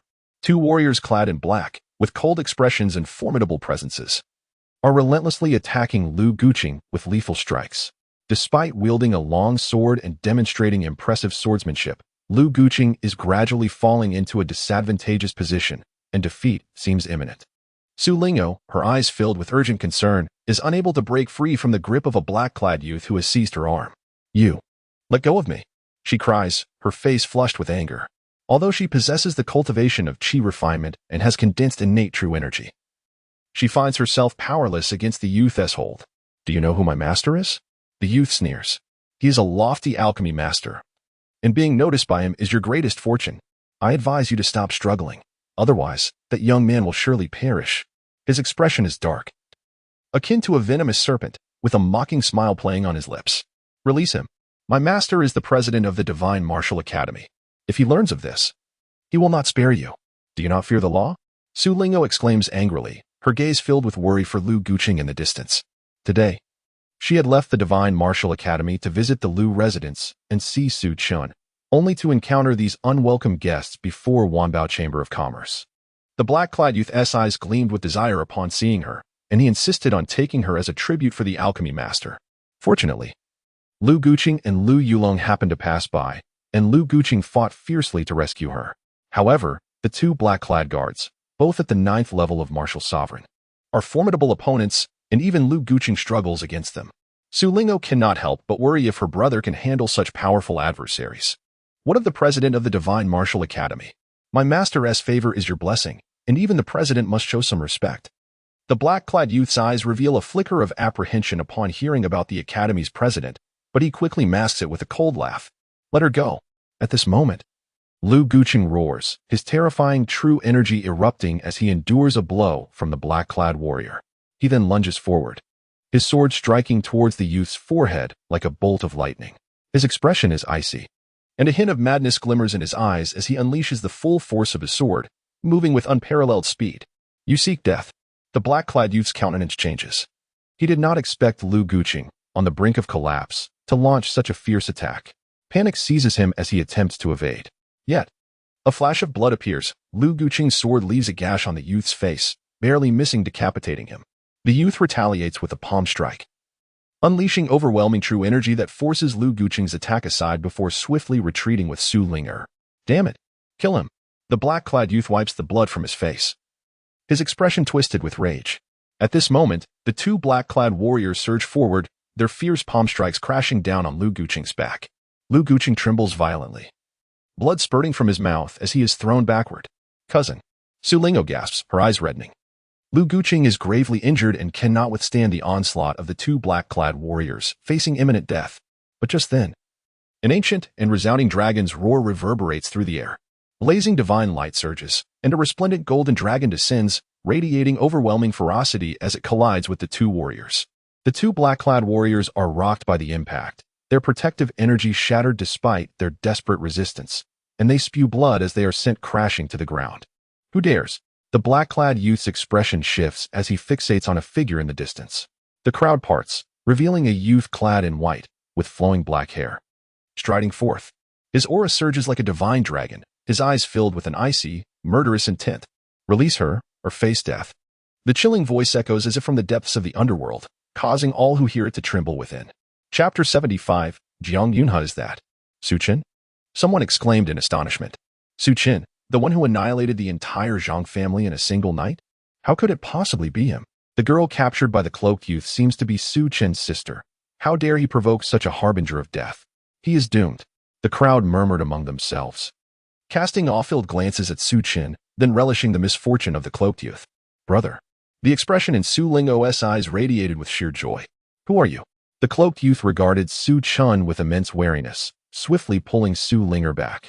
That previous strike had genuinely instilled fear in him. Su Chen had severely injured two ninth-level martial artists with a single move. In terms of combat prowess, he could hardly contend with Su Chen. Yet, he was relieved that Su Ling was still in his grasp. I shall not repeat myself. Release her, or face death. Su Chen fixed his gaze on the cloaked youth, his eyes betraying a palpable intent to kill. In his rebirth, only a select few held any significance to him. And the cloaked youth's audacity to lay hands on Su Ling had crossed a line. Damn it, you arrogant fool. My master has taken a liking to your sister. It's her fortune. Do not refuse a toast and instead seek punishment. My master is a master alchemist. Do you understand what that means? Offending him means your entire family will have nowhere to rest in peace. The cloaked youth barked, his bravado a mere facade. A master alchemist? No wonder he is so arrogant. Someone gasped. A master alchemist is a figure of repute, akin to a martial arts sovereign. Even the king of Dali would treat them with utmost respect. It is no surprise that the cloaked youth dared to forcibly seize a maiden in broad daylight. However, would Su Chen, the harbinger of death, truly fear a master alchemist? Refuse to release her? Then prepare to die. A flash of murderous intent flickered in Su Chen's eyes as a sharp sword aura surged forth, slicing through the air towards the cloaked youth. What of a master alchemist? Even a saintly alchemist would not intimidate him. Those who dared to touch Su Chen's sister would pay dearly. The cloaked youth trembled, unprepared for Su Chen's audacity. Shocked and enraged, he gritted his teeth and forcefully pushed Su Ling towards Su Chen. He then unleashed all his cultivation and fled desperately into the distance. He was decisive, realizing he was no match for Su Chen and opting for escape instead. Yet, he underestimated Su Chen. Whoosh! In a flash, Su Chen's figure shimmered with light as the sword aura shattered, and he caught Su Ling securely in his embrace, landing gracefully on the ground. Wait for me here. Su Chen instructed Su Ling, then summoned a radiant flying sword that lifted him into the air, pursuing the cloaked youth. Riding the sword in midair. Su Chen, he is a martial venerable. Someone gasped in disbelief. They were unfamiliar with the art of sword riding. Yet they recognized that such aerial flight marked the distinction of a martial venerable. No wonder Su Chen could obliterate the Zhang family overnight. He was indeed a powerful martial venerable. Seeing Su Chen soaring towards him, the cloaked youth was instantly engulfed by dread. His eyes wide with horror as he had not anticipated Su Chen's true strength. He had no capacity for resistance, only frantically channeling his true energy to escape for his life. Boom. However, Su Chen's speed was blinding, and within moments, he caught up to the cloaked youth. He unleashed a palm strike from above, an unmatched imprint of force imbued with ancient dragon might, akin to a true dragon descending upon the world, sending chills down the cloaked youth's spine and filling him with terror. He desperately attempted to resist, but could not withstand Su Chen's overwhelming power. Being struck squarely in the chest, his ribs shattering as he was sent flying. And no, please don't kill me. My master is Jiang Yunhe, a master alchemist and future disciple of the sacred land. If you harm me, he will never let you go. The cloaked youth lay on the ground, blood spilling from his mouth, gazing fearfully at the approaching Su Chen. A master alchemist? A disciple of the sacred land? Even the mightiest of beings would perish if they dared to harm my sister. Su Chen scoffed. You think I care? He placed a foot upon the cloaked youth's chest, eliciting screams of agony and desperate pleas for mercy, filled with terror. Stop. At that moment, a voice, both indifferent and haughty, rang out. From a distance, a striking young man clad in a black robe adorned with 5 embroidered flames approached, flanked by several formidable guards. It was none other than Jiang Yunhe. Master, save me. The cloaked youth trembled upon seeing Jiang Yunhe, his eyes brimming with uncontainable excitement as he cried out. Release him, and kneel to slap your own face. I may spare your life. Jiang Yunhe glanced at Su Chen, speaking with chilling indifference. His lofty demeanor resembled that of a celestial being surveying the mortal realm, showing no concern for right or wrong, as if granting Su Chen mercy was his benevolence. Chapter 76 Farewell to Lin Ruowei. Su Chen smiled. yet his smile was imbued with an icy coldness. He suddenly stomped down, unleashing a terrifying surge of true energy that instantaneously shattered the chest of the young man in black, disrupting his heart meridians. The young man's eyes were filled with disbelief and resentment, and gradually, the light in his gaze dimmed as he breathed his last, until his final moment. He could not fathom why Su Chen dared to take his life. Wasn't his master, Jiang Yunhe, a master of alchemy and a future disciple of the sacred land? Did Su Chen not harbor the slightest fear? Alas, he would never know the answer. What did you just say? Su Chen raised his head and addressed Jiang Yunhe with a calm demeanor. Jiang Yunhe's expression darkened instantly. You have audacity. I had intended to spare your life. But you dare to kill my follower? In that case, you shall pay for it with your own life. Jiang Yunhe's voice was chilling to the bone. In truth, he did not care for the life or death of the young man in black. His sole concern was his own pride. Su Chen brushed aside his words, displaying an audacious disregard for the life of Jiang Yunhe's subordinate, which ignited a burning fury within Jiang Yunhe, his murderous intent boiling over. You, Su Chen scoffed. He discerned that Jiang Yunhe was likely not from the kingdom of Dali. As a master of alchemy, claiming to be a future disciple of the sacred land, and possessing an air of superiority, it was evident he hailed from a royal dynasty or an ancient clan. Nonetheless, Su Chen remained unperturbed. Kill him. Jiang Yunhe pointed at Su Chen, his voice laden with frost. Yes.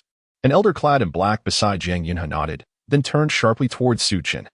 His true energy surging violently, his gaze sharp as a blade, as his withered hand, resembling an eagle's claw, reached out towards Su Chen. He was indeed a formidable martial sovereign. Despite his anger, Jiang Yunhe did not underestimate Su Chen. The fact that Su Chen had slain 2 martial sovereign guards, along with one of his followers, testified to his formidable strength, prompting Jiang Yunhe to dispatch his most powerful martial sovereign protector. A martial sovereign? The golden radiance in Su Chen's eyes shimmered. In that instant, his gaze transformed into something ancient, mysterious, and imposing, reminiscent of a deity overlooking the mortal realm. A terrifying aura of death emanated from Su Chen's being. Destruction of illusions. Su Chen prepared to activate the Eye of Destruction, unleashing its power to obliterate the martial sovereign. Even the elder, sensing the overwhelming killing intent, felt a chill run down his spine, his expression turning to one of sheer horror. Stop. At that moment, a clear and ethereal voice echoed. Boom. An invisible force surged through the heavens and the earth, manifesting as an overwhelming might that bore down upon the martial sovereign elder. The elder trembled, feeling as if he were sinking into quicksand, his expression grave and his voice quavering. Martial King. Is it she? The golden radiance in Su Chen's eyes dimmed, and he suppressed the Eye of Destruction as he beheld the figure in the void, a peculiar look crossing his features. In the ethereal realm, rays of light ascended, shrouded in mist. A woman dressed in white, exuding unparalleled grace, stepped forth. Her garments billowing as if she were a celestial being descended from the heavens, radiating an otherworldly aura. Her visage was stunningly beautiful, her skin as white as jade, akin to a divine maiden from the 9 heavens, making anyone who gazed upon her feel woefully inferior. Su Chen immediately recognized her. Lin Ruowei, the only woman with whom Su Chen had shared an intimate bond in this lifetime. Yet, at this moment, Lin Ruowei had broken through to the martial king realm. Her presence even more ethereal, leaving others unable to meet her gaze. Is that Princess? Someone exclaimed in awe. Greetings, Your Highness. The multitude within the capital, their eyes alight with fervor, knelt in reverence. If Yuan Haoran was the unwavering anchor of the kingdom of Dali, then Princess Lin Ruowei was the saint and goddess in the hearts of the people. Lin Ruowei was not only exceptionally gifted in martial arts, but she was also a renowned prodigy in the capital, possessing a benevolent heart, aiding the oppressed, and providing for the needy, which earned her immense respect among the populace. Thus, upon her appearance, the citizens of the capital instantly recognized her and bowed in sincere homage. You are Lin Ruowei? Jiang Yunhe's eyes brightened as he gazed at her, his expression slightly fervent. He had not anticipated encountering such an extraordinary woman in the kingdom of Dali, one who outshone all he had seen even in the Great Lin dynasty. Moreover, Lin Ruowei's formidable prowess had reached the martial king realm. Such a goddess was truly deserving of his attention. I am Jiang Yunhe, a denizen of the Great Lin dynasty, a master of alchemy, and a future disciple of the sacred land. It is an honor to meet you, Miss Ruowei. Jiang Yunhe presented a self-assured smile, bowing respectfully to Lin Ruowei. However, Lin Ruowei did not spare him a glance, instead walking directly towards Su Chen with a look of concern. Are you all right? I am fine, Su Chen replied somewhat awkwardly, shaking his head with a smile. Meanwhile, Jiang Yun's smile froze instantly, his eyes betraying a mix of embarrassment and fury. How could Lin Ruowei disregard him so blatantly? Chapter 77. The Battle of Alchemy. Everything is fine. He hails from the Great Lin Empire, a lineage of considerable depth. Offending him yields no advantage. Allow me to handle this, Lin Ruowei remarked softly to Su Chen, her smile radiant like a blooming garden, rendering the world around her pale in comparison. The onlookers were astonished. In their minds, Lin Ruowei had always been akin to a celestial being, aloof and detached from the mundane, never before gracing anyone with a smile. Yet here she was, smiling at Su Chen. What could be the nature of their relationship? Young Master Jiang, it is your follower who forcibly abducted a maiden in the royal capital, attempting to seize Su Chen's sister. Yet you hastily direct your ire at Su Chen without discernment. Could it be that your followers' misdeeds are indeed at your behest? Lin Ruowei turned to Jiang Yunhe, her tone serene but firm. You speak nonsense. Jiang Yunhe's expression shifted, vehemently denying the accusation. My follower would never commit such an act. He has already been slain by Su Chen. How can we trust his words? That is hardly a challenge. Many have witnessed your followers' actions. Let us inquire among the crowd to unveil the truth. Lin Ruowei replied calmly. Your Highness, I must report that it was that rogue in black who attempted to abduct this young lady. Indeed, it was he. We all heard him claim that it was his master who ordered the abduction. The crowd, emboldened by Lin Ruowei's authority, began to voice their support, eager to speak out against Jiang Yunhe. Without Lin Ruowei's esteemed presence, they would hardly have dared to do so. You are all fabricating lies. Jiang Yunhe was infuriated, taken aback by the audacity of the commoners to accuse him. Were it not for Lin Ruowei's formidable prowess, he would have relished the opportunity to silence them. Young Master Jiang, the truth is clear. If that is the case, then your follower has met his just fate. Let us end this matter here, shall we? Lin Ruowei stated coolly, offering Jiang Yunhe a chance to step back, refraining from delving into the reasons behind his followers' actions. And this? Impossible. Zhao Xing is my follower. Even if he is erred, I shall deal with it myself. It is not for Su Chen to decide. Having slain my follower, I might spare him today for your sake, Miss Ruowei, but he must kneel and apologize. Jiang Yunhe declared coldly, unwilling to let the matter rest.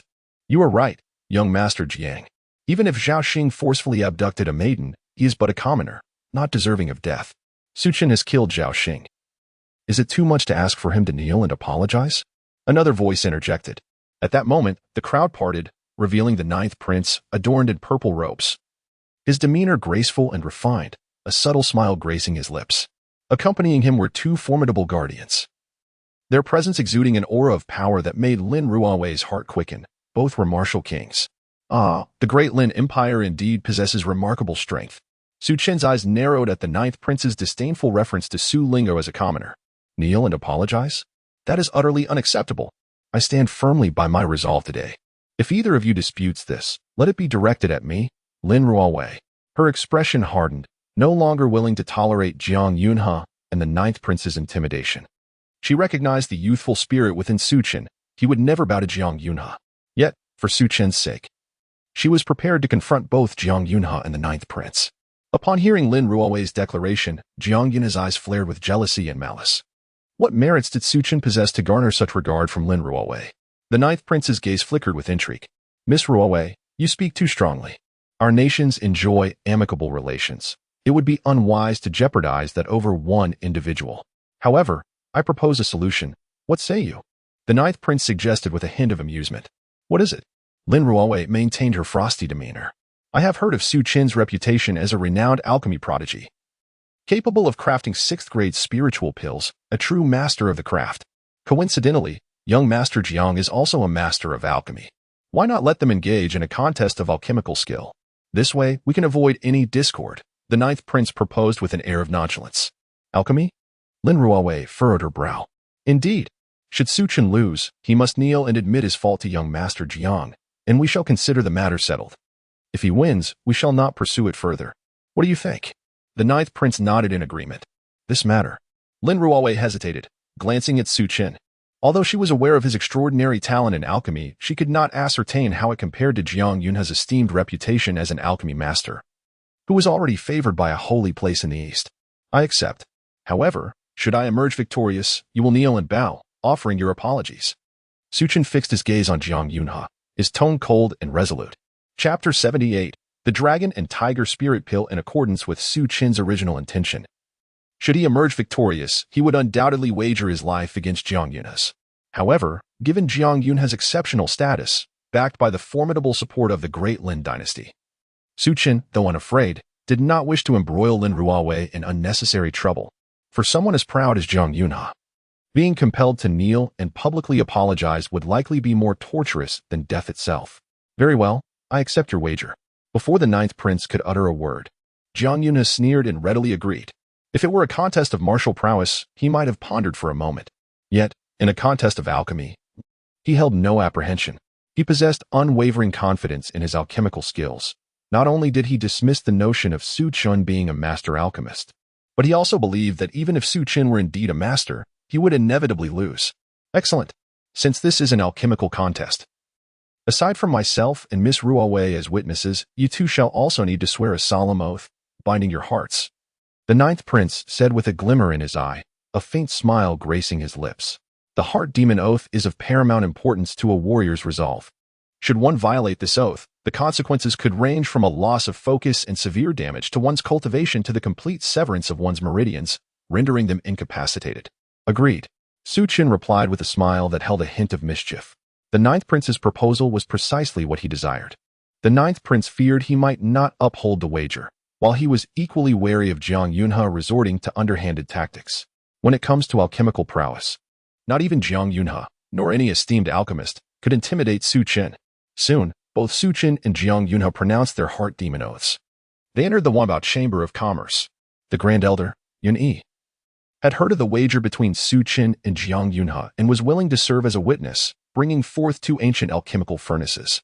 In what seemed an effort to embarrass Su Chen, the ninth prince and Jiang Yunhe refrained from dispersing the crowd, preparing instead to publicly humiliate Su Chen in front of the onlookers. The news of a duel between two esteemed alchemists stirred not only the alchemists within the Wanbao Chamber of Commerce but also drew many from the royal capital. Alchemical masters are figures of great significance, comparable to martial kings. Such an event was a rare spectacle indeed, especially for alchemists. Witnessing a contest between master alchemists was an unparalleled opportunity. Who could predict the outcome of the confrontation between Jiang Yunhe and Su Chen? It was a foregone conclusion. Jiang Yunhe would triumph. He was the most dazzling alchemical genius of the Great Lin dynasty, already sought after as a disciple by a notable figure in the sacred grounds, a veritable master of alchemy. Indeed, many murmured, Su Chen is still quite young. Although rumors suggest he possesses considerable alchemical skills, calling him a master alchemist seems a stretch. Do you not comprehend? Exclaimed an elderly man with a disheveled beard, his voice filled with indignation. Master Su Chen is undoubtedly a master alchemist. Have you heard of the rejuvenation pill? That is a 6th-tier spirit pill, and it was crafted by none other than Master Su Chen. At that moment, a voice thundered, who dares to be so audacious? Upon recognizing the elderly man, the accuser quickly donned a fawning smile. Ah, Master Gu Yin, please forgive our ignorance. We were merely speaking thoughtlessly. Master Gu Yin was a renowned alchemist of the Wanbao Chamber of Commerce. He was not someone they could afford to offend. Ah, Gu, your spiritual power. Just then, Grand Elder Yun Yi trembled, as if struck by a sudden realization, gazing at Gu Yin with immense excitement. Indeed, I have fortuitously broken through to the 5th tier. Gu Yin grinned widely. 5th tier spiritual power is the threshold to becoming a master alchemist. Like Gu Yin, Grand Elder Yun Yi had been trapped at the pinnacle of the 4th tier, unable to ascend to master alchemist status.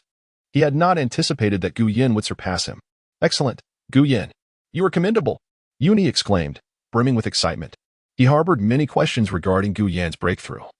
But with the alchemical duel between Su Chen and Jiang Yunhe at hand, he refrained from further inquiries. Su Chen, brother Jiang. Today's alchemical duel will be witnessed by myself, Miss Ruowei, and Grand Elder Yun Yi. We have selected an ancient alchemical formula. Whoever can successfully refine it with superior quality will be declared the victor. What say you? The ninth prince's gaze flickered as he regarded Su Chen and Jiang Yunhe with a slight smile, exuding confidence in Jiang Yunhe's alchemical prowess, showing no signs of pressure. Certainly. No objections. Both Su Chen and Jiang Yunhe nodded in agreement. Very well, you may now examine the ancient formula and commence your preparations. Each of you has been provided with 3 sets of materials, and there is no time limit, Lin Ruowei stated calmly, with a delicate flick of her fingers. Two glowing orbs shot forth, transforming into jade slips that flew towards Su Chen and Jiang Yunhe. Although she was aware of Su Chen's exceptional alchemical skills and suspected he might have the backing of a master alchemist, she remained uncertain whether he could surpass Jiang Yunhe. However, at this juncture, she could only let fate take its course. Upon receiving the jade slip, Su Chen probed its contents with a thread of spiritual energy and was taken aback by the ancient formula's details. The dragon and tiger spirit pill? Su Chen's eyes gleamed with intrigue, revealing a hint of astonishment. He had not anticipated encountering such a potent elixir. Chapter 79. The Purple Lotus True Fire. The Dragon Tiger Yuan Spirit Pill is a 6th-tier spiritual elixir, renowned for its ability to facilitate the transformation of one's mental prowess, enabling significant enhancement and breakthroughs. There exists a certain probability that it may even coalesce into a martial Dao Yuan spirit. The martial Dao Yuan spirit symbolizes the pinnacle of a martial king's power, indicating that one's mental strength has reached the 6th tier. However, the crafting of such an ancient elixir is no trivial endeavor. Despite the existence of the recipe, the success rate is exceedingly low, and only a master alchemist can concoct the Dragon Tiger Yuan Spirit Pill. Even a grandmaster alchemist would find it exceedingly arduous to produce this pill. Nevertheless, for Su Chen, it poses no challenge. Not only has he successfully created the Dragon Tiger Yuan Spirit Pill, but he has also previously crafted 9th-tier elemental spirit pills and 10th-tier indestructible transformation pills. While the Dragon Tiger Yuan Spirit Pill presents some difficulty, it is hardly a formidable task for Su Chen. The Dragon Tiger Yuan Spirit Pill? Excellent. Only such an ancient elixir can truly unleash my potential. Jiang Yunhe let out a cold laugh, casting a glance at Su Chen, before settling down in front of the alchemy cauldron. Boom. With a resounding slap to the cauldron, his palm imprints surged like the wind, causing the cauldron to hum and tremble. Radiant inscriptions erupted, floating before Jiang Yunhe. In his palm, purple flames rose like a lotus, ancient and enigmatic, instantly enveloping the cauldron. Is that the true fire of heaven and earth? Someone exclaimed, their eyes wide with disbelief. The purple flames in Jiang Yunhe's palm exuded a mysterious aura, radiating intense heat that rendered the atmosphere searing. This was undoubtedly the essence of the true fire of heaven and earth. The true fire of heaven and earth is an extraordinary flame birthed from the cosmos, a lifelong pursuit for alchemists and craftsmen alike. Should one be fortunate enough to harness a fragment of this fire, the potential to become a revered alchemy saint or artifact saint in the future is immense. The true fire not only enhances the success rate of alchemy and crafting, but also possesses great power, allowing one to comprehend the laws of fire and forge an unparalleled foundation in their path. No one anticipated that Jiang Yunhe would possess the true fire of heaven and earth. Could it be the legendary Purple Lotus True Fire, ranked 106th on the True Fire of Heaven and Earth list?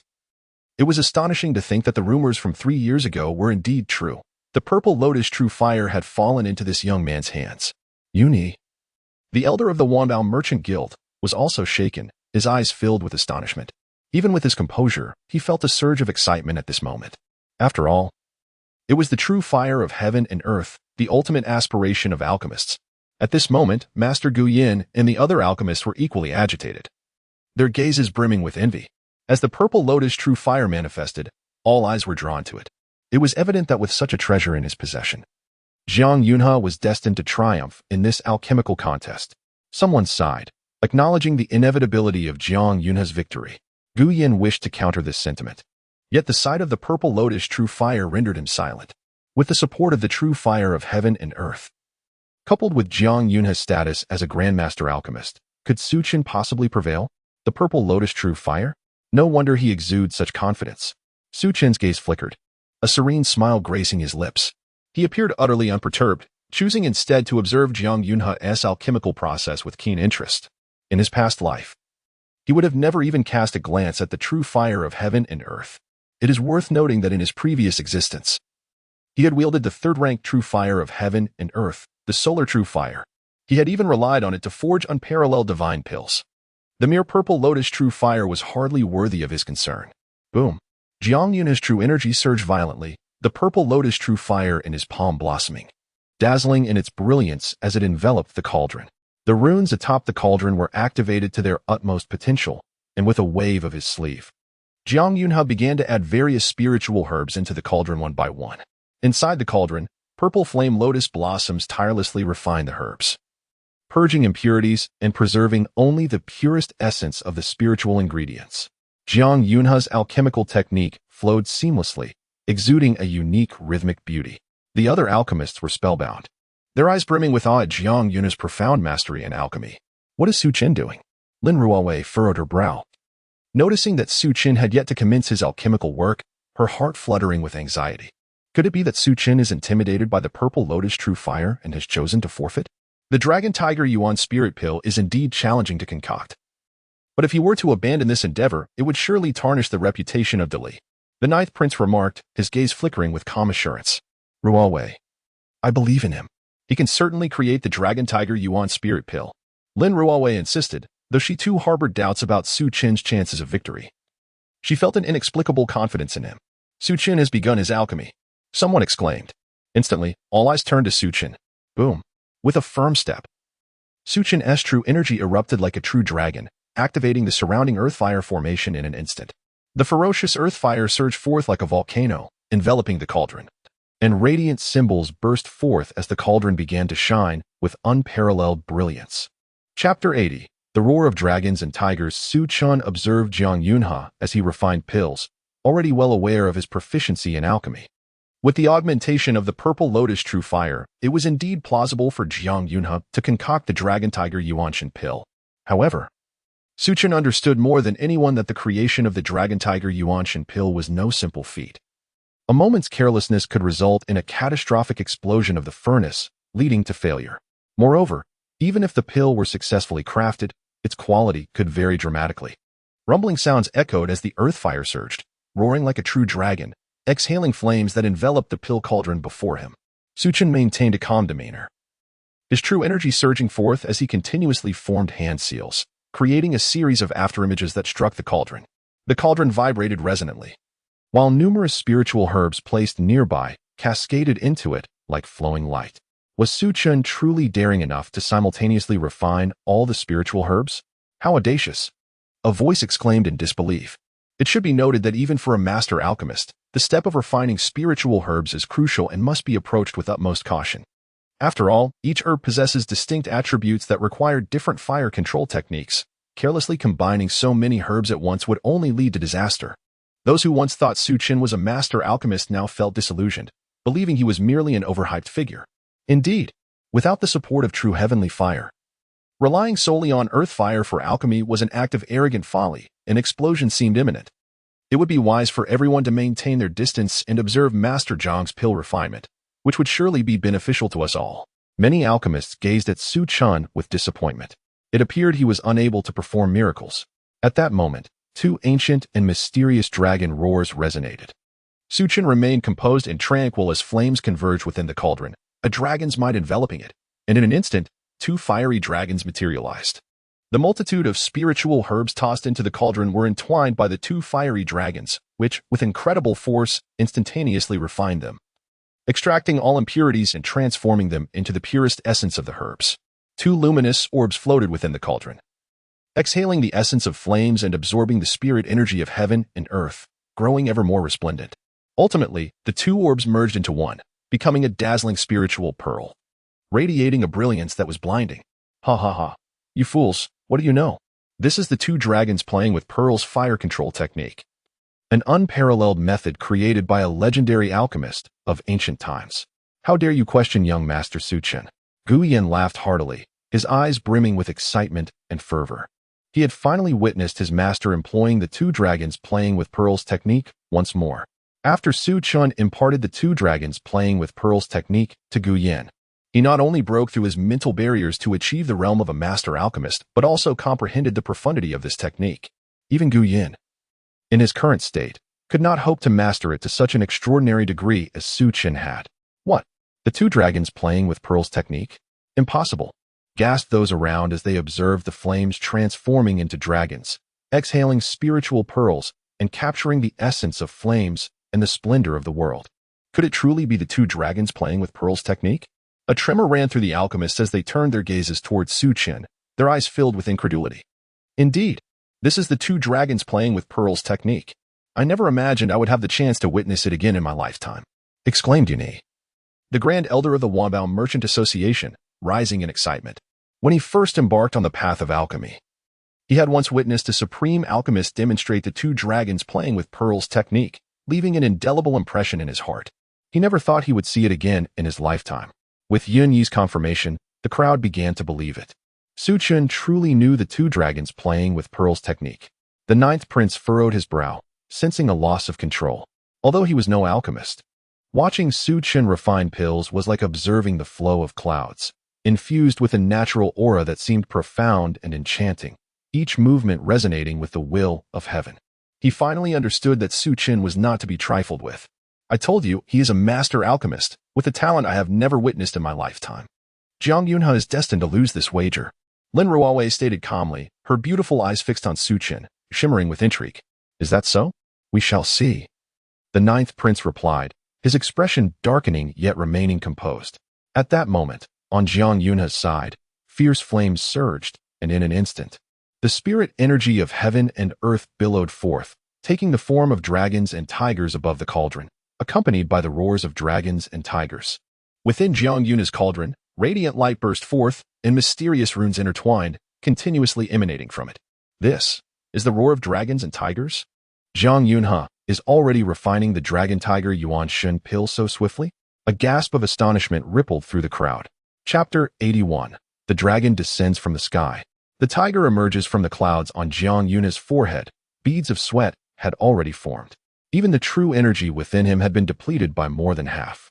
Yet, he remained utterly still, his gaze fixed intently on the alchemical furnace before him, his hands continuously forming seals to summon the purple lotus true fire. Engaging in the final refinement, he had reached the last step. It was time to condense the elixir. He was determined to forge the Dragon Tiger Primordial Spirit Pill, proving to all that he, Jiang Yunhe, was the most resplendent prodigy of alchemy.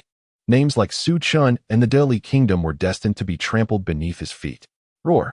The convergence of dragon and tiger radiated brilliance. The cauldron resonated and trembled, divine lights burst forth, and a resplendent sun, ancient and primordial, seemed poised to soar from within. Condense! Jiang Yunhe's gaze was piercing, his voice thunderous as he bellowed. Whoosh! From the cauldron, a dazzling elixir shot skyward, merging with the ethereal forms of the dragon and tiger, illuminating the surroundings with its brilliance. The Dragon Tiger Primordial Spirit Pill was successfully crafted. Jiang Yunhe's eyes sparkled with immense excitement as he reached out to grasp the Dragon Tiger Primordial Spirit Pill in his palm. Congratulations, Brother Jiang. I knew you would succeed in creating the Dragon Tiger Primordial Spirit Pill. The ninth prince smiled, rising to offer his congratulations. Indeed, I have fulfilled my duty. Though it is merely a low-grade Dragon Tiger Primordial Spirit Pill, no alchemy master, aside from a saint of alchemy, could possibly refine such a quality pill. Jiang Yunhe's eyes brimmed with pride. Indeed, it is the Dragon Tiger Primordial Spirit Pill. While it may be low-grade, it is sufficient to aid one in condensing their martial spirit and breaking through the barriers of mental strength. The Grand Elder, Yin Yi, nodded in agreement, a hint of envy flickering in his eyes. If only he could consume this pill, he would undoubtedly overcome his long-standing bottleneck and become a true master of alchemy. However, given the preciousness of the Dragon Tiger Primordial Spirit Pill, it was evident that Jiang Yunhe would not part with it. Is it true? Jiang Yunhe has truly refined the Dragon Tiger Primordial Spirit Pill? This ancient spiritual elixir is said to be a sixth-tier pill that only a saint of alchemy can produce. Jiang Yunhe is truly exceptional. The crowd gasped in astonishment, their gazes filled with reverence as they looked upon Jiang Yunhe. Meanwhile, Su Chen continued his methodical process of alchemy. Within his cauldron, two fiery dragons danced, emitting ancient dragon roars, while a spirit pearl floated amidst the flames, growing ever more radiant. Two dragons playing with the pearl fire control technique? How is that possible? At the same time, having successfully crafted the Dragon Tiger Primordial Spirit Pill, Jiang Yunhe recognized the technique Su Chen employed, disbelief flooding his expression. The two dragons playing with the pearl fire control technique was one of the most mysterious fire control methods, created by a legendary alchemy emperor and long since lost. How could Su Chen possibly possess it? Even Jiang Yunhe felt a twinge of jealousy at that moment. Humph. With only the cultivation of the ninth layer of the Yuandan realm, he dares to refine the Dragon Tiger Primordial Spirit Pill? Even with the two dragons playing with the pearl fire control technique, it is utterly impossible. Although Jiang Yunhe was envious, he feigned derision. He had discerned Su Chen's cultivation level was indeed the ninth layer of the Yuandan realm. The true energy within him was insufficient to support the refinement of the Dragon Tiger Primordial Spirit Pill. which was why a master of alchemy must at least reach the martial sovereign realm. Boom. Before long, a thunderous roar erupted, echoing like a clap of thunder. The sky above shifted dramatically, and the vast spiritual energies of heaven and earth surged wildly towards Su Chen's cauldron. Roar. The sound of dragon roars reverberated through the heavens as a colossal dragon-shaped spiritual energy materialized above. Meanwhile, billowing clouds and flames transformed into the shadow of a gigantic ancient tiger, exuding overwhelming ferocity. The dragon descends from the sky, the tiger emerges from the clouds. Such an extraordinary phenomenon instantly shocked everyone present. Why would such a terrifying celestial event occur? Oh my! Su Chen's alchemy has actually triggered a celestial phenomenon. How is this possible? This is utterly unfathomable. The crowd stared in astonishment at the sky above. The manifestation of the heavens during alchemy, could it be? Yun-Yi suddenly seemed to realize something, shuddering as he fixated on Su Chen's cauldron, his eyes filled with disbelief. Impossible. Absolutely impossible. Zhang Yunhe also grasped the implication, his complexion paling as he too turned his gaze to Su Chen's cauldron. Boom. A fiery brilliance surged forth from within the cauldron. 3 resplendent elixirs shot out like the sun, merging with the ethereal forms of the dragon and tiger in an instant. Crack! 3 silver bolts of lightning descended from the heavens, striking the 3 elixirs, accompanied by thunder and sparks. As the 3 elixirs absorbed the silver lightning, they grew even more radiant, resonating with powerful waves of spiritual energy. Whoosh! Su Chen had been prepared, with a swift motion. He summoned a hand of true energy that grasped the 3 spiritual elixirs into his palm. Elixir? Elixir tribulation? How is this possible? Zhang Yunhe was left dumbfounded. Yun-Yi stood equally astonished. Su Chen's refinement of the Dragon Tiger Primordial Spirit Pill had actually invoked the legendary Elixir Tribulation? Chapter 82. Zhang Yunhe kneels in apology. The Dan Tribulation, a phenomenon resulting from the flawless completion of a medicinal pill, embodies a trace of the celestial laws, ushering in a transformation of the heavens and the descent of thunderous tribulations. However, to provoke a Dan Tribulation, one must possess at least a 7th-tier spirit pill, and it must achieve a perfect quality to do so. Could it be that Su Chen, through the concoction of the Dragon Tiger Yuan spirit pill, has indeed triggered the Dan Tribulation? While there are precedents of 6th-tier spirit pills inducing Dan Tribulations, such feats are typically reserved for extraordinary alchemical prodigies destined to become revered masters or even emperors of alchemy. Is it possible that Su Chen possesses the innate potential to ascend to the rank of Dan Emperor? At this moment, all gazes turned towards Su Chen, transformed with newfound reverence, despite their reluctance to accept it. The already manifested Dan Tribulation unequivocally confirmed that Su Chen had indeed crafted a Dragon Tiger Yuan spirit pill of perfect quality. The Dan Tribulation, a sight that one could scarcely fathom witnessing in a lifetime. Yun-Yi trembled with excitement, his eyes ablaze with fervor. It is a well-known truth that even the most accomplished alchemists and saints do not summon Dan Tribulations with every pill they forge, for doing so is an arduous endeavor. Yet, here stands Su Chen, having achieved the impossible. Young Master Su has successfully refined 3 Dragon Tiger Yuan spirit pills, all of perfect quality, Yun-Yi announced, his voice quaking as he inspected the 3 pills crafted by Su Chen. Gasped. A collective intake of breath echoed through the crowd, astonished and spellbound. To produce 3 pills of perfect quality is a feat that even the most esteemed alchemy saints would find challenging, if not unattainable. How astounding! Has Su Chen's talent in alchemy truly reached such an extraordinary height?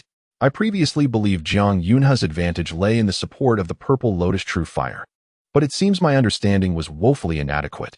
Without the aid of celestial fires, who could rival such prowess? Indeed, when compared to young Master Su, Zhang Yunhe's claim to fame as an alchemical genius seems utterly hollow and vastly inferior. The crowd buzzed with excitement, particularly the alchemists, whose gazes towards Su Chen brimmed with fervent admiration. No one understood better than they the magnitude of Su Chen's achievements. The Dragon Tiger Yuan Spirit Pill is a 6th-tier spirit pill. Although theoretically, one can refine 3 from a single portion of spiritual herbs, the actual process incurs tremendous loss. To succeed in producing even 1 pill is a remarkable accomplishment. Many have conceded that a single portion of herbs typically yields but 1 spirit pill. Yet Su Chen's ability to create 3 signifies a mastery of alchemy that transcends ordinary limits, indicating no loss of medicinal efficacy during the refining process. Moreover, the Dan Tribulation's refinement ensured that all 3 pills achieved perfect quality. What an unparalleled mastery of alchemy this reflects. Not even the most revered alchemy masters or saints could hope to achieve such a feat. Jiang Yunhe, upon hearing the crowd's discourse, felt a tumult of emotions, his face shifting from red to pale, then to green, a kaleidoscope of disbelief and shock. He was consumed by a profound sense of defeat. In such a diminutive kingdom, how could there exist such an extraordinary talent in alchemy? Despite possessing the purple lotus true fire, he had ultimately fallen to Su Chen. The bitterness of defeat gnawed at him. What is the true origin of Su Chen? The ninth prince regarded Su Chen with a weighty gaze, his expression grave. Such alchemical skill could rival that of the direct disciples from the sacred realms. Should the prominent sacred lands learn of Su Chen, they would undoubtedly seek to recruit him, elevating him to a status far surpassing his own. He could no longer regard Su Chen as an ordinary individual. Could it be that Su Chen's master hails from one of those sacred establishments? Lin Ruowei's beautiful eyes scrutinized Su Chen, sparkling with intrigue as countless thoughts raced through her mind. If this were indeed the case, then Su Chen's remarkable alchemical achievements would be entirely understandable. Jiang Yunhe. It appears I have triumphed in our wager. Su Chen slowly rose, his gaze fixed on Jiang Yunhe, his tone calm and indifferent. A wager? The crowd momentarily faltered, suddenly recollecting the terms of the alchemical duel between Su Chen and Jiang Yunhe, which had been accompanied by a solemn vow. The loser was bound to kneel and apologize. A profound humiliation. Would Jiang Yunhe fulfill such an obligation? Upon hearing Su Chen's declaration, Jiang Yunhe trembled, his complexion draining of color.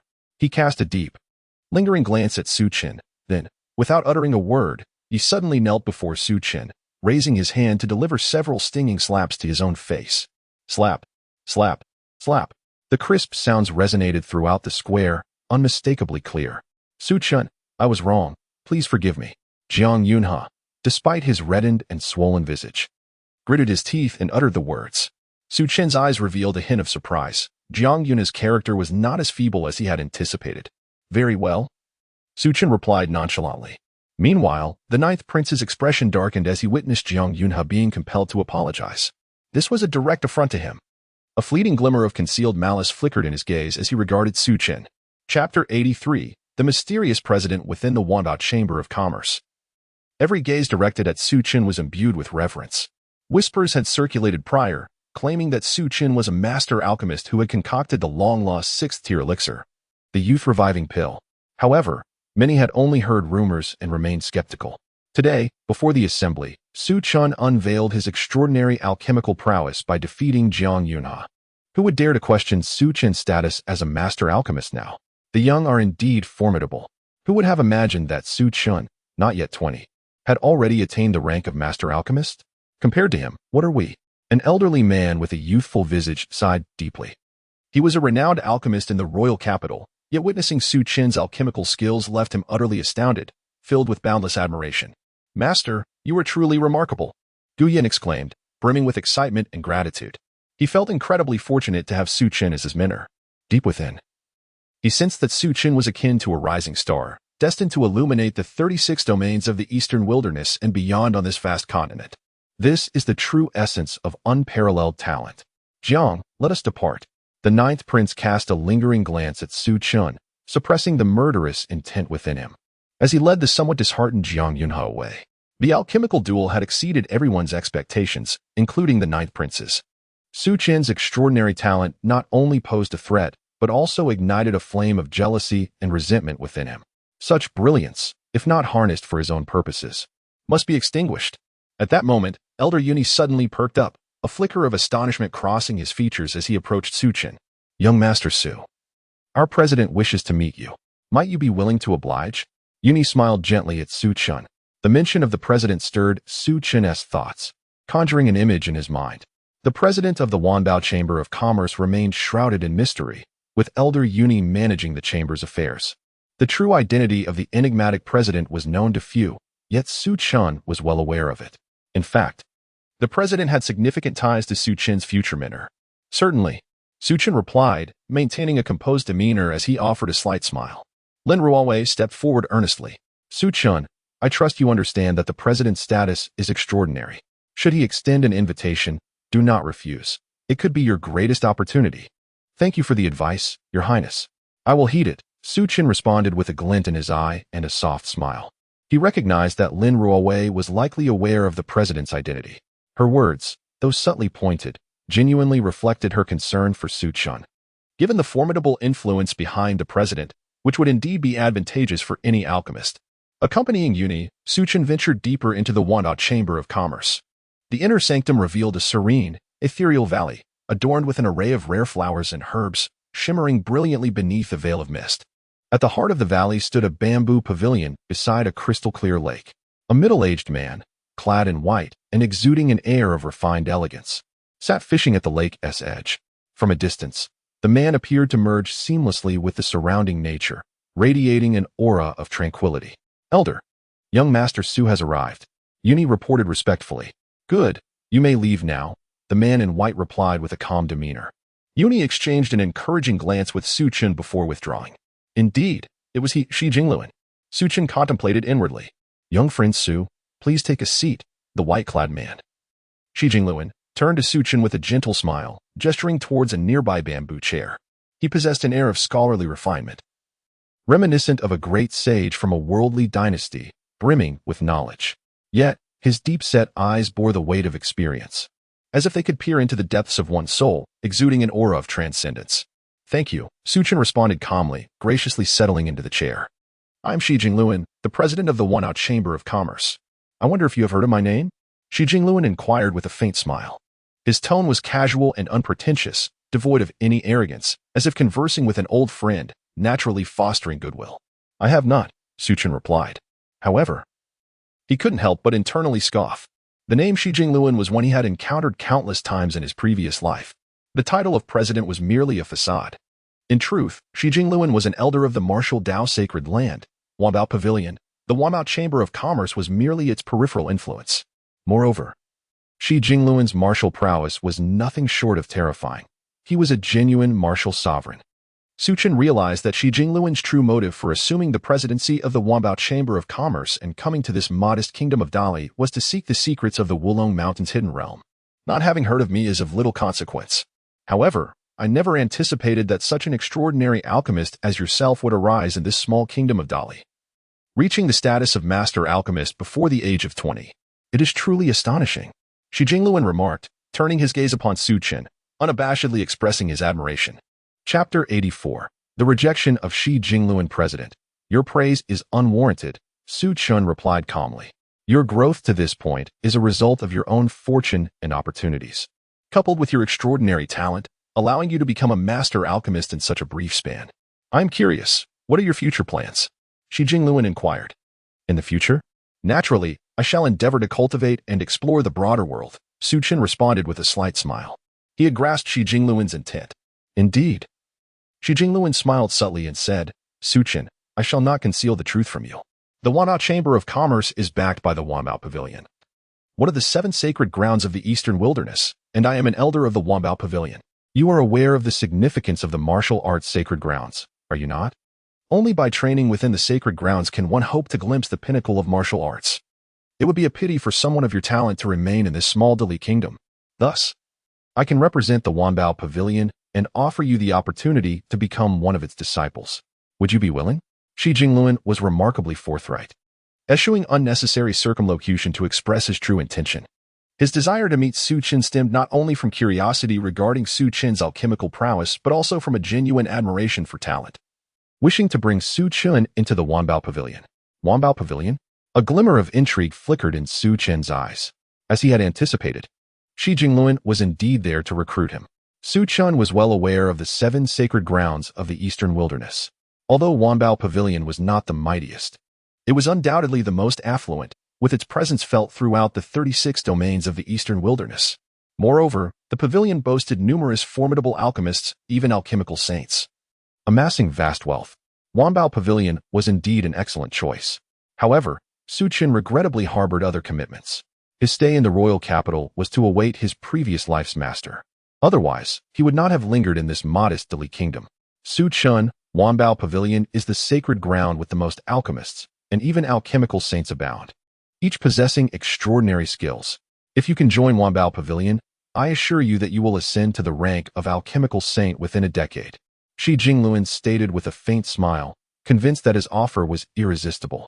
The prospect of becoming a disciple of a sacred ground and potentially mastering supreme martial arts or attaining the status of an alchemical saint was an enticing temptation for all martial artists and alchemists alike. They were determined to secure Su Chen, this prodigious alchemical talent, for Wanbao Pavilion. President, I apologize, but Wanbao Pavilion may not be the right fit for me.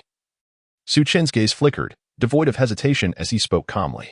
He directly declined the offer. What? Shi Jingluan was momentarily taken aback, scarcely believing his ears. Su Chen had actually rejected his invitation?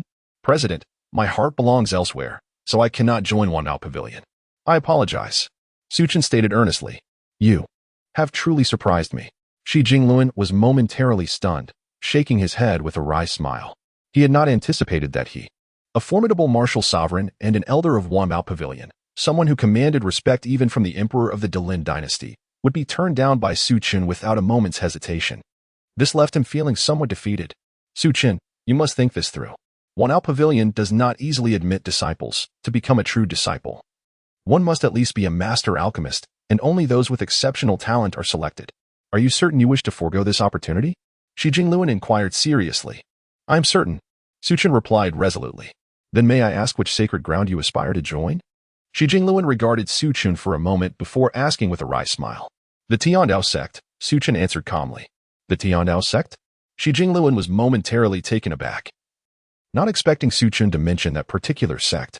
Are you indeed set on the Tiandao sect? I assumed you would choose the Wuxia sect or the Jiuyang divine sect. However, you wish to go to the Tiandao sect? You may not be aware, but while the Tiandao sect is strong, it is comparable to my Wanbao Pavilion. And they have not recruited disciples in decades. Their numbers are among the fewest of the 7 sacred grounds. Even if you wish to join the Tiandao sect, they may not accept you, he remarked, filled with perplexity. In his view, Su Chen's choice of the Tiandao sect was the least likely option among the 7 sacred grounds. The Tiandao sect was indeed peculiar.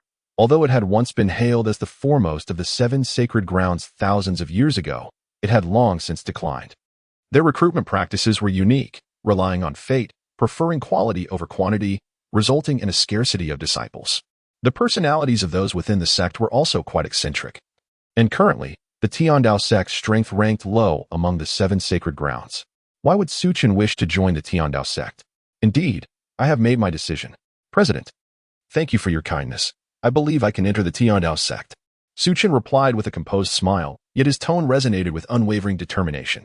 While Shi Jingluan found Su Chen's choice of the Tiandao sect astonishing, Su Chen understood that his desire to join stemmed from a singular individual, one who had once offered him hope, rescued him from despair, and guided him to the pinnacle of martial arts. That person hailed from the Tiandao sect. Chapter 85, Memories of the Past under the Gaze of Shi Jingluan. Filled with regret and sorrow, Su Chen departed from the Wanbao Chamber of Commerce. Though Wanbao Pavilion was splendid, Su Chen remained indifferent. He possessed his own principles. The people from the Great Lin dynasty had all gathered, and even Shi Jingluan had made an appearance. It seemed that the opening of the Wulong Mountain secret realm was imminent.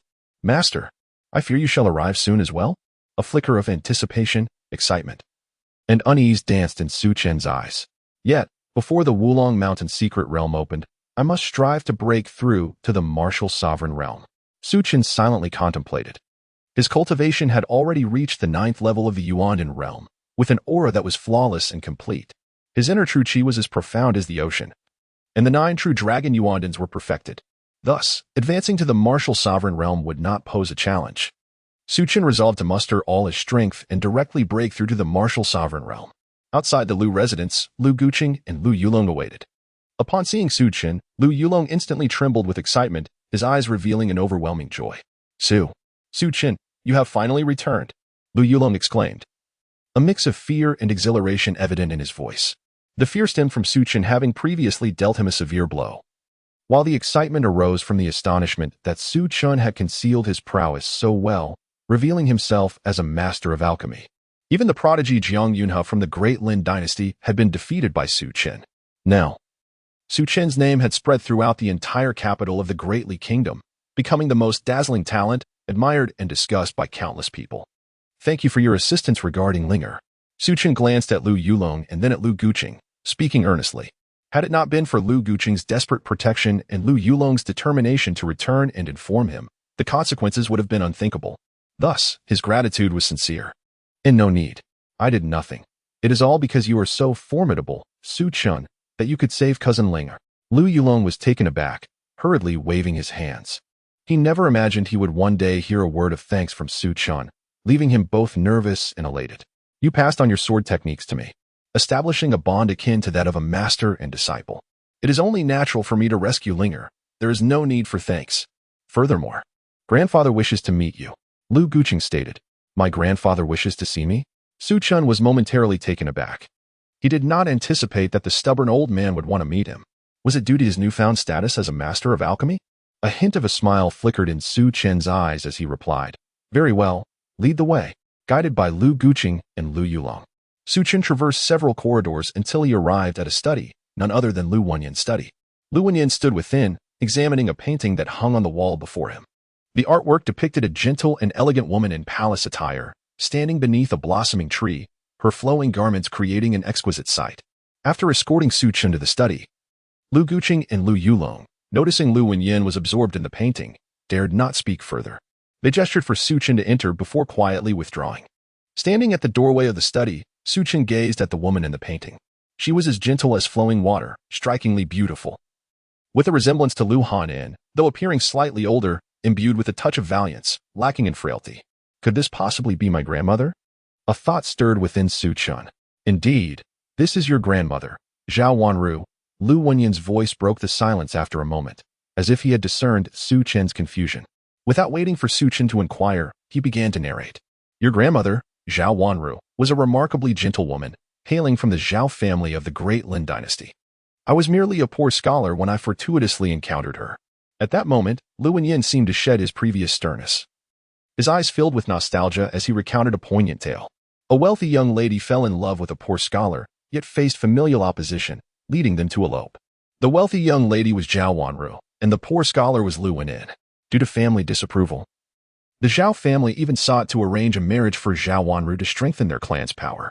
Zhao Wanru fled from the Zhao family, eloping with Lu Wenyan to the capital of the Great Li Kingdom, where she bore him 2 sons and a daughter.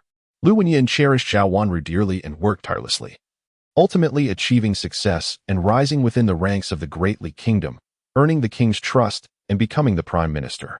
However, this happiness was short-lived. When Lu Han'an was still a child, the Zhao family sent people to forcibly take Zhao Wanru, intending to kill Lu Wenyan. In the end, Zhao Wanru resorted to taking her own life to save Lu Wenyan. Do you know the fate of the Zhao family? Lu Wenyan shared this past with a hint of melancholy, turning to look at Su Chen. I do not know, Su Chen replied honestly. Later, I endured countless hardships, achieving the martial king realm, leading hundreds of powerful warriors into the capital of the Great Lin dynasty, slaughtering the Zhao family to rescue Wanru. Yet, to my dismay, Wanru had not awaited me. She had already taken her life when the Zhao family forced her into a remarriage. Lu Wenyan's voice remained calm. Yet there lingered a profound hatred and regret within. Su Chen sighed inwardly. Lu Han'an had no knowledge of her grandmother's story, and naturally, she had never shared it with him. He never anticipated such a hidden chapter in their family's history. Now, do you understand why I opposed your father and mother being together? Lu Wenyan's gaze bore into Su Chen's. Chapter 86. Covetousness. Su Chen never anticipated that his seemingly indifferent uncle, Lu Wenyan, harbored such a poignant past.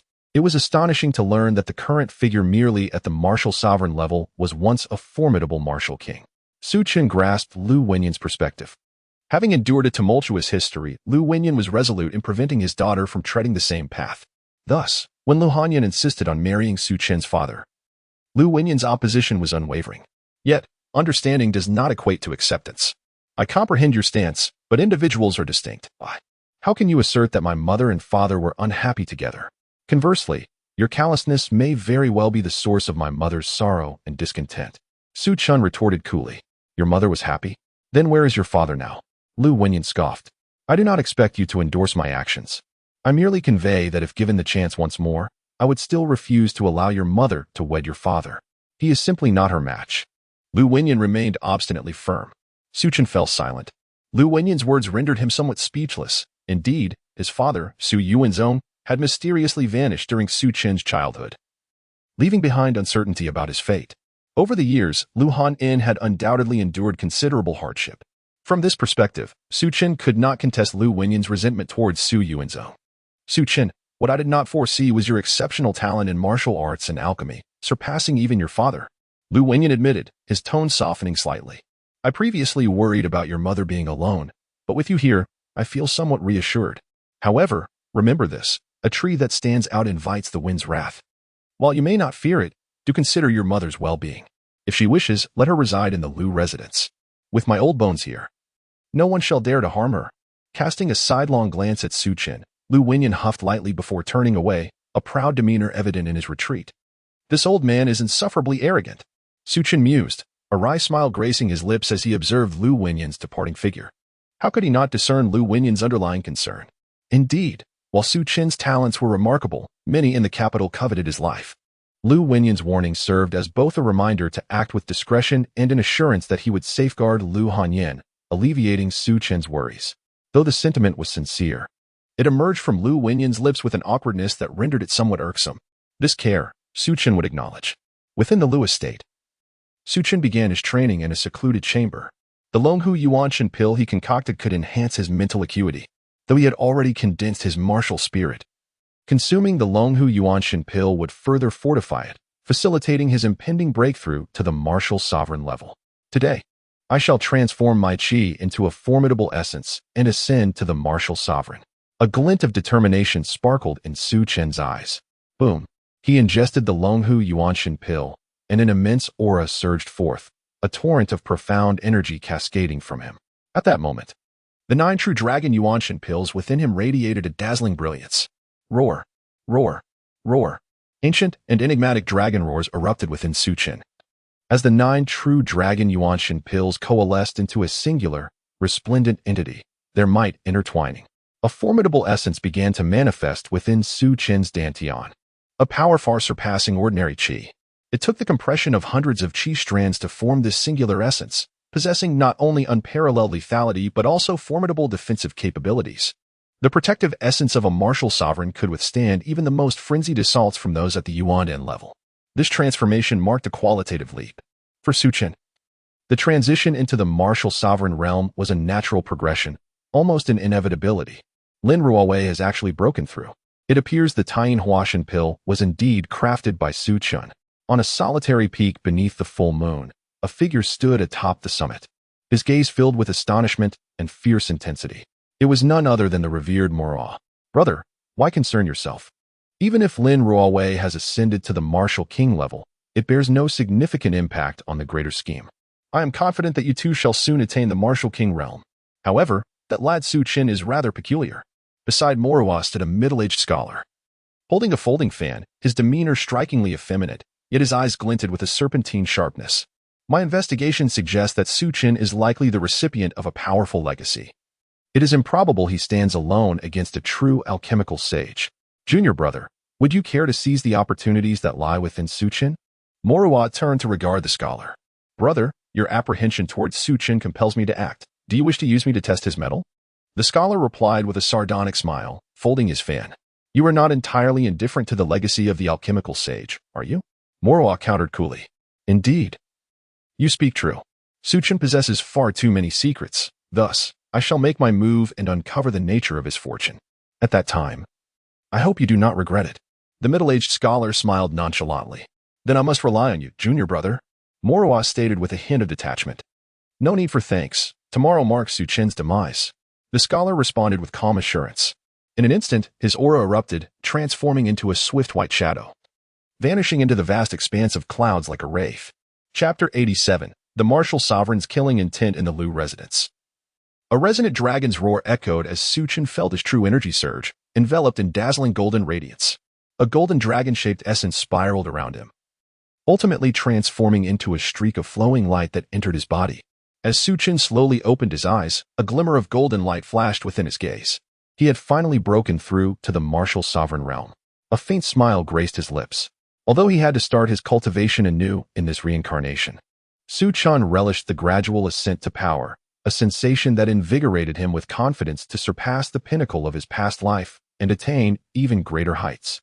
With his current cultivation at the martial sovereign level and the ninefold intensity of his internal energy, he possessed the strength to contend with even the martial sovereigns. Coupled with the Eye of Illusion, he stood a chance of vanquishing one of them. Su Chen pondered internally. At last, he had acquired sufficient strength to face formidable foes. After all, within the kingdom of Dali, the apparent martial kings were merely Yuan Haoran and Lin Ruowei, while the revered Moroa was only at the peak of the martial sovereign realm. Su Chen had not forgotten Moroa, whose shadow loomed over the multiple crises and assassination attempts he had faced since arriving in the royal capital from Yunjiang City. Moroa was akin to a venomous serpent lurking in the shadows, poised to strike at any moment. It was time to confront Moroa. Su Chen murmured softly to himself as he exited the secret chamber. The opening of the Wulong Mountain secret realm was imminent. His master had arrived at the Divine Martial Academy just before its commencement, and it was the perfect opportunity to wait for his master's arrival while seeking a chance to deal with Moroa. Su Chen mused, anticipation gleaming in his eyes. Leaving the Lu residence, he made his way toward the Divine Martial Academy. Suddenly, he sensed an exceedingly subtle killing intent that locked onto him. Someone was lurking in the shadows, intent on his demise. Although Su Chen was merely at the martial sovereign level, he had condensed his martial spirit, granting him remarkable spiritual perception, allowing him to immediately detect the faint killing intent. Was it someone from the Dali Empire or an agent of Moroa? Su Chen contemplated. Yet, he maintained an outward composure, skillfully maneuvering through the crowd until he reached a secluded grove near the Divine Martial Academy. Whoever has been trailing me may reveal themselves now, Su Chen declared, turning to face the unseen presence. Ah, you actually managed to detect my presence? How intriguing. A voice responded with mild surprise. Before him appeared a middle-aged scholar garbed in a green robe, wielding a folding fan. His demeanor was soft, yet his presence exuded a chilling aura. With cold glints flickering in his eyes, now gleaming with mockery as he regarded Su Chen. Martial Sovereign? You are an agent of Moroa, are you not? Su Chen addressed the middle-aged scholar coolly. A faint golden glimmer shone in his eyes. Under the scrutiny of his eye of illusion, he discerned the scholar's cultivation level at the 6th layer of Martial Sovereign. How can you be so certain that I am aligned with Moroa? You have made quite an enemy of Jiang Yunhe. Are you not concerned that I am here on his behalf seeking vengeance? The middle-aged scholar inquired, curiosity evident in his tone. Those from the Dali Empire are not so foolish. If they intended to kill me, they would not send a martial sovereign weakling. At the very least, they would dispatch a martial king. Su Chen replied dismissively. How arrogant. I look forward to seeing you in my grasp later. Let us see if you remain so sharp-tongued. The middle-aged scholar scoffed, his voice resonating with an unsettling echo that pricked the ears. Suddenly, a fierce gust of wind surged, resembling a colossal palm print descending from the heavens towards Su Chen. With a powerful tremor of his feet, Su Chen's eyes ignited with fervent light as he abruptly turned, disregarding the palm print behind him, and unleashed a mighty strike. The golden dragon-shaped essence erupted with unparalleled ferocity, akin to a true dragon reborn. As Su Chen's palm strike met the phantom that loomed behind him with a resounding clash. Boom! The air quaked, and a thunderous reverberation echoed, causing both Su Chen and the figure to be violently propelled backward. The phantom revealed itself to be the middle-aged scholar. The original position of the scholar began to fade away, leaving behind a dissipating afterimage. Surprise flooded the scholar's expression. He had not anticipated that Su Chen would unveil his true form so swiftly. Though the middle-aged scholar was a martial sovereign, he had not underestimated Su Chen. During their conversation, he had created an afterimage while stealthily repositioning himself to launch a lethal strike. However, he could not fathom that under Su Chen's eye of illusion and formidable spiritual awareness, all his actions were laid bare. Kill. Su Chen's gaze sharpened, his internal energy surging with a tempestuous vigor as powerful palm strikes descended upon the middle-aged scholar like a cataclysmic tide. The great wilderness wore dragon palm. With his breakthrough to martial sovereign, his formidable true energy had transformed into an even more terrifying innate essence, rendering his offensive capabilities unparalleled. The execution of the great wilderness war dragon palm now bore greater might, amplified by Su Chen's inherently robust physique and the substantial true energy coursing within him. The unmatched force of the great wilderness war dragon palm erupted for the first time, accompanied by the ancient resonance of a dragon's roar. Chapter 88. The instant annihilation of the martial sovereign, how audacious. The middle-aged scholar laughed in fury, utterly astonished that Su Chen, a mere martial sovereign, would dare to initiate an assault against him. A chilling force erupted around him, causing the temperature to plummet instantly. A surge of black energy exploded from his palm, his hands claw-like, resembling a divine eagle descending from the sky. As he lunged fiercely towards Su Chen, he unleashed the heavenly frost divine eagle claw. a formidable martial technique of the low earth rank. Not only could it freeze the blood vessels of others, but it also tore through metal and stone with unmatched ferocity, rendering it nearly insurmountable for the average person. Boom. The collision between Su Chen and the middle-aged scholar produced a resounding clash, akin to the striking of gold against iron, sending sparks flying. Su Chen's momentum surged rather than waned, his palm imprint growing increasingly formidable. In the blink of an eye, they exchanged dozens of strikes before both were forced back. The violent energy ravaged the surroundings, shattering flowers and trees alike. The boulders bore numerous terrifying holes, a testament to the lethal force unleashed. How could a mere martial sovereign possess such terrifying combat prowess? The middle-aged scholar's expression grew solemn, filled with disbelief. He had initially thought that despite Su Chen's immense alchemical talent, his martial skills were lacking. He believed he could capture Su Chen effortlessly. Yet, as they clashed, he realized how gravely mistaken he was. Su Chen's palm strikes were incredibly fierce, infused with the might of a dragon, and he only grew stronger with each exchange. After enduring several blows, the scholar's arms felt slightly numb, without relying on his cultivation level to suppress the pain. He would have found it nearly impossible to withstand Su Chen's terrifying strength. You are simply too weak. If this is all the power you possess, then you may as well perish. Su Chen's voice was calm and indifferent, yet his gaze was piercing. Boom. His vital energy surged violently, transforming his palm into a fist, delivering a powerful strike akin to a shooting star aimed directly at the middle-aged scholar. Having broken through to the martial sovereign level, Su Chen's combat capabilities had vastly increased, and he aimed to test the limits of his newfound strength against the middle-aged scholar. Die! The scholar's eyes gleamed with murderous intent. With a swift leap, he soared into the air, unleashing a barrage of chilling projectiles from his sleeves, enveloping Su Chen in a deadly storm. His unique hidden weapon, the bone-piercing nails, crafted from celestial cold iron and infused with his unique energy. These nails could penetrate anything, even the protective barriers of a martial sovereign, delivering devastating blows in an instant. Recognizing Su Chen's extraordinary combat strength, the middle-aged scholar sought to end the confrontation swiftly, launching the bone-piercing nails without hesitation. Clang! At that moment, a resonant sound of a sword echoed as a brilliant beam of light erupted before Su Chen. A flying sword materialized, and in an instant, sword energies intertwined, creating a net of light that sliced through the oncoming bone-piercing nails. Begone! Su Chen pointed into the air, channeling his formidable mental energy into the flying sword, propelling it to its utmost potential, like a bolt of lightning, aiming at the airborne middle-aged scholar. This is sword control technique? The scholar's pupils constricted in disbelief, never expecting Su Chen to have mastered such a technique. The speed of the flying sword was astounding, and a chill enveloped him, leaving him unable to evade the attack. Break from me! The scholar shouted, conjuring a short blade that radiated an icy ferocity, slashing down toward the flying sword. Clang! Sparks erupted, yet the overwhelming force unleashed caused the short blade to tremble violently before shattering completely.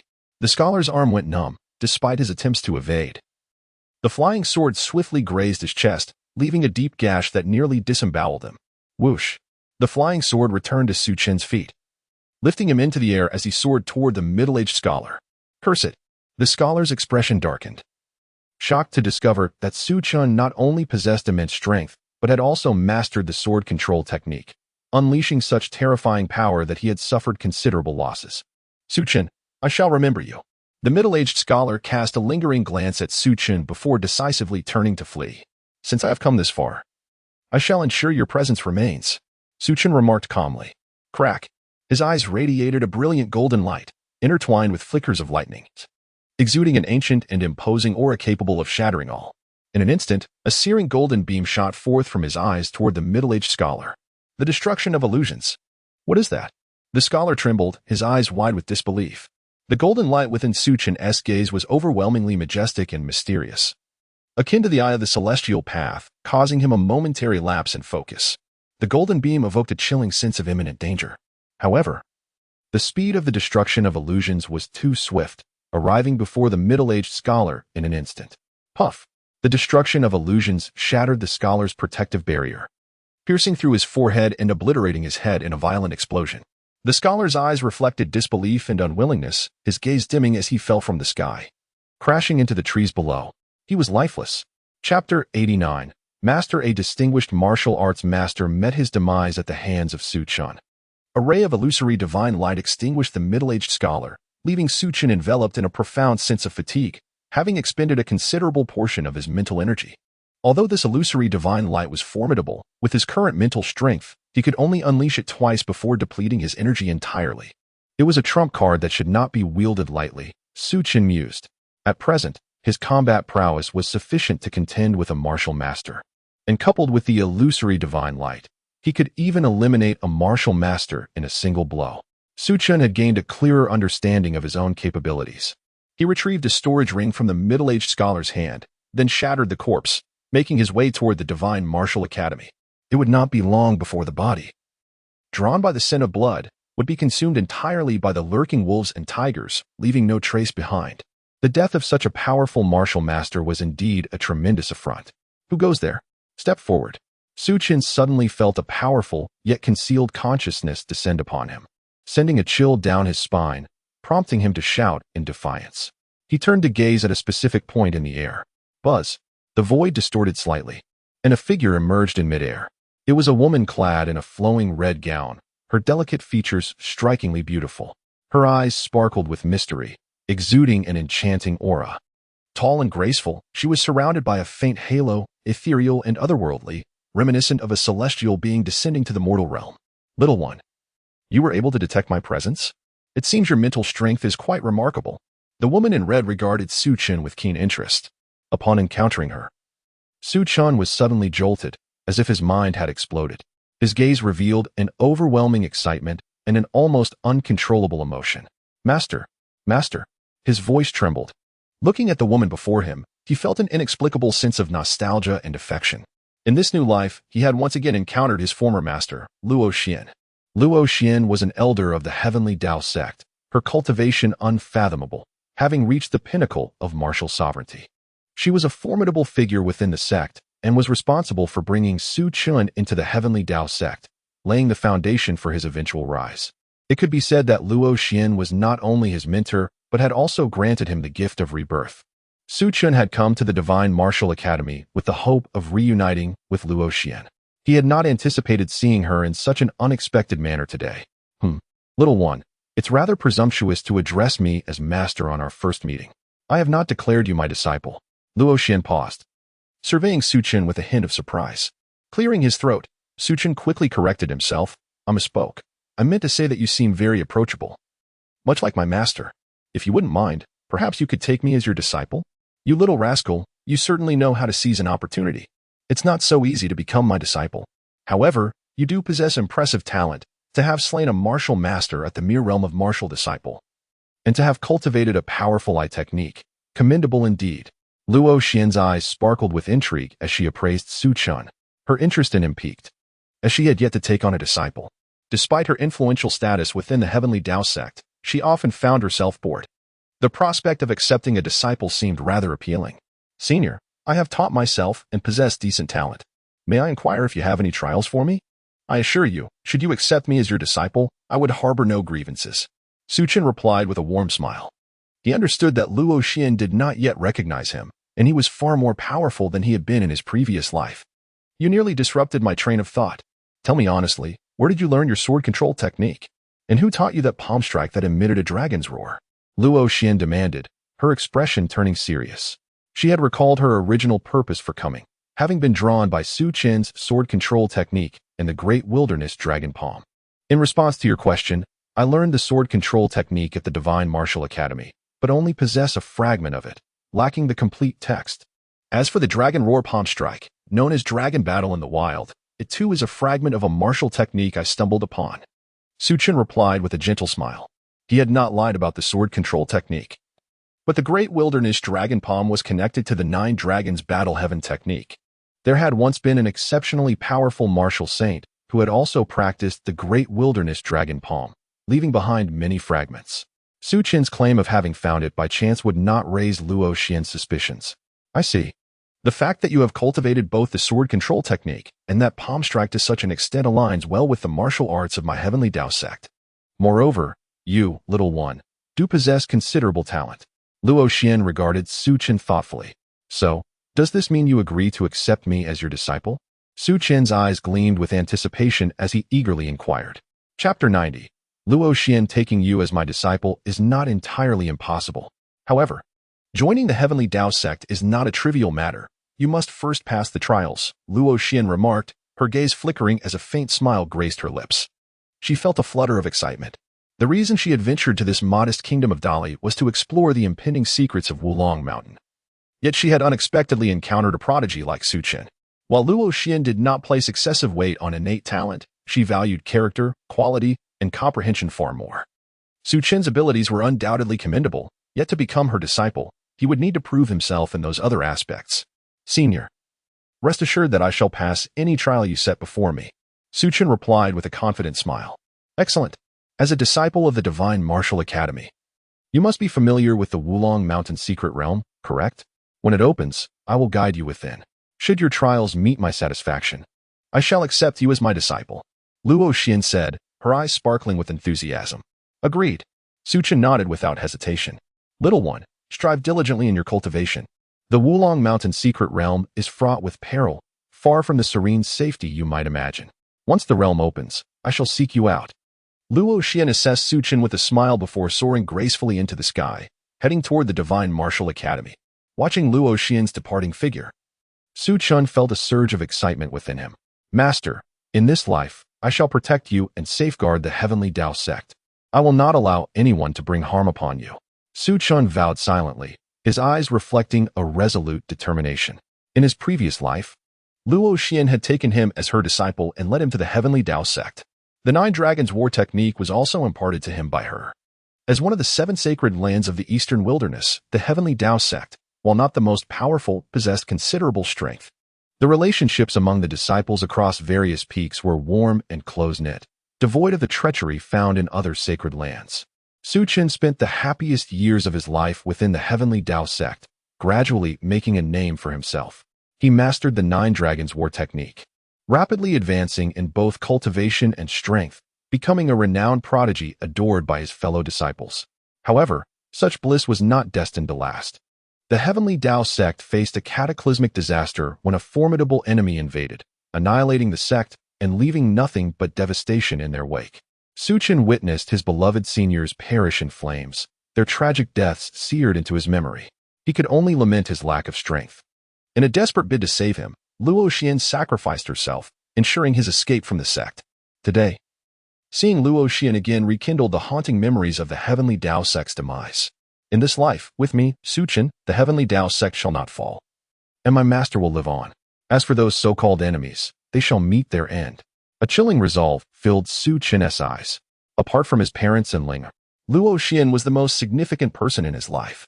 The Heavenly Tao sect was his home, and he would never allow the tragedies of his past to repeat. In this life, endowed with greater power, he must acquire unrivaled strength to reverse his fate before impending crises struck. Suppressing the tumult of his thoughts, Su Chen turned and soared toward the Divine Martial Academy. Within a secluded residence at the Divine Martial Academy, Su Chen retrieved the storage ring of a middle-aged scholar. The spiritual imprint upon it had faded, and he extended a sliver of his spiritual energy to inscribe his essence onto the ring.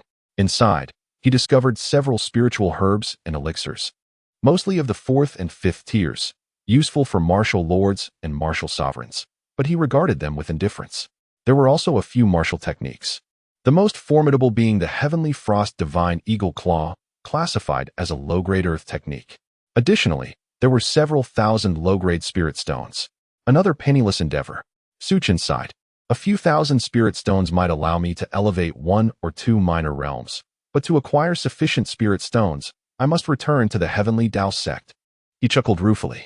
Possessing the Nine Dragons War technique and the memories of his past life, he lacked for powerful martial arts. What he truly needed were cultivation resources, spirit stones. Unfortunately, the Eastern Lin domain was exceedingly barren, ranking among the poorest of the 36 domains of the Eastern Wilderness, yielding only low-grade spirit stones. Even a dignified martial sovereign like the middle-aged scholar could only amass a few thousand stones. Su Chen practiced the Nine Dragons War technique, an immensely potent divine-level martial art, which required resources far exceeding those of other martial practitioners due to its 9-fold density of true qi at the same realm.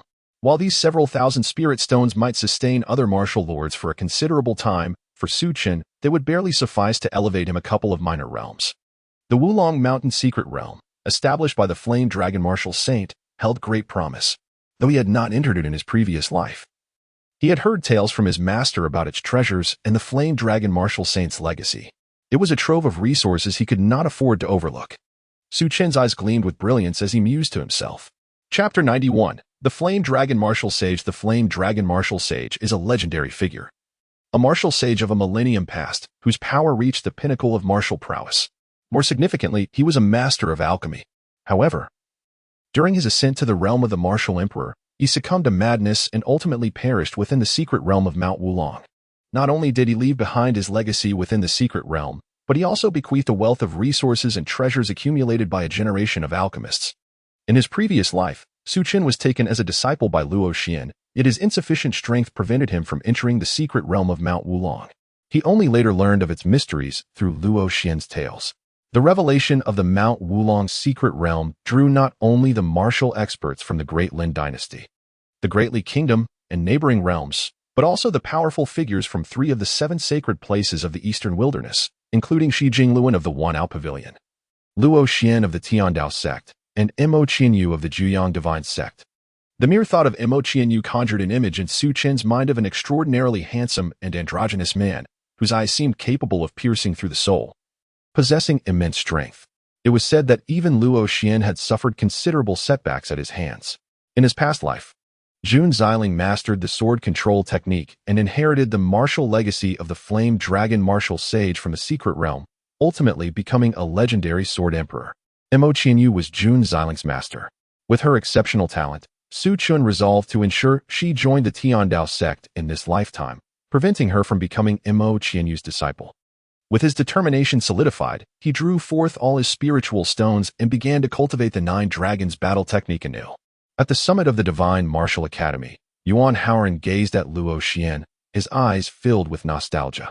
Junior sister Luo, it has been many years since we last met, yet you remain as enchanting as ever, while I have grown old. Senior brother Yuan, had you remained within the sect, with your talent, you would have surely surpassed the martial sage realm by now. Why squander your years here? Luo Xian replied with a gentle sigh, her ethereal figure gliding gracefully like a wisp of cloud as she approached. Yuan Haoran, once a disciple of the Tiandao sect, had left a lasting impression on her from her childhood, when he was renowned as a prodigy, kind-hearted and gentle as jade. Yet, time had taken its toll on him. Senior brother, is it truly worth it to remain here for a promise? All these hundreds of years? Luo Xian queried, puzzled. Value is subjective, this is my choice. And I have no regrets. Some matters hold greater significance than mere cultivation level, Yuan Haoran replied with a serene smile. Very well. I know I cannot sway your decision. The secret realm of Mount Wulong is about to open. What are your thoughts? Luo Xian inquired, shaking her head, aware of Yuan Haoran's steadfastness. It is likely that the secret realm was established by a martial sage. Moreover, I suspect it may very well be the Flame Dragon Martial Sage from 1,000 years ago. Yuan Haoran's eyes flickered with intensity as he spoke. The Flame Dragon Martial Sage? Is he not the traitor of the Jiuyang Divine sect? A shiver ran through Luo Xian, her eyes betraying a hint of intrigue. Very likely. Therefore, it is probable that the Jiuyang Divine sect will send someone as well. You must exercise caution. Yuan Haoran cautioned. I understand. If it truly is the secret realm left behind by the Flame Dragon Martial Sage, then it shall be an exhilarating adventure. Luo Xian responded with a smile. Junior sister Luo, though I cannot return to the sect, I have 2 exceptionally gifted disciples. I implore you to bring them back to the sect and not let their talents go to waste. Yuan Haoran said earnestly. Rest assured, since it is your recommendation, it shall be a trifling matter. Incidentally, I have encountered an intriguing young individual at your Divine Martial Academy, which has sparked my desire to take on a disciple. Luo Xian agreed, recalling Su Chen with a twinkle of interest in her eyes. A disciple from the Divine Martial Academy? Who might that be? Yuan Haoran inquired, intrigued. Knowing well of Luo Xian's mischievous nature that had often caused trouble for the disciples of the Tiandao sect, though she possessed remarkable talent, she had never shown an inclination to accept disciples before. Her current interest was indeed curious. That little imp. Just as Luo Xian was about to speak, her gaze suddenly sharpened, and she turned towards the horizon of the cloud sea. A resounding, ancient dragon's roar echoed through the heavens. The cloud sea trembled violently, reshaping the very essence of the world. At the horizon's edge, a blazing crimson divine light surged skyward, transforming into a dragon form that swept away the surrounding clouds. Exuding an overwhelming aura, thunderous sounds reverberated across the heavens and earth, as if the very fabric of space were twisting under a colossal pressure emanating from the celestial realm. It was, in the direction of Mount Wulong. The secret realm was about to open. Yuan Haoran shuddered, his eyes brimming with astonishment. Such terrifying spatial fluctuations and celestial pressure could only signify the presence of a martial sage. Luo Xian's eyes sparkled with excitement at the revelation. Chapter 92. The Awakening of the Secret Realm of Wulong Mountain. No one could have anticipated that the secret realm of Wulong Mountain would awaken at this moment. Boom. At the far end of the sea of clouds, atop a mountain resembling a coiled dragon, thunder rumbled, divine light surged. And fierce flames in the heavens transformed into a fire dragon exuding a powerful dragon's might, its roar resonating throughout the surroundings. Numerous formidable figures within the royal capital of Dali were simultaneously stirred. The secret realm of Wulong Mountain is opened? In a grand palace. The ninth prince suddenly opened his eyes, his gaze filled with profound astonishment. Your Highness, it is indeed the awakening of the secret realm of Wulong Mountain. Shall we depart at once? The eyes of Jiang Yunhe gleamed with immense anticipation. According to his readings from ancient texts, it was highly probable that a legacy left by a saint of alchemy resided within the secret realm of Wulong Mountain. His purpose for coming here was, naturally, to seek the inheritance of the alchemy saint. Your Highness, within the secret realm of Wulong Mountain lies the very grave of Su Chen. My subordinates have already uncovered that Su Chen inadvertently obtained the legacy of a saint of alchemy, which is why he has experienced such meteoric advancement and has become a master of alchemy in a short time. An elderly man clad in a black robe, exuding an air of authority, bowed respectfully to the ninth prince and spoke coldly. He was none other than the revered Morua. Previously, he had dispatched a middle-aged scholar to eliminate Su Chen, never imagining that the scholar would also meet his demise at Su Chen's hands. His heart was filled with both shock and trepidation, making him hesitant to take action against Su Chen. However, he intended to use the ninth prince's influence to eliminate Su Chen. Thus he did not hesitate to claim that Su Chen had acquired the inheritance of the alchemy saint, which had granted him such fortune. Inheritance from the alchemy saint? Could it be that Su Chen has a connection to the secret realm of Wulong Mountain? A glint of sharpness flashed in the ninth prince's eyes. My subordinates believe it is highly likely. Su Chen may very well know the whereabouts of the ultimate inheritance within the secret realm of Wulong Mountain. Therefore, if we capture Su Chen, the ultimate inheritance will undoubtedly fall into your Highness's hands. Morua spoke with utmost reverence. Excellent. Su Chen, you truly walk into the gates of hell when the path to heaven is open. Since this is the case, do not blame this palace for being ungracious. Once we enter the secret realm of Wulong Mountain, capture Su Chen immediately. The ninth prince declared coldly. Understood. Morua and the two martial kings behind the ninth prince bowed in unison. The Wabao Chamber of Commerce. The secret realm of Wulong Mountain has awakened? Splendid. My wait here has not been in vain.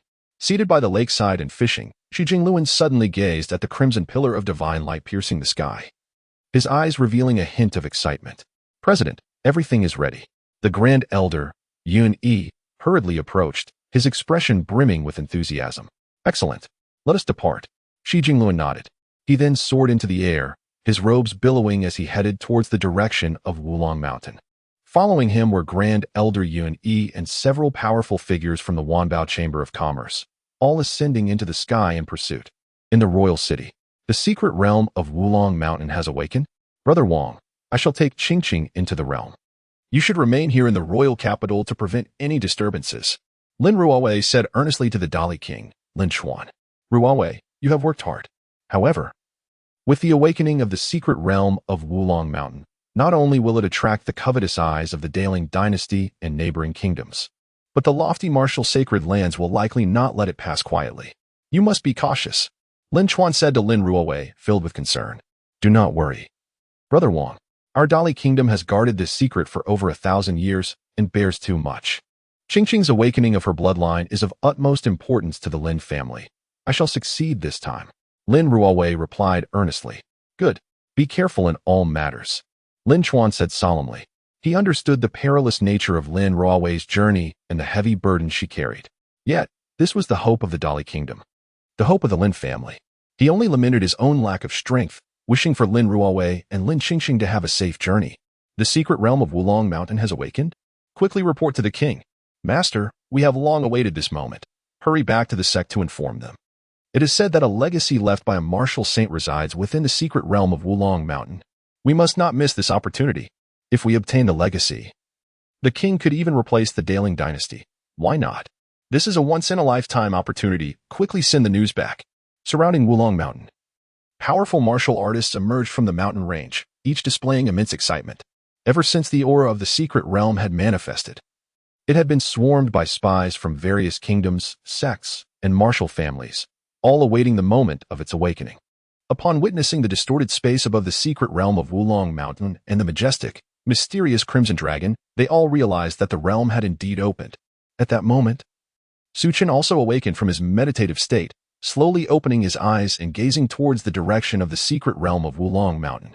The fortune left by the flame dragon martial saint, I must obtain it. Su Chen murmured to himself, his eyes shining brilliantly.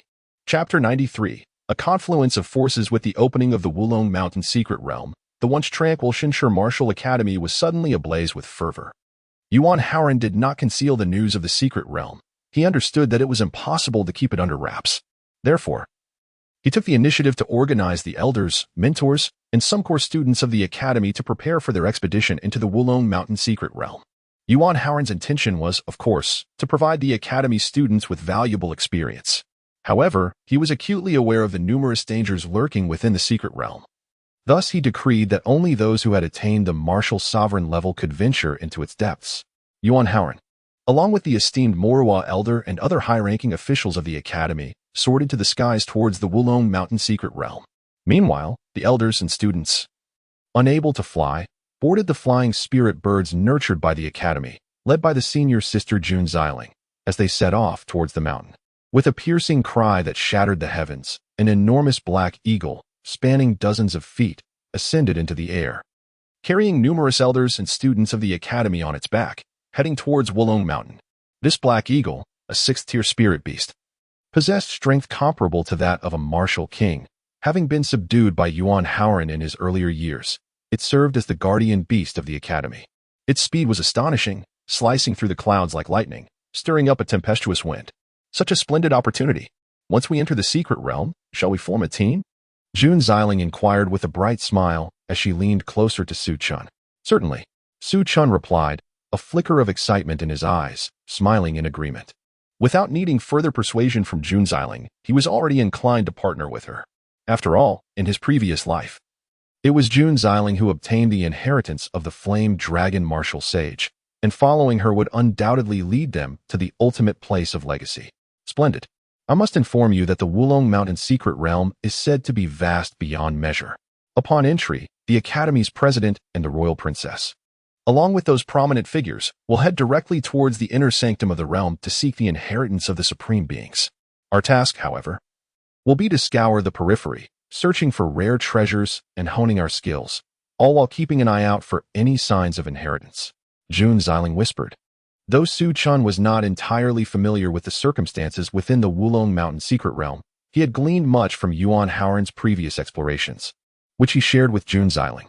Furthermore, once they entered the realm, it would be impractical for them to act as a large group, as it would attract various dangers, including formidable beasts or traps lurking within. The optimal strategy would be to form smaller teams for their journey. Indeed, perhaps the martial sage's inheritance lies within the outskirts, waiting for us to discover it. Su Chen remarked with a subtle smile. There exists that possibility. If it is the case, we would indeed strike gold.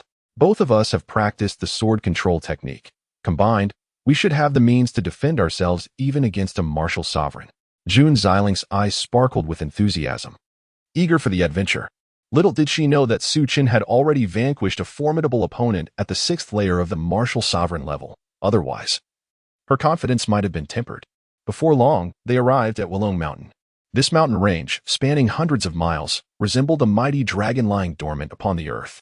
At this moment, at the head of the dragon, the rocks had crumbled, and a radiant divine light erupted, revealing a distorted crimson vortex. Brilliant beams of light shot forth from the vortex, and flames surged, coalescing into a fiery dragon that coiled around the vortex, emitting resounding roars. The overwhelming dragons might cast a serious pall over even the martial sovereigns and martial kings present, instilling in them a profound sense of pressure. The black eagle descended upon Wulong Mountain. The formidable aura of the dragon stirred restlessness in the eagle, which only calmed with Yuan Haoran's soothing words. At this moment, several hundred powerful figures had gathered atop Wulong Mountain. Su Chen could see Shi Jingluan and Elder Yuni from the Wanbao Chamber of Commerce, the ninth prince of the Daling dynasty, Jiang Yunhe, and Morua Elder, among others. Numerous powerful individuals from various kingdoms and sects had also congregated in small groups, their gazes fixed upon the crimson vortex, imbued with fervor and excitement. For that crimson vortex was none other than the entrance to the secret realm. However, at that moment, the vortex continued to emit divine light, and the spatial fluctuations remained chaotic. The passage had yet to fully open. Thus, everyone awaited the stabilization of the passage, which would signal their entry into the secret realm. Su Chen, you have arrived. At that moment, a cheerful voice resonated through the air. Turning around, Su Chen beheld the sight of Lin Qingqing in a flowing red dress, wielding a long whip, appearing both charming and adorable. Beside her stood Lin Ruowei, clad in a white gown, exuding an ethereal grace reminiscent of a celestial being, her gaze towards Su Chen tinged with a hint of complexity. Su Chen noted that, aside from the Xinchi Academy, only Lin Ruowei and Lin Qingqing had come from the Dali Kingdom. Moreover, while Lin Qingqing's cultivation had significantly improved, she was still only at the 7th layer of the Yuan Dan realm, making her the weakest among the gathered crowd. Why had Lin Ruowei brought her along? Could it be? A glint of realization flickered in Su Chen's eyes as he contemplated Lin Qingqing's unique constitution, pondering the possible implications. Chapter 94. The Nine Sons Divine Sect. Previously, Su Chen had engaged in a spar with Lin Qingqing. With his formidable mental prowess, he discerned that Lin Qingqing possessed a unique fire attribute spirit body, the flame dragon spirit body. This led him to surmise that Lin Qingqing might be a descendant of the illustrious flame dragon martial sage. Furthermore, it was plausible that the kingdom of Dali was founded by this legendary figure. After all, it would be too coincidental for the secret realm of Wulong Mountain to be located precisely within the kingdom of Dali, which boasts a history of exactly 1,000 years. This revelation offered a coherent explanation. Lin Ruowei's intention in bringing Lin Qingqing here was likely to secure the inheritance of the flame dragon martial sage for her. Curiously, if Lin Qingqing were indeed a descendant of the flame dragon martial sage, then Lin Ruowei should also possess a fire attribute spirit body. Why then did she possess the mysterious Saint body? Could it be that Lin Ruowei was not a member of the Lin family? An air of curiosity enveloped Su Chen. Nonetheless, he maintained a facade of composure, suppressing his thoughts, and smiled gently at Lin Qingqing, saying, "Indeed. I also intend to venture into the Wulong Mountain secret realm for some training." "Wonderful. Su Chen, let us embark on this journey together," Lin Qingqing exclaimed, brimming with enthusiasm. "That won't do." Before Su Chen could respond, Lin Ruowei interjected firmly. She then glanced at Su Chen apologetically and added, "Su Chen, Qingqing wishes to accompany me to procure some items." "I understand," Su Chen replied with a subtle smile. Upon speculating about Lin Qingqing's unique constitution, he comprehended why Lin Ruowei had chosen to take Lin Qingqing to the Wulong Mountain secret realm. It was likely in search of some form of inheritance. Very well. Although Lin Qingqing felt a tinge of disappointment, she nodded in agreement. At that moment, a thunderous roar resounded from the distance, accompanied by a celestial brilliance. A colossal void ship emerged, tearing through the fabric of space, appearing above Wulong Mountain. The ship radiated an overwhelming aura of power, and upon it stood several figures of unfathomable presence. A crimson flag, embroidered with 9 suns, 1 large and 8 small, fluttered in the wind, producing a resounding sound. "Is that the 9 Sons Divine Sect?" Lin Ruowei's eyes gleamed with recognition upon seeing the crimson flag, instantly identifying the visitors. The 9 Sons Divine Sect ranked just below the primordial sect among the 7 holy lands of the eastern wilderness. Lin Ruowei's heart sank slightly. Although she had anticipated their arrival, she was still taken aback that the 9 Sons Divine Sect had indeed come. At the forefront was an elderly man clad in a red robe, his face flushed and exuding an aura of authority. His presence was intensely fiery, and his piercing gaze surveyed the crowd atop Wulong Mountain with an air of superiority. His eyes then settled upon Luo Xian and Shi Jingluan, narrowing slightly as he remarked, "The Heavenly Dao Sect and the 10,000 Treasures Pavilion have been swift. However, this Wulong Mountain secret realm is destined for my 9 Sons Divine Sect. I fear I must disappoint you both." His voice thundered like a clap of thunder across the sky, causing many to pale in fear, their eyes filled with profound reverence. This was an inscrutable martial monarch. Only Luo Xian and Shi Jingluan could barely match his presence. Even Yuan Haoran, the ninth prince, and Jiang Yunhe wore solemn expressions. Is Elder Lei not being a touch too presumptuous? Natural treasures and secret realms are meant for those with fate. How can you be so certain that this belongs to the Nine Sons Divine Sect? Luo Xian scoffed. Elder Lei. It is surprising to see the Nine Sons Divine Sect taking an interest in such a humble secret realm. Shi Jingluan added with a smile. They both recognized the identity of the elderly man, Elder Lei Dong of the Nine Sons Divine Sect. Unconsciously, they released powerful fluctuations of energy to counter his presence, filling the atmosphere with palpable tension. How intriguing. If that is the case, let us rely on our own abilities, shall we? The brilliance in Lei Dong's eyes flickered before he smiled lightly, retracting his imposing aura. Luo Xian and Shi Jingluan also withdrew their energies, allowing the crowd to breathe a sigh of relief. Particularly, the ninth prince and Jiang Yunhe appeared somewhat distressed with the presence of three martial monarchs. There was no one to contest them, and the greatest fortunes of the secret realm would likely fall into their hands. Though they felt a sense of dissatisfaction, they dared not voice their thoughts. At that moment, the scarlet vortex trembled slightly, the once radiant light gradually dimming, as a mysterious passage within the vortex began to stabilize. The Wulong Mountain secret realm has opened, someone exclaimed. The crowd was instantly invigorated. Minger, follow me into the secret realm. Lei Dong commanded a young man dressed in white, whose handsome visage stood out among the crowd. Yes, grandfather. The young man in white bowed respectfully, with a wave of Lei Dong's sleeve. A torrent of true energy surged forth, enveloping the young man and several figures from the Nine Sons Divine Sect, whisking them into the vortex passage. Let us go. Luo Xian and Shi Jingluan exchanged glances, equally unwilling to be outdone, and followed closely after Lei Dong into the vortex. The Wulong Mountain secret realm is now open. We must enter. I have heard it contains the inheritance of a martial sage. We cannot afford to miss this opportunity. Quickly, quickly, as the three martial monarchs entered first. The crowd exhaled a sigh of relief, their excitement palpable as they surged towards the vortex passage. Whoosh, whoosh, whoosh. Figures darted through the air, vanishing into the passage without a trace. Chapter 95, The Purple Sun Peaches. With a resounding boom, a brilliant light dazzled before him, distorting the void and revealing a scene of enigmatic beauty, which soon faded away. As the surroundings gradually came into focus, Su Chen found himself in an unfamiliar realm. In the distance, mountains undulated, exuding an ancient and majestic aura, while towering ancient trees stood sentinel, their surroundings adorned with peculiar flowers and exotic herbs, enveloped in thick spiritual mist, creating an ethereal and mysterious atmosphere. This was indeed the secret realm of Wulong Mountain. Whoosh, whoosh, whoosh. Above the void, the three martial emperors, Lei Dong, Luo Xian, and Shi Jingluan, radiated an intense aura, akin to three miniature suns, and without hesitation, they surged into the depths of the secret realm. They must be seeking the true legacy. Su Chen, let us venture forth and see if there are any treasures within this realm. Jun Xiling exclaimed excitedly. Very well. Su Chen nodded in agreement. He noticed Lin Ruowei and Yuan Haoran, along with others, also heading deeper into the secret realm, while various powerful figures from other nations and sects formed small groups, dispersing in all directions. Together with Jun Xiling, he darted toward the heart of the mountains. The sight of spiritual herbs such as Juzi fruit, Xianling grass, and Muyang flower filled Su Chen's eyes with delight. The Donglin domain was an exceedingly barren land, where spiritual herbs were scarce, and many materials he sought for alchemy were unattainable. Yet, within this secret realm, spiritual herbs were abundant, and the spiritual energy was remarkably rich, allowing Su Chen to gather them with great joy. Nevertheless, he did not linger too long, only collecting the rare and elusive herbs that were hard to find in the outside world. Su Chen, what is that over there? Jun Xiling suddenly pointed ahead.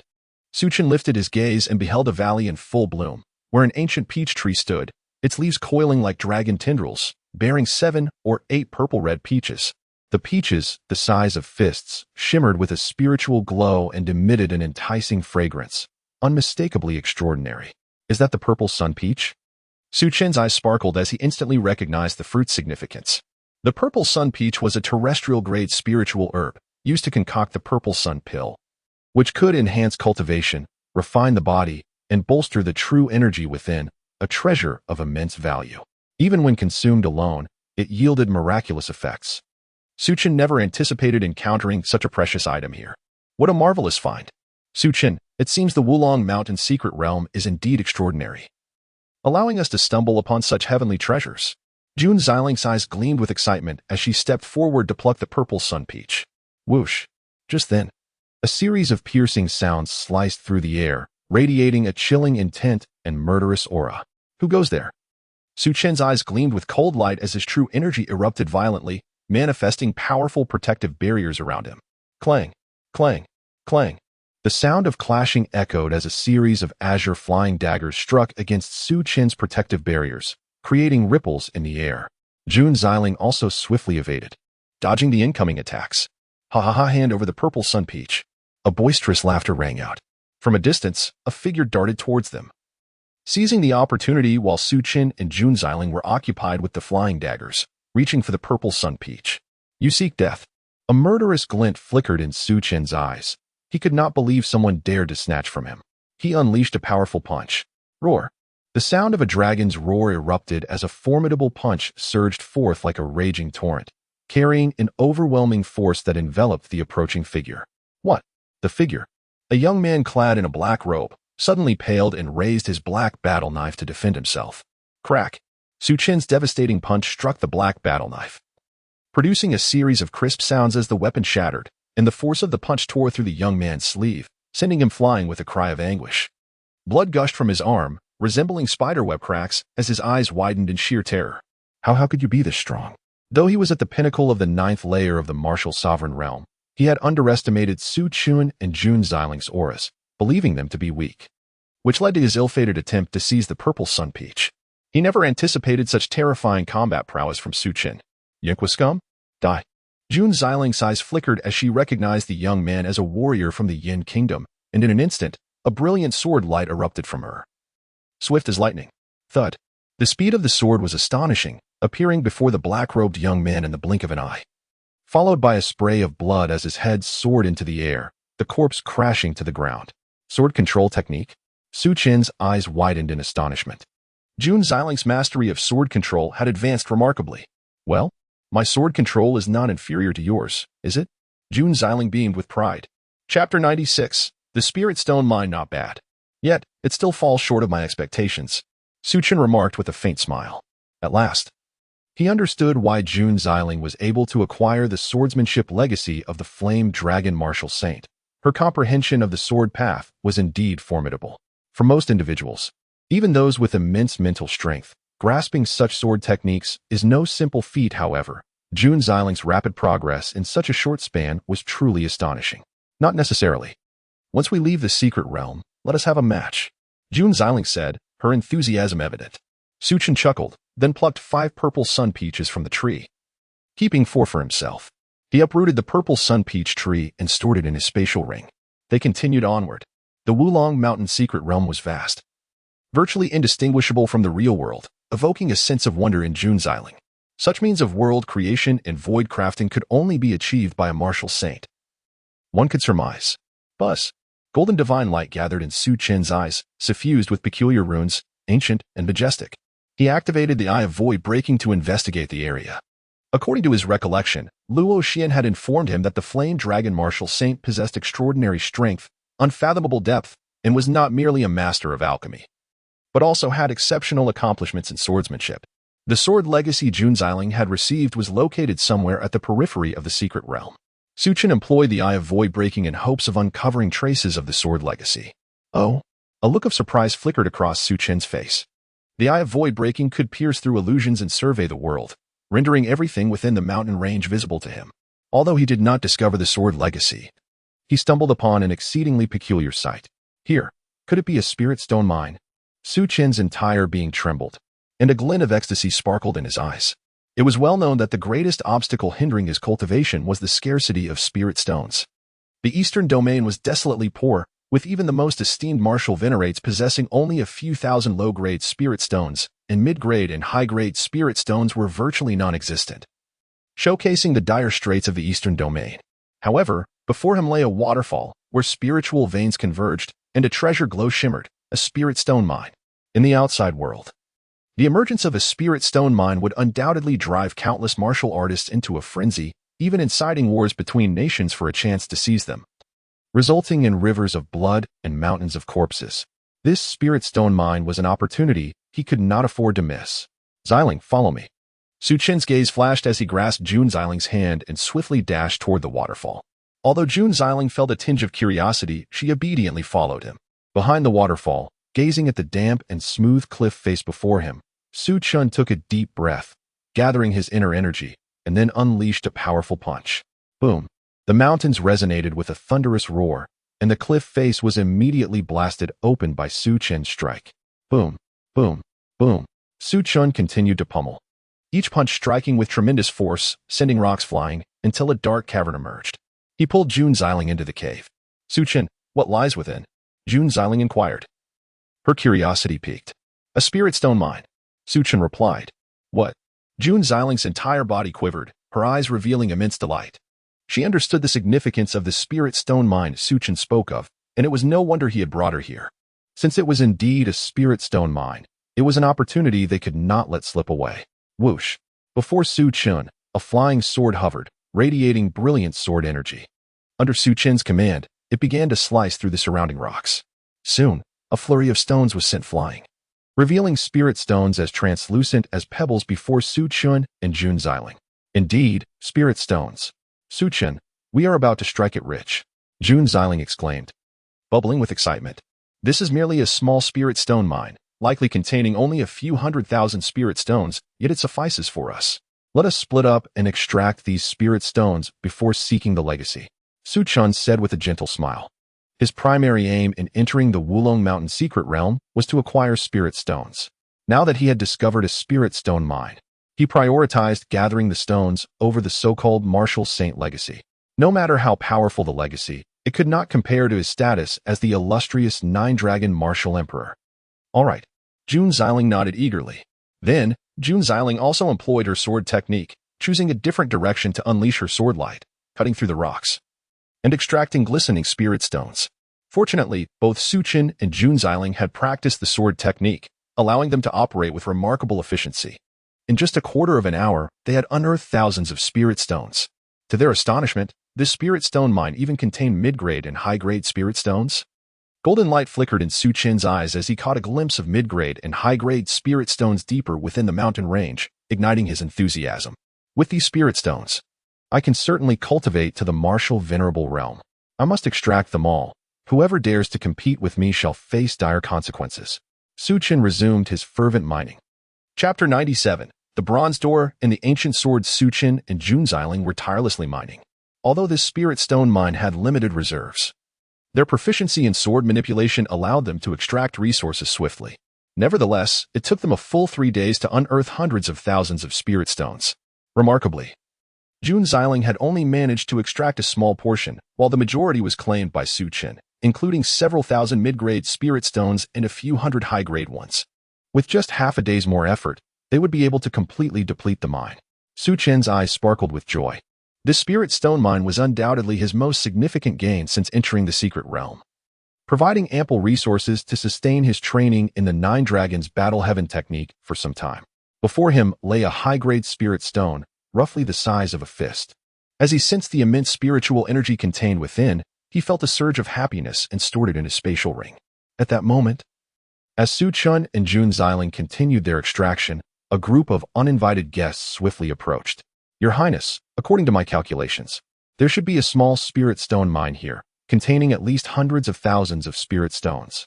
A middle-aged man in a Taoist robe, with an ancient sword on his back and a compass in hand, pointed toward the mountains ahead after examining the compass. A spirit stone mine. His words sent ripples of excitement through the young men behind him, their eyes gleaming with fervor. Among them, the young man adorned in a purple python robe and a jade crown, exuding an air of nobility, revealed a particularly satisfied expression. He was Yin Bufan, the third prince of the Dian Kingdom. Master Zhao, if you truly find the spirit stone mine, I assure you, there will be generous rewards, Yin Bufan declared. The middle-aged man, named Zhao Su, was a skilled diviner he had invited, adept at celestial calculations and capable of discerning the flow of earth veins and locating treasures. Yin Bufan had brought Zhao Su to the Wulong Mountain secret realm with the intention of having him seek out treasures, and he never anticipated that Zhao Su would immediately detect a spirit stone mine. Thank you, Your Highness. Zhao Su's eyes flickered, and he smiled faintly. Let us proceed. This spirit stone mine will be mine, Yin Bufan proclaimed confidently, leading his entourage toward the mountain, which was the same direction Su Chen and Jun Xiling were mining. Crack! As Su Chen activated his flying sword, a series of sharp sword energy sliced through the rocks before him. Suddenly, after shattering a massive boulder, a vast underground space was revealed. Su Chen's eyes widened in surprise. He had been so focused on investigating the spirit stone mine that he had failed to notice the enormous underground chamber behind it. Soon, Jun Xiling arrived. Having sensed the commotion, could it be? Su Chen's eyes shimmered with golden light as he detected an unusual aura. Suddenly struck by a conjecture, this place might very well be the legendary sword inheritance site of the Flame Dragon Martial Saint. He sensed a piercing yet subtle wave of sword intent. Su Chen, could this be the site of a powerful warrior's inheritance? Are we truly this fortunate to discover an inheritance site immediately after uncovering the spirit stone mine? Jun Xiling exclaimed in astonishment. Very likely. Let us venture inside. Su Chen's gaze sharpened as he and Jun Xiling entered the underground space. The chamber resembled a colossal cavern, shrouded in darkness, with damp walls on either side. In the distance, the faint sound of water echoed, yet before Su Chen and Jun Xiling flickered a dim light. Is that a sword? Jun Xiling gasped. Su Chen also spotted it, a massive bronze door, with an ancient sword embedded within it, its blade rusted and appearing akin to discarded scrap metal. Yet, beneath the layers of rust, Su Chen perceived a magnificent and sharp divine sword, emanating an ancient and mysterious aura that seemed to harbor an unfathomable power. As they approached the bronze door to examine the ancient sword, Jun Xiling remarked, "This ancient sword appears to be the key to unlocking the bronze door. We must extract it to gain entry." Indeed, the sword intent here is potent. It must be the legacy of a formidable martial artist. It seems our fortune is indeed favorable. Su Chen smiled calmly. You are fortunate indeed to have completely mined my spirit stone reserve and stumbled upon a powerful warrior's inheritance. Just then, a sharp voice rang out. From the passageway leading to the spirit stone mine, powerful figures emerged, entering the underground space. It was none other than Yin Bufan, Zhao Su, and their companions. At this moment, Yin Bufan cast a sinister glare at Su Chen and Jun Xiling, his eyes filled with greed, tinged with a fleeting glimmer of murderous intent. Guided by Zhao Su, he had come to excavate the spirit stone mine, only to discover that it had already been claimed by others. Upon seeing Su Chen and Jun Xiling, he immediately realized they were the ones responsible for mining the spirit stones, igniting a tempest of fury and resentment within him. Moreover, he was exhilarated to uncover that the spirit stone mine concealed an ancient stronghold of a powerful warrior. Chapter 98. The Destruction of the Martial Sovereign. Another from the Kingdom of Yin? Su Chen's eyes flickered. Among the individuals before him, aside from the black-robed elder behind Yin Bufan, who was a martial sovereign, the rest were all at the martial sect level. It was unexpected to encounter a prince from the Kingdom of Yin, given their enmity with the Kingdom of Dali. People from the Kingdom of Li? How intriguing. Surrender your spirit stones and kneel to become my slave. I may spare your lives, Yin Bufan declared, fixing his gaze on Su Chen and Jun Xiling. Kill. Su Chen and Jun Xiling exchanged glances, and in unison, they roared and lunged towards Yin Bufan and the others. Boom.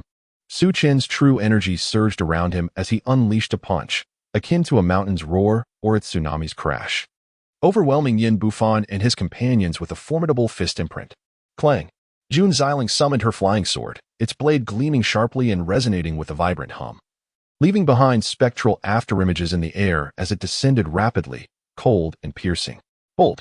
Yin Bufan's expression darkened with surprise. He had not anticipated Su Chen and Jun Xiling's decisive strike. The powerful aura emanating from them compelled him to act without delay. A golden blade manifested in his palm, radiating a blinding light as he swung it downwards. Protect His Highness. Eliminate them. The formidable warriors behind Yin Bufan revealed their murderous intent, unleashing their powerful abilities as they charged at Su Chen and Jun Xiling. Only Zhao Su, his eyes glinting with cunning, quietly withdrew from the battlefield, heading towards the bronze door and the ancient sword. Puff! Su Chen's might was unparalleled. A black-robed youth met him head-on, his arms trembling violently before they shattered under Su Chen's fierce punch, sending him crashing against the distant mountain wall, blood spewing from his mouth. It was clear he would not survive. Su Chen's gaze was sharp, and he showed no mercy, advancing like a tiger among sheep. Jun Xiling's flying sword danced like a butterfly, leaving trails of blood in its wake. His head soared into the air. The warriors brought by Yin Bufan falling one by one to their blades. Die! Yin Bufan roared in fury, the golden blade in his hand gleaming brilliantly as he swung it down like a tempest upon Jun Xiling's sword. Clang! Sparks flew as both Yin Bufan and Jun Xiling were forced to retreat simultaneously. Kill! At that moment, Su Chen had just slain the last of Yin Bufan's guards and was about to charge at him when a martial sovereign guard appeared behind Su Chen like a wraith, unleashing a chilling palm strike. Boom! Su Chen's eyes flashed as he retaliated with a powerful punch aimed at his assailant. Their strikes collided, causing a thunderous roar that shook the cavern, both Su Chen and the elder retreating from the impact. What immense power! The martial sovereign elder was taken aback, yet his gaze remained cold and filled with malice. A surge of deep blue true energy erupted from his palm, embodying an extreme chill as he thrust it towards Su Chen. That strike seemed intent on encasing Su Chen in ice, the frigid power causing the cave's temperature to plummet. Slash! Su Chen's voice thundered as a flying sword shot forth, its blade of energy surging like lightning towards the elder's arm. Clang! The black-robed martial sovereign elder moved with lightning speed, parrying the sword with his own, sparks flying as the violent energy erupted around him, rendering Su Chen's attempts futile. You possess sword mastery? Surrender it, and I may spare your life. A glimmer of greed flickered in the elder's eyes as he addressed Su Chen. His cultivation had reached the 9th level of martial sovereign, wielding a particularly frigid palm technique, his hands honed into lethal weapons that relentlessly deflected Su Chen's sword. You desire my sword mastery? Then let us see if you live to claim it. Su Chen sneered. Buzz. His eyes shone with a brilliant golden light, an air of authority and mystery enveloping him as a blazing golden divine light shot forth from his gaze towards the martial sovereign elder. What? The elder's countenance shifted in horror as he sensed a lethal threat from the piercing light. Without hesitation, he thrust his arms forward, gathering his chilling true energy to form a sturdy ice wall before him. Puff! Yet, that sturdy ice wall was as fragile as tofu against the golden light, which pierced through effortlessly, severing the elder's arm and causing blood to spray forth. Had he not reacted swiftly to evade, his head would have been pierced by the divine light. Die!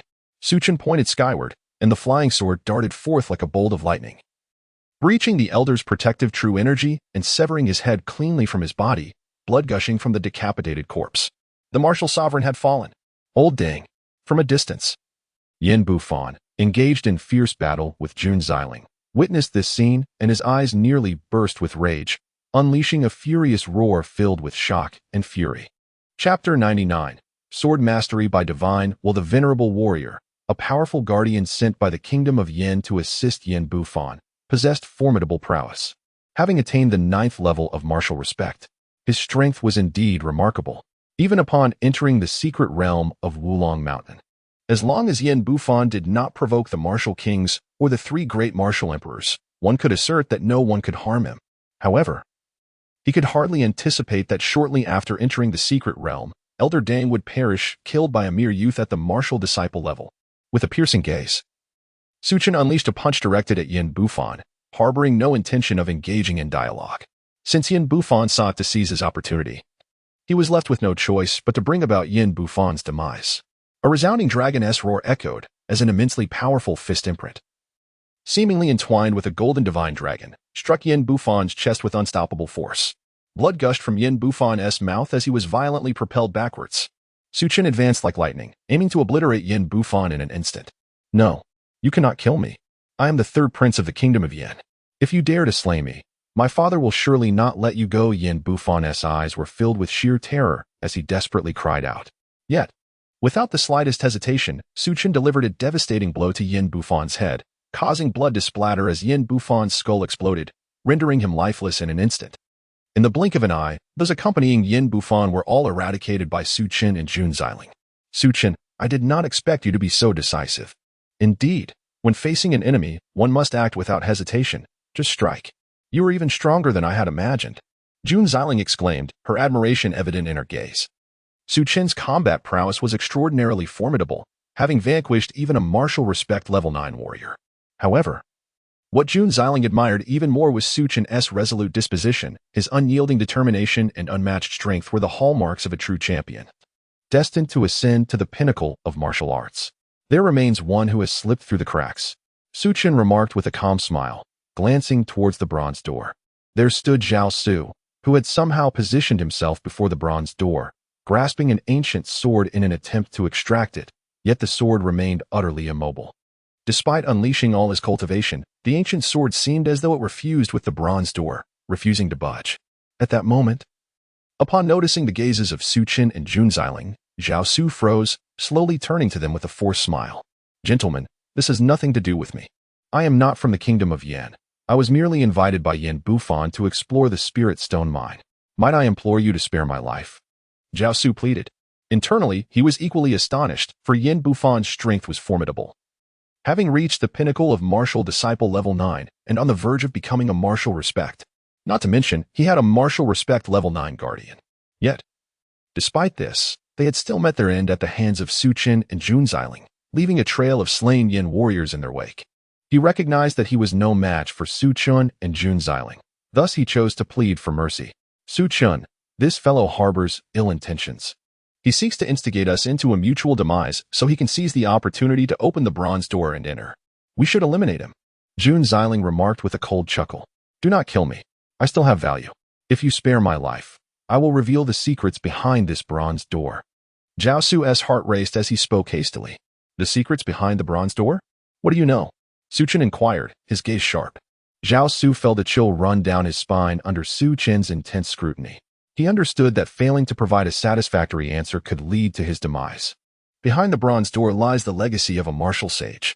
They all believe that the true inheritance of the Wulong Mountain secret realm resides deep within. Yet none realize that the genuine legacy is right here. By opening the bronze door, one can behold the unparalleled inheritance of a martial sage. Zhao Su quickly explained. Su Chen furrowed his brow. "How do you know this?" "I am Zhao Su, a descendant of the geomancer lineage, proficient in the art of feng shui. I once encountered records of this secret realm in ancient texts. This place is the secret realm established by the flame dragon martial sage. Our geomancers excel in surveying the heavens and earth, seeking dragon veins, and possess techniques to trace the aura of powerful beings' abodes. Thus, I can affirm that this is indeed the site of the flame dragon martial sage's legacy." Zhao Su elucidated. "The geomancer lineage? I see." Su Chen nodded in understanding. "In this world, martial arts reign supreme. However, besides martial arts, there exist several special professions that hold immense prestige, such as alchemists, blacksmiths, and formation masters. Among them, geomancers are the most enigmatic and unique, capable of observing the fortunes of heaven and earth, seeking dragon veins, and possessing keen sensitivity towards the abodes of the powerful. Many secret realms and lairs have been discovered by geomancers. I cannot extract this ancient sword either." Jun Xiling attempted to pull the sword free, but it remained immovable. "Gentlemen, I know how to extract the ancient sword. If I assist you in gaining the inheritance, will you spare my life?" Zhao Su proposed. "Speak. If your words hold truth, I may grant you a reprieve." Su Chen replied coolly. "I initially had no idea how to extract the sword. However, upon witnessing the technique you employed to manipulate the sword, I finally comprehended how to retrieve it, for it requires the mastery of divine will." Zhao Su stated earnestly. "Mastery of divine will?" Su Chen's heart stirred with intrigue. Chapter 100, The Sword of Sovereignty, the Stone of Legacy, the Art of Sword Mastery. Known as the Divine Sword Control, is a profound technique that allows one to wield a sword with the power of the mind. Su Chen reflected on how Jun Xiling was able to acquire the swordsmanship legacy within the secret realm of Wulong Mountain. It was because she had perfected the Divine Sword Control, which served as the key to unlocking the inheritance. Thus, it seemed that to draw forth this ancient sword, one must not rely on mere physical strength, but rather summon it through mental prowess. A spark ignited within Su Chen, and he immediately began to channel the techniques of the Divine Sword Control. A radiant light blossomed from his forehead as his martial spirit surged forth, manifesting as a colossal hand of mental energy that grasped the ancient sword. Clang! The ancient sword resonated with a thunderous hum, emitting a dragon's roar that reverberated through the surrounding void, causing it to tremble violently. Subsequently, the rust upon the sword began to shed continuously, revealing a dazzling brilliance as a resplendent divine sword materialized before Su Chen. Whoosh! The ancient sword vibrated with a low hum before transforming into a brilliant streak of light, swiftly flying into Su Chen's presence, exuding an aura of age and mystery. Meanwhile, the bronze door before them slowly creaked open. Boom! From within the bronze door, an ancient yet terrifying sword intent surged forth, roaring like a tempestuous ocean, as if it sought to obliterate all in its path. Su Chen's expression grew grave. He could sense that this was undoubtedly the sword intent left behind by an extraordinary sword sage, for it radiated an unyielding vitality. Though Jun Xiling and Zhao Su struggled valiantly against it, their faces were now as pale as death. Buzz, the ancient sword before Su Chen hummed and trembled, unleashing its sword intent, which surged forth like 100 rivers converging, flooding into the ancient sword and restoring tranquility. At that moment, Su Chen beheld two characters inscribed upon the sword, Sovereign's arrival. Could this truly be the sovereign sword? A wave of astonishment washed over Su Chen, and he instinctively cast a glance at Jun Xiling. In his previous life, Jun Xiling had obtained the supreme swordsmanship legacy from the Wulong Mountain secret realm, eventually rising to become the Sword Emperor, wielding an unparalleled divine weapon, the Sovereign's Sword. In her hands, the Sovereign's Sword shone brilliantly, surpassing countless formidable imperial weapons, becoming a genuine artifact. And now, the Sovereign's Sword had found its way into Su Chen's possession. The moment Su Chen invoked the divine sword control, he had already left his mark upon the Sovereign's Sword, thereby becoming its true master. This was a divine sword capable of ascending to the realm of artifacts in the future, with such powerful sword intent permeating the air. Could it be that a transcendent sword master's legacy awaited them? Let us venture forth and discover. Jun Xiling, filled with anticipation, gazed eagerly at the ajar bronze door. Let us proceed. Su Chen nodded in agreement. Together with Jun Xiling, he stepped into the bronze door. Zhao Su's expression shifted as he exhaled a sigh of relief. He knew that Su Chen had spared his life when he could have departed. Yet, gazing at the bronze door, he felt a twinge of reluctance. Ultimately, he steeled himself and followed them inside. Within the bronze door lay an ancient subterranean palace, seemingly untouched for countless years, exuding an aura of decay and antiquity. However, Su Chen and Jun Xiling felt a subtle hint of danger. Before them stood an ancient altar. Upon the altar sat a young man clothed in a purple-gold robe. His demeanor haughty, eyes sharp as lightning, cradling a sword sheath in his hands. Yet, a black arrow had pierced through his brow, indicating that he had long since perished. The Holy Spirit body, imperishable for a millennium, indeed, a martial saint. Su Chen spoke slowly. The young man appeared vividly lifelike, yet devoid of any semblance of life. His martial spirit clearly obliterated, leaving only a shell behind. Nevertheless, the overwhelming pressure of his sacred aura continued to weigh heavily upon Su Chen, Jun Xiling, and Zhao Su. Yet, Su Chen instinctively believed that this martial saint was not the Yanlong martial saint. Could it be that the Wulong Mountain secret realm harbored another martial saint apart from him? A wave of astonishment surged through Su Chen. He had initially thought that Jun Xiling had obtained the swordsmanship legacy from the Yanlong martial saint, but now it seemed he had been mistaken. This secret realm housed not one, but two martial saints. Is that the Stone of Legacy? Just then, Zhao Su exclaimed, his eyes brimming with fervor and excitement. Following his gaze, Su Chen and Jun Xiling noticed two objects placed before the martial saint's corpse. One was a pitch-black stone, adorned with peculiar patterns resembling a heart. The other, a rusted black iron plate. Zhao Su's gaze fixated on the stone, filled with longing. That was undoubtedly the legacy stone left behind by a martial saint. However, Su Chen's attention was drawn to the rusted black iron plate. Could it be? A surge of realization coursed through Su Chen, and his eyes gleamed with intensity. The words Cloud Script Heavenly Book echoed in his mind. Chapter 101. The return of the Cloud Script. In both his past and present lives, Su Chen had acquired 2 pages of the Cloud Script. One page, inscribed in golden script, bestowed upon him the 9 Dragons battle technique, enabling him to dominate the world and become the invincible 9 Dragons Martial Emperor. The other, written in silver script, granted him the Eye of Void, allowing him to perceive all things and obliterate reality with unmatched power.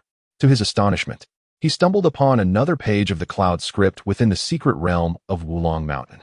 With his keen senses, he recognized the rusted iron sheet as a page of the Cloud Script. The inheritance stone must be the legacy left by this martial saint. If I could absorb this inheritance stone, I would surely become a martial saint in the future. Zhao Su spoke slowly, his eyes filled with envy. However, he also understood that, with Su Chen and Jun Xiling around, he had no hope of claiming the stone for himself. Su Chen. The inheritance stone can only be claimed by one person. Jun Xiling glanced at Su Chen and began to speak. However, before she could finish, Su Chen interrupted her.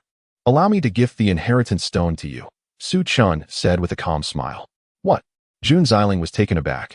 Naturally, She yearned for the inheritance stone, but she understood its immense value and hesitated on how to express her desire or offer compensation to Su Chen. She never expected him to so readily bestow the inheritance stone upon her. Su Chen, are you certain? This is the inheritance stone of a martial saint, containing the supreme legacy of a martial saint. Should you absorb it, you will undoubtedly become a martial saint. You would simply relinquish it to me? Jun Xiling inquired, bewildered. Xiling, while the inheritance stone is indeed valuable, it holds little utility for me. You may keep the stone, and in exchange, I shall take this sword and that iron sheet, Su Chen replied with a slight smile. As the former 9 Dragons Martial Emperor, he was well versed in countless divine skills and was the foremost among the 10 titled martial emperors. How could he possibly covet the legacy of a mere martial saint? Moreover, in his eyes, the value of the Junlin sword and the cloud script far surpassed that of the inheritance stone, making it seem as though he was the one gaining the advantage. Su Chen, thank you. I owe you a favor that I shall repay in the future, Jun Xiling said earnestly, gazing at him. She did not believe that the inheritance stone was of no use to Su Chen. Rather, she regarded it as his polite refusal. Yet, burdened by her own struggles and in need of strength, she could not bring herself to decline. Instead, she resolved to remember this kindness deeply in her heart. There is no need for formality. Go ahead and absorb the inheritance stone. I shall protect you while you do so, Su Chen said with a gentle smile. He reached out to grasp the rusted iron sheet and gestured for Jun Xiling to absorb the inheritance stone. All right. Jun Xiling took a deep breath and nodded. She was not one to hesitate and immediately approached the corpse of the martial saint, bowing respectfully 3 times before retrieving the inheritance stone and sitting cross-legged. As she placed the inheritance stone against her forehead, a brilliant light erupted from her brow, and a formidable mental force enveloped the stone. The inheritance stone then vibrated and shattered, transforming into a dazzling rain of light, within which countless sword shadows danced, surging into Jun Xiling's forehead like a torrent. Jun Xiling let out a muffled groan, but her aura suddenly became overwhelmingly terrifying, akin to a volcano erupting, as fierce sword energy burst forth from her body. She was enveloped in an ancient and grand sword intent, absorbing the inheritance stone and receiving the legacy of a martial saint. Seeing Jun Xiling absorbing the inheritance stone, Su Chen felt a sense of relief. Holding the cloud script in his hand, he sensed its profound and mysterious aura, further confirming his suspicions. He did not rush to refine the cloud script, instead focusing his gaze on Zhao Su. Young Master Su, I have a request, Zhao Su said, watching Jun Xiling with envious eyes.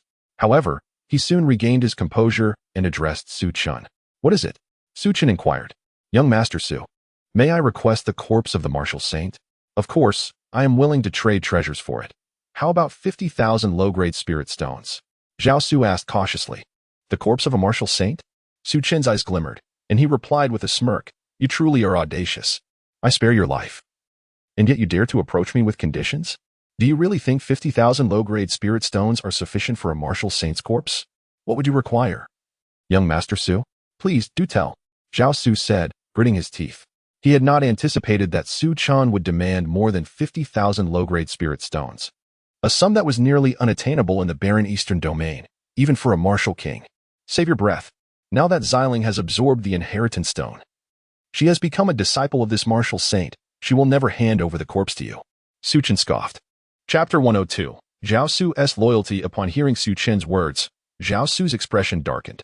He had not anticipated that Su Chen would remain so unmoved. It seemed impossible for him to obtain the corpse of the martial sage. Su Chen, while you may not wish to part with the martial sage's body, surely that arrow is of no use to you? Might I persuade you to give it to me? Zhao Su persisted, unwilling to concede. That arrow? Su Chen's gaze flickered as he noticed the arrow embedded in the center of the martial sage's brow. Intrigued, he activated his breaking illusion's divine eye. A stream of golden light emanating from his eyes, revealing the black arrow before him. The arrow, stained with the martial sage's blood, had turned entirely black and exuded an eerie chill, unsettling to behold. Ah! Su Chen's heart stirred as he discerned the arrow's profound nature. It had pierced through the martial sage's brow, shattering his primordial spirit. The remnants of that spirit lingered, swirling around the black arrow like vengeful souls. This black arrow could indeed be dubbed a demonic arrow. With a modicum of refinement, it could transform into an unparalleled weapon. Moreover, such an artifact would be a rare treasure for a geomancer. It was no wonder Zhao Su was so brazenly seeking it from Su Chen. He suspected that Zhao Su's true motive was this very arrow. While I could part with the arrow, What will you offer in exchange? Su Chen inquired, a smirk playing at the corners of his mouth. Really? Zhao Su exclaimed, elated. Whatever you desire, I shall procure it for you. I fear the item I seek may not be to your liking, Su Chen replied. What does the esteemed gentleman wish for? Zhao Su asked. I desire your loyalty. Su Chen stated calmly. What? Zhao Su's body trembled, his face contorting in distress. As a geomancer, you must comprehend your destiny. If you fail to transcend, you will only be devoured by this realm. Follow me, and you shall have the chance to transcend. I require you to swear allegiance to me by the path of geomancy. Su Chen stood before Zhao Su, his demeanor serene yet commanding. His eyes shimmered with golden light, mysterious runes swirling, as if he could perceive Zhao Su's very essence. Before entering the bronze door, Su Chen had regarded Zhao Su with indifference, knowing he was a geomancer. However, upon employing his breaking illusion's divine eye, he discerned Zhao Su's true significance. Zhao Su was, in fact, a legendary geomancer of the sacred lineage, a geomantic sage. Possessing such an extraordinary physique, he had great potential to become a geomantic emperor, akin to a martial emperor, seamlessly aligning with the natural order. Commanding the forces of the cosmos, Zhao Su was an extraordinary genius. Thus, Su Chen would not allow this opportunity to slip away. Transcendence? Such a feat is no easy matter. Even a martial emperor may struggle to achieve it. Do you truly believe you will become a martial emperor? Zhao Su scoffed. Indeed, I shall undoubtedly become a martial emperor, perhaps even surpassing it, transcending into divinity. Su Chen replied with a tranquil smile, his voice imbued with an air of supremacy. Even Zhao Su was momentarily taken aback by Su Chen's conviction. Regardless of your belief, if you wish to preserve your life, you must pledge your loyalty to me. Do not assume that, having witnessed our acquisition of the martial sage's legacy stone, we would let you go so easily, Su Chen remarked with a cold chuckle. Zhao Su's complexion soured, a pang of regret surfacing within him. He lamented his curiosity that compelled him to rush into the bronze door. Now, he had indeed encountered the corpse of the martial sage, yet he had also ensnared himself in this predicament. He realized that Su Chen would never allow him to leave unscathed. After all, the legacy of the martial sage would entice even the most formidable martial sovereigns from the three sacred lands. Why would Su Chen trust that he would not divulge this secret? And if I refuse? Zhao Su bit out. If you refuse, then I shall have no choice but to send you to your demise. Yet I am aware that geomancers are particularly fearful of death. You are no exception, I presume? Su Chen urged. Zhao Su remained silent. Time is of the essence. I have limited patience. Su Chen pressed. Very well, Su Chen. I shall swear the great oath of geomancy, pledging my loyalty to you, with the hope that you will not disappoint me. Zhao Su sighed, reluctantly acquiescing. He then bit his tongue, letting his blood draw mystical symbols in the air as he chanted incantations, ultimately forming an ancient and enigmatic blood seal. With a resounding rumble, a mysterious force seemed to awaken as the blood seal flew towards Su Chen, vanishing into his being in an instant. Yet Su Chen could feel that Zhao Su's life and death now rested in his hands. What a remarkable seal. It likely pertains to some law of power. Su Chen mused inwardly. Zhao Su pays homage to you, esteemed one. From this moment forth, my life is yours. However, the cultivation of geomancers demands considerable resources, and I shall rely on you henceforth. Zhao Su's pallor deepened, yet he bowed respectfully to Su Chen. Su Chen was momentarily taken aback. He had not considered that the cultivation of geomancers required immense resources, meaning that accepting Zhao Su would obligate him to sustain him as well. Su Chen felt a wave of dismay wash over him. Take this demonic arrow, but be cautious not to bring about your own demise. Su Chen, feeling extremely vexed, carefully extracted the black arrow from the martial sage's brow and tossed it to Zhao Su. Chapter 103. The Seven Swords of Heaven. Zhao Su eagerly received the black magic arrow, instantly retreating to a corner for study. Having secured Zhao Su's loyalty, Su Chen felt considerably reassured.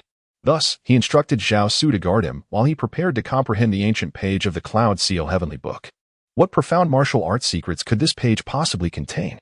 Anticipation danced in Su Chen's gaze. Boom.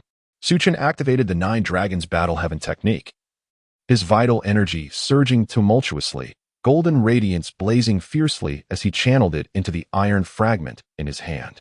The iron piece buzzed and trembled, rust flaking away as a brilliant silver light erupted forth.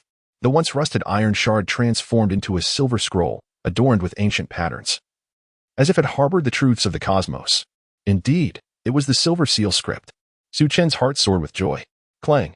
An ancient sword's resonance echoed through the void. The lines on the silver seal script morphed into fierce, unmatched sword energies, capable of obliterating all, exuding an aura of boundless terror.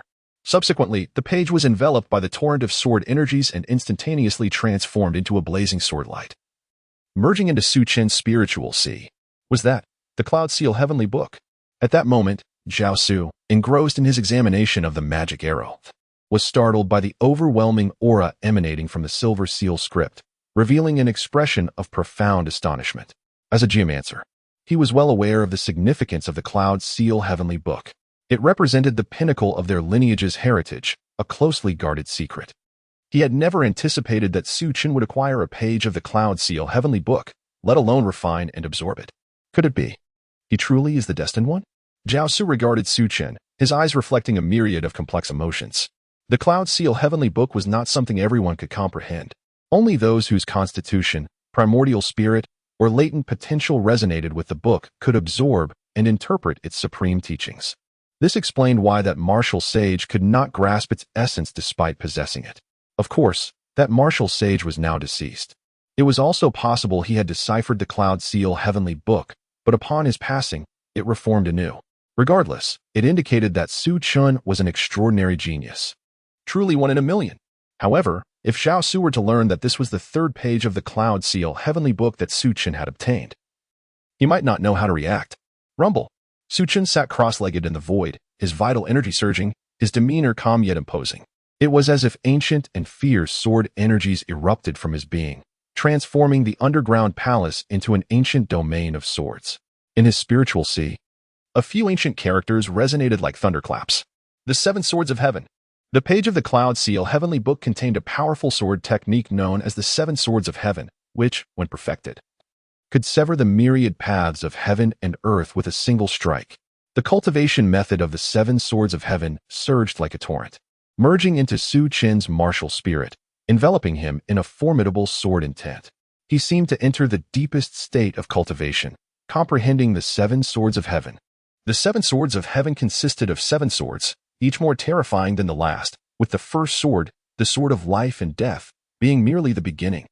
Although Su Chen had attained the martial sovereign realm, he could barely grasp the first sword, the sword of life and death. The 7 swords of heaven represented the ultimate martial prowess, surpassing even the might of the great desolate battle dragon palm. If mastered, it would undoubtedly become a powerful trump card. This 7 swords of heaven was arguably his greatest gain from entering the secret realm of Wulong Mountain. Within Su Chen's spiritual sea, a resplendent sword of light seemed to descend from the heavens, exuding an unfathomable killing intent, ready to annihilate all life with a single strike. The sword of life and death. One sword brings life, while another brings death.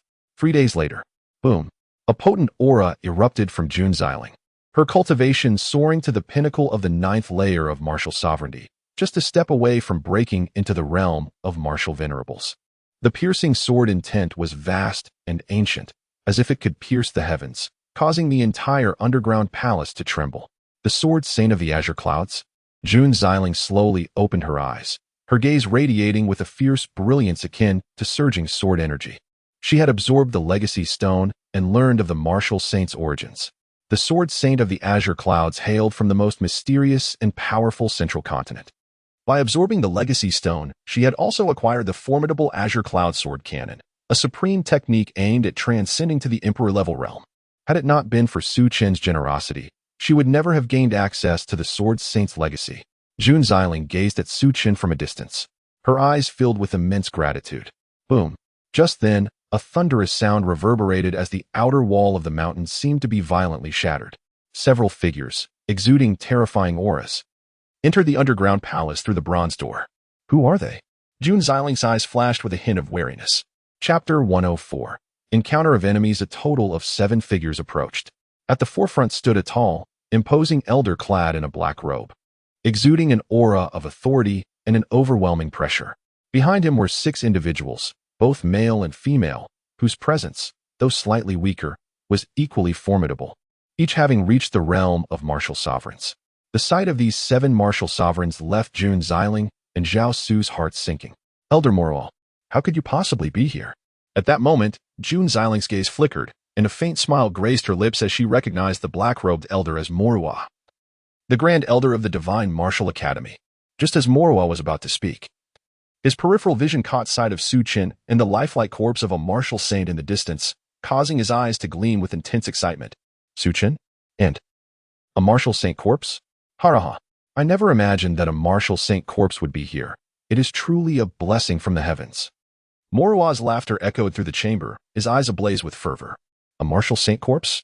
Could it be that this is the very martial saint who established the secret realm of Wulong Mountain? It is highly likely. The three sacred lands have now rushed to the center of the secret realm. It seems they will have come for naught, for the greatest fortune lies here. With a martial saint corpse, there is a high possibility of martial saint inheritance. That young man is absorbing the inheritance right now. Behind Morol, the 6 martial sovereigns were equally stirred, their eyes revealing a fervent excitement. They had accompanied Morua in the pursuit of Su Chen. Morua had paid a significant price to enlist their aid. They had not anticipated that their trail would lead not only to Su Chen, but also to a martial saint corpse. This was indeed a delightful surprise, a tremendous fortune. Gentlemen, that young man is Su Chen. If we kill him, the martial saint inheritance will be shared among us. A hint of concealed malice glimmered in Morua's eyes as he pointed sharply at Su Chen, his voice cold and commanding. Wait!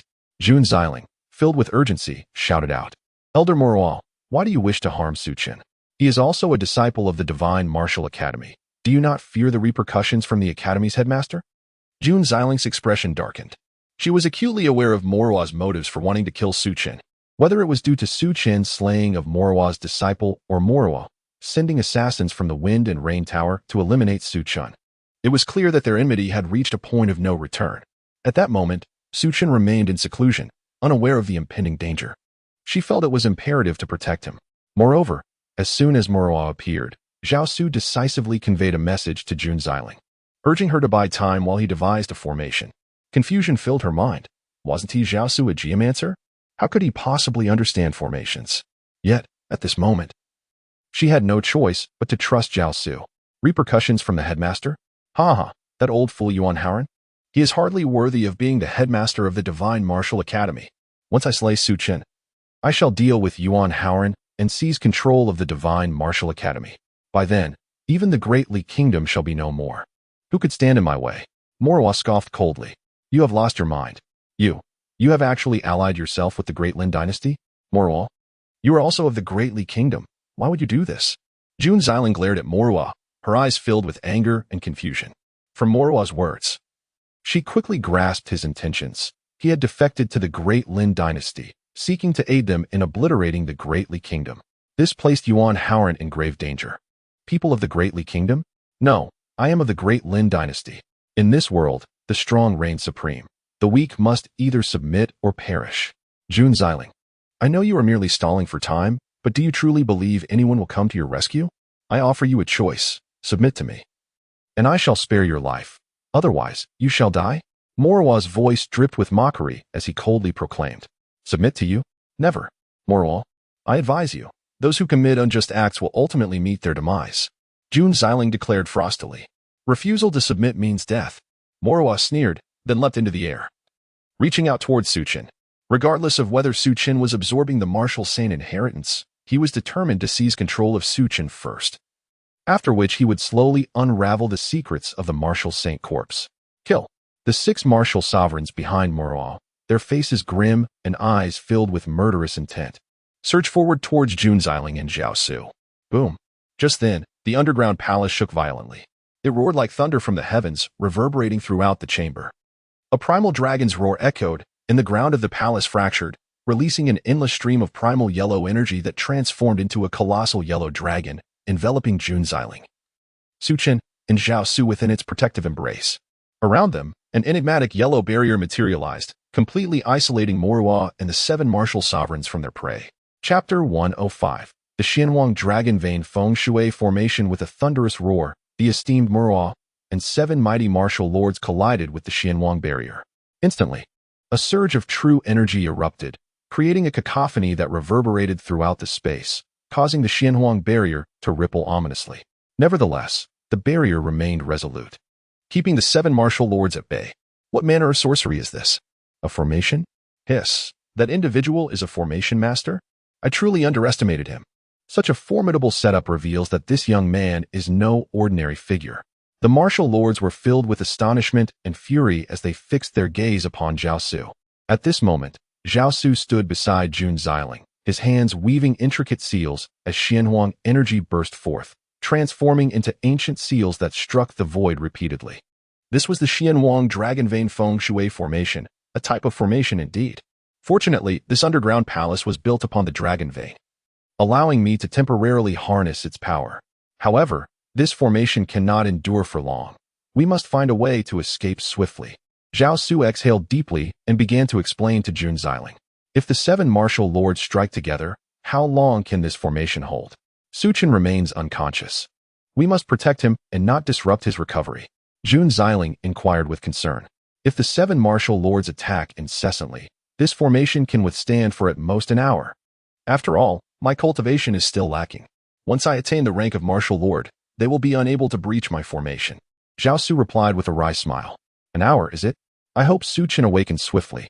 A flicker of worry crossed Jun Xiling's eyes, quickly replaced by unwavering determination. With a resounding clang, a resplendent blue ancient sword materialized in her grasp, her aura brimming with battle intent, fierce and unyielding. As she fixed her gaze upon Moroa and the others. If the formation falters, we shall fight to the death. Ah, my dear companion, your loyalty is truly commendable. Zhao Su mused, casting a glance at Su Chen, filled with admiration. He then steeled himself, continuously forming seals to control the Xianhuang Dragon Vein Feng Shui formation, resisting the onslaught of the 7 martial lords. Boom! The powerful martial lords unleashed their might, relentlessly assaulting the Xianhuang barrier. Waves of terrifying force crashed against it, causing violent tremors and ripples to spread across the barrier. Within the underground palace, true energy surged chaotically, the ground quaking as if the heavens were collapsing. A scene of sheer terror. Everyone, stand back. I shall break the formation, Moroa declared. The 6 martial lords exchanged bewildered glances but chose to halt their attacks. Boom. A terrifying aura emanated from Moroa, powerful enough to shatter the very fabric of the void, fierce and overwhelming. In his hand, a black battle knife materialized, exuding a chilling malevolence, humming ominously. Shura/, Moroa bellowed, his eyes ablaze with ferocity, as the black blade transformed into a dazzling arc of light, descending upon the Xianhuang barrier. Is he a half-step martial king? Someone gasped. The 6 martial lords exchanged astonished looks, realizing the true depth of Moroa's power. Initially, they believed him to be merely a 9th-layer martial lord, slightly stronger than themselves, but they had not anticipated that he had concealed his true strength, achieving the formidable status of a half-step martial king. The half-step martial king was vastly superior to a 9th-layer martial lord. Even united, the 6 martial lords might not stand a chance against him. Their eyes betrayed a flicker of trepidation. Crack! The terrifying blade light struck the Xianhuang barrier, causing it to tremble violently, the radiant Xianhuang light shattering into fragments. A clear sound resonated as a crack appeared on the barrier, even the Xianhuang dragon becoming somewhat ethereal. This is dire. He is indeed a half-step martial king, and with the mastery of Earth-tier martial techniques, the power of this strike rivals that of a true martial king. At this rate, my Xianhuang Dragon Vein Feng Shui formation may not last even a quarter of an hour. Zhao Su's countenance shifted to one of grave concern. He had not anticipated Moroa's cunning and the depths of his hidden abilities. We shall endure as long as we can. If it comes to it, we will fight to the death. Jun Xiling declared coldly, her gaze unwavering, exuding no hint of fear. Moreover, a formidable sword intent seemed to coalesce around her, as if ready to unleash a cataclysmic strike at any moment. To breach my Feng Shui formation, even if you are a true martial king, you shall pay the price. Zhao Su gritted his teeth, a black magic arrow manifesting in his palm, the very arrow that pierced the brow of the martial saint. My dear companion, I have truly invested heavily to save you. Zhao Su's eyes reflected a mix of pain and determination. As he formed seals with his hands, the Xianhuang energy surged, enveloping the magic arrow, which then stealthily integrated into the Xianhuang Dragon Vein Feng Shui formation. He steeled his resolve, vowing that even if the formation were to shatter, he would ensure these scoundrels would face dire consequences. Chapter 106. Su Chen Awakens Crack. Within the subterranean palace, the venerable Moro wielded a black battle blade, relentlessly executing the Shura/, unleashing a series of frigid, piercing slashes against the Xianwang barrier. The barrier was increasingly marred by cracks. Despite Zhao Su's continuous efforts to channel the Xianwang dragon vein to mend it, the great Xianwang dragon grew ever dimmer, the Xianwang essence thinning. And the barrier itself weakened precipitously. It teetered on the brink of collapse. As the imminent shattering of the Xianwang barrier drew near, the eyes of Moro and the 6 formidable martial masters shimmered with uncontainable excitement. All together, strike with full force to break the formation, Moro bellowed. Boom. The other 6 martial masters followed suit, unleashing their formidable techniques in a concerted assault on the Xianwang barrier. The combined might of a half-step martial king and 6 martial masters was formidable enough to command the attention of even a true martial king. Though the Xianwang dragon vein's feng shui formation was powerful, it succumbed under the weight of their combined might, instantly adorned with a spiderweb of cracks. Crack. Ultimately, it shattered with a resounding crash. Zhao Su, as if struck by an overwhelming backlash, suddenly spewed forth blood, his complexion paling drastically. Kill. With a frigid gaze, Moro charged forth, intent on cleaving Zhao Su in two with his blade. Confronted by such a formidable array master, he could not help but harbor trepidation. Yet, at that moment, he felt an acute and lethal danger approach, sending chills down his spine and raising the hairs across his body. Without a moment's hesitation, he seized a lithe female martial master beside him, using her as a human shield. Puffed. Blood sprayed forth as an eerie black arrow silently shot from the Xianwang essence, piercing through the female martial master's brow, and continued unabated, directly penetrating Moro's arm. The ominous arrow seemed to harbor an inexplicably ghastly power, causing Moro's arm to explode in an instant. Witnessing this scene, all present were left aghast, especially the remaining 5 martial masters, who felt a chill run through them. Their minds racing with uncertainty.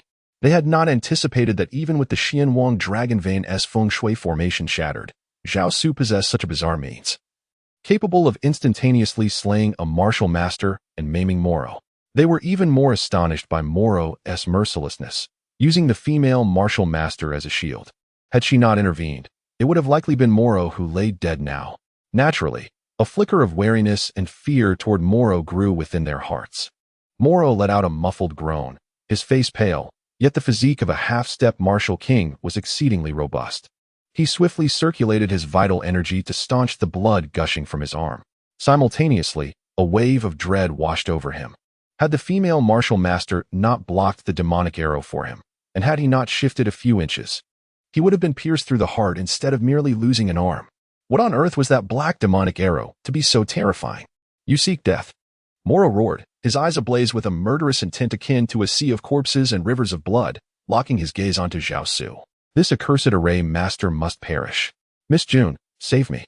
Zhao Su's face turned ashen, having suffered backlash from the shattered feng shui formation. How could he possibly stand against a half-step martial king? He turned to Jun Xiling, desperately seeking her aid. Leave it to me.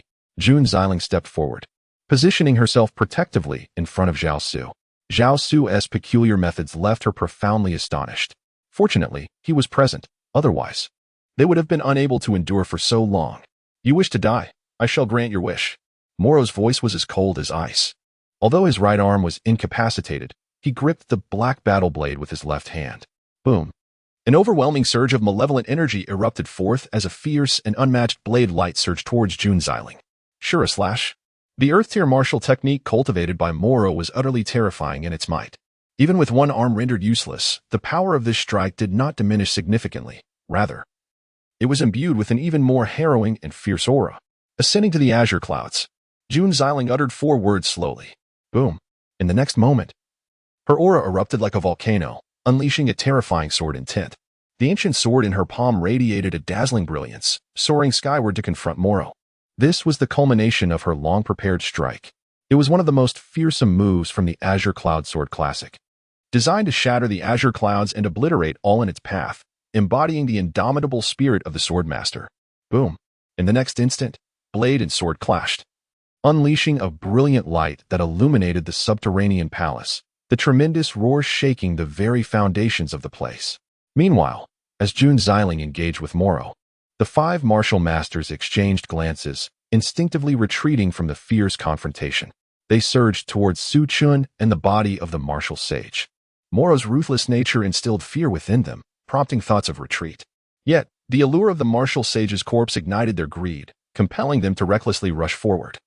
Intent on seizing the martial sage's legacy, boom. An elder with 6 levels of martial cultivation approached Su Chen, his gaze devoid of warmth, raising a hand to strike down upon Su Chen's head. But at that moment, Su Chen opened his eyes. Chapter 107, The Might of the Sword of Life and Death. Boom. Jun Xiling and the Mo Luo Elder unleashed a torrent of true energy, their sword and blade energies soaring into the air, ultimately causing both to be thrown back simultaneously. Jun Xiling's complexion paled, as she felt a tingling sensation in her arm and a disturbance in her breath. Although she had unleashed the ultimate move from the Qingyan sword manual, her cultivation was still vastly inferior to that of the Mo Luo Elder. Coupled with the overwhelming might of the Shura slash, she was left reeling, her blood surging violently.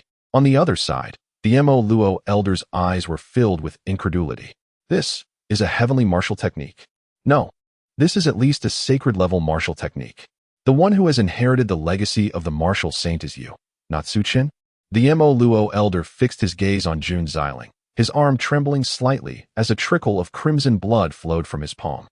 The power of Jun Xiling's strike was terrifying beyond measure, and even though he had unleashed the Shura slash and possessed half-step martial king cultivation, he had still been wounded. Indeed, had Jun Xiling's cultivation been even slightly higher, he might not have been able to withstand that blow. Such martial techniques are not mere earthly or heavenly skills. They are likely the legendary sacred-level techniques, supreme arts only cultivable by the martial saint. In an instant, he comprehended that the one who had inherited the martial saint's legacy was Jun Xiling, not Su Chen. You are correct. To obtain the martial saint's legacy, it all depends on your capabilities. Jun Xiling's gaze was piercing, her sword intent soaring, emanating an immense aura that seemed poised to pierce the heavens. The ancient sword in her hand vibrated with a resonant hum, its blazing sword light surging forth towards the Mo Luo Elder. The martial saint's legacy shall be mine. Prepare to perish. The Mo Luo Elder's eyes were filled with insatiable greed as he let out a roar, charging towards Jun Xiling.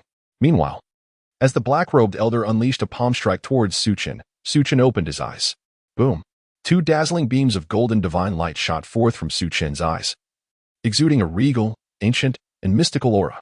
Although the black-robed elder was a martial sovereign, he could not help but tremble, his eyes filled with sheer horror. It was as if he were being scrutinized by the eye of a deity, leaving him feeling completely exposed. How could Su Chen possess such a terrifying gaze?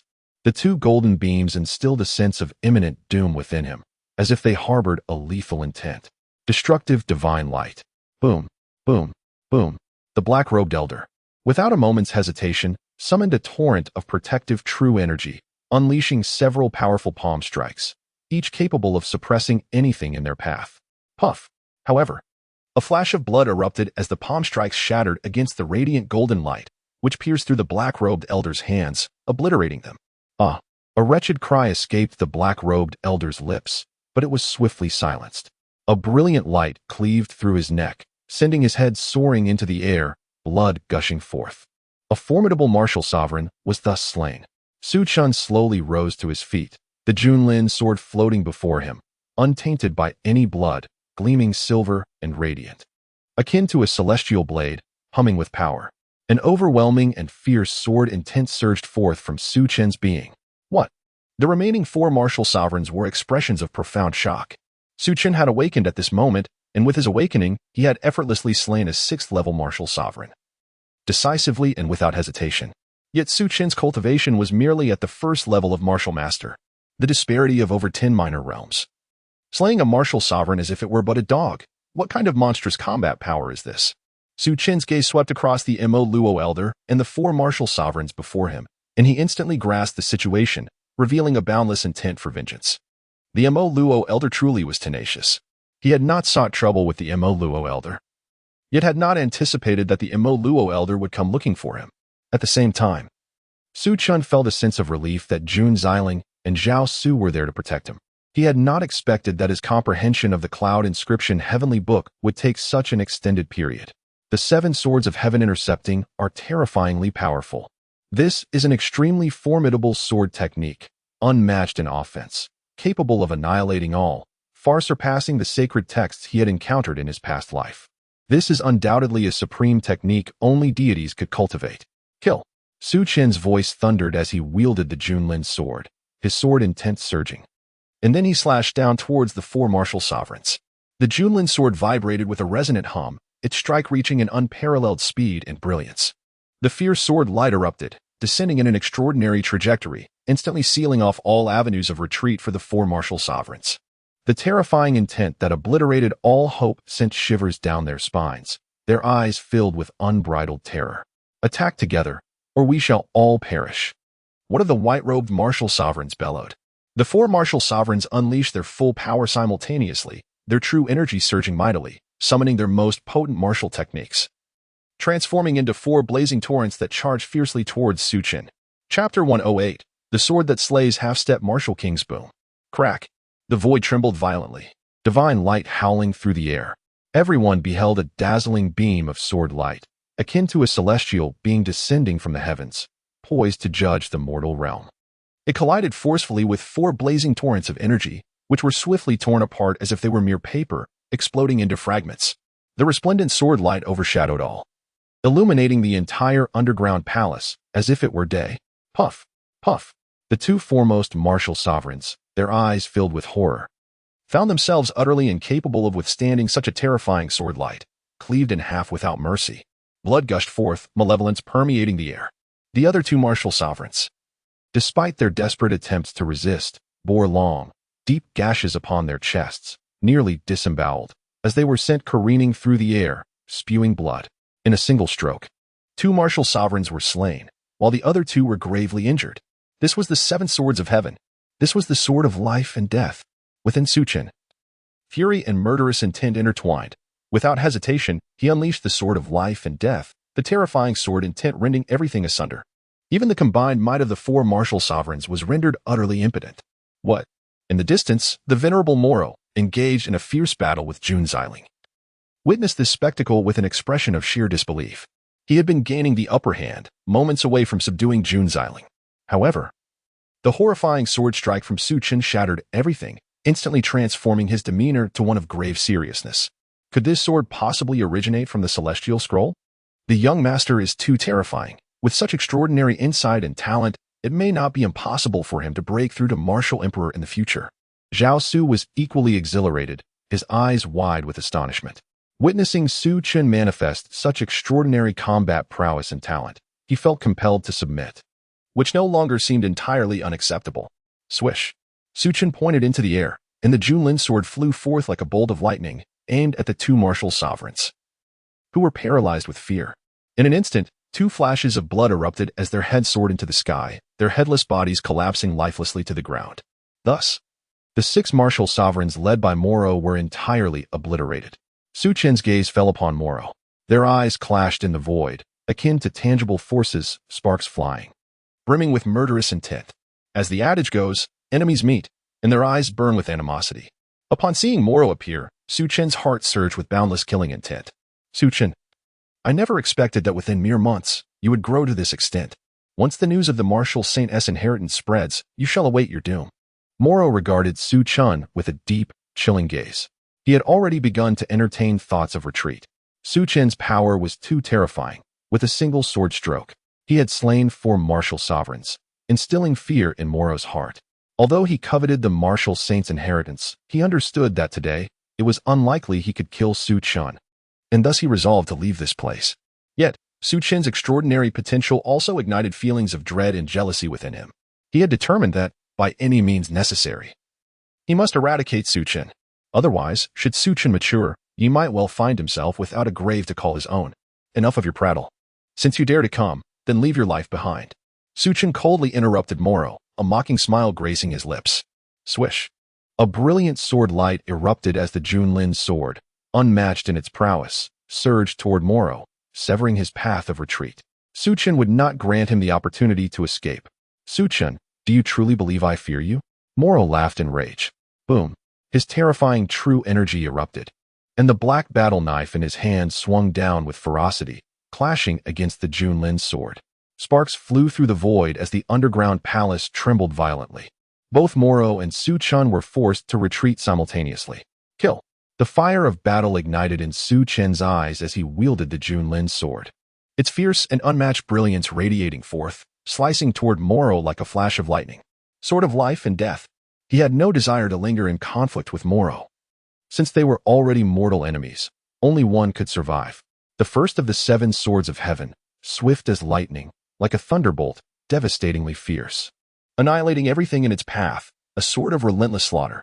The overwhelming malevolence surged forth, causing Moro's complexion to change dramatically.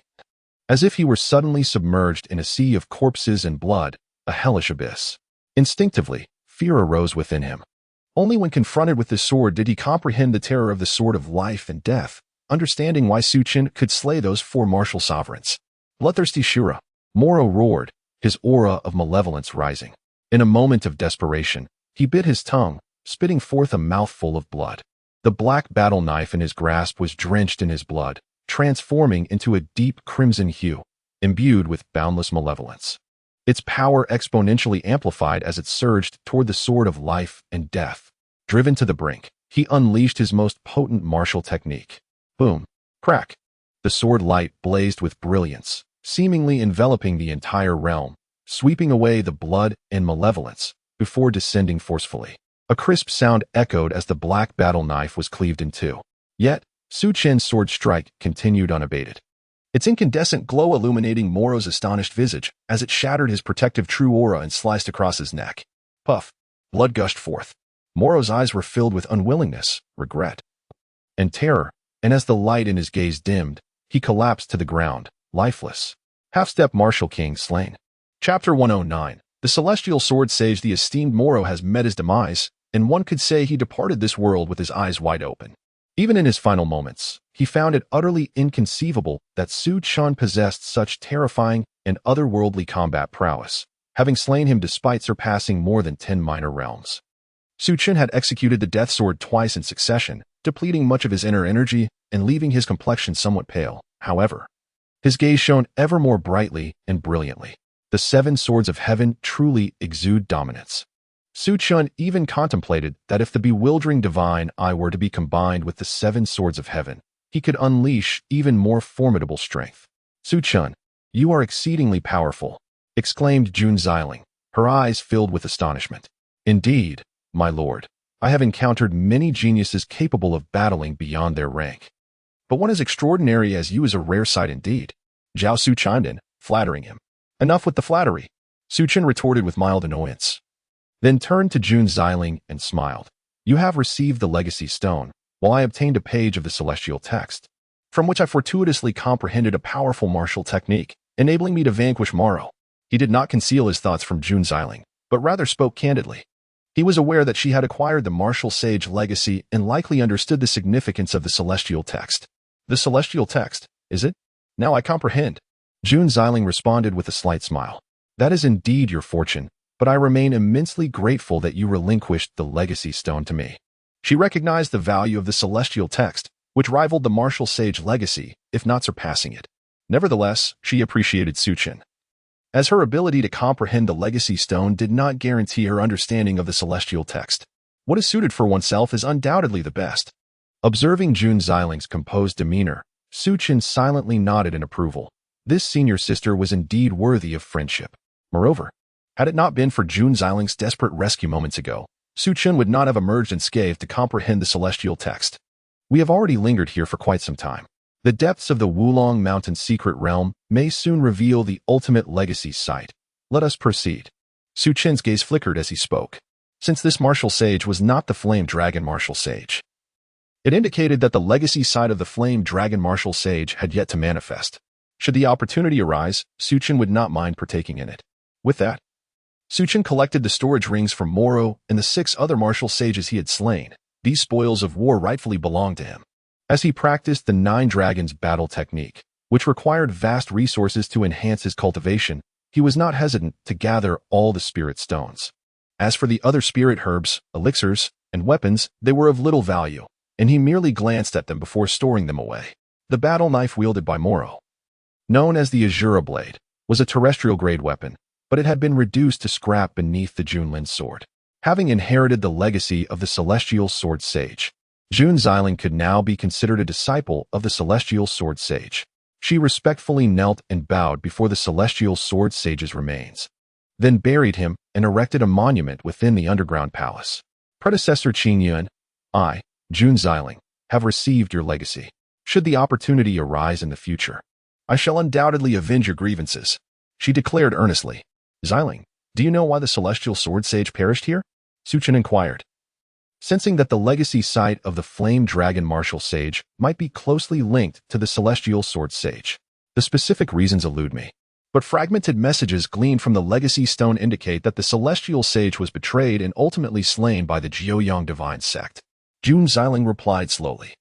The Jiuyang divine sect? A peculiar expression crossed Su Chen's face. He recalled that the flame dragon martial sage had also been gravely injured by the Jiuyang divine sect, ultimately succumbing in the Wulong Mountain secret realm, leaving behind his legacy. It seemed that those affiliated with the Jiuyang divine sect would face dire consequences at the final legacy site.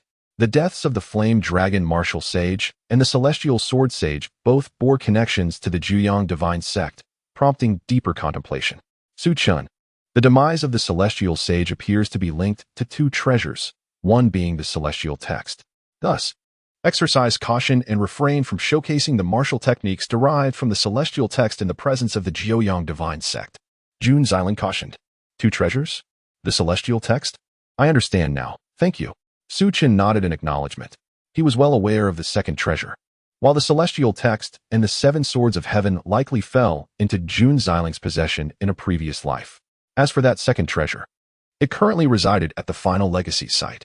Together, Su Chen, Jun Xiling, and Xiao Su departed the underground palace. Before leaving, Jun Xiling cleaved the mountain with a single sword strike, sealing the cave completely. She wished for no further disturbances to the tranquility of the celestial sword sage. At that moment, a resounding dragon's roar echoed through the void. Su Chen and Jun Xiling instinctively looked up. In the depths of the secret realm, above the heavens, a massive dragon enveloped an endless flame soared into the sky, radiating dazzling divine light. The atmosphere shifted dramatically, the void twisted, and amidst the chaos, an ancient and mysterious palace seemed to emerge in the celestial expanse, exuding an aura of overwhelming pressure. Could that be the ultimate legacy site? A flicker of realization sparked in Su Chen's mind, leading him to formulate a hypothesis. Chapter 110. The inheritance of the celestial palace. The ancient sound of dragon roars reverberated across the vast heavens. In the void above, divine light surged and flames ascended, as a colossal flame dragon radiated an overwhelming aura, enveloping the entire secret realm of Wulong Mountain. At that moment, everyone within this sacred domain instinctively raised their heads, gazing towards the depths of the secret realm. The flame dragon coiled through the air, its searing flames rising, and amidst the flickering fire, an ancient celestial palace materialized, exuding an aura of profound mystery. Suddenly, three figures of terrifying presence shot forth from the celestial palace at lightning speed, appearing quite disheveled. These three individuals were Luo Xian, Shi Jingluan, and Lei Dong. Damn it! This inheritance celestial palace has established a prohibitive formation, allowing only those below the martial king realm to enter? Lei Dong's expression darkened, revealing his discontent. In truth, the celestial palace in the void was the ultimate place of inheritance. As representatives of the three great martial sanctuaries and martial emperor powerhouses, Luo Xian, Shi Jingluan, and Lei Dong's primary task upon entering the Wulong Mountain secret realm was to locate the final site of inheritance. They had expended tremendous effort, relentlessly assaulting the outer formation barriers, and after much toil, had finally managed to breach it completely. Just as they were about to rush into the celestial palace to seek the martial saint inheritance and treasures, they were repelled by an incredibly formidable prohibitive formation. The celestial palace could only be accessed by those below the martial king realm. This place of inheritance was likely designated by the martial saint to select worthy successors. Once one transcended the martial king realm and condensed their martial spirit, unlocking their full potential, it became exceedingly difficult to shift to other cultivation methods. It was understandable that only martial artists below the martial king realm could enter, Shi Jingluan mused with a sigh. How intriguing. I never anticipated that the three of us would be unable to enter the celestial palace. It seems that the martial saint's inheritance will benefit those young fellows. Luo Xian remarked with a playful glimmer in her eyes. She appeared utterly unfazed by the inability to enter the celestial palace, radiating instead a sense of curiosity. Humph. You too should be aware that the Flame Dragon Martial Saint is a traitor of my Jiuyang divine sect. His inheritance and treasures must be reclaimed by us. Lei Dong's expression grew grim as he fixed his gaze upon Luo Xian and Shi Jingluan. Senior Lei, your words are misguided. Whether the Flame Dragon Martial Saint is indeed a member of the Jiuyang divine sect is merely your opinion. We are not privy to such knowledge. Moreover, the Martial Saint's inheritance and rare treasures should rightfully go to those fated to obtain them. Luo Xian retorted with a cold smirk. Indeed, Senior Lei, it would be wiser for us to set aside our verbal sparring and contemplate how to enter the Celestial Palace instead. Shi Jingluan added with a composed smile. Evidently siding with Luo Xian, Lei Dong's expression soured. He was keenly aware of the fleeting glances of affection that Shi Jingluan cast towards Luo Xian. This pair seemed resolutely determined to oppose the Jiuyang divine sect. Humph, even if I cannot enter the Celestial Palace. Who in this trifling eastern domain could possibly rival my grandson, Lei Ming? Lei Dong sneered. Just then, a figure soared through the air from a distance. It was a young man of remarkable stature and striking appearance, surrounded by crackling bolts of lightning, exuding an aura of formidable strength, having reached the martial sovereign realm.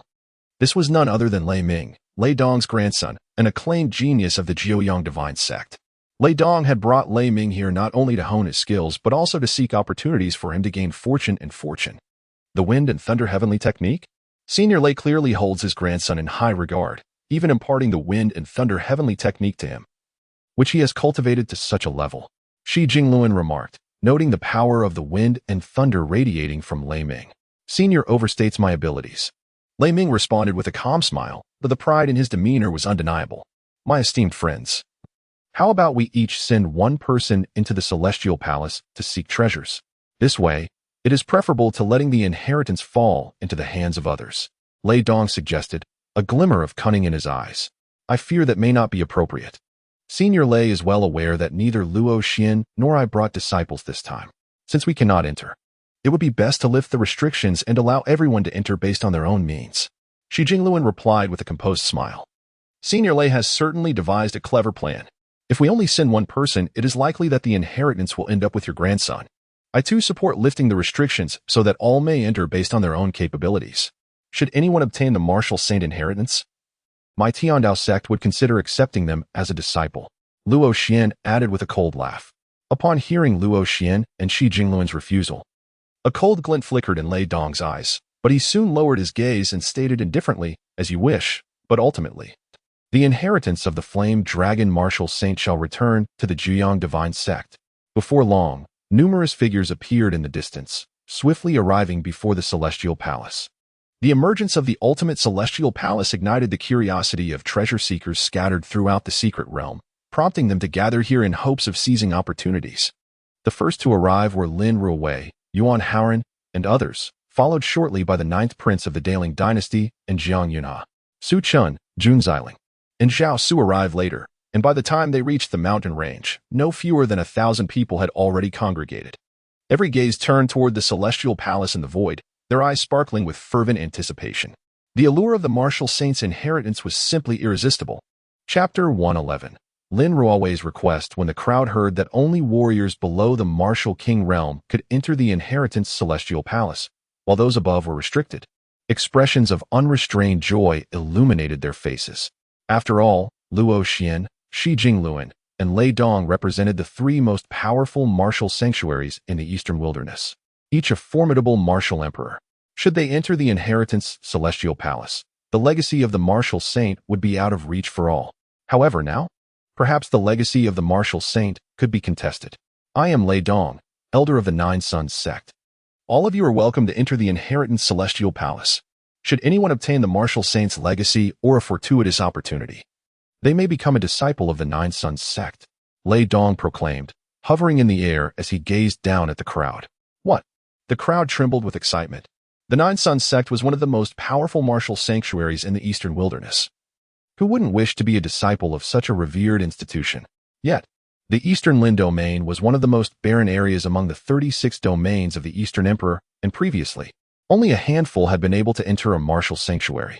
Now, not only was there an opportunity to enter the inheritance Celestial Palace, but also a chance to join the Nine Sons sect.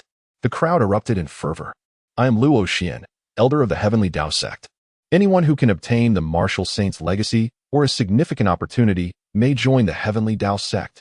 Luo Xian stepped forward and announced, I am Shi Jingluan, elder of the treasure pavilion. Anyone who can obtain the martial saint's legacy or a significant opportunity may join the treasure pavilion. Shi Jingluan echoed. With the three martial emperors making such promises, the crowd grew increasingly excited, eager to seize the chance to enter the inheritance celestial palace. I am Jiang Yunhe, paying my respects to Elder Lei. Jiang Yunhe's gaze flickered as he bowed to Lei Dong. Jiang Yunhe, you are the disciple of Brother Chixing? Indeed, your foundation is solid. Your spiritual power formidable, and you are a master of alchemy. Very good. Lei Dong replied, his eyes glinting with recognition. This is my grandson, Lei Ming, your senior brother. Assist him well. If you help him secure the martial saint's legacy, I shall take you back to the Nine Sons sect and grant you the title of true disciple. A tremor ran through Jiang Yunhe as excitement surged within him. Previously, Chixing had recognized his talent but only accepted him as a nominal disciple. Even being accepted into the Nine Sons sect as an inner disciple would be extraordinary. Now, with Lei Dong promising him the title of true disciple, he was overwhelmed with exhilaration. The ninth prince, observing this scene, felt a flicker of concealed jealousy. Gritting his teeth, he stepped forward and bowed to Lei Dong, saying, I am Yang Qi, the ninth prince of the Great Lin dynasty. I pay my respects to Elder Lei. I am also willing to assist senior brother Lei. The ninth prince of the Great Lin dynasty? You are commendable. If you can help Lei Ming obtain the martial saint's legacy, I shall grant you the title of inner disciple.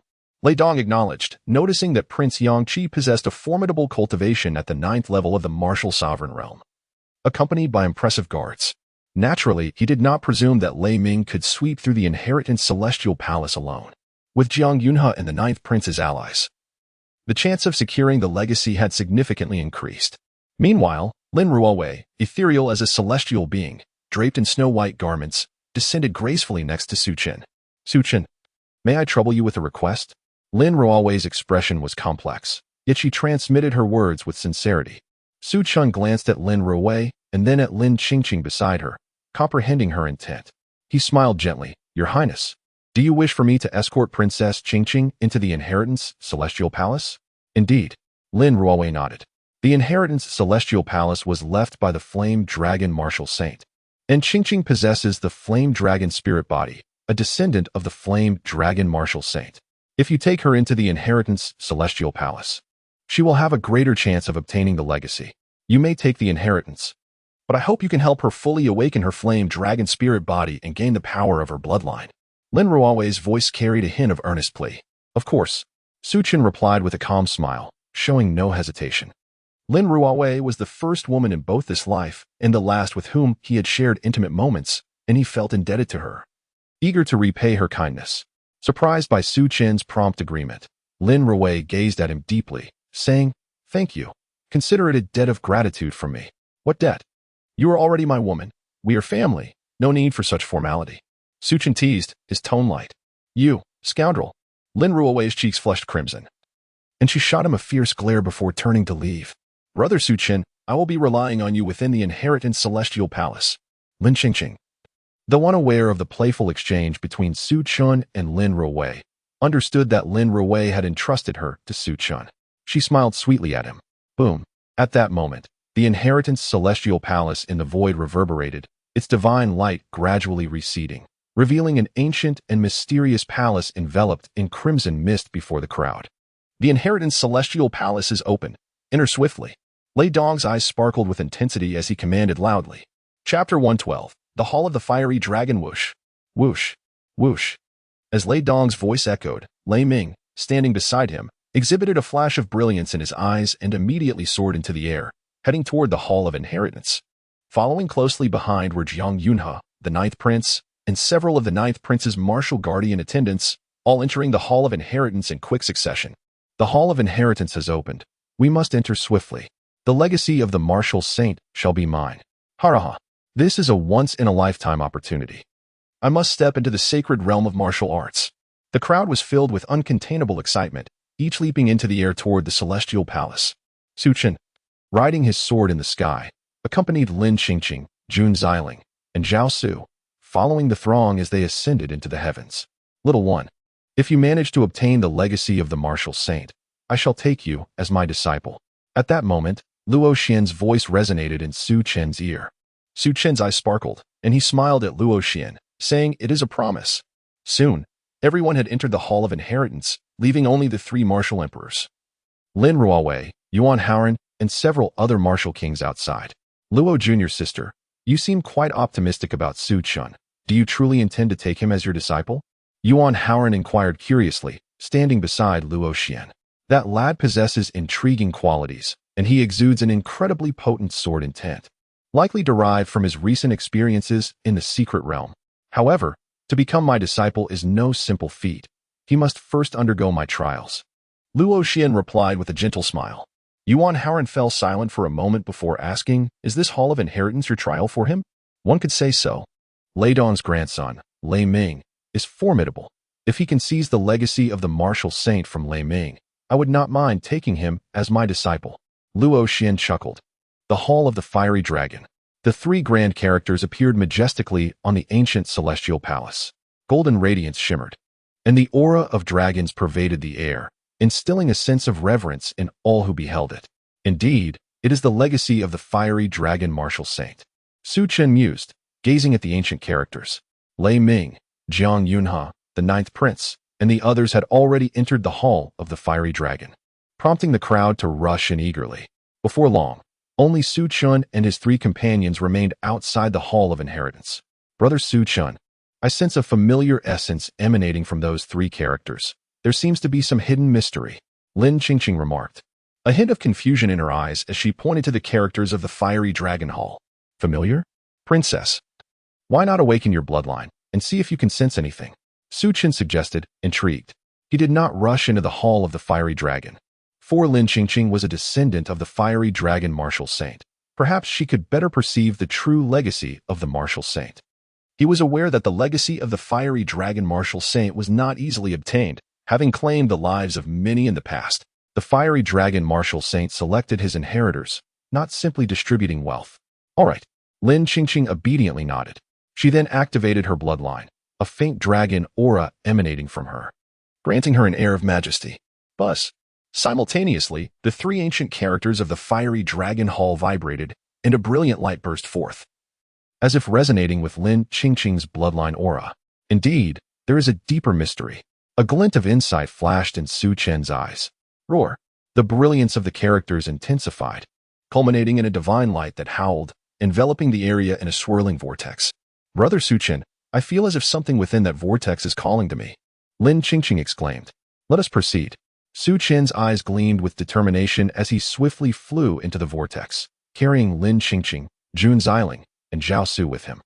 Before them, a radiant light dazzled, accompanied by the ancient sounds of dragon roars that stirred their very bloodlines. Gradually, the scene became clearer, and the four found themselves within an ancient and mysterious palace. This palace was vast, adorned with colossal dragon-carved columns that depicted vivid red dragons, exuding a formidable presence as if they could awaken at any moment. In the center lay a massive blood pool, its crimson glow swirling, exuding an aura of mystery. My descendants, you have arrived. At that moment, an ancient and resonant voice echoed. Above the blood pool, crimson light soared, intertwining into the form of a silver-haired, statuesque man clad in a dragon robe. Surrounding him was a red aura that took the shape of a dragon, emitting ancient dragon roars. Are you my ancestor? Lin Qingqing asked curiously, her gaze lighting up. She instinctively felt a deep connection to the man in the dragon robe, as if they were bound by blood, fostering an undeniable sense of trust. The remnant soul of the martial saint? Su Chen's heart jolted as realization dawned upon him. The man in the dragon robe was indeed a remnant soul left by the martial saint, emanating an overwhelming pressure akin to celestial might, making it difficult to breathe. Jun Xiling and Zhao Su's faces paled, while Lin Qingqing remained composed. The identity of the man in the dragon robe was unmistakable, the fiery dragon martial saint. Su Chen had not anticipated that the fiery dragon martial saint had left a remnant soul within this hall of inheritance. Chapter 113.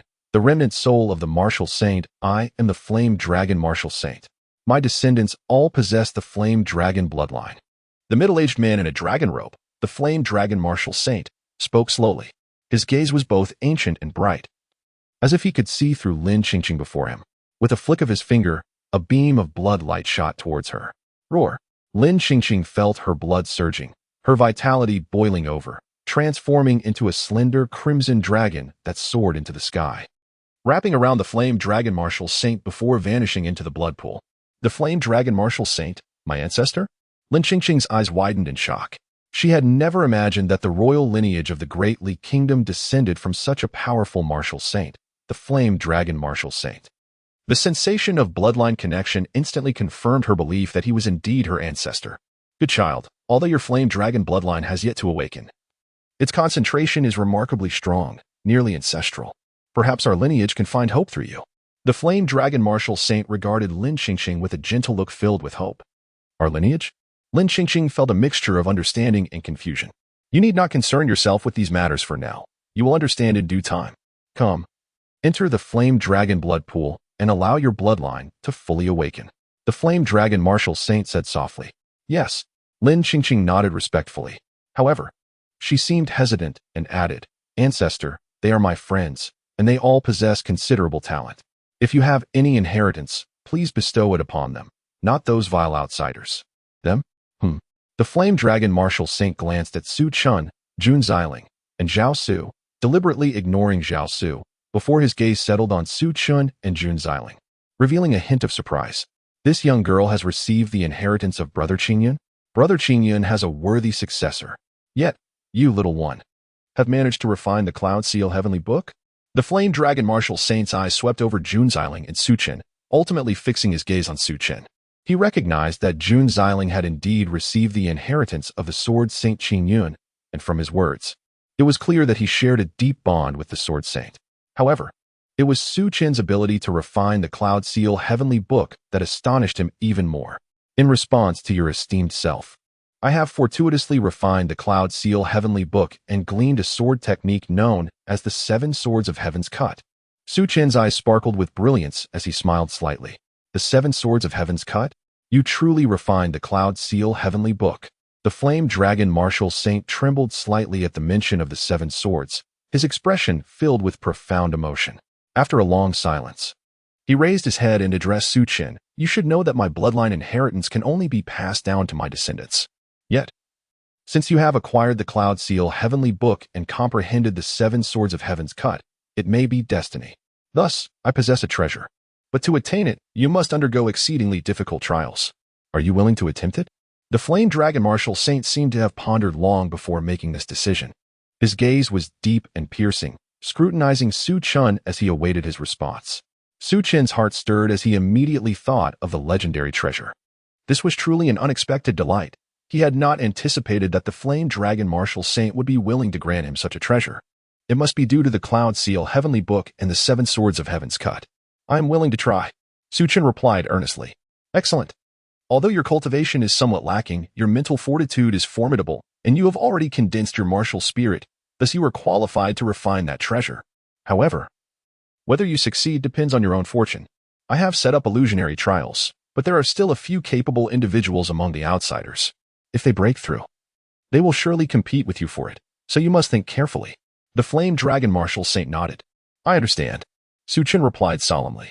Naturally, he would not let such an opportunity slip by. Very well. To refine that treasure is a perilous endeavor. Since you are resolute, your fortune shall determine your fate. The flame dragon martial saint ceased to persuade further and spoke slowly. Boom. With a wave of his hand, the space distorted, and a dazzling orb of light appeared in the palace, radiating an intensely heated aura. Within the orb, a faint golden flame danced, emanating a mysterious glow, as if it could incinerate the heavens and earth, exuding a tremor-inducing aura. This is the seed of devouring true fire. Ranked 7th on the true fire list of heaven and earth, a treasure that even the martial emperor would covet. I hope you are a fortunate soul. The flame dragon martial saint spoke softly. Devouring true fire? Jun Xiling and Zhao Su trembled, their eyes revealing overwhelming astonishment. How could they not know the true fire list of heaven and earth?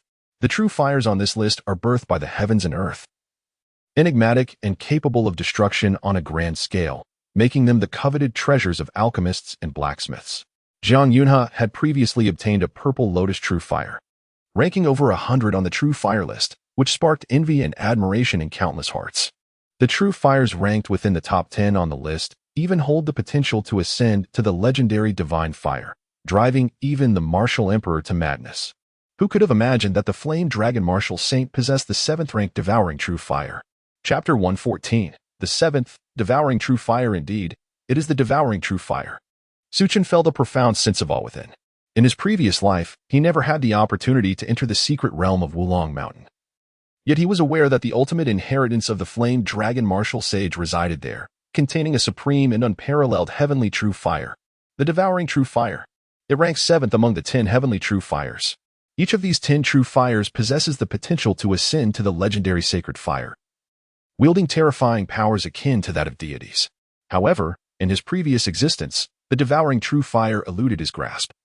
Allegedly taken away by the disciples of the Jiyang divine sect, Su Chen speculated that if his conjectures held true, it likely fell into the hands of that thunderous individual.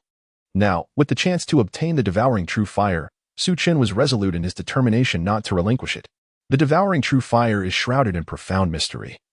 Being the most enigmatic among the 10 heavenly true fires, it is said to have the ability to consume all flames, enhance itself, and even potentially surpass the top-ranked chaotic true fire. Su Chen mused silently. In his previous life, he had acquired the 3rd-ranked solar true fire and crafted an unparalleled divine elixir. That solar true fire was gained through a harrowing experience, emerging from an ancient secret realm after enduring countless trials. Yet, in Su Chen's eyes, the value of the devouring true fire was no less than that of the solar true fire.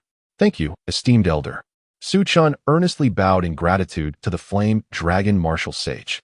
His gaze brightened with brilliance as he stepped toward the resplendent sphere of light. He was determined to refine the devouring true fire. Su Chen, be cautious. The heavenly true fire is fraught with peril. A moment's negligence could lead to utter devastation. Do not be reckless. Jun Xilin's expression was grave as she earnestly cautioned him. I understand. Su Chen replied with a calm smile. He then stepped into the luminous sphere. Boom. A thunderous roar reverberated as searing flames erupted, enveloping Su Chen in a torrent of intense heat. Brilliant golden radiance ascended, and the mysterious devouring true fire danced alluringly, emanating an incomparably terrifying force of consumption, akin to a vortex, surging towards Su Chen. Soon, divine light howled, flames roared, and the sphere was consumed by an endless inferno, rendering everything invisible. I hope Su Chen succeeds. Concern filled Jun Xilin's eyes. Rest assured, Miss Jun, our young master is a prodigious talent. Capable of comprehending even the Cloud Seal heavenly manuscript, he shall undoubtedly refine the devouring true fire. Zhao Su reassured her. However, he too felt a pang of anxiety within. Having pledged his loyalty to Su Chen and sworn a great oath, he knew that should Su Chen perish, he too would face dire consequences. Thus, he could only pray for Su Chen's success in refining the devouring true fire. Meanwhile, Lin Qingqing had entered the blood pool. Roar, roar, roar. An ancient dragon's roar resonated through the void, causing the ancient palace to tremble. In the blood pool, crimson dragons soared, enveloping Lin Qingqing. Blood-red runes intertwined like a barrier, continuously twisting into pure crimson energy that surged into Lin Qingqing's being. Her aura grew increasingly potent, as if she were undergoing a transformation of her bloodline, akin to a rebirth. Yet, this process was immensely agonizing. Lin Qingqing's face was adorned with fine beads of sweat, yet she remained tenaciously silent, enduring the excruciating pain as she diligently refined herself, gradually awakening the flame dragon bloodline within her. In the flame dragon palace, of the thousands who initially entered, only a fraction remained. Most had perished within the powerful illusion and killing formations, leaving behind hundreds of corpses. The palace steeped in a thick scent of blood, resembling a hell's cape. Thunder's gaze was sharp, his aura undeniably powerful, yet he bore wounds from the recent ordeal, feeling a shiver of fear at the memory of the illusionary formation. Upon entering the Flame Dragon Palace, they had not anticipated the myriad of illusions and hidden dangers within. Those lacking sufficient cultivation, mental fortitude, or willpower could easily succumb to the illusions, perishing in the terrifying killing formations. Hundreds of martial sovereigns and martial venerables met their demise within those intricate arrays. Isn't the trial left by the Flame Dragon Martial Sage excessively cruel? Is he selecting inheritors or attempting to eliminate us all? The ninth prince, Yang Qi, appeared pale and troubled. In an effort to save him during the illusionary formation, 2 of the 4 formidable martial venerable guards he had brought perished, causing him immense heartache. To acquire the martial sage's legacy is not an easy feat yet. The more formidable the trials, the greater my anticipation for the inheritance. Thunder's eyes reflected no fear, but rather a fierce battle spirit. Brother Thunder is right. I believe that the one destined to inherit the martial sage's legacy will undoubtedly be Brother Thunder. Jiang Yunhe chimed in with a flattering smile. How peculiar. Where have Su Chen and Junxiling gone? Surely they haven't perished within the illusion? The 9th Prince, Yang Qi, wondered, having closely monitored Su Chen and Junxiling as formidable threats. Yet, upon entering the Flame Dragon Palace, he had not seen them at all. Uncertain. But I sense they are still alive. Jiang Yunhe's expression darkened as he spoke coldly. Enough of that. The next trial involves a puppet formation. Everyone, remain vigilant. Thunder declared solemnly. Boom. As his words fell, the scene before them shifted, and several imposing puppets, exuding an aura as cold as iron, lunged towards them with lethal intent. Chapter 115. The pain of the divine flame within the luminous orb. A figure sat cross-legged amidst golden flames, their entire being of vivid crimson. Flowing with a faint golden mist, a trace of anguish etched across their brow. A radiant light emanated from their forehead as a formidable martial spirit erupted forth, their mental energy surging towards the delicate golden flame before them. Su Chen was endeavoring to refine and consume the true flame. However, this process was excruciatingly painful. Although only a seed remained of the true flame, its terrifying power could incinerate and devour all. Even with Su Chen's martial spirit condensed and his mental energy nearly tangible, as he extended his mental force, it was consumed by the true flame before it could even approach, reduced to nothingness. The damage to his mental energy inflicted significant backlash upon Su Chen. Yet, he did not relent. He understood better than anyone that refining the powerful true flame of the world was a slow and arduous endeavor, requiring patience, perseverance, talent, and wisdom, each indispensable. Though several strands of his mental energy had been annihilated, Su Chen had gleaned insights into the strengths and weaknesses of the true flame, gradually discovering methods to refine it.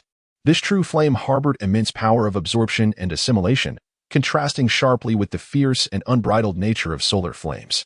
To refine it, one must withstand its consuming and assimilative forces. Su Chen mused inwardly, his gaze bright and dazzling. If this were a matter of slow and steady effort, given the intensity of my mental energy, perhaps with some time I could succeed in its refinement. However, time is not a luxury I possess. Su Chen sighed within. He comprehended the intent of the Flame Dragon Martial Saint. Due to Lin Qingqing's possession of the Flame Dragon bloodline, she could lead them directly past all trials into the depths of the Flame Dragon Palace, the ultimate place of inheritance. In contrast, Lei Ming and Jiang Yunhe would not enjoy such fortune, as they would have to endure trial after trial. Before long, it was likely that some among them would pass their trials and arrive here. Should Su Chen remain unrefined in the true flame by that time, he would surely face their assault and attempts at plunder. He also recognized this as the trial set forth by the Flame Dragon Martial Saint. That is, before those individuals pass their trials, Su Chen must completely refine the true flame. Perhaps there is but one method left to absorb the true flame of heaven and earth into my body, isolating it from the powers of the world, and using my martial spirit to suppress and refine it. A glint of madness flickered in Su Chen's eyes. He had one more direct and swift method, to draw the true flame directly into his spiritual sea at his forehead. Then activate his martial spirit to suppress the true flame. This method was fraught with peril, a gamble with death. Should Su Chen fail to subdue the true flame, his spirit would be entirely consumed, leaving him utterly extinguished. This true flame, I shall claim it. A resolute determination shone in Su Chen's eyes. Boom. A formidable wave of true energy erupted from his being, and then the light at his forehead blazed brilliantly, a powerful vortex of absorption materializing, enveloping the true flame before him. In the next moment, the true flame trembled slightly, lifting into the air and transforming into a streak of flowing light, soaring into Su Chen's spiritual sea. Boom. Su Chen's spiritual sea instantly transformed into a vast ocean of flames, the temperature soaring abruptly. As the delicate golden true flame surged toward his martial spirit, he could even feel the chilling proximity of death. Yet, at this moment, Su Chen remained exceptionally calm. He activated the 9 Dragons War technique, and his abundant true energy surged violently, while his martial spirit emitted an ancient dragon's roar, instantly transforming into a crimson divine dragon. Then, the red dragon opened its maw wide, swallowing the true flame whole. "Refine for me," Su Chen commanded fiercely within his heart. His martial spirit radiated a dazzling brilliance. Intricate chains of energy intertwining, resembling a divine chain of order, ensnaring the true flame within and commencing its refinement. Boom! The true flame seemed to harbor a sentient wave of energy, unwilling to be refined so easily, and in an instant, its temperature surged violently. Even the delicate golden flames turning pitch black, exuding an aura of savage dominance capable of devouring all. Sizzle! Though Su Chen's martial spirit was powerful, it ignited instantly under the onslaught of the true flame, erupting with fierce flames.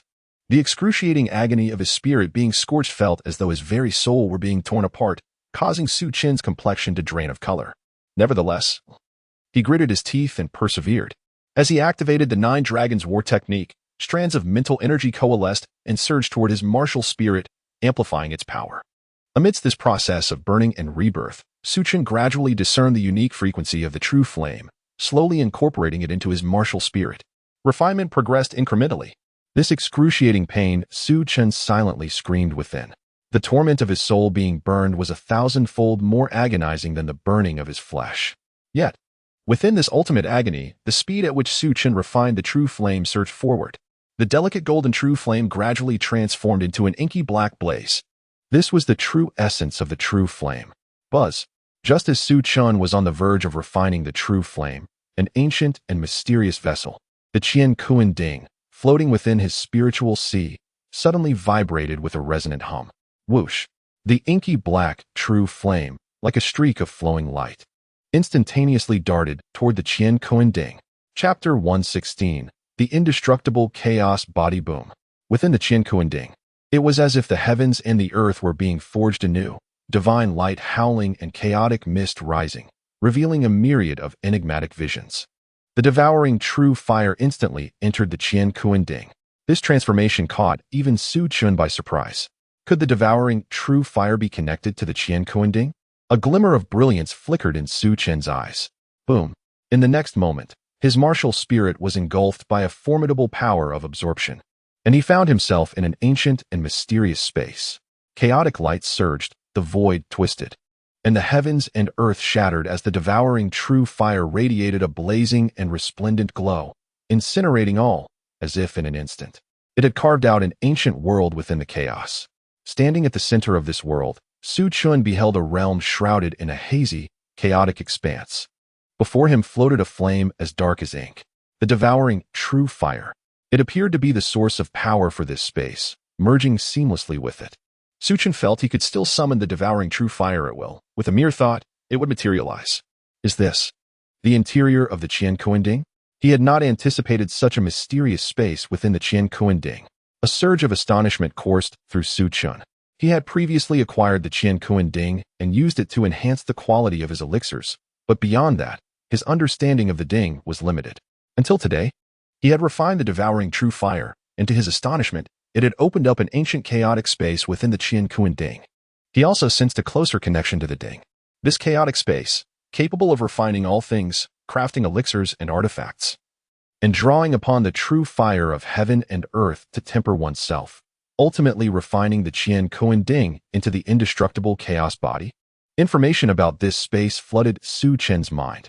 It turned out that although the Qian Kuan Ding was a supreme treasure, it was incomplete. Su Chen needed to continuously gather various true fires of heaven and earth to gradually restore it. Simultaneously, he could refine all things within this space and utilize the true fires to temper himself. After the devouring true fire merged with the Qian Kuan Ding, a cultivation method titled Indestructible Chaos Body emerged in Su Chen's mind. This indestructible chaos body could only be cultivated through the Qian Kuan Ding. To refine the flames of the heavens, to strengthen oneself, to undergo relentless trials, becoming indestructible, ultimately achieving the supreme chaos body. What a terrifying cultivation method. Su Chen's heart raced, his eyes filled with profound astonishment. The mystery and power of the indestructible chaos body were unparalleled in his experience. even eclipsing the body-refining techniques found in the Nine Dragons Battle Heaven scripture. The Qian Kuan Ding was likely far more than an ordinary artifact. It must be a supreme treasure even within the divine realm. He speculated inwardly, his heart ablaze with excitement. Cultivating the indestructible chaos body to its zenith could refine all things, granting immortality and boundless power. Possessing the might to grasp the stars and obliterate the heavens with a mere gesture. The indestructible chaos body was indeed formidable. If he could master it, he would be able to suppress everything with the sheer force of his physical body. A gleam of determination sparkled in Su Chen's eyes. With a single thought, he prepared to utilize the devouring true fire to cultivate the indestructible chaos body.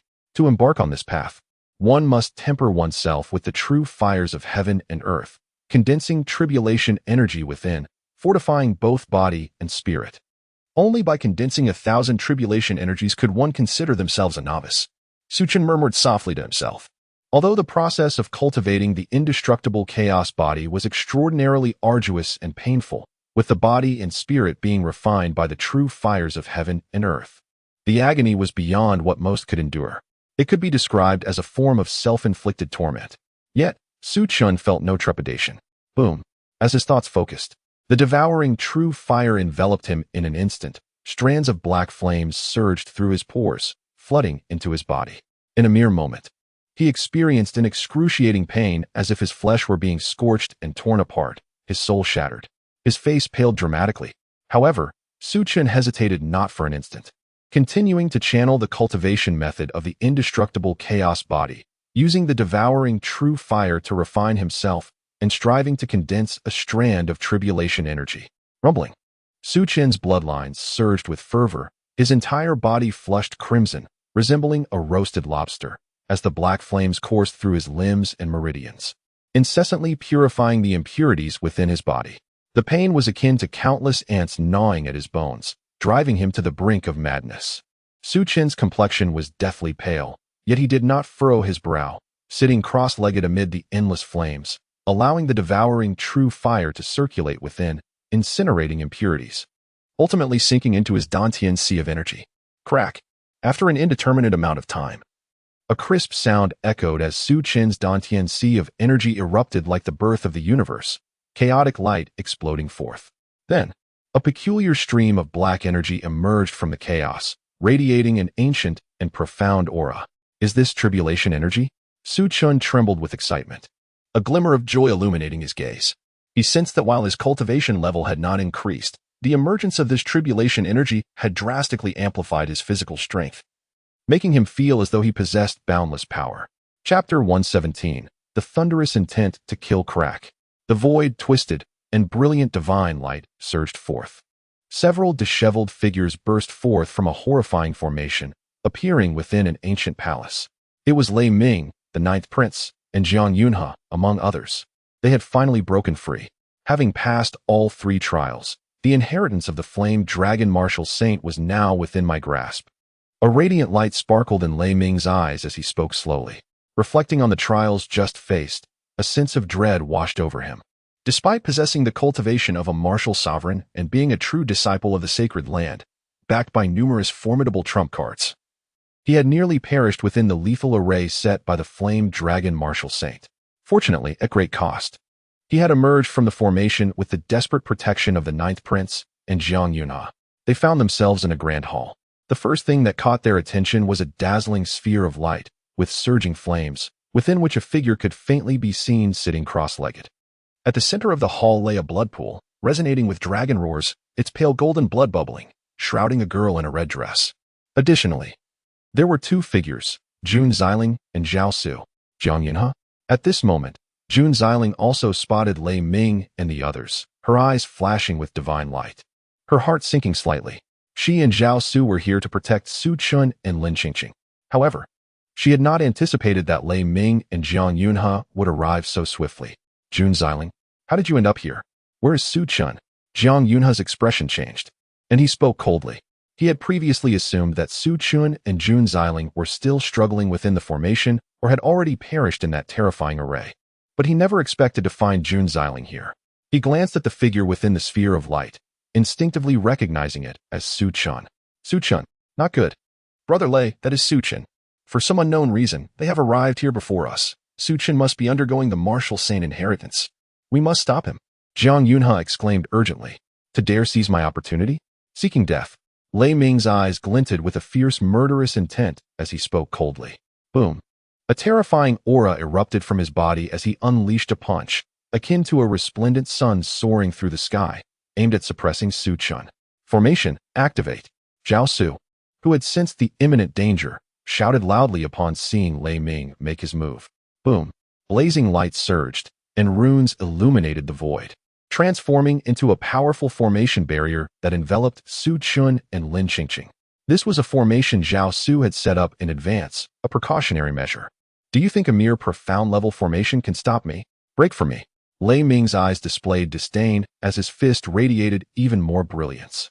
Instantly manifesting 6 dazzling suns, his overwhelming fist imprint crashed against the formation barrier. Crack.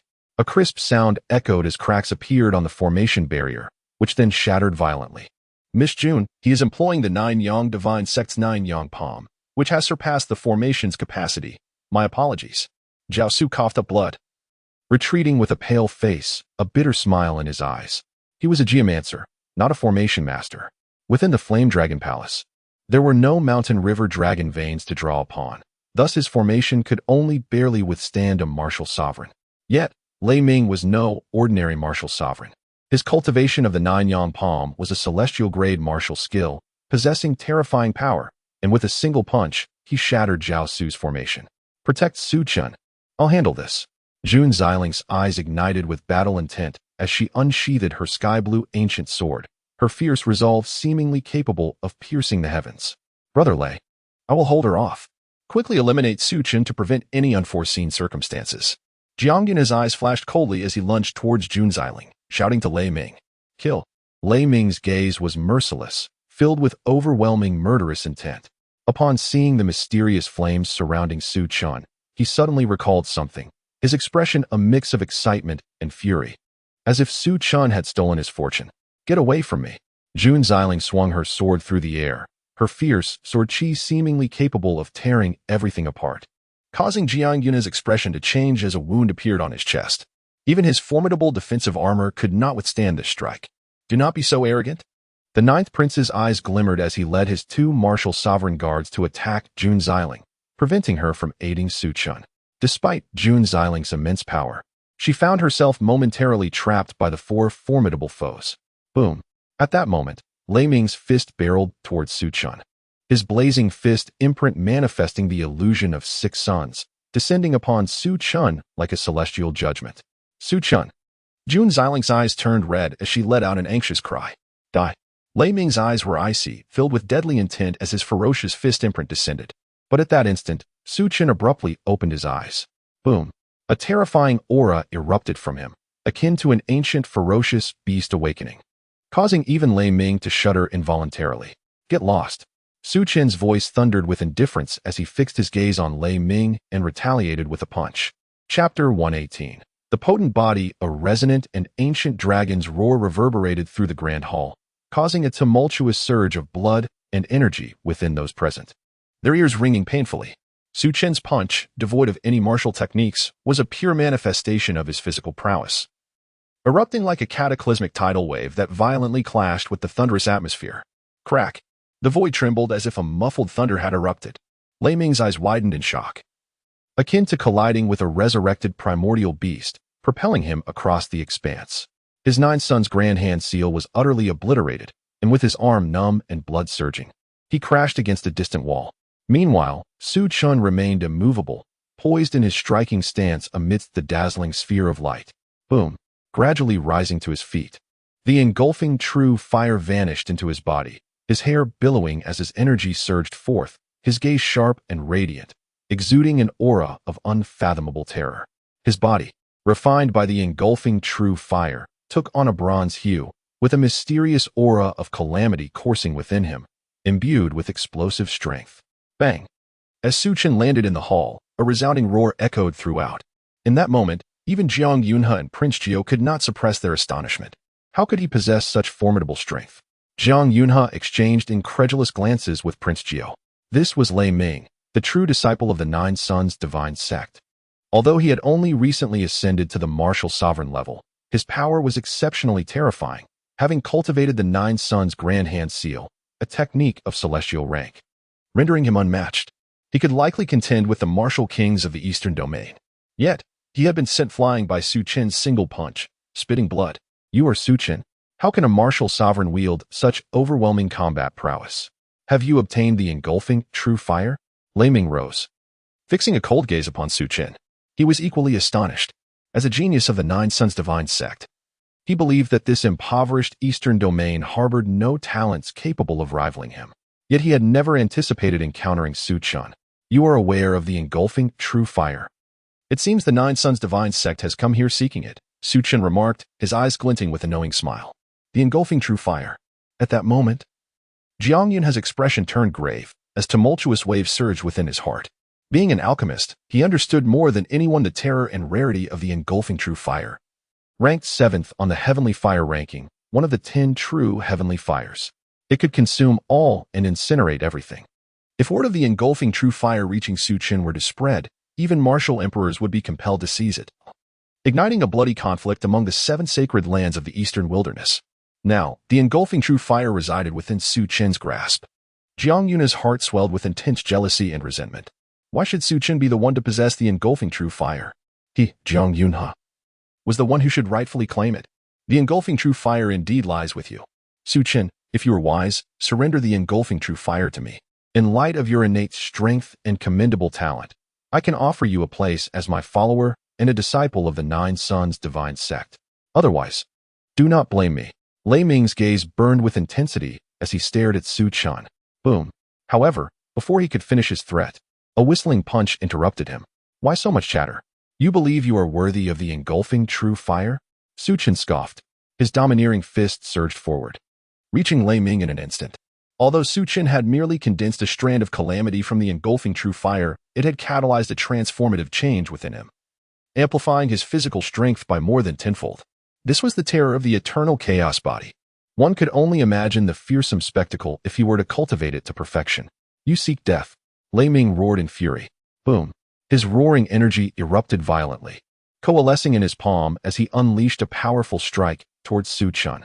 Thunderstorm Fist. This formidable technique of earthly rank allowed him to explode with several times his usual combat power, its might terrifying enough to have once slain a half-step martial king. Aware of Su Chen's innate strength, Lei Ming held nothing back, unleashing his most potent might. Boom, boom, boom. The clash of fists resounded, shaking the air. Su Chen and Lei Ming collided within the grand hall, both propelled backward by the force of their exchanges. The air crackled with ferocious energy, a palpable sense of danger enveloping the palace. Ha ha ha. Exhilarating. Su Chen's eyes sparkled brilliantly as he laughed heartily, charging once more toward Lei Ming. He seemed to grow stronger with each battle, his strikes becoming increasingly fierce and swift, igniting a fervent battle spirit within him. In contrast, Lei Ming's expression darkened. Though it appeared that he and Su Chen were evenly matched, he could feel his arm growing numb, nearing the brink of losing sensation. The thunderstorm fist was far too violent for prolonged use. If this continued, he would inevitably succumb to Su Chen's might. How could such a prodigious figure emerge from this insignificant eastern domain? Chapter 119. Sword strikes, thunder. The seed of the devouring true fire lingered upon him. It was imperative to reclaim it before he could refine it. Su Chen. Damn it. Thunder's thoughts were filled with rage, his eyes ablaze with a palpable murderous intent. The seed of the devouring true fire was notoriously challenging to refine. Even those with extraordinary talent required considerable time. He did not believe that Su Chen could have refined it in such a brief period. Yet, Su Chen's formidable strength still posed a significant threat in his mind. Boom. Another clash reverberated through the void, sending both Su Chen and Thunder hurtling backward. Kill. Thunder roared fiercely, unleashing a barrage of black projectiles towards Su Chen from his palm. Simultaneously, a purple-black battle blade materialized in his grip, crackling with fierce lightning, its murderous energy surging as it cleaved through the air towards Su Chen. A flicker crossed Su Chen's eyes. He sensed the devastating power contained within those black projectiles. The explosive flame pill of the Nine Sons divine sect? The memory of the black projectile's origin surged forth in his mind. The explosive flame pill was a disposable treasure from the Nine Sons divine sect. Even a low-grade explosive flame pill had the potential to obliterate a martial sovereign. Thunder, with a mere wave of his hand, had conjured forth over a dozen explosive flame pills, appearing to be of mid-grade, capable of severely injuring even a martial venerable. It was evident that he was utterly determined to eliminate Su Chen at all costs. However, Su Chen did not flinch or evade. He continued his relentless advance. Boom, boom, boom. The black explosive flame pills detonated in the air, unleashing a terrifying force. Black flames erupted, engulfing Su Chen like an ocean of fire, intent on reducing him to ashes. Simultaneously, Thunder's fierce blade light descended, slicing through the void with razor-sharp energy, forming a lethal strike. The simultaneous explosions of the explosive flame pills possessed a power that could gravely wound even the pinnacle of martial sovereigns, let alone the formidable blade technique Thunder unleashed. Su Chen was undoubtedly doomed. Boom. Yet at that moment, a surge of black flames erupted from within Su Chen. The flames enveloped him, harboring a power that could devour all. Strangely, the energy from the explosive flame pills was entirely consumed by the black flames. Even the shockwaves from the explosions posed no threat to Su Chen's now formidable physique. Death Sword. A fierce sword intent surged within Su Chen's eyes as the Junlin sword manifested before him, radiating a brilliant light as it cleaved through the air toward Thunder. What? You actually refined the devouring true fire. Thunder's entire body trembled. Disbelief etched across his features. The black flames surrounding Su Chen were indeed the devouring true fire. He could hardly fathom that Su Chen had managed to refine such a powerful force in such a short span, rendering Thunder's explosive flame pills utterly ineffective against him. Yet, there was no time for further contemplation. Su Chen's strike was blindingly fast, imbued with an unusual Tao rhythm that sent chills down Thunder's spine, evoking a sense of imminent death. Die! Thunder bellowed, his battle blades surging with power, the dazzling blade light clashing violently against Su Chen's Junlin sword. Crack! The fierce blade light was swept away by a resplendent sword beam in an instant. Thunder's battle blade emitted a crisp sound before being cleaved in two by the Junlin sword. Puff! Blood sprayed forth as Thunder's chest was pierced. His body flung backward with tremendous force. Oh, he actually possesses defensive armor? A glimmer of surprise flickered in Su Chen's eyes. The death sword, so fierce and domineering, should have cleaved Thunder in half, yet he bore a powerful defensive armor. Ultimately, while the armor was shattered by Su Chen's strike, Thunder had narrowly escaped death. At that moment, Thunder was drenched in sweat, his eyes wide with terror. Su Chen's swordsmanship was astonishing. He could scarcely believe that such breathtaking sword techniques existed in this world, leaving him with no means of resistance, nearly costing him his life. Die! Su Chen's gaze was devoid of emotion as he wielded the Junlin sword, unleashing another fierce sword strike toward Thunder. This is bad. Quickly save Brother Thunder. Jiang Yunhe and the Ninth Prince, upon witnessing this scene, paled in fear, their eyes filled with urgency. They immediately abandoned Jun Xiling and rushed toward Su Chen. If Thunder were to perish here, their fates would surely follow. They were engulfed in dread, unable to comprehend how Su Chen possessed such terrifying combat prowess that even Thunder could not withstand him. Crack! The brilliant sword light descended, severing the weapons in the hands of Jiang Yunhe, the Ninth Prince, and the two martial sovereigns in an instant, causing them all to cough up blood and be thrown backward. Su Chen's gaze remained icy as he executed the sword control technique, the Junlin sword flying from his grasp with unmatched speed. In Thunder's horrified eyes, the Junlin sword charged forth like a flash of lightning, piercing through his brow and pinning him to the wall. Thunder is dead. Chapter 120. Annihilation. Jiang Yunhe and the Ninth Prince were utterly stunned. Lei Ming had actually perished? Not only was Lei Ming a true disciple of the Jiuyang divine sect, but his grandfather, the Emperor Lei Dongwu, was currently outside the Flame Dragon Palace. How audacious could Su Chen be? A catastrophe was unfolding. Su Chen had truly crossed the line. Su Chen, you dare to kill Brother Lei? Elder Lei will never spare you. You, your sister, your mother, and the entire Su family will perish. Jiang Yunhe trembled, pointing at Su Chen with a fierce yet cowardly demeanor. Perhaps you should be more concerned about your own fate, Su Chen replied nonchalantly, advancing toward Jiang Yunhe with his sword drawn. Rumble. A torrent of true energy surged around Su Chen, his sword intent soaring, enveloping Jiang Yunhe and the Ninth Prince in a chilling aura of death. Run. If we can escape, Elder Lei will surely avenge us. Jiang Yunhe and the ninth prince shuddered, their faces ashen. In an instant, they gritted their teeth and prepared to flee the Flame Dragon Palace. The two martial sovereign bodyguards of the ninth prince, both death warriors, caught the glint of madness in their eyes at the prince's signal and charged at Su Chen. Kill! Su Chen's gaze turned ice cold, his voice resonating like thunder. He swung his sword through the air, and the sword energy sliced through the void.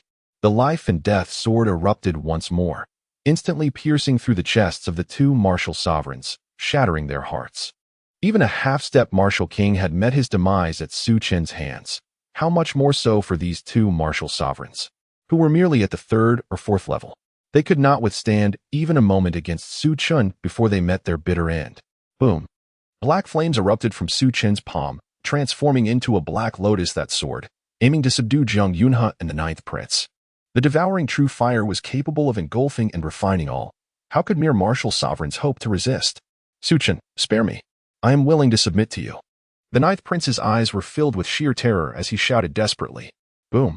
Yet, Su Chen remained indifferent. The black lotus descended, and the devouring true fire swiftly enveloped the ninth prince, reducing him to ashes in an instant. Whoosh! Just as Jiang Yunhe was about to dart out of the Flame Dragon Palace, Su Chen blocked his path. Su Chen, spare me. I can be your servant. I beg for my life.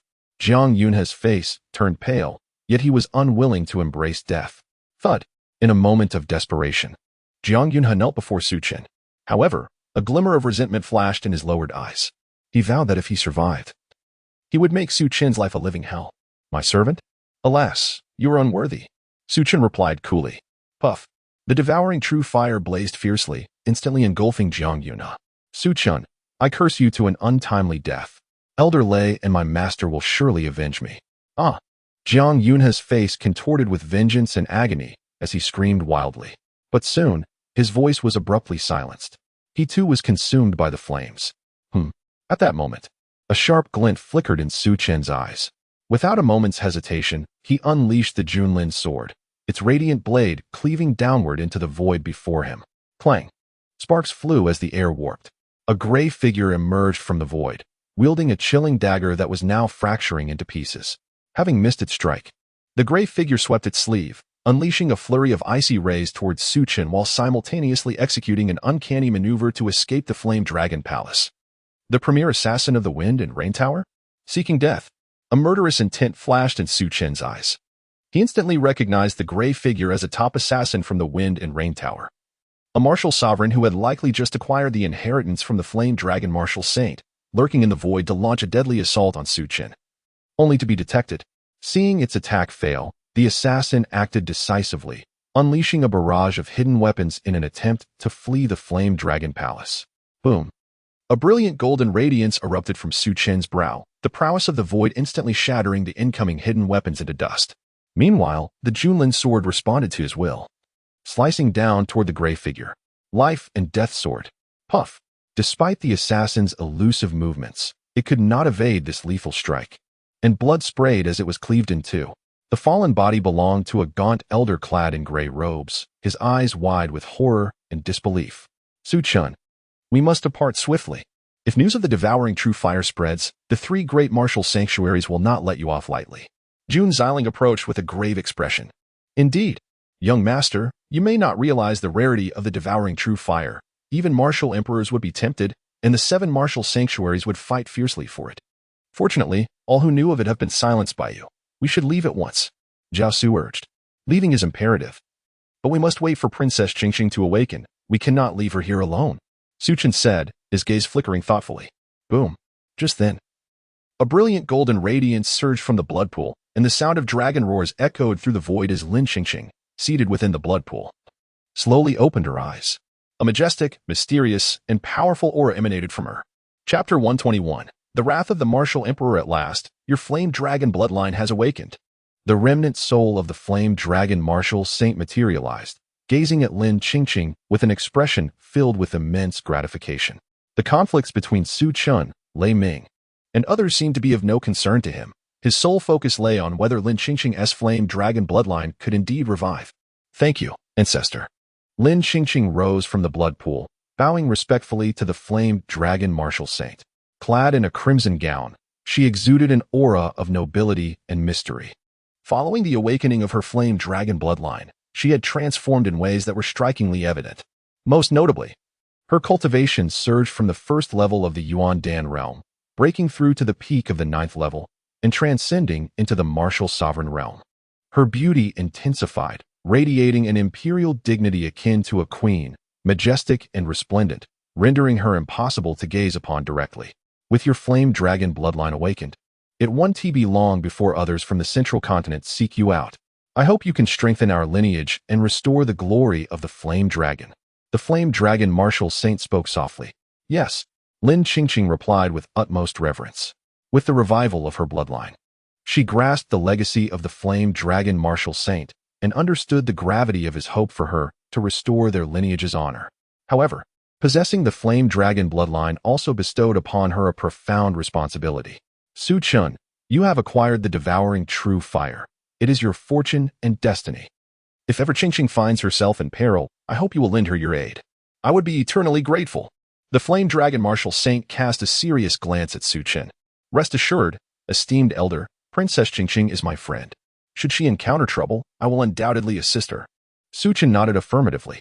From the aura of the revived flame dragon bloodline emanating from Lin Qingqing, he had surmised the identity of the flame dragon martial saint and recognized that his acquisition of the devouring true fire was indeed a favor owed to the martial saint. He would not decline the request made of him. The flame dragon palace is about to close, and I too shall soon vanish. You may go now. The flame dragon martial saint gazed deeply at Su Chen and Lin Qingqing, his eyes brimming with satisfaction, before his figure gradually became ethereal, slowly dissipating before their eyes. Farewell, ancestor. Lin Qingqing performed a final bow. Though she had long known that the flame dragon martial saint had perished a millennium ago and that the figure before her was merely a remnant soul, she couldn't shake the melancholy that enveloped her. Boom! A powerful surge of energy swept forth, instantly transporting Su Chen, Lin Qingqing, Jun Xiling, and Zhao Su out of the flame dragon palace. Those still struggling within the grand formation were likewise swept away by the potent force. Thunderous echoes resonated through the void as the ancient and enigmatic flame dragon palace, accompanied by a resonant dragon-s roar, tore through the fabric of space, vanishing completely from sight. What has transpired? How could the flame dragon palace disappear? Could it be that someone has obtained the martial saint's inheritance?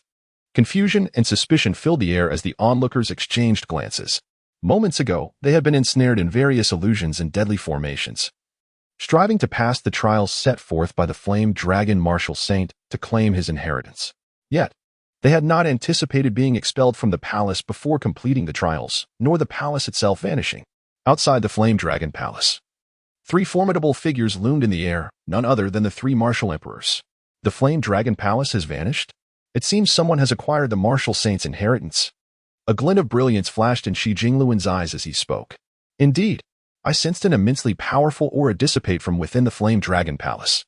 It must have been the remnant soul or lingering will of the flame dragon martial saint.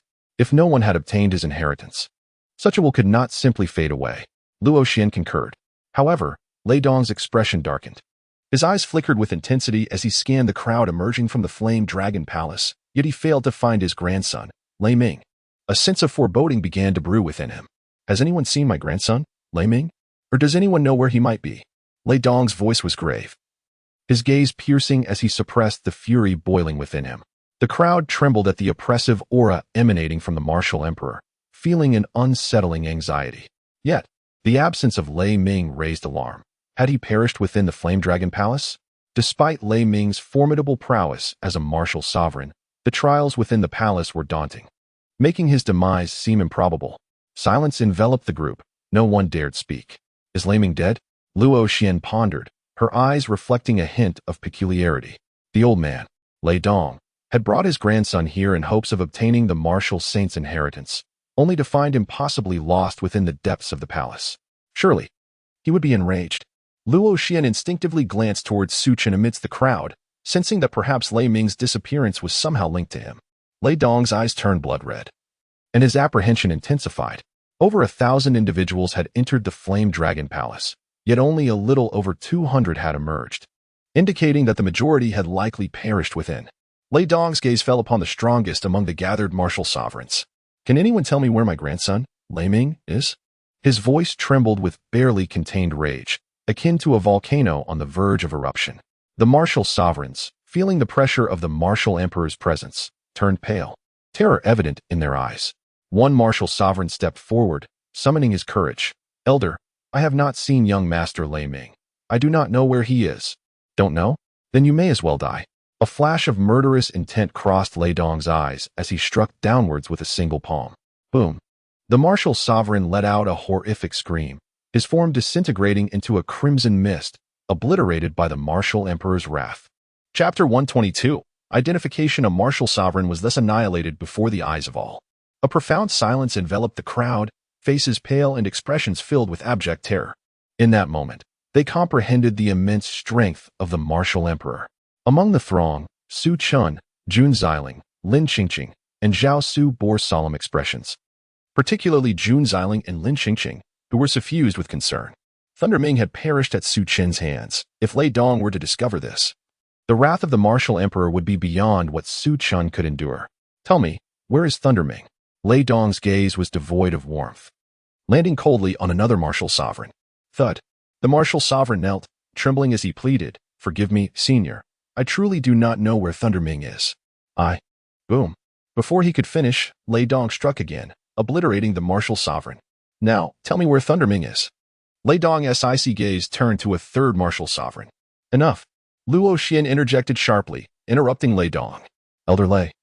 Thunder Ming fell in the Yanlong Palace due to his insufficient strength and misfortune. Do you intend to blame everyone and slaughter us all? Luo Xian fixed her gaze on Lei Dong, speaking with an air of calm authority. "Elder Lei, do you dare to obstruct me? My grandson, Thunder Ming, perished in the Yanlong Palace, undoubtedly a victim of treachery. If we do not uncover the truth today, none shall leave, even if it means exterminating these insignificant beings." "What of it?" Lei Dong laughed in fury. Boom. His aura surged violently, his robes billowing, radiating an unmatched brilliance as he resembled a resplendent sun, emanating a terrifying presence that pressed down upon Luo Xian. In response, Luo Xian, clad in white, exuded a formidable sword intent, akin to a transcendent sword fairy. Her elegance sublime, equally releasing the overwhelming pressure of a martial emperor. Even in confrontation with Lei Dong, she remained undaunted. Why should you both be angry? None knows where Thunder Ming is at this moment. Elder Lei, perhaps you should exercise patience. Thunder Ming may yet return. Shi Jingluan interjected, attempting to mediate. Observing the three martial emperors in the sky, the crowd was gripped by fear, their faces drained of color. The martial emperor, a sovereign of martial arts. When enraged, they could lay waste to countless lives, enough to annihilate everyone present. They realized the gravity of the situation. Thunder Ming, the grandson of the martial emperor, had fallen in the Yanlong Palace. Who could be responsible? "Senior, I possess a clue." At that moment, a young martial sovereign in a black robe stammered, trembling. "What clue?" Lei Dong's eyes gleamed with interest. In the Yanlong Palace, the Yanlong martial saint set 3 trials. The final trial was a confinement formation. By sheer luck, I entered the formation and witnessed Thunder Ming alongside Jiang Yunhe, the 9th prince of the Great Lin dynasty, unleashing a brilliant sun that shattered the formation, allowing them to escape.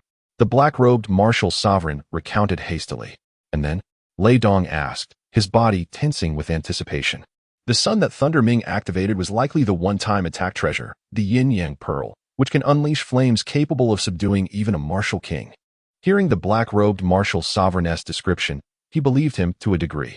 And then, in the instant the formation was breached, I glimpsed an ancient palace. And within it, a figure flickered past. However, I did not see it clearly. The black-robed martial sovereign swallowed hard, fearing that Lei Dong might strike him down in a fit of rage. The deaths of the 2 martial sovereigns had thoroughly terrified him. Who was that figure? Lei Dong's voice turned icy. The overwhelming pressure of a sovereign bore down on the black-robed martial sovereign. That figure must be connected to Thunder Ming's demise. I did not see clearly, but the figure seemed quite young, male, and could fly with a sword. The black-robed martial sovereign replied with a bitter smile. Flying with a sword? Sword control technique? Lei Dong trembled, suddenly enlightened. The sword control technique was not a secret to the Jiuyang divine sect. Many martial sanctuaries possessed this earth-level martial skill, yet few could successfully cultivate it due to its stringent requirements. Su Chen and Jun Xiling felt a weight in their hearts. They had not anticipated that someone had witnessed Su Chen employing the sword control technique. Who among you can wield the sword control technique? Step forward. Lei Dong's gaze was frigid as it swept across the crowd. Yet, although the hundreds present were filled with fear and anxiety, they remained utterly silent. Refuse to step forward? Then prepare to meet your demise. Lei Dong's voice was devoid of warmth, laced with a terrifying murderous intent, as a powerful pressure descended upon the crowd. Elder Lei, I know who can wield the sword control technique. At that moment, a young figure stepped forward. Who? Lei Dong inquired. The young figure was Lin Hao, the senior disciple of the Mo Luo sovereign. He pointed abruptly at Su Chen, filled with enmity, and declared, "It is him, Su Chen. I have seen him use the sword control technique." Instantly, all eyes turned to Su Chen. Could it be that Su Chen truly was the one who killed Thunderming? Yet, with only the cultivation of a martial disciple, how could he possibly slay a martial sovereign?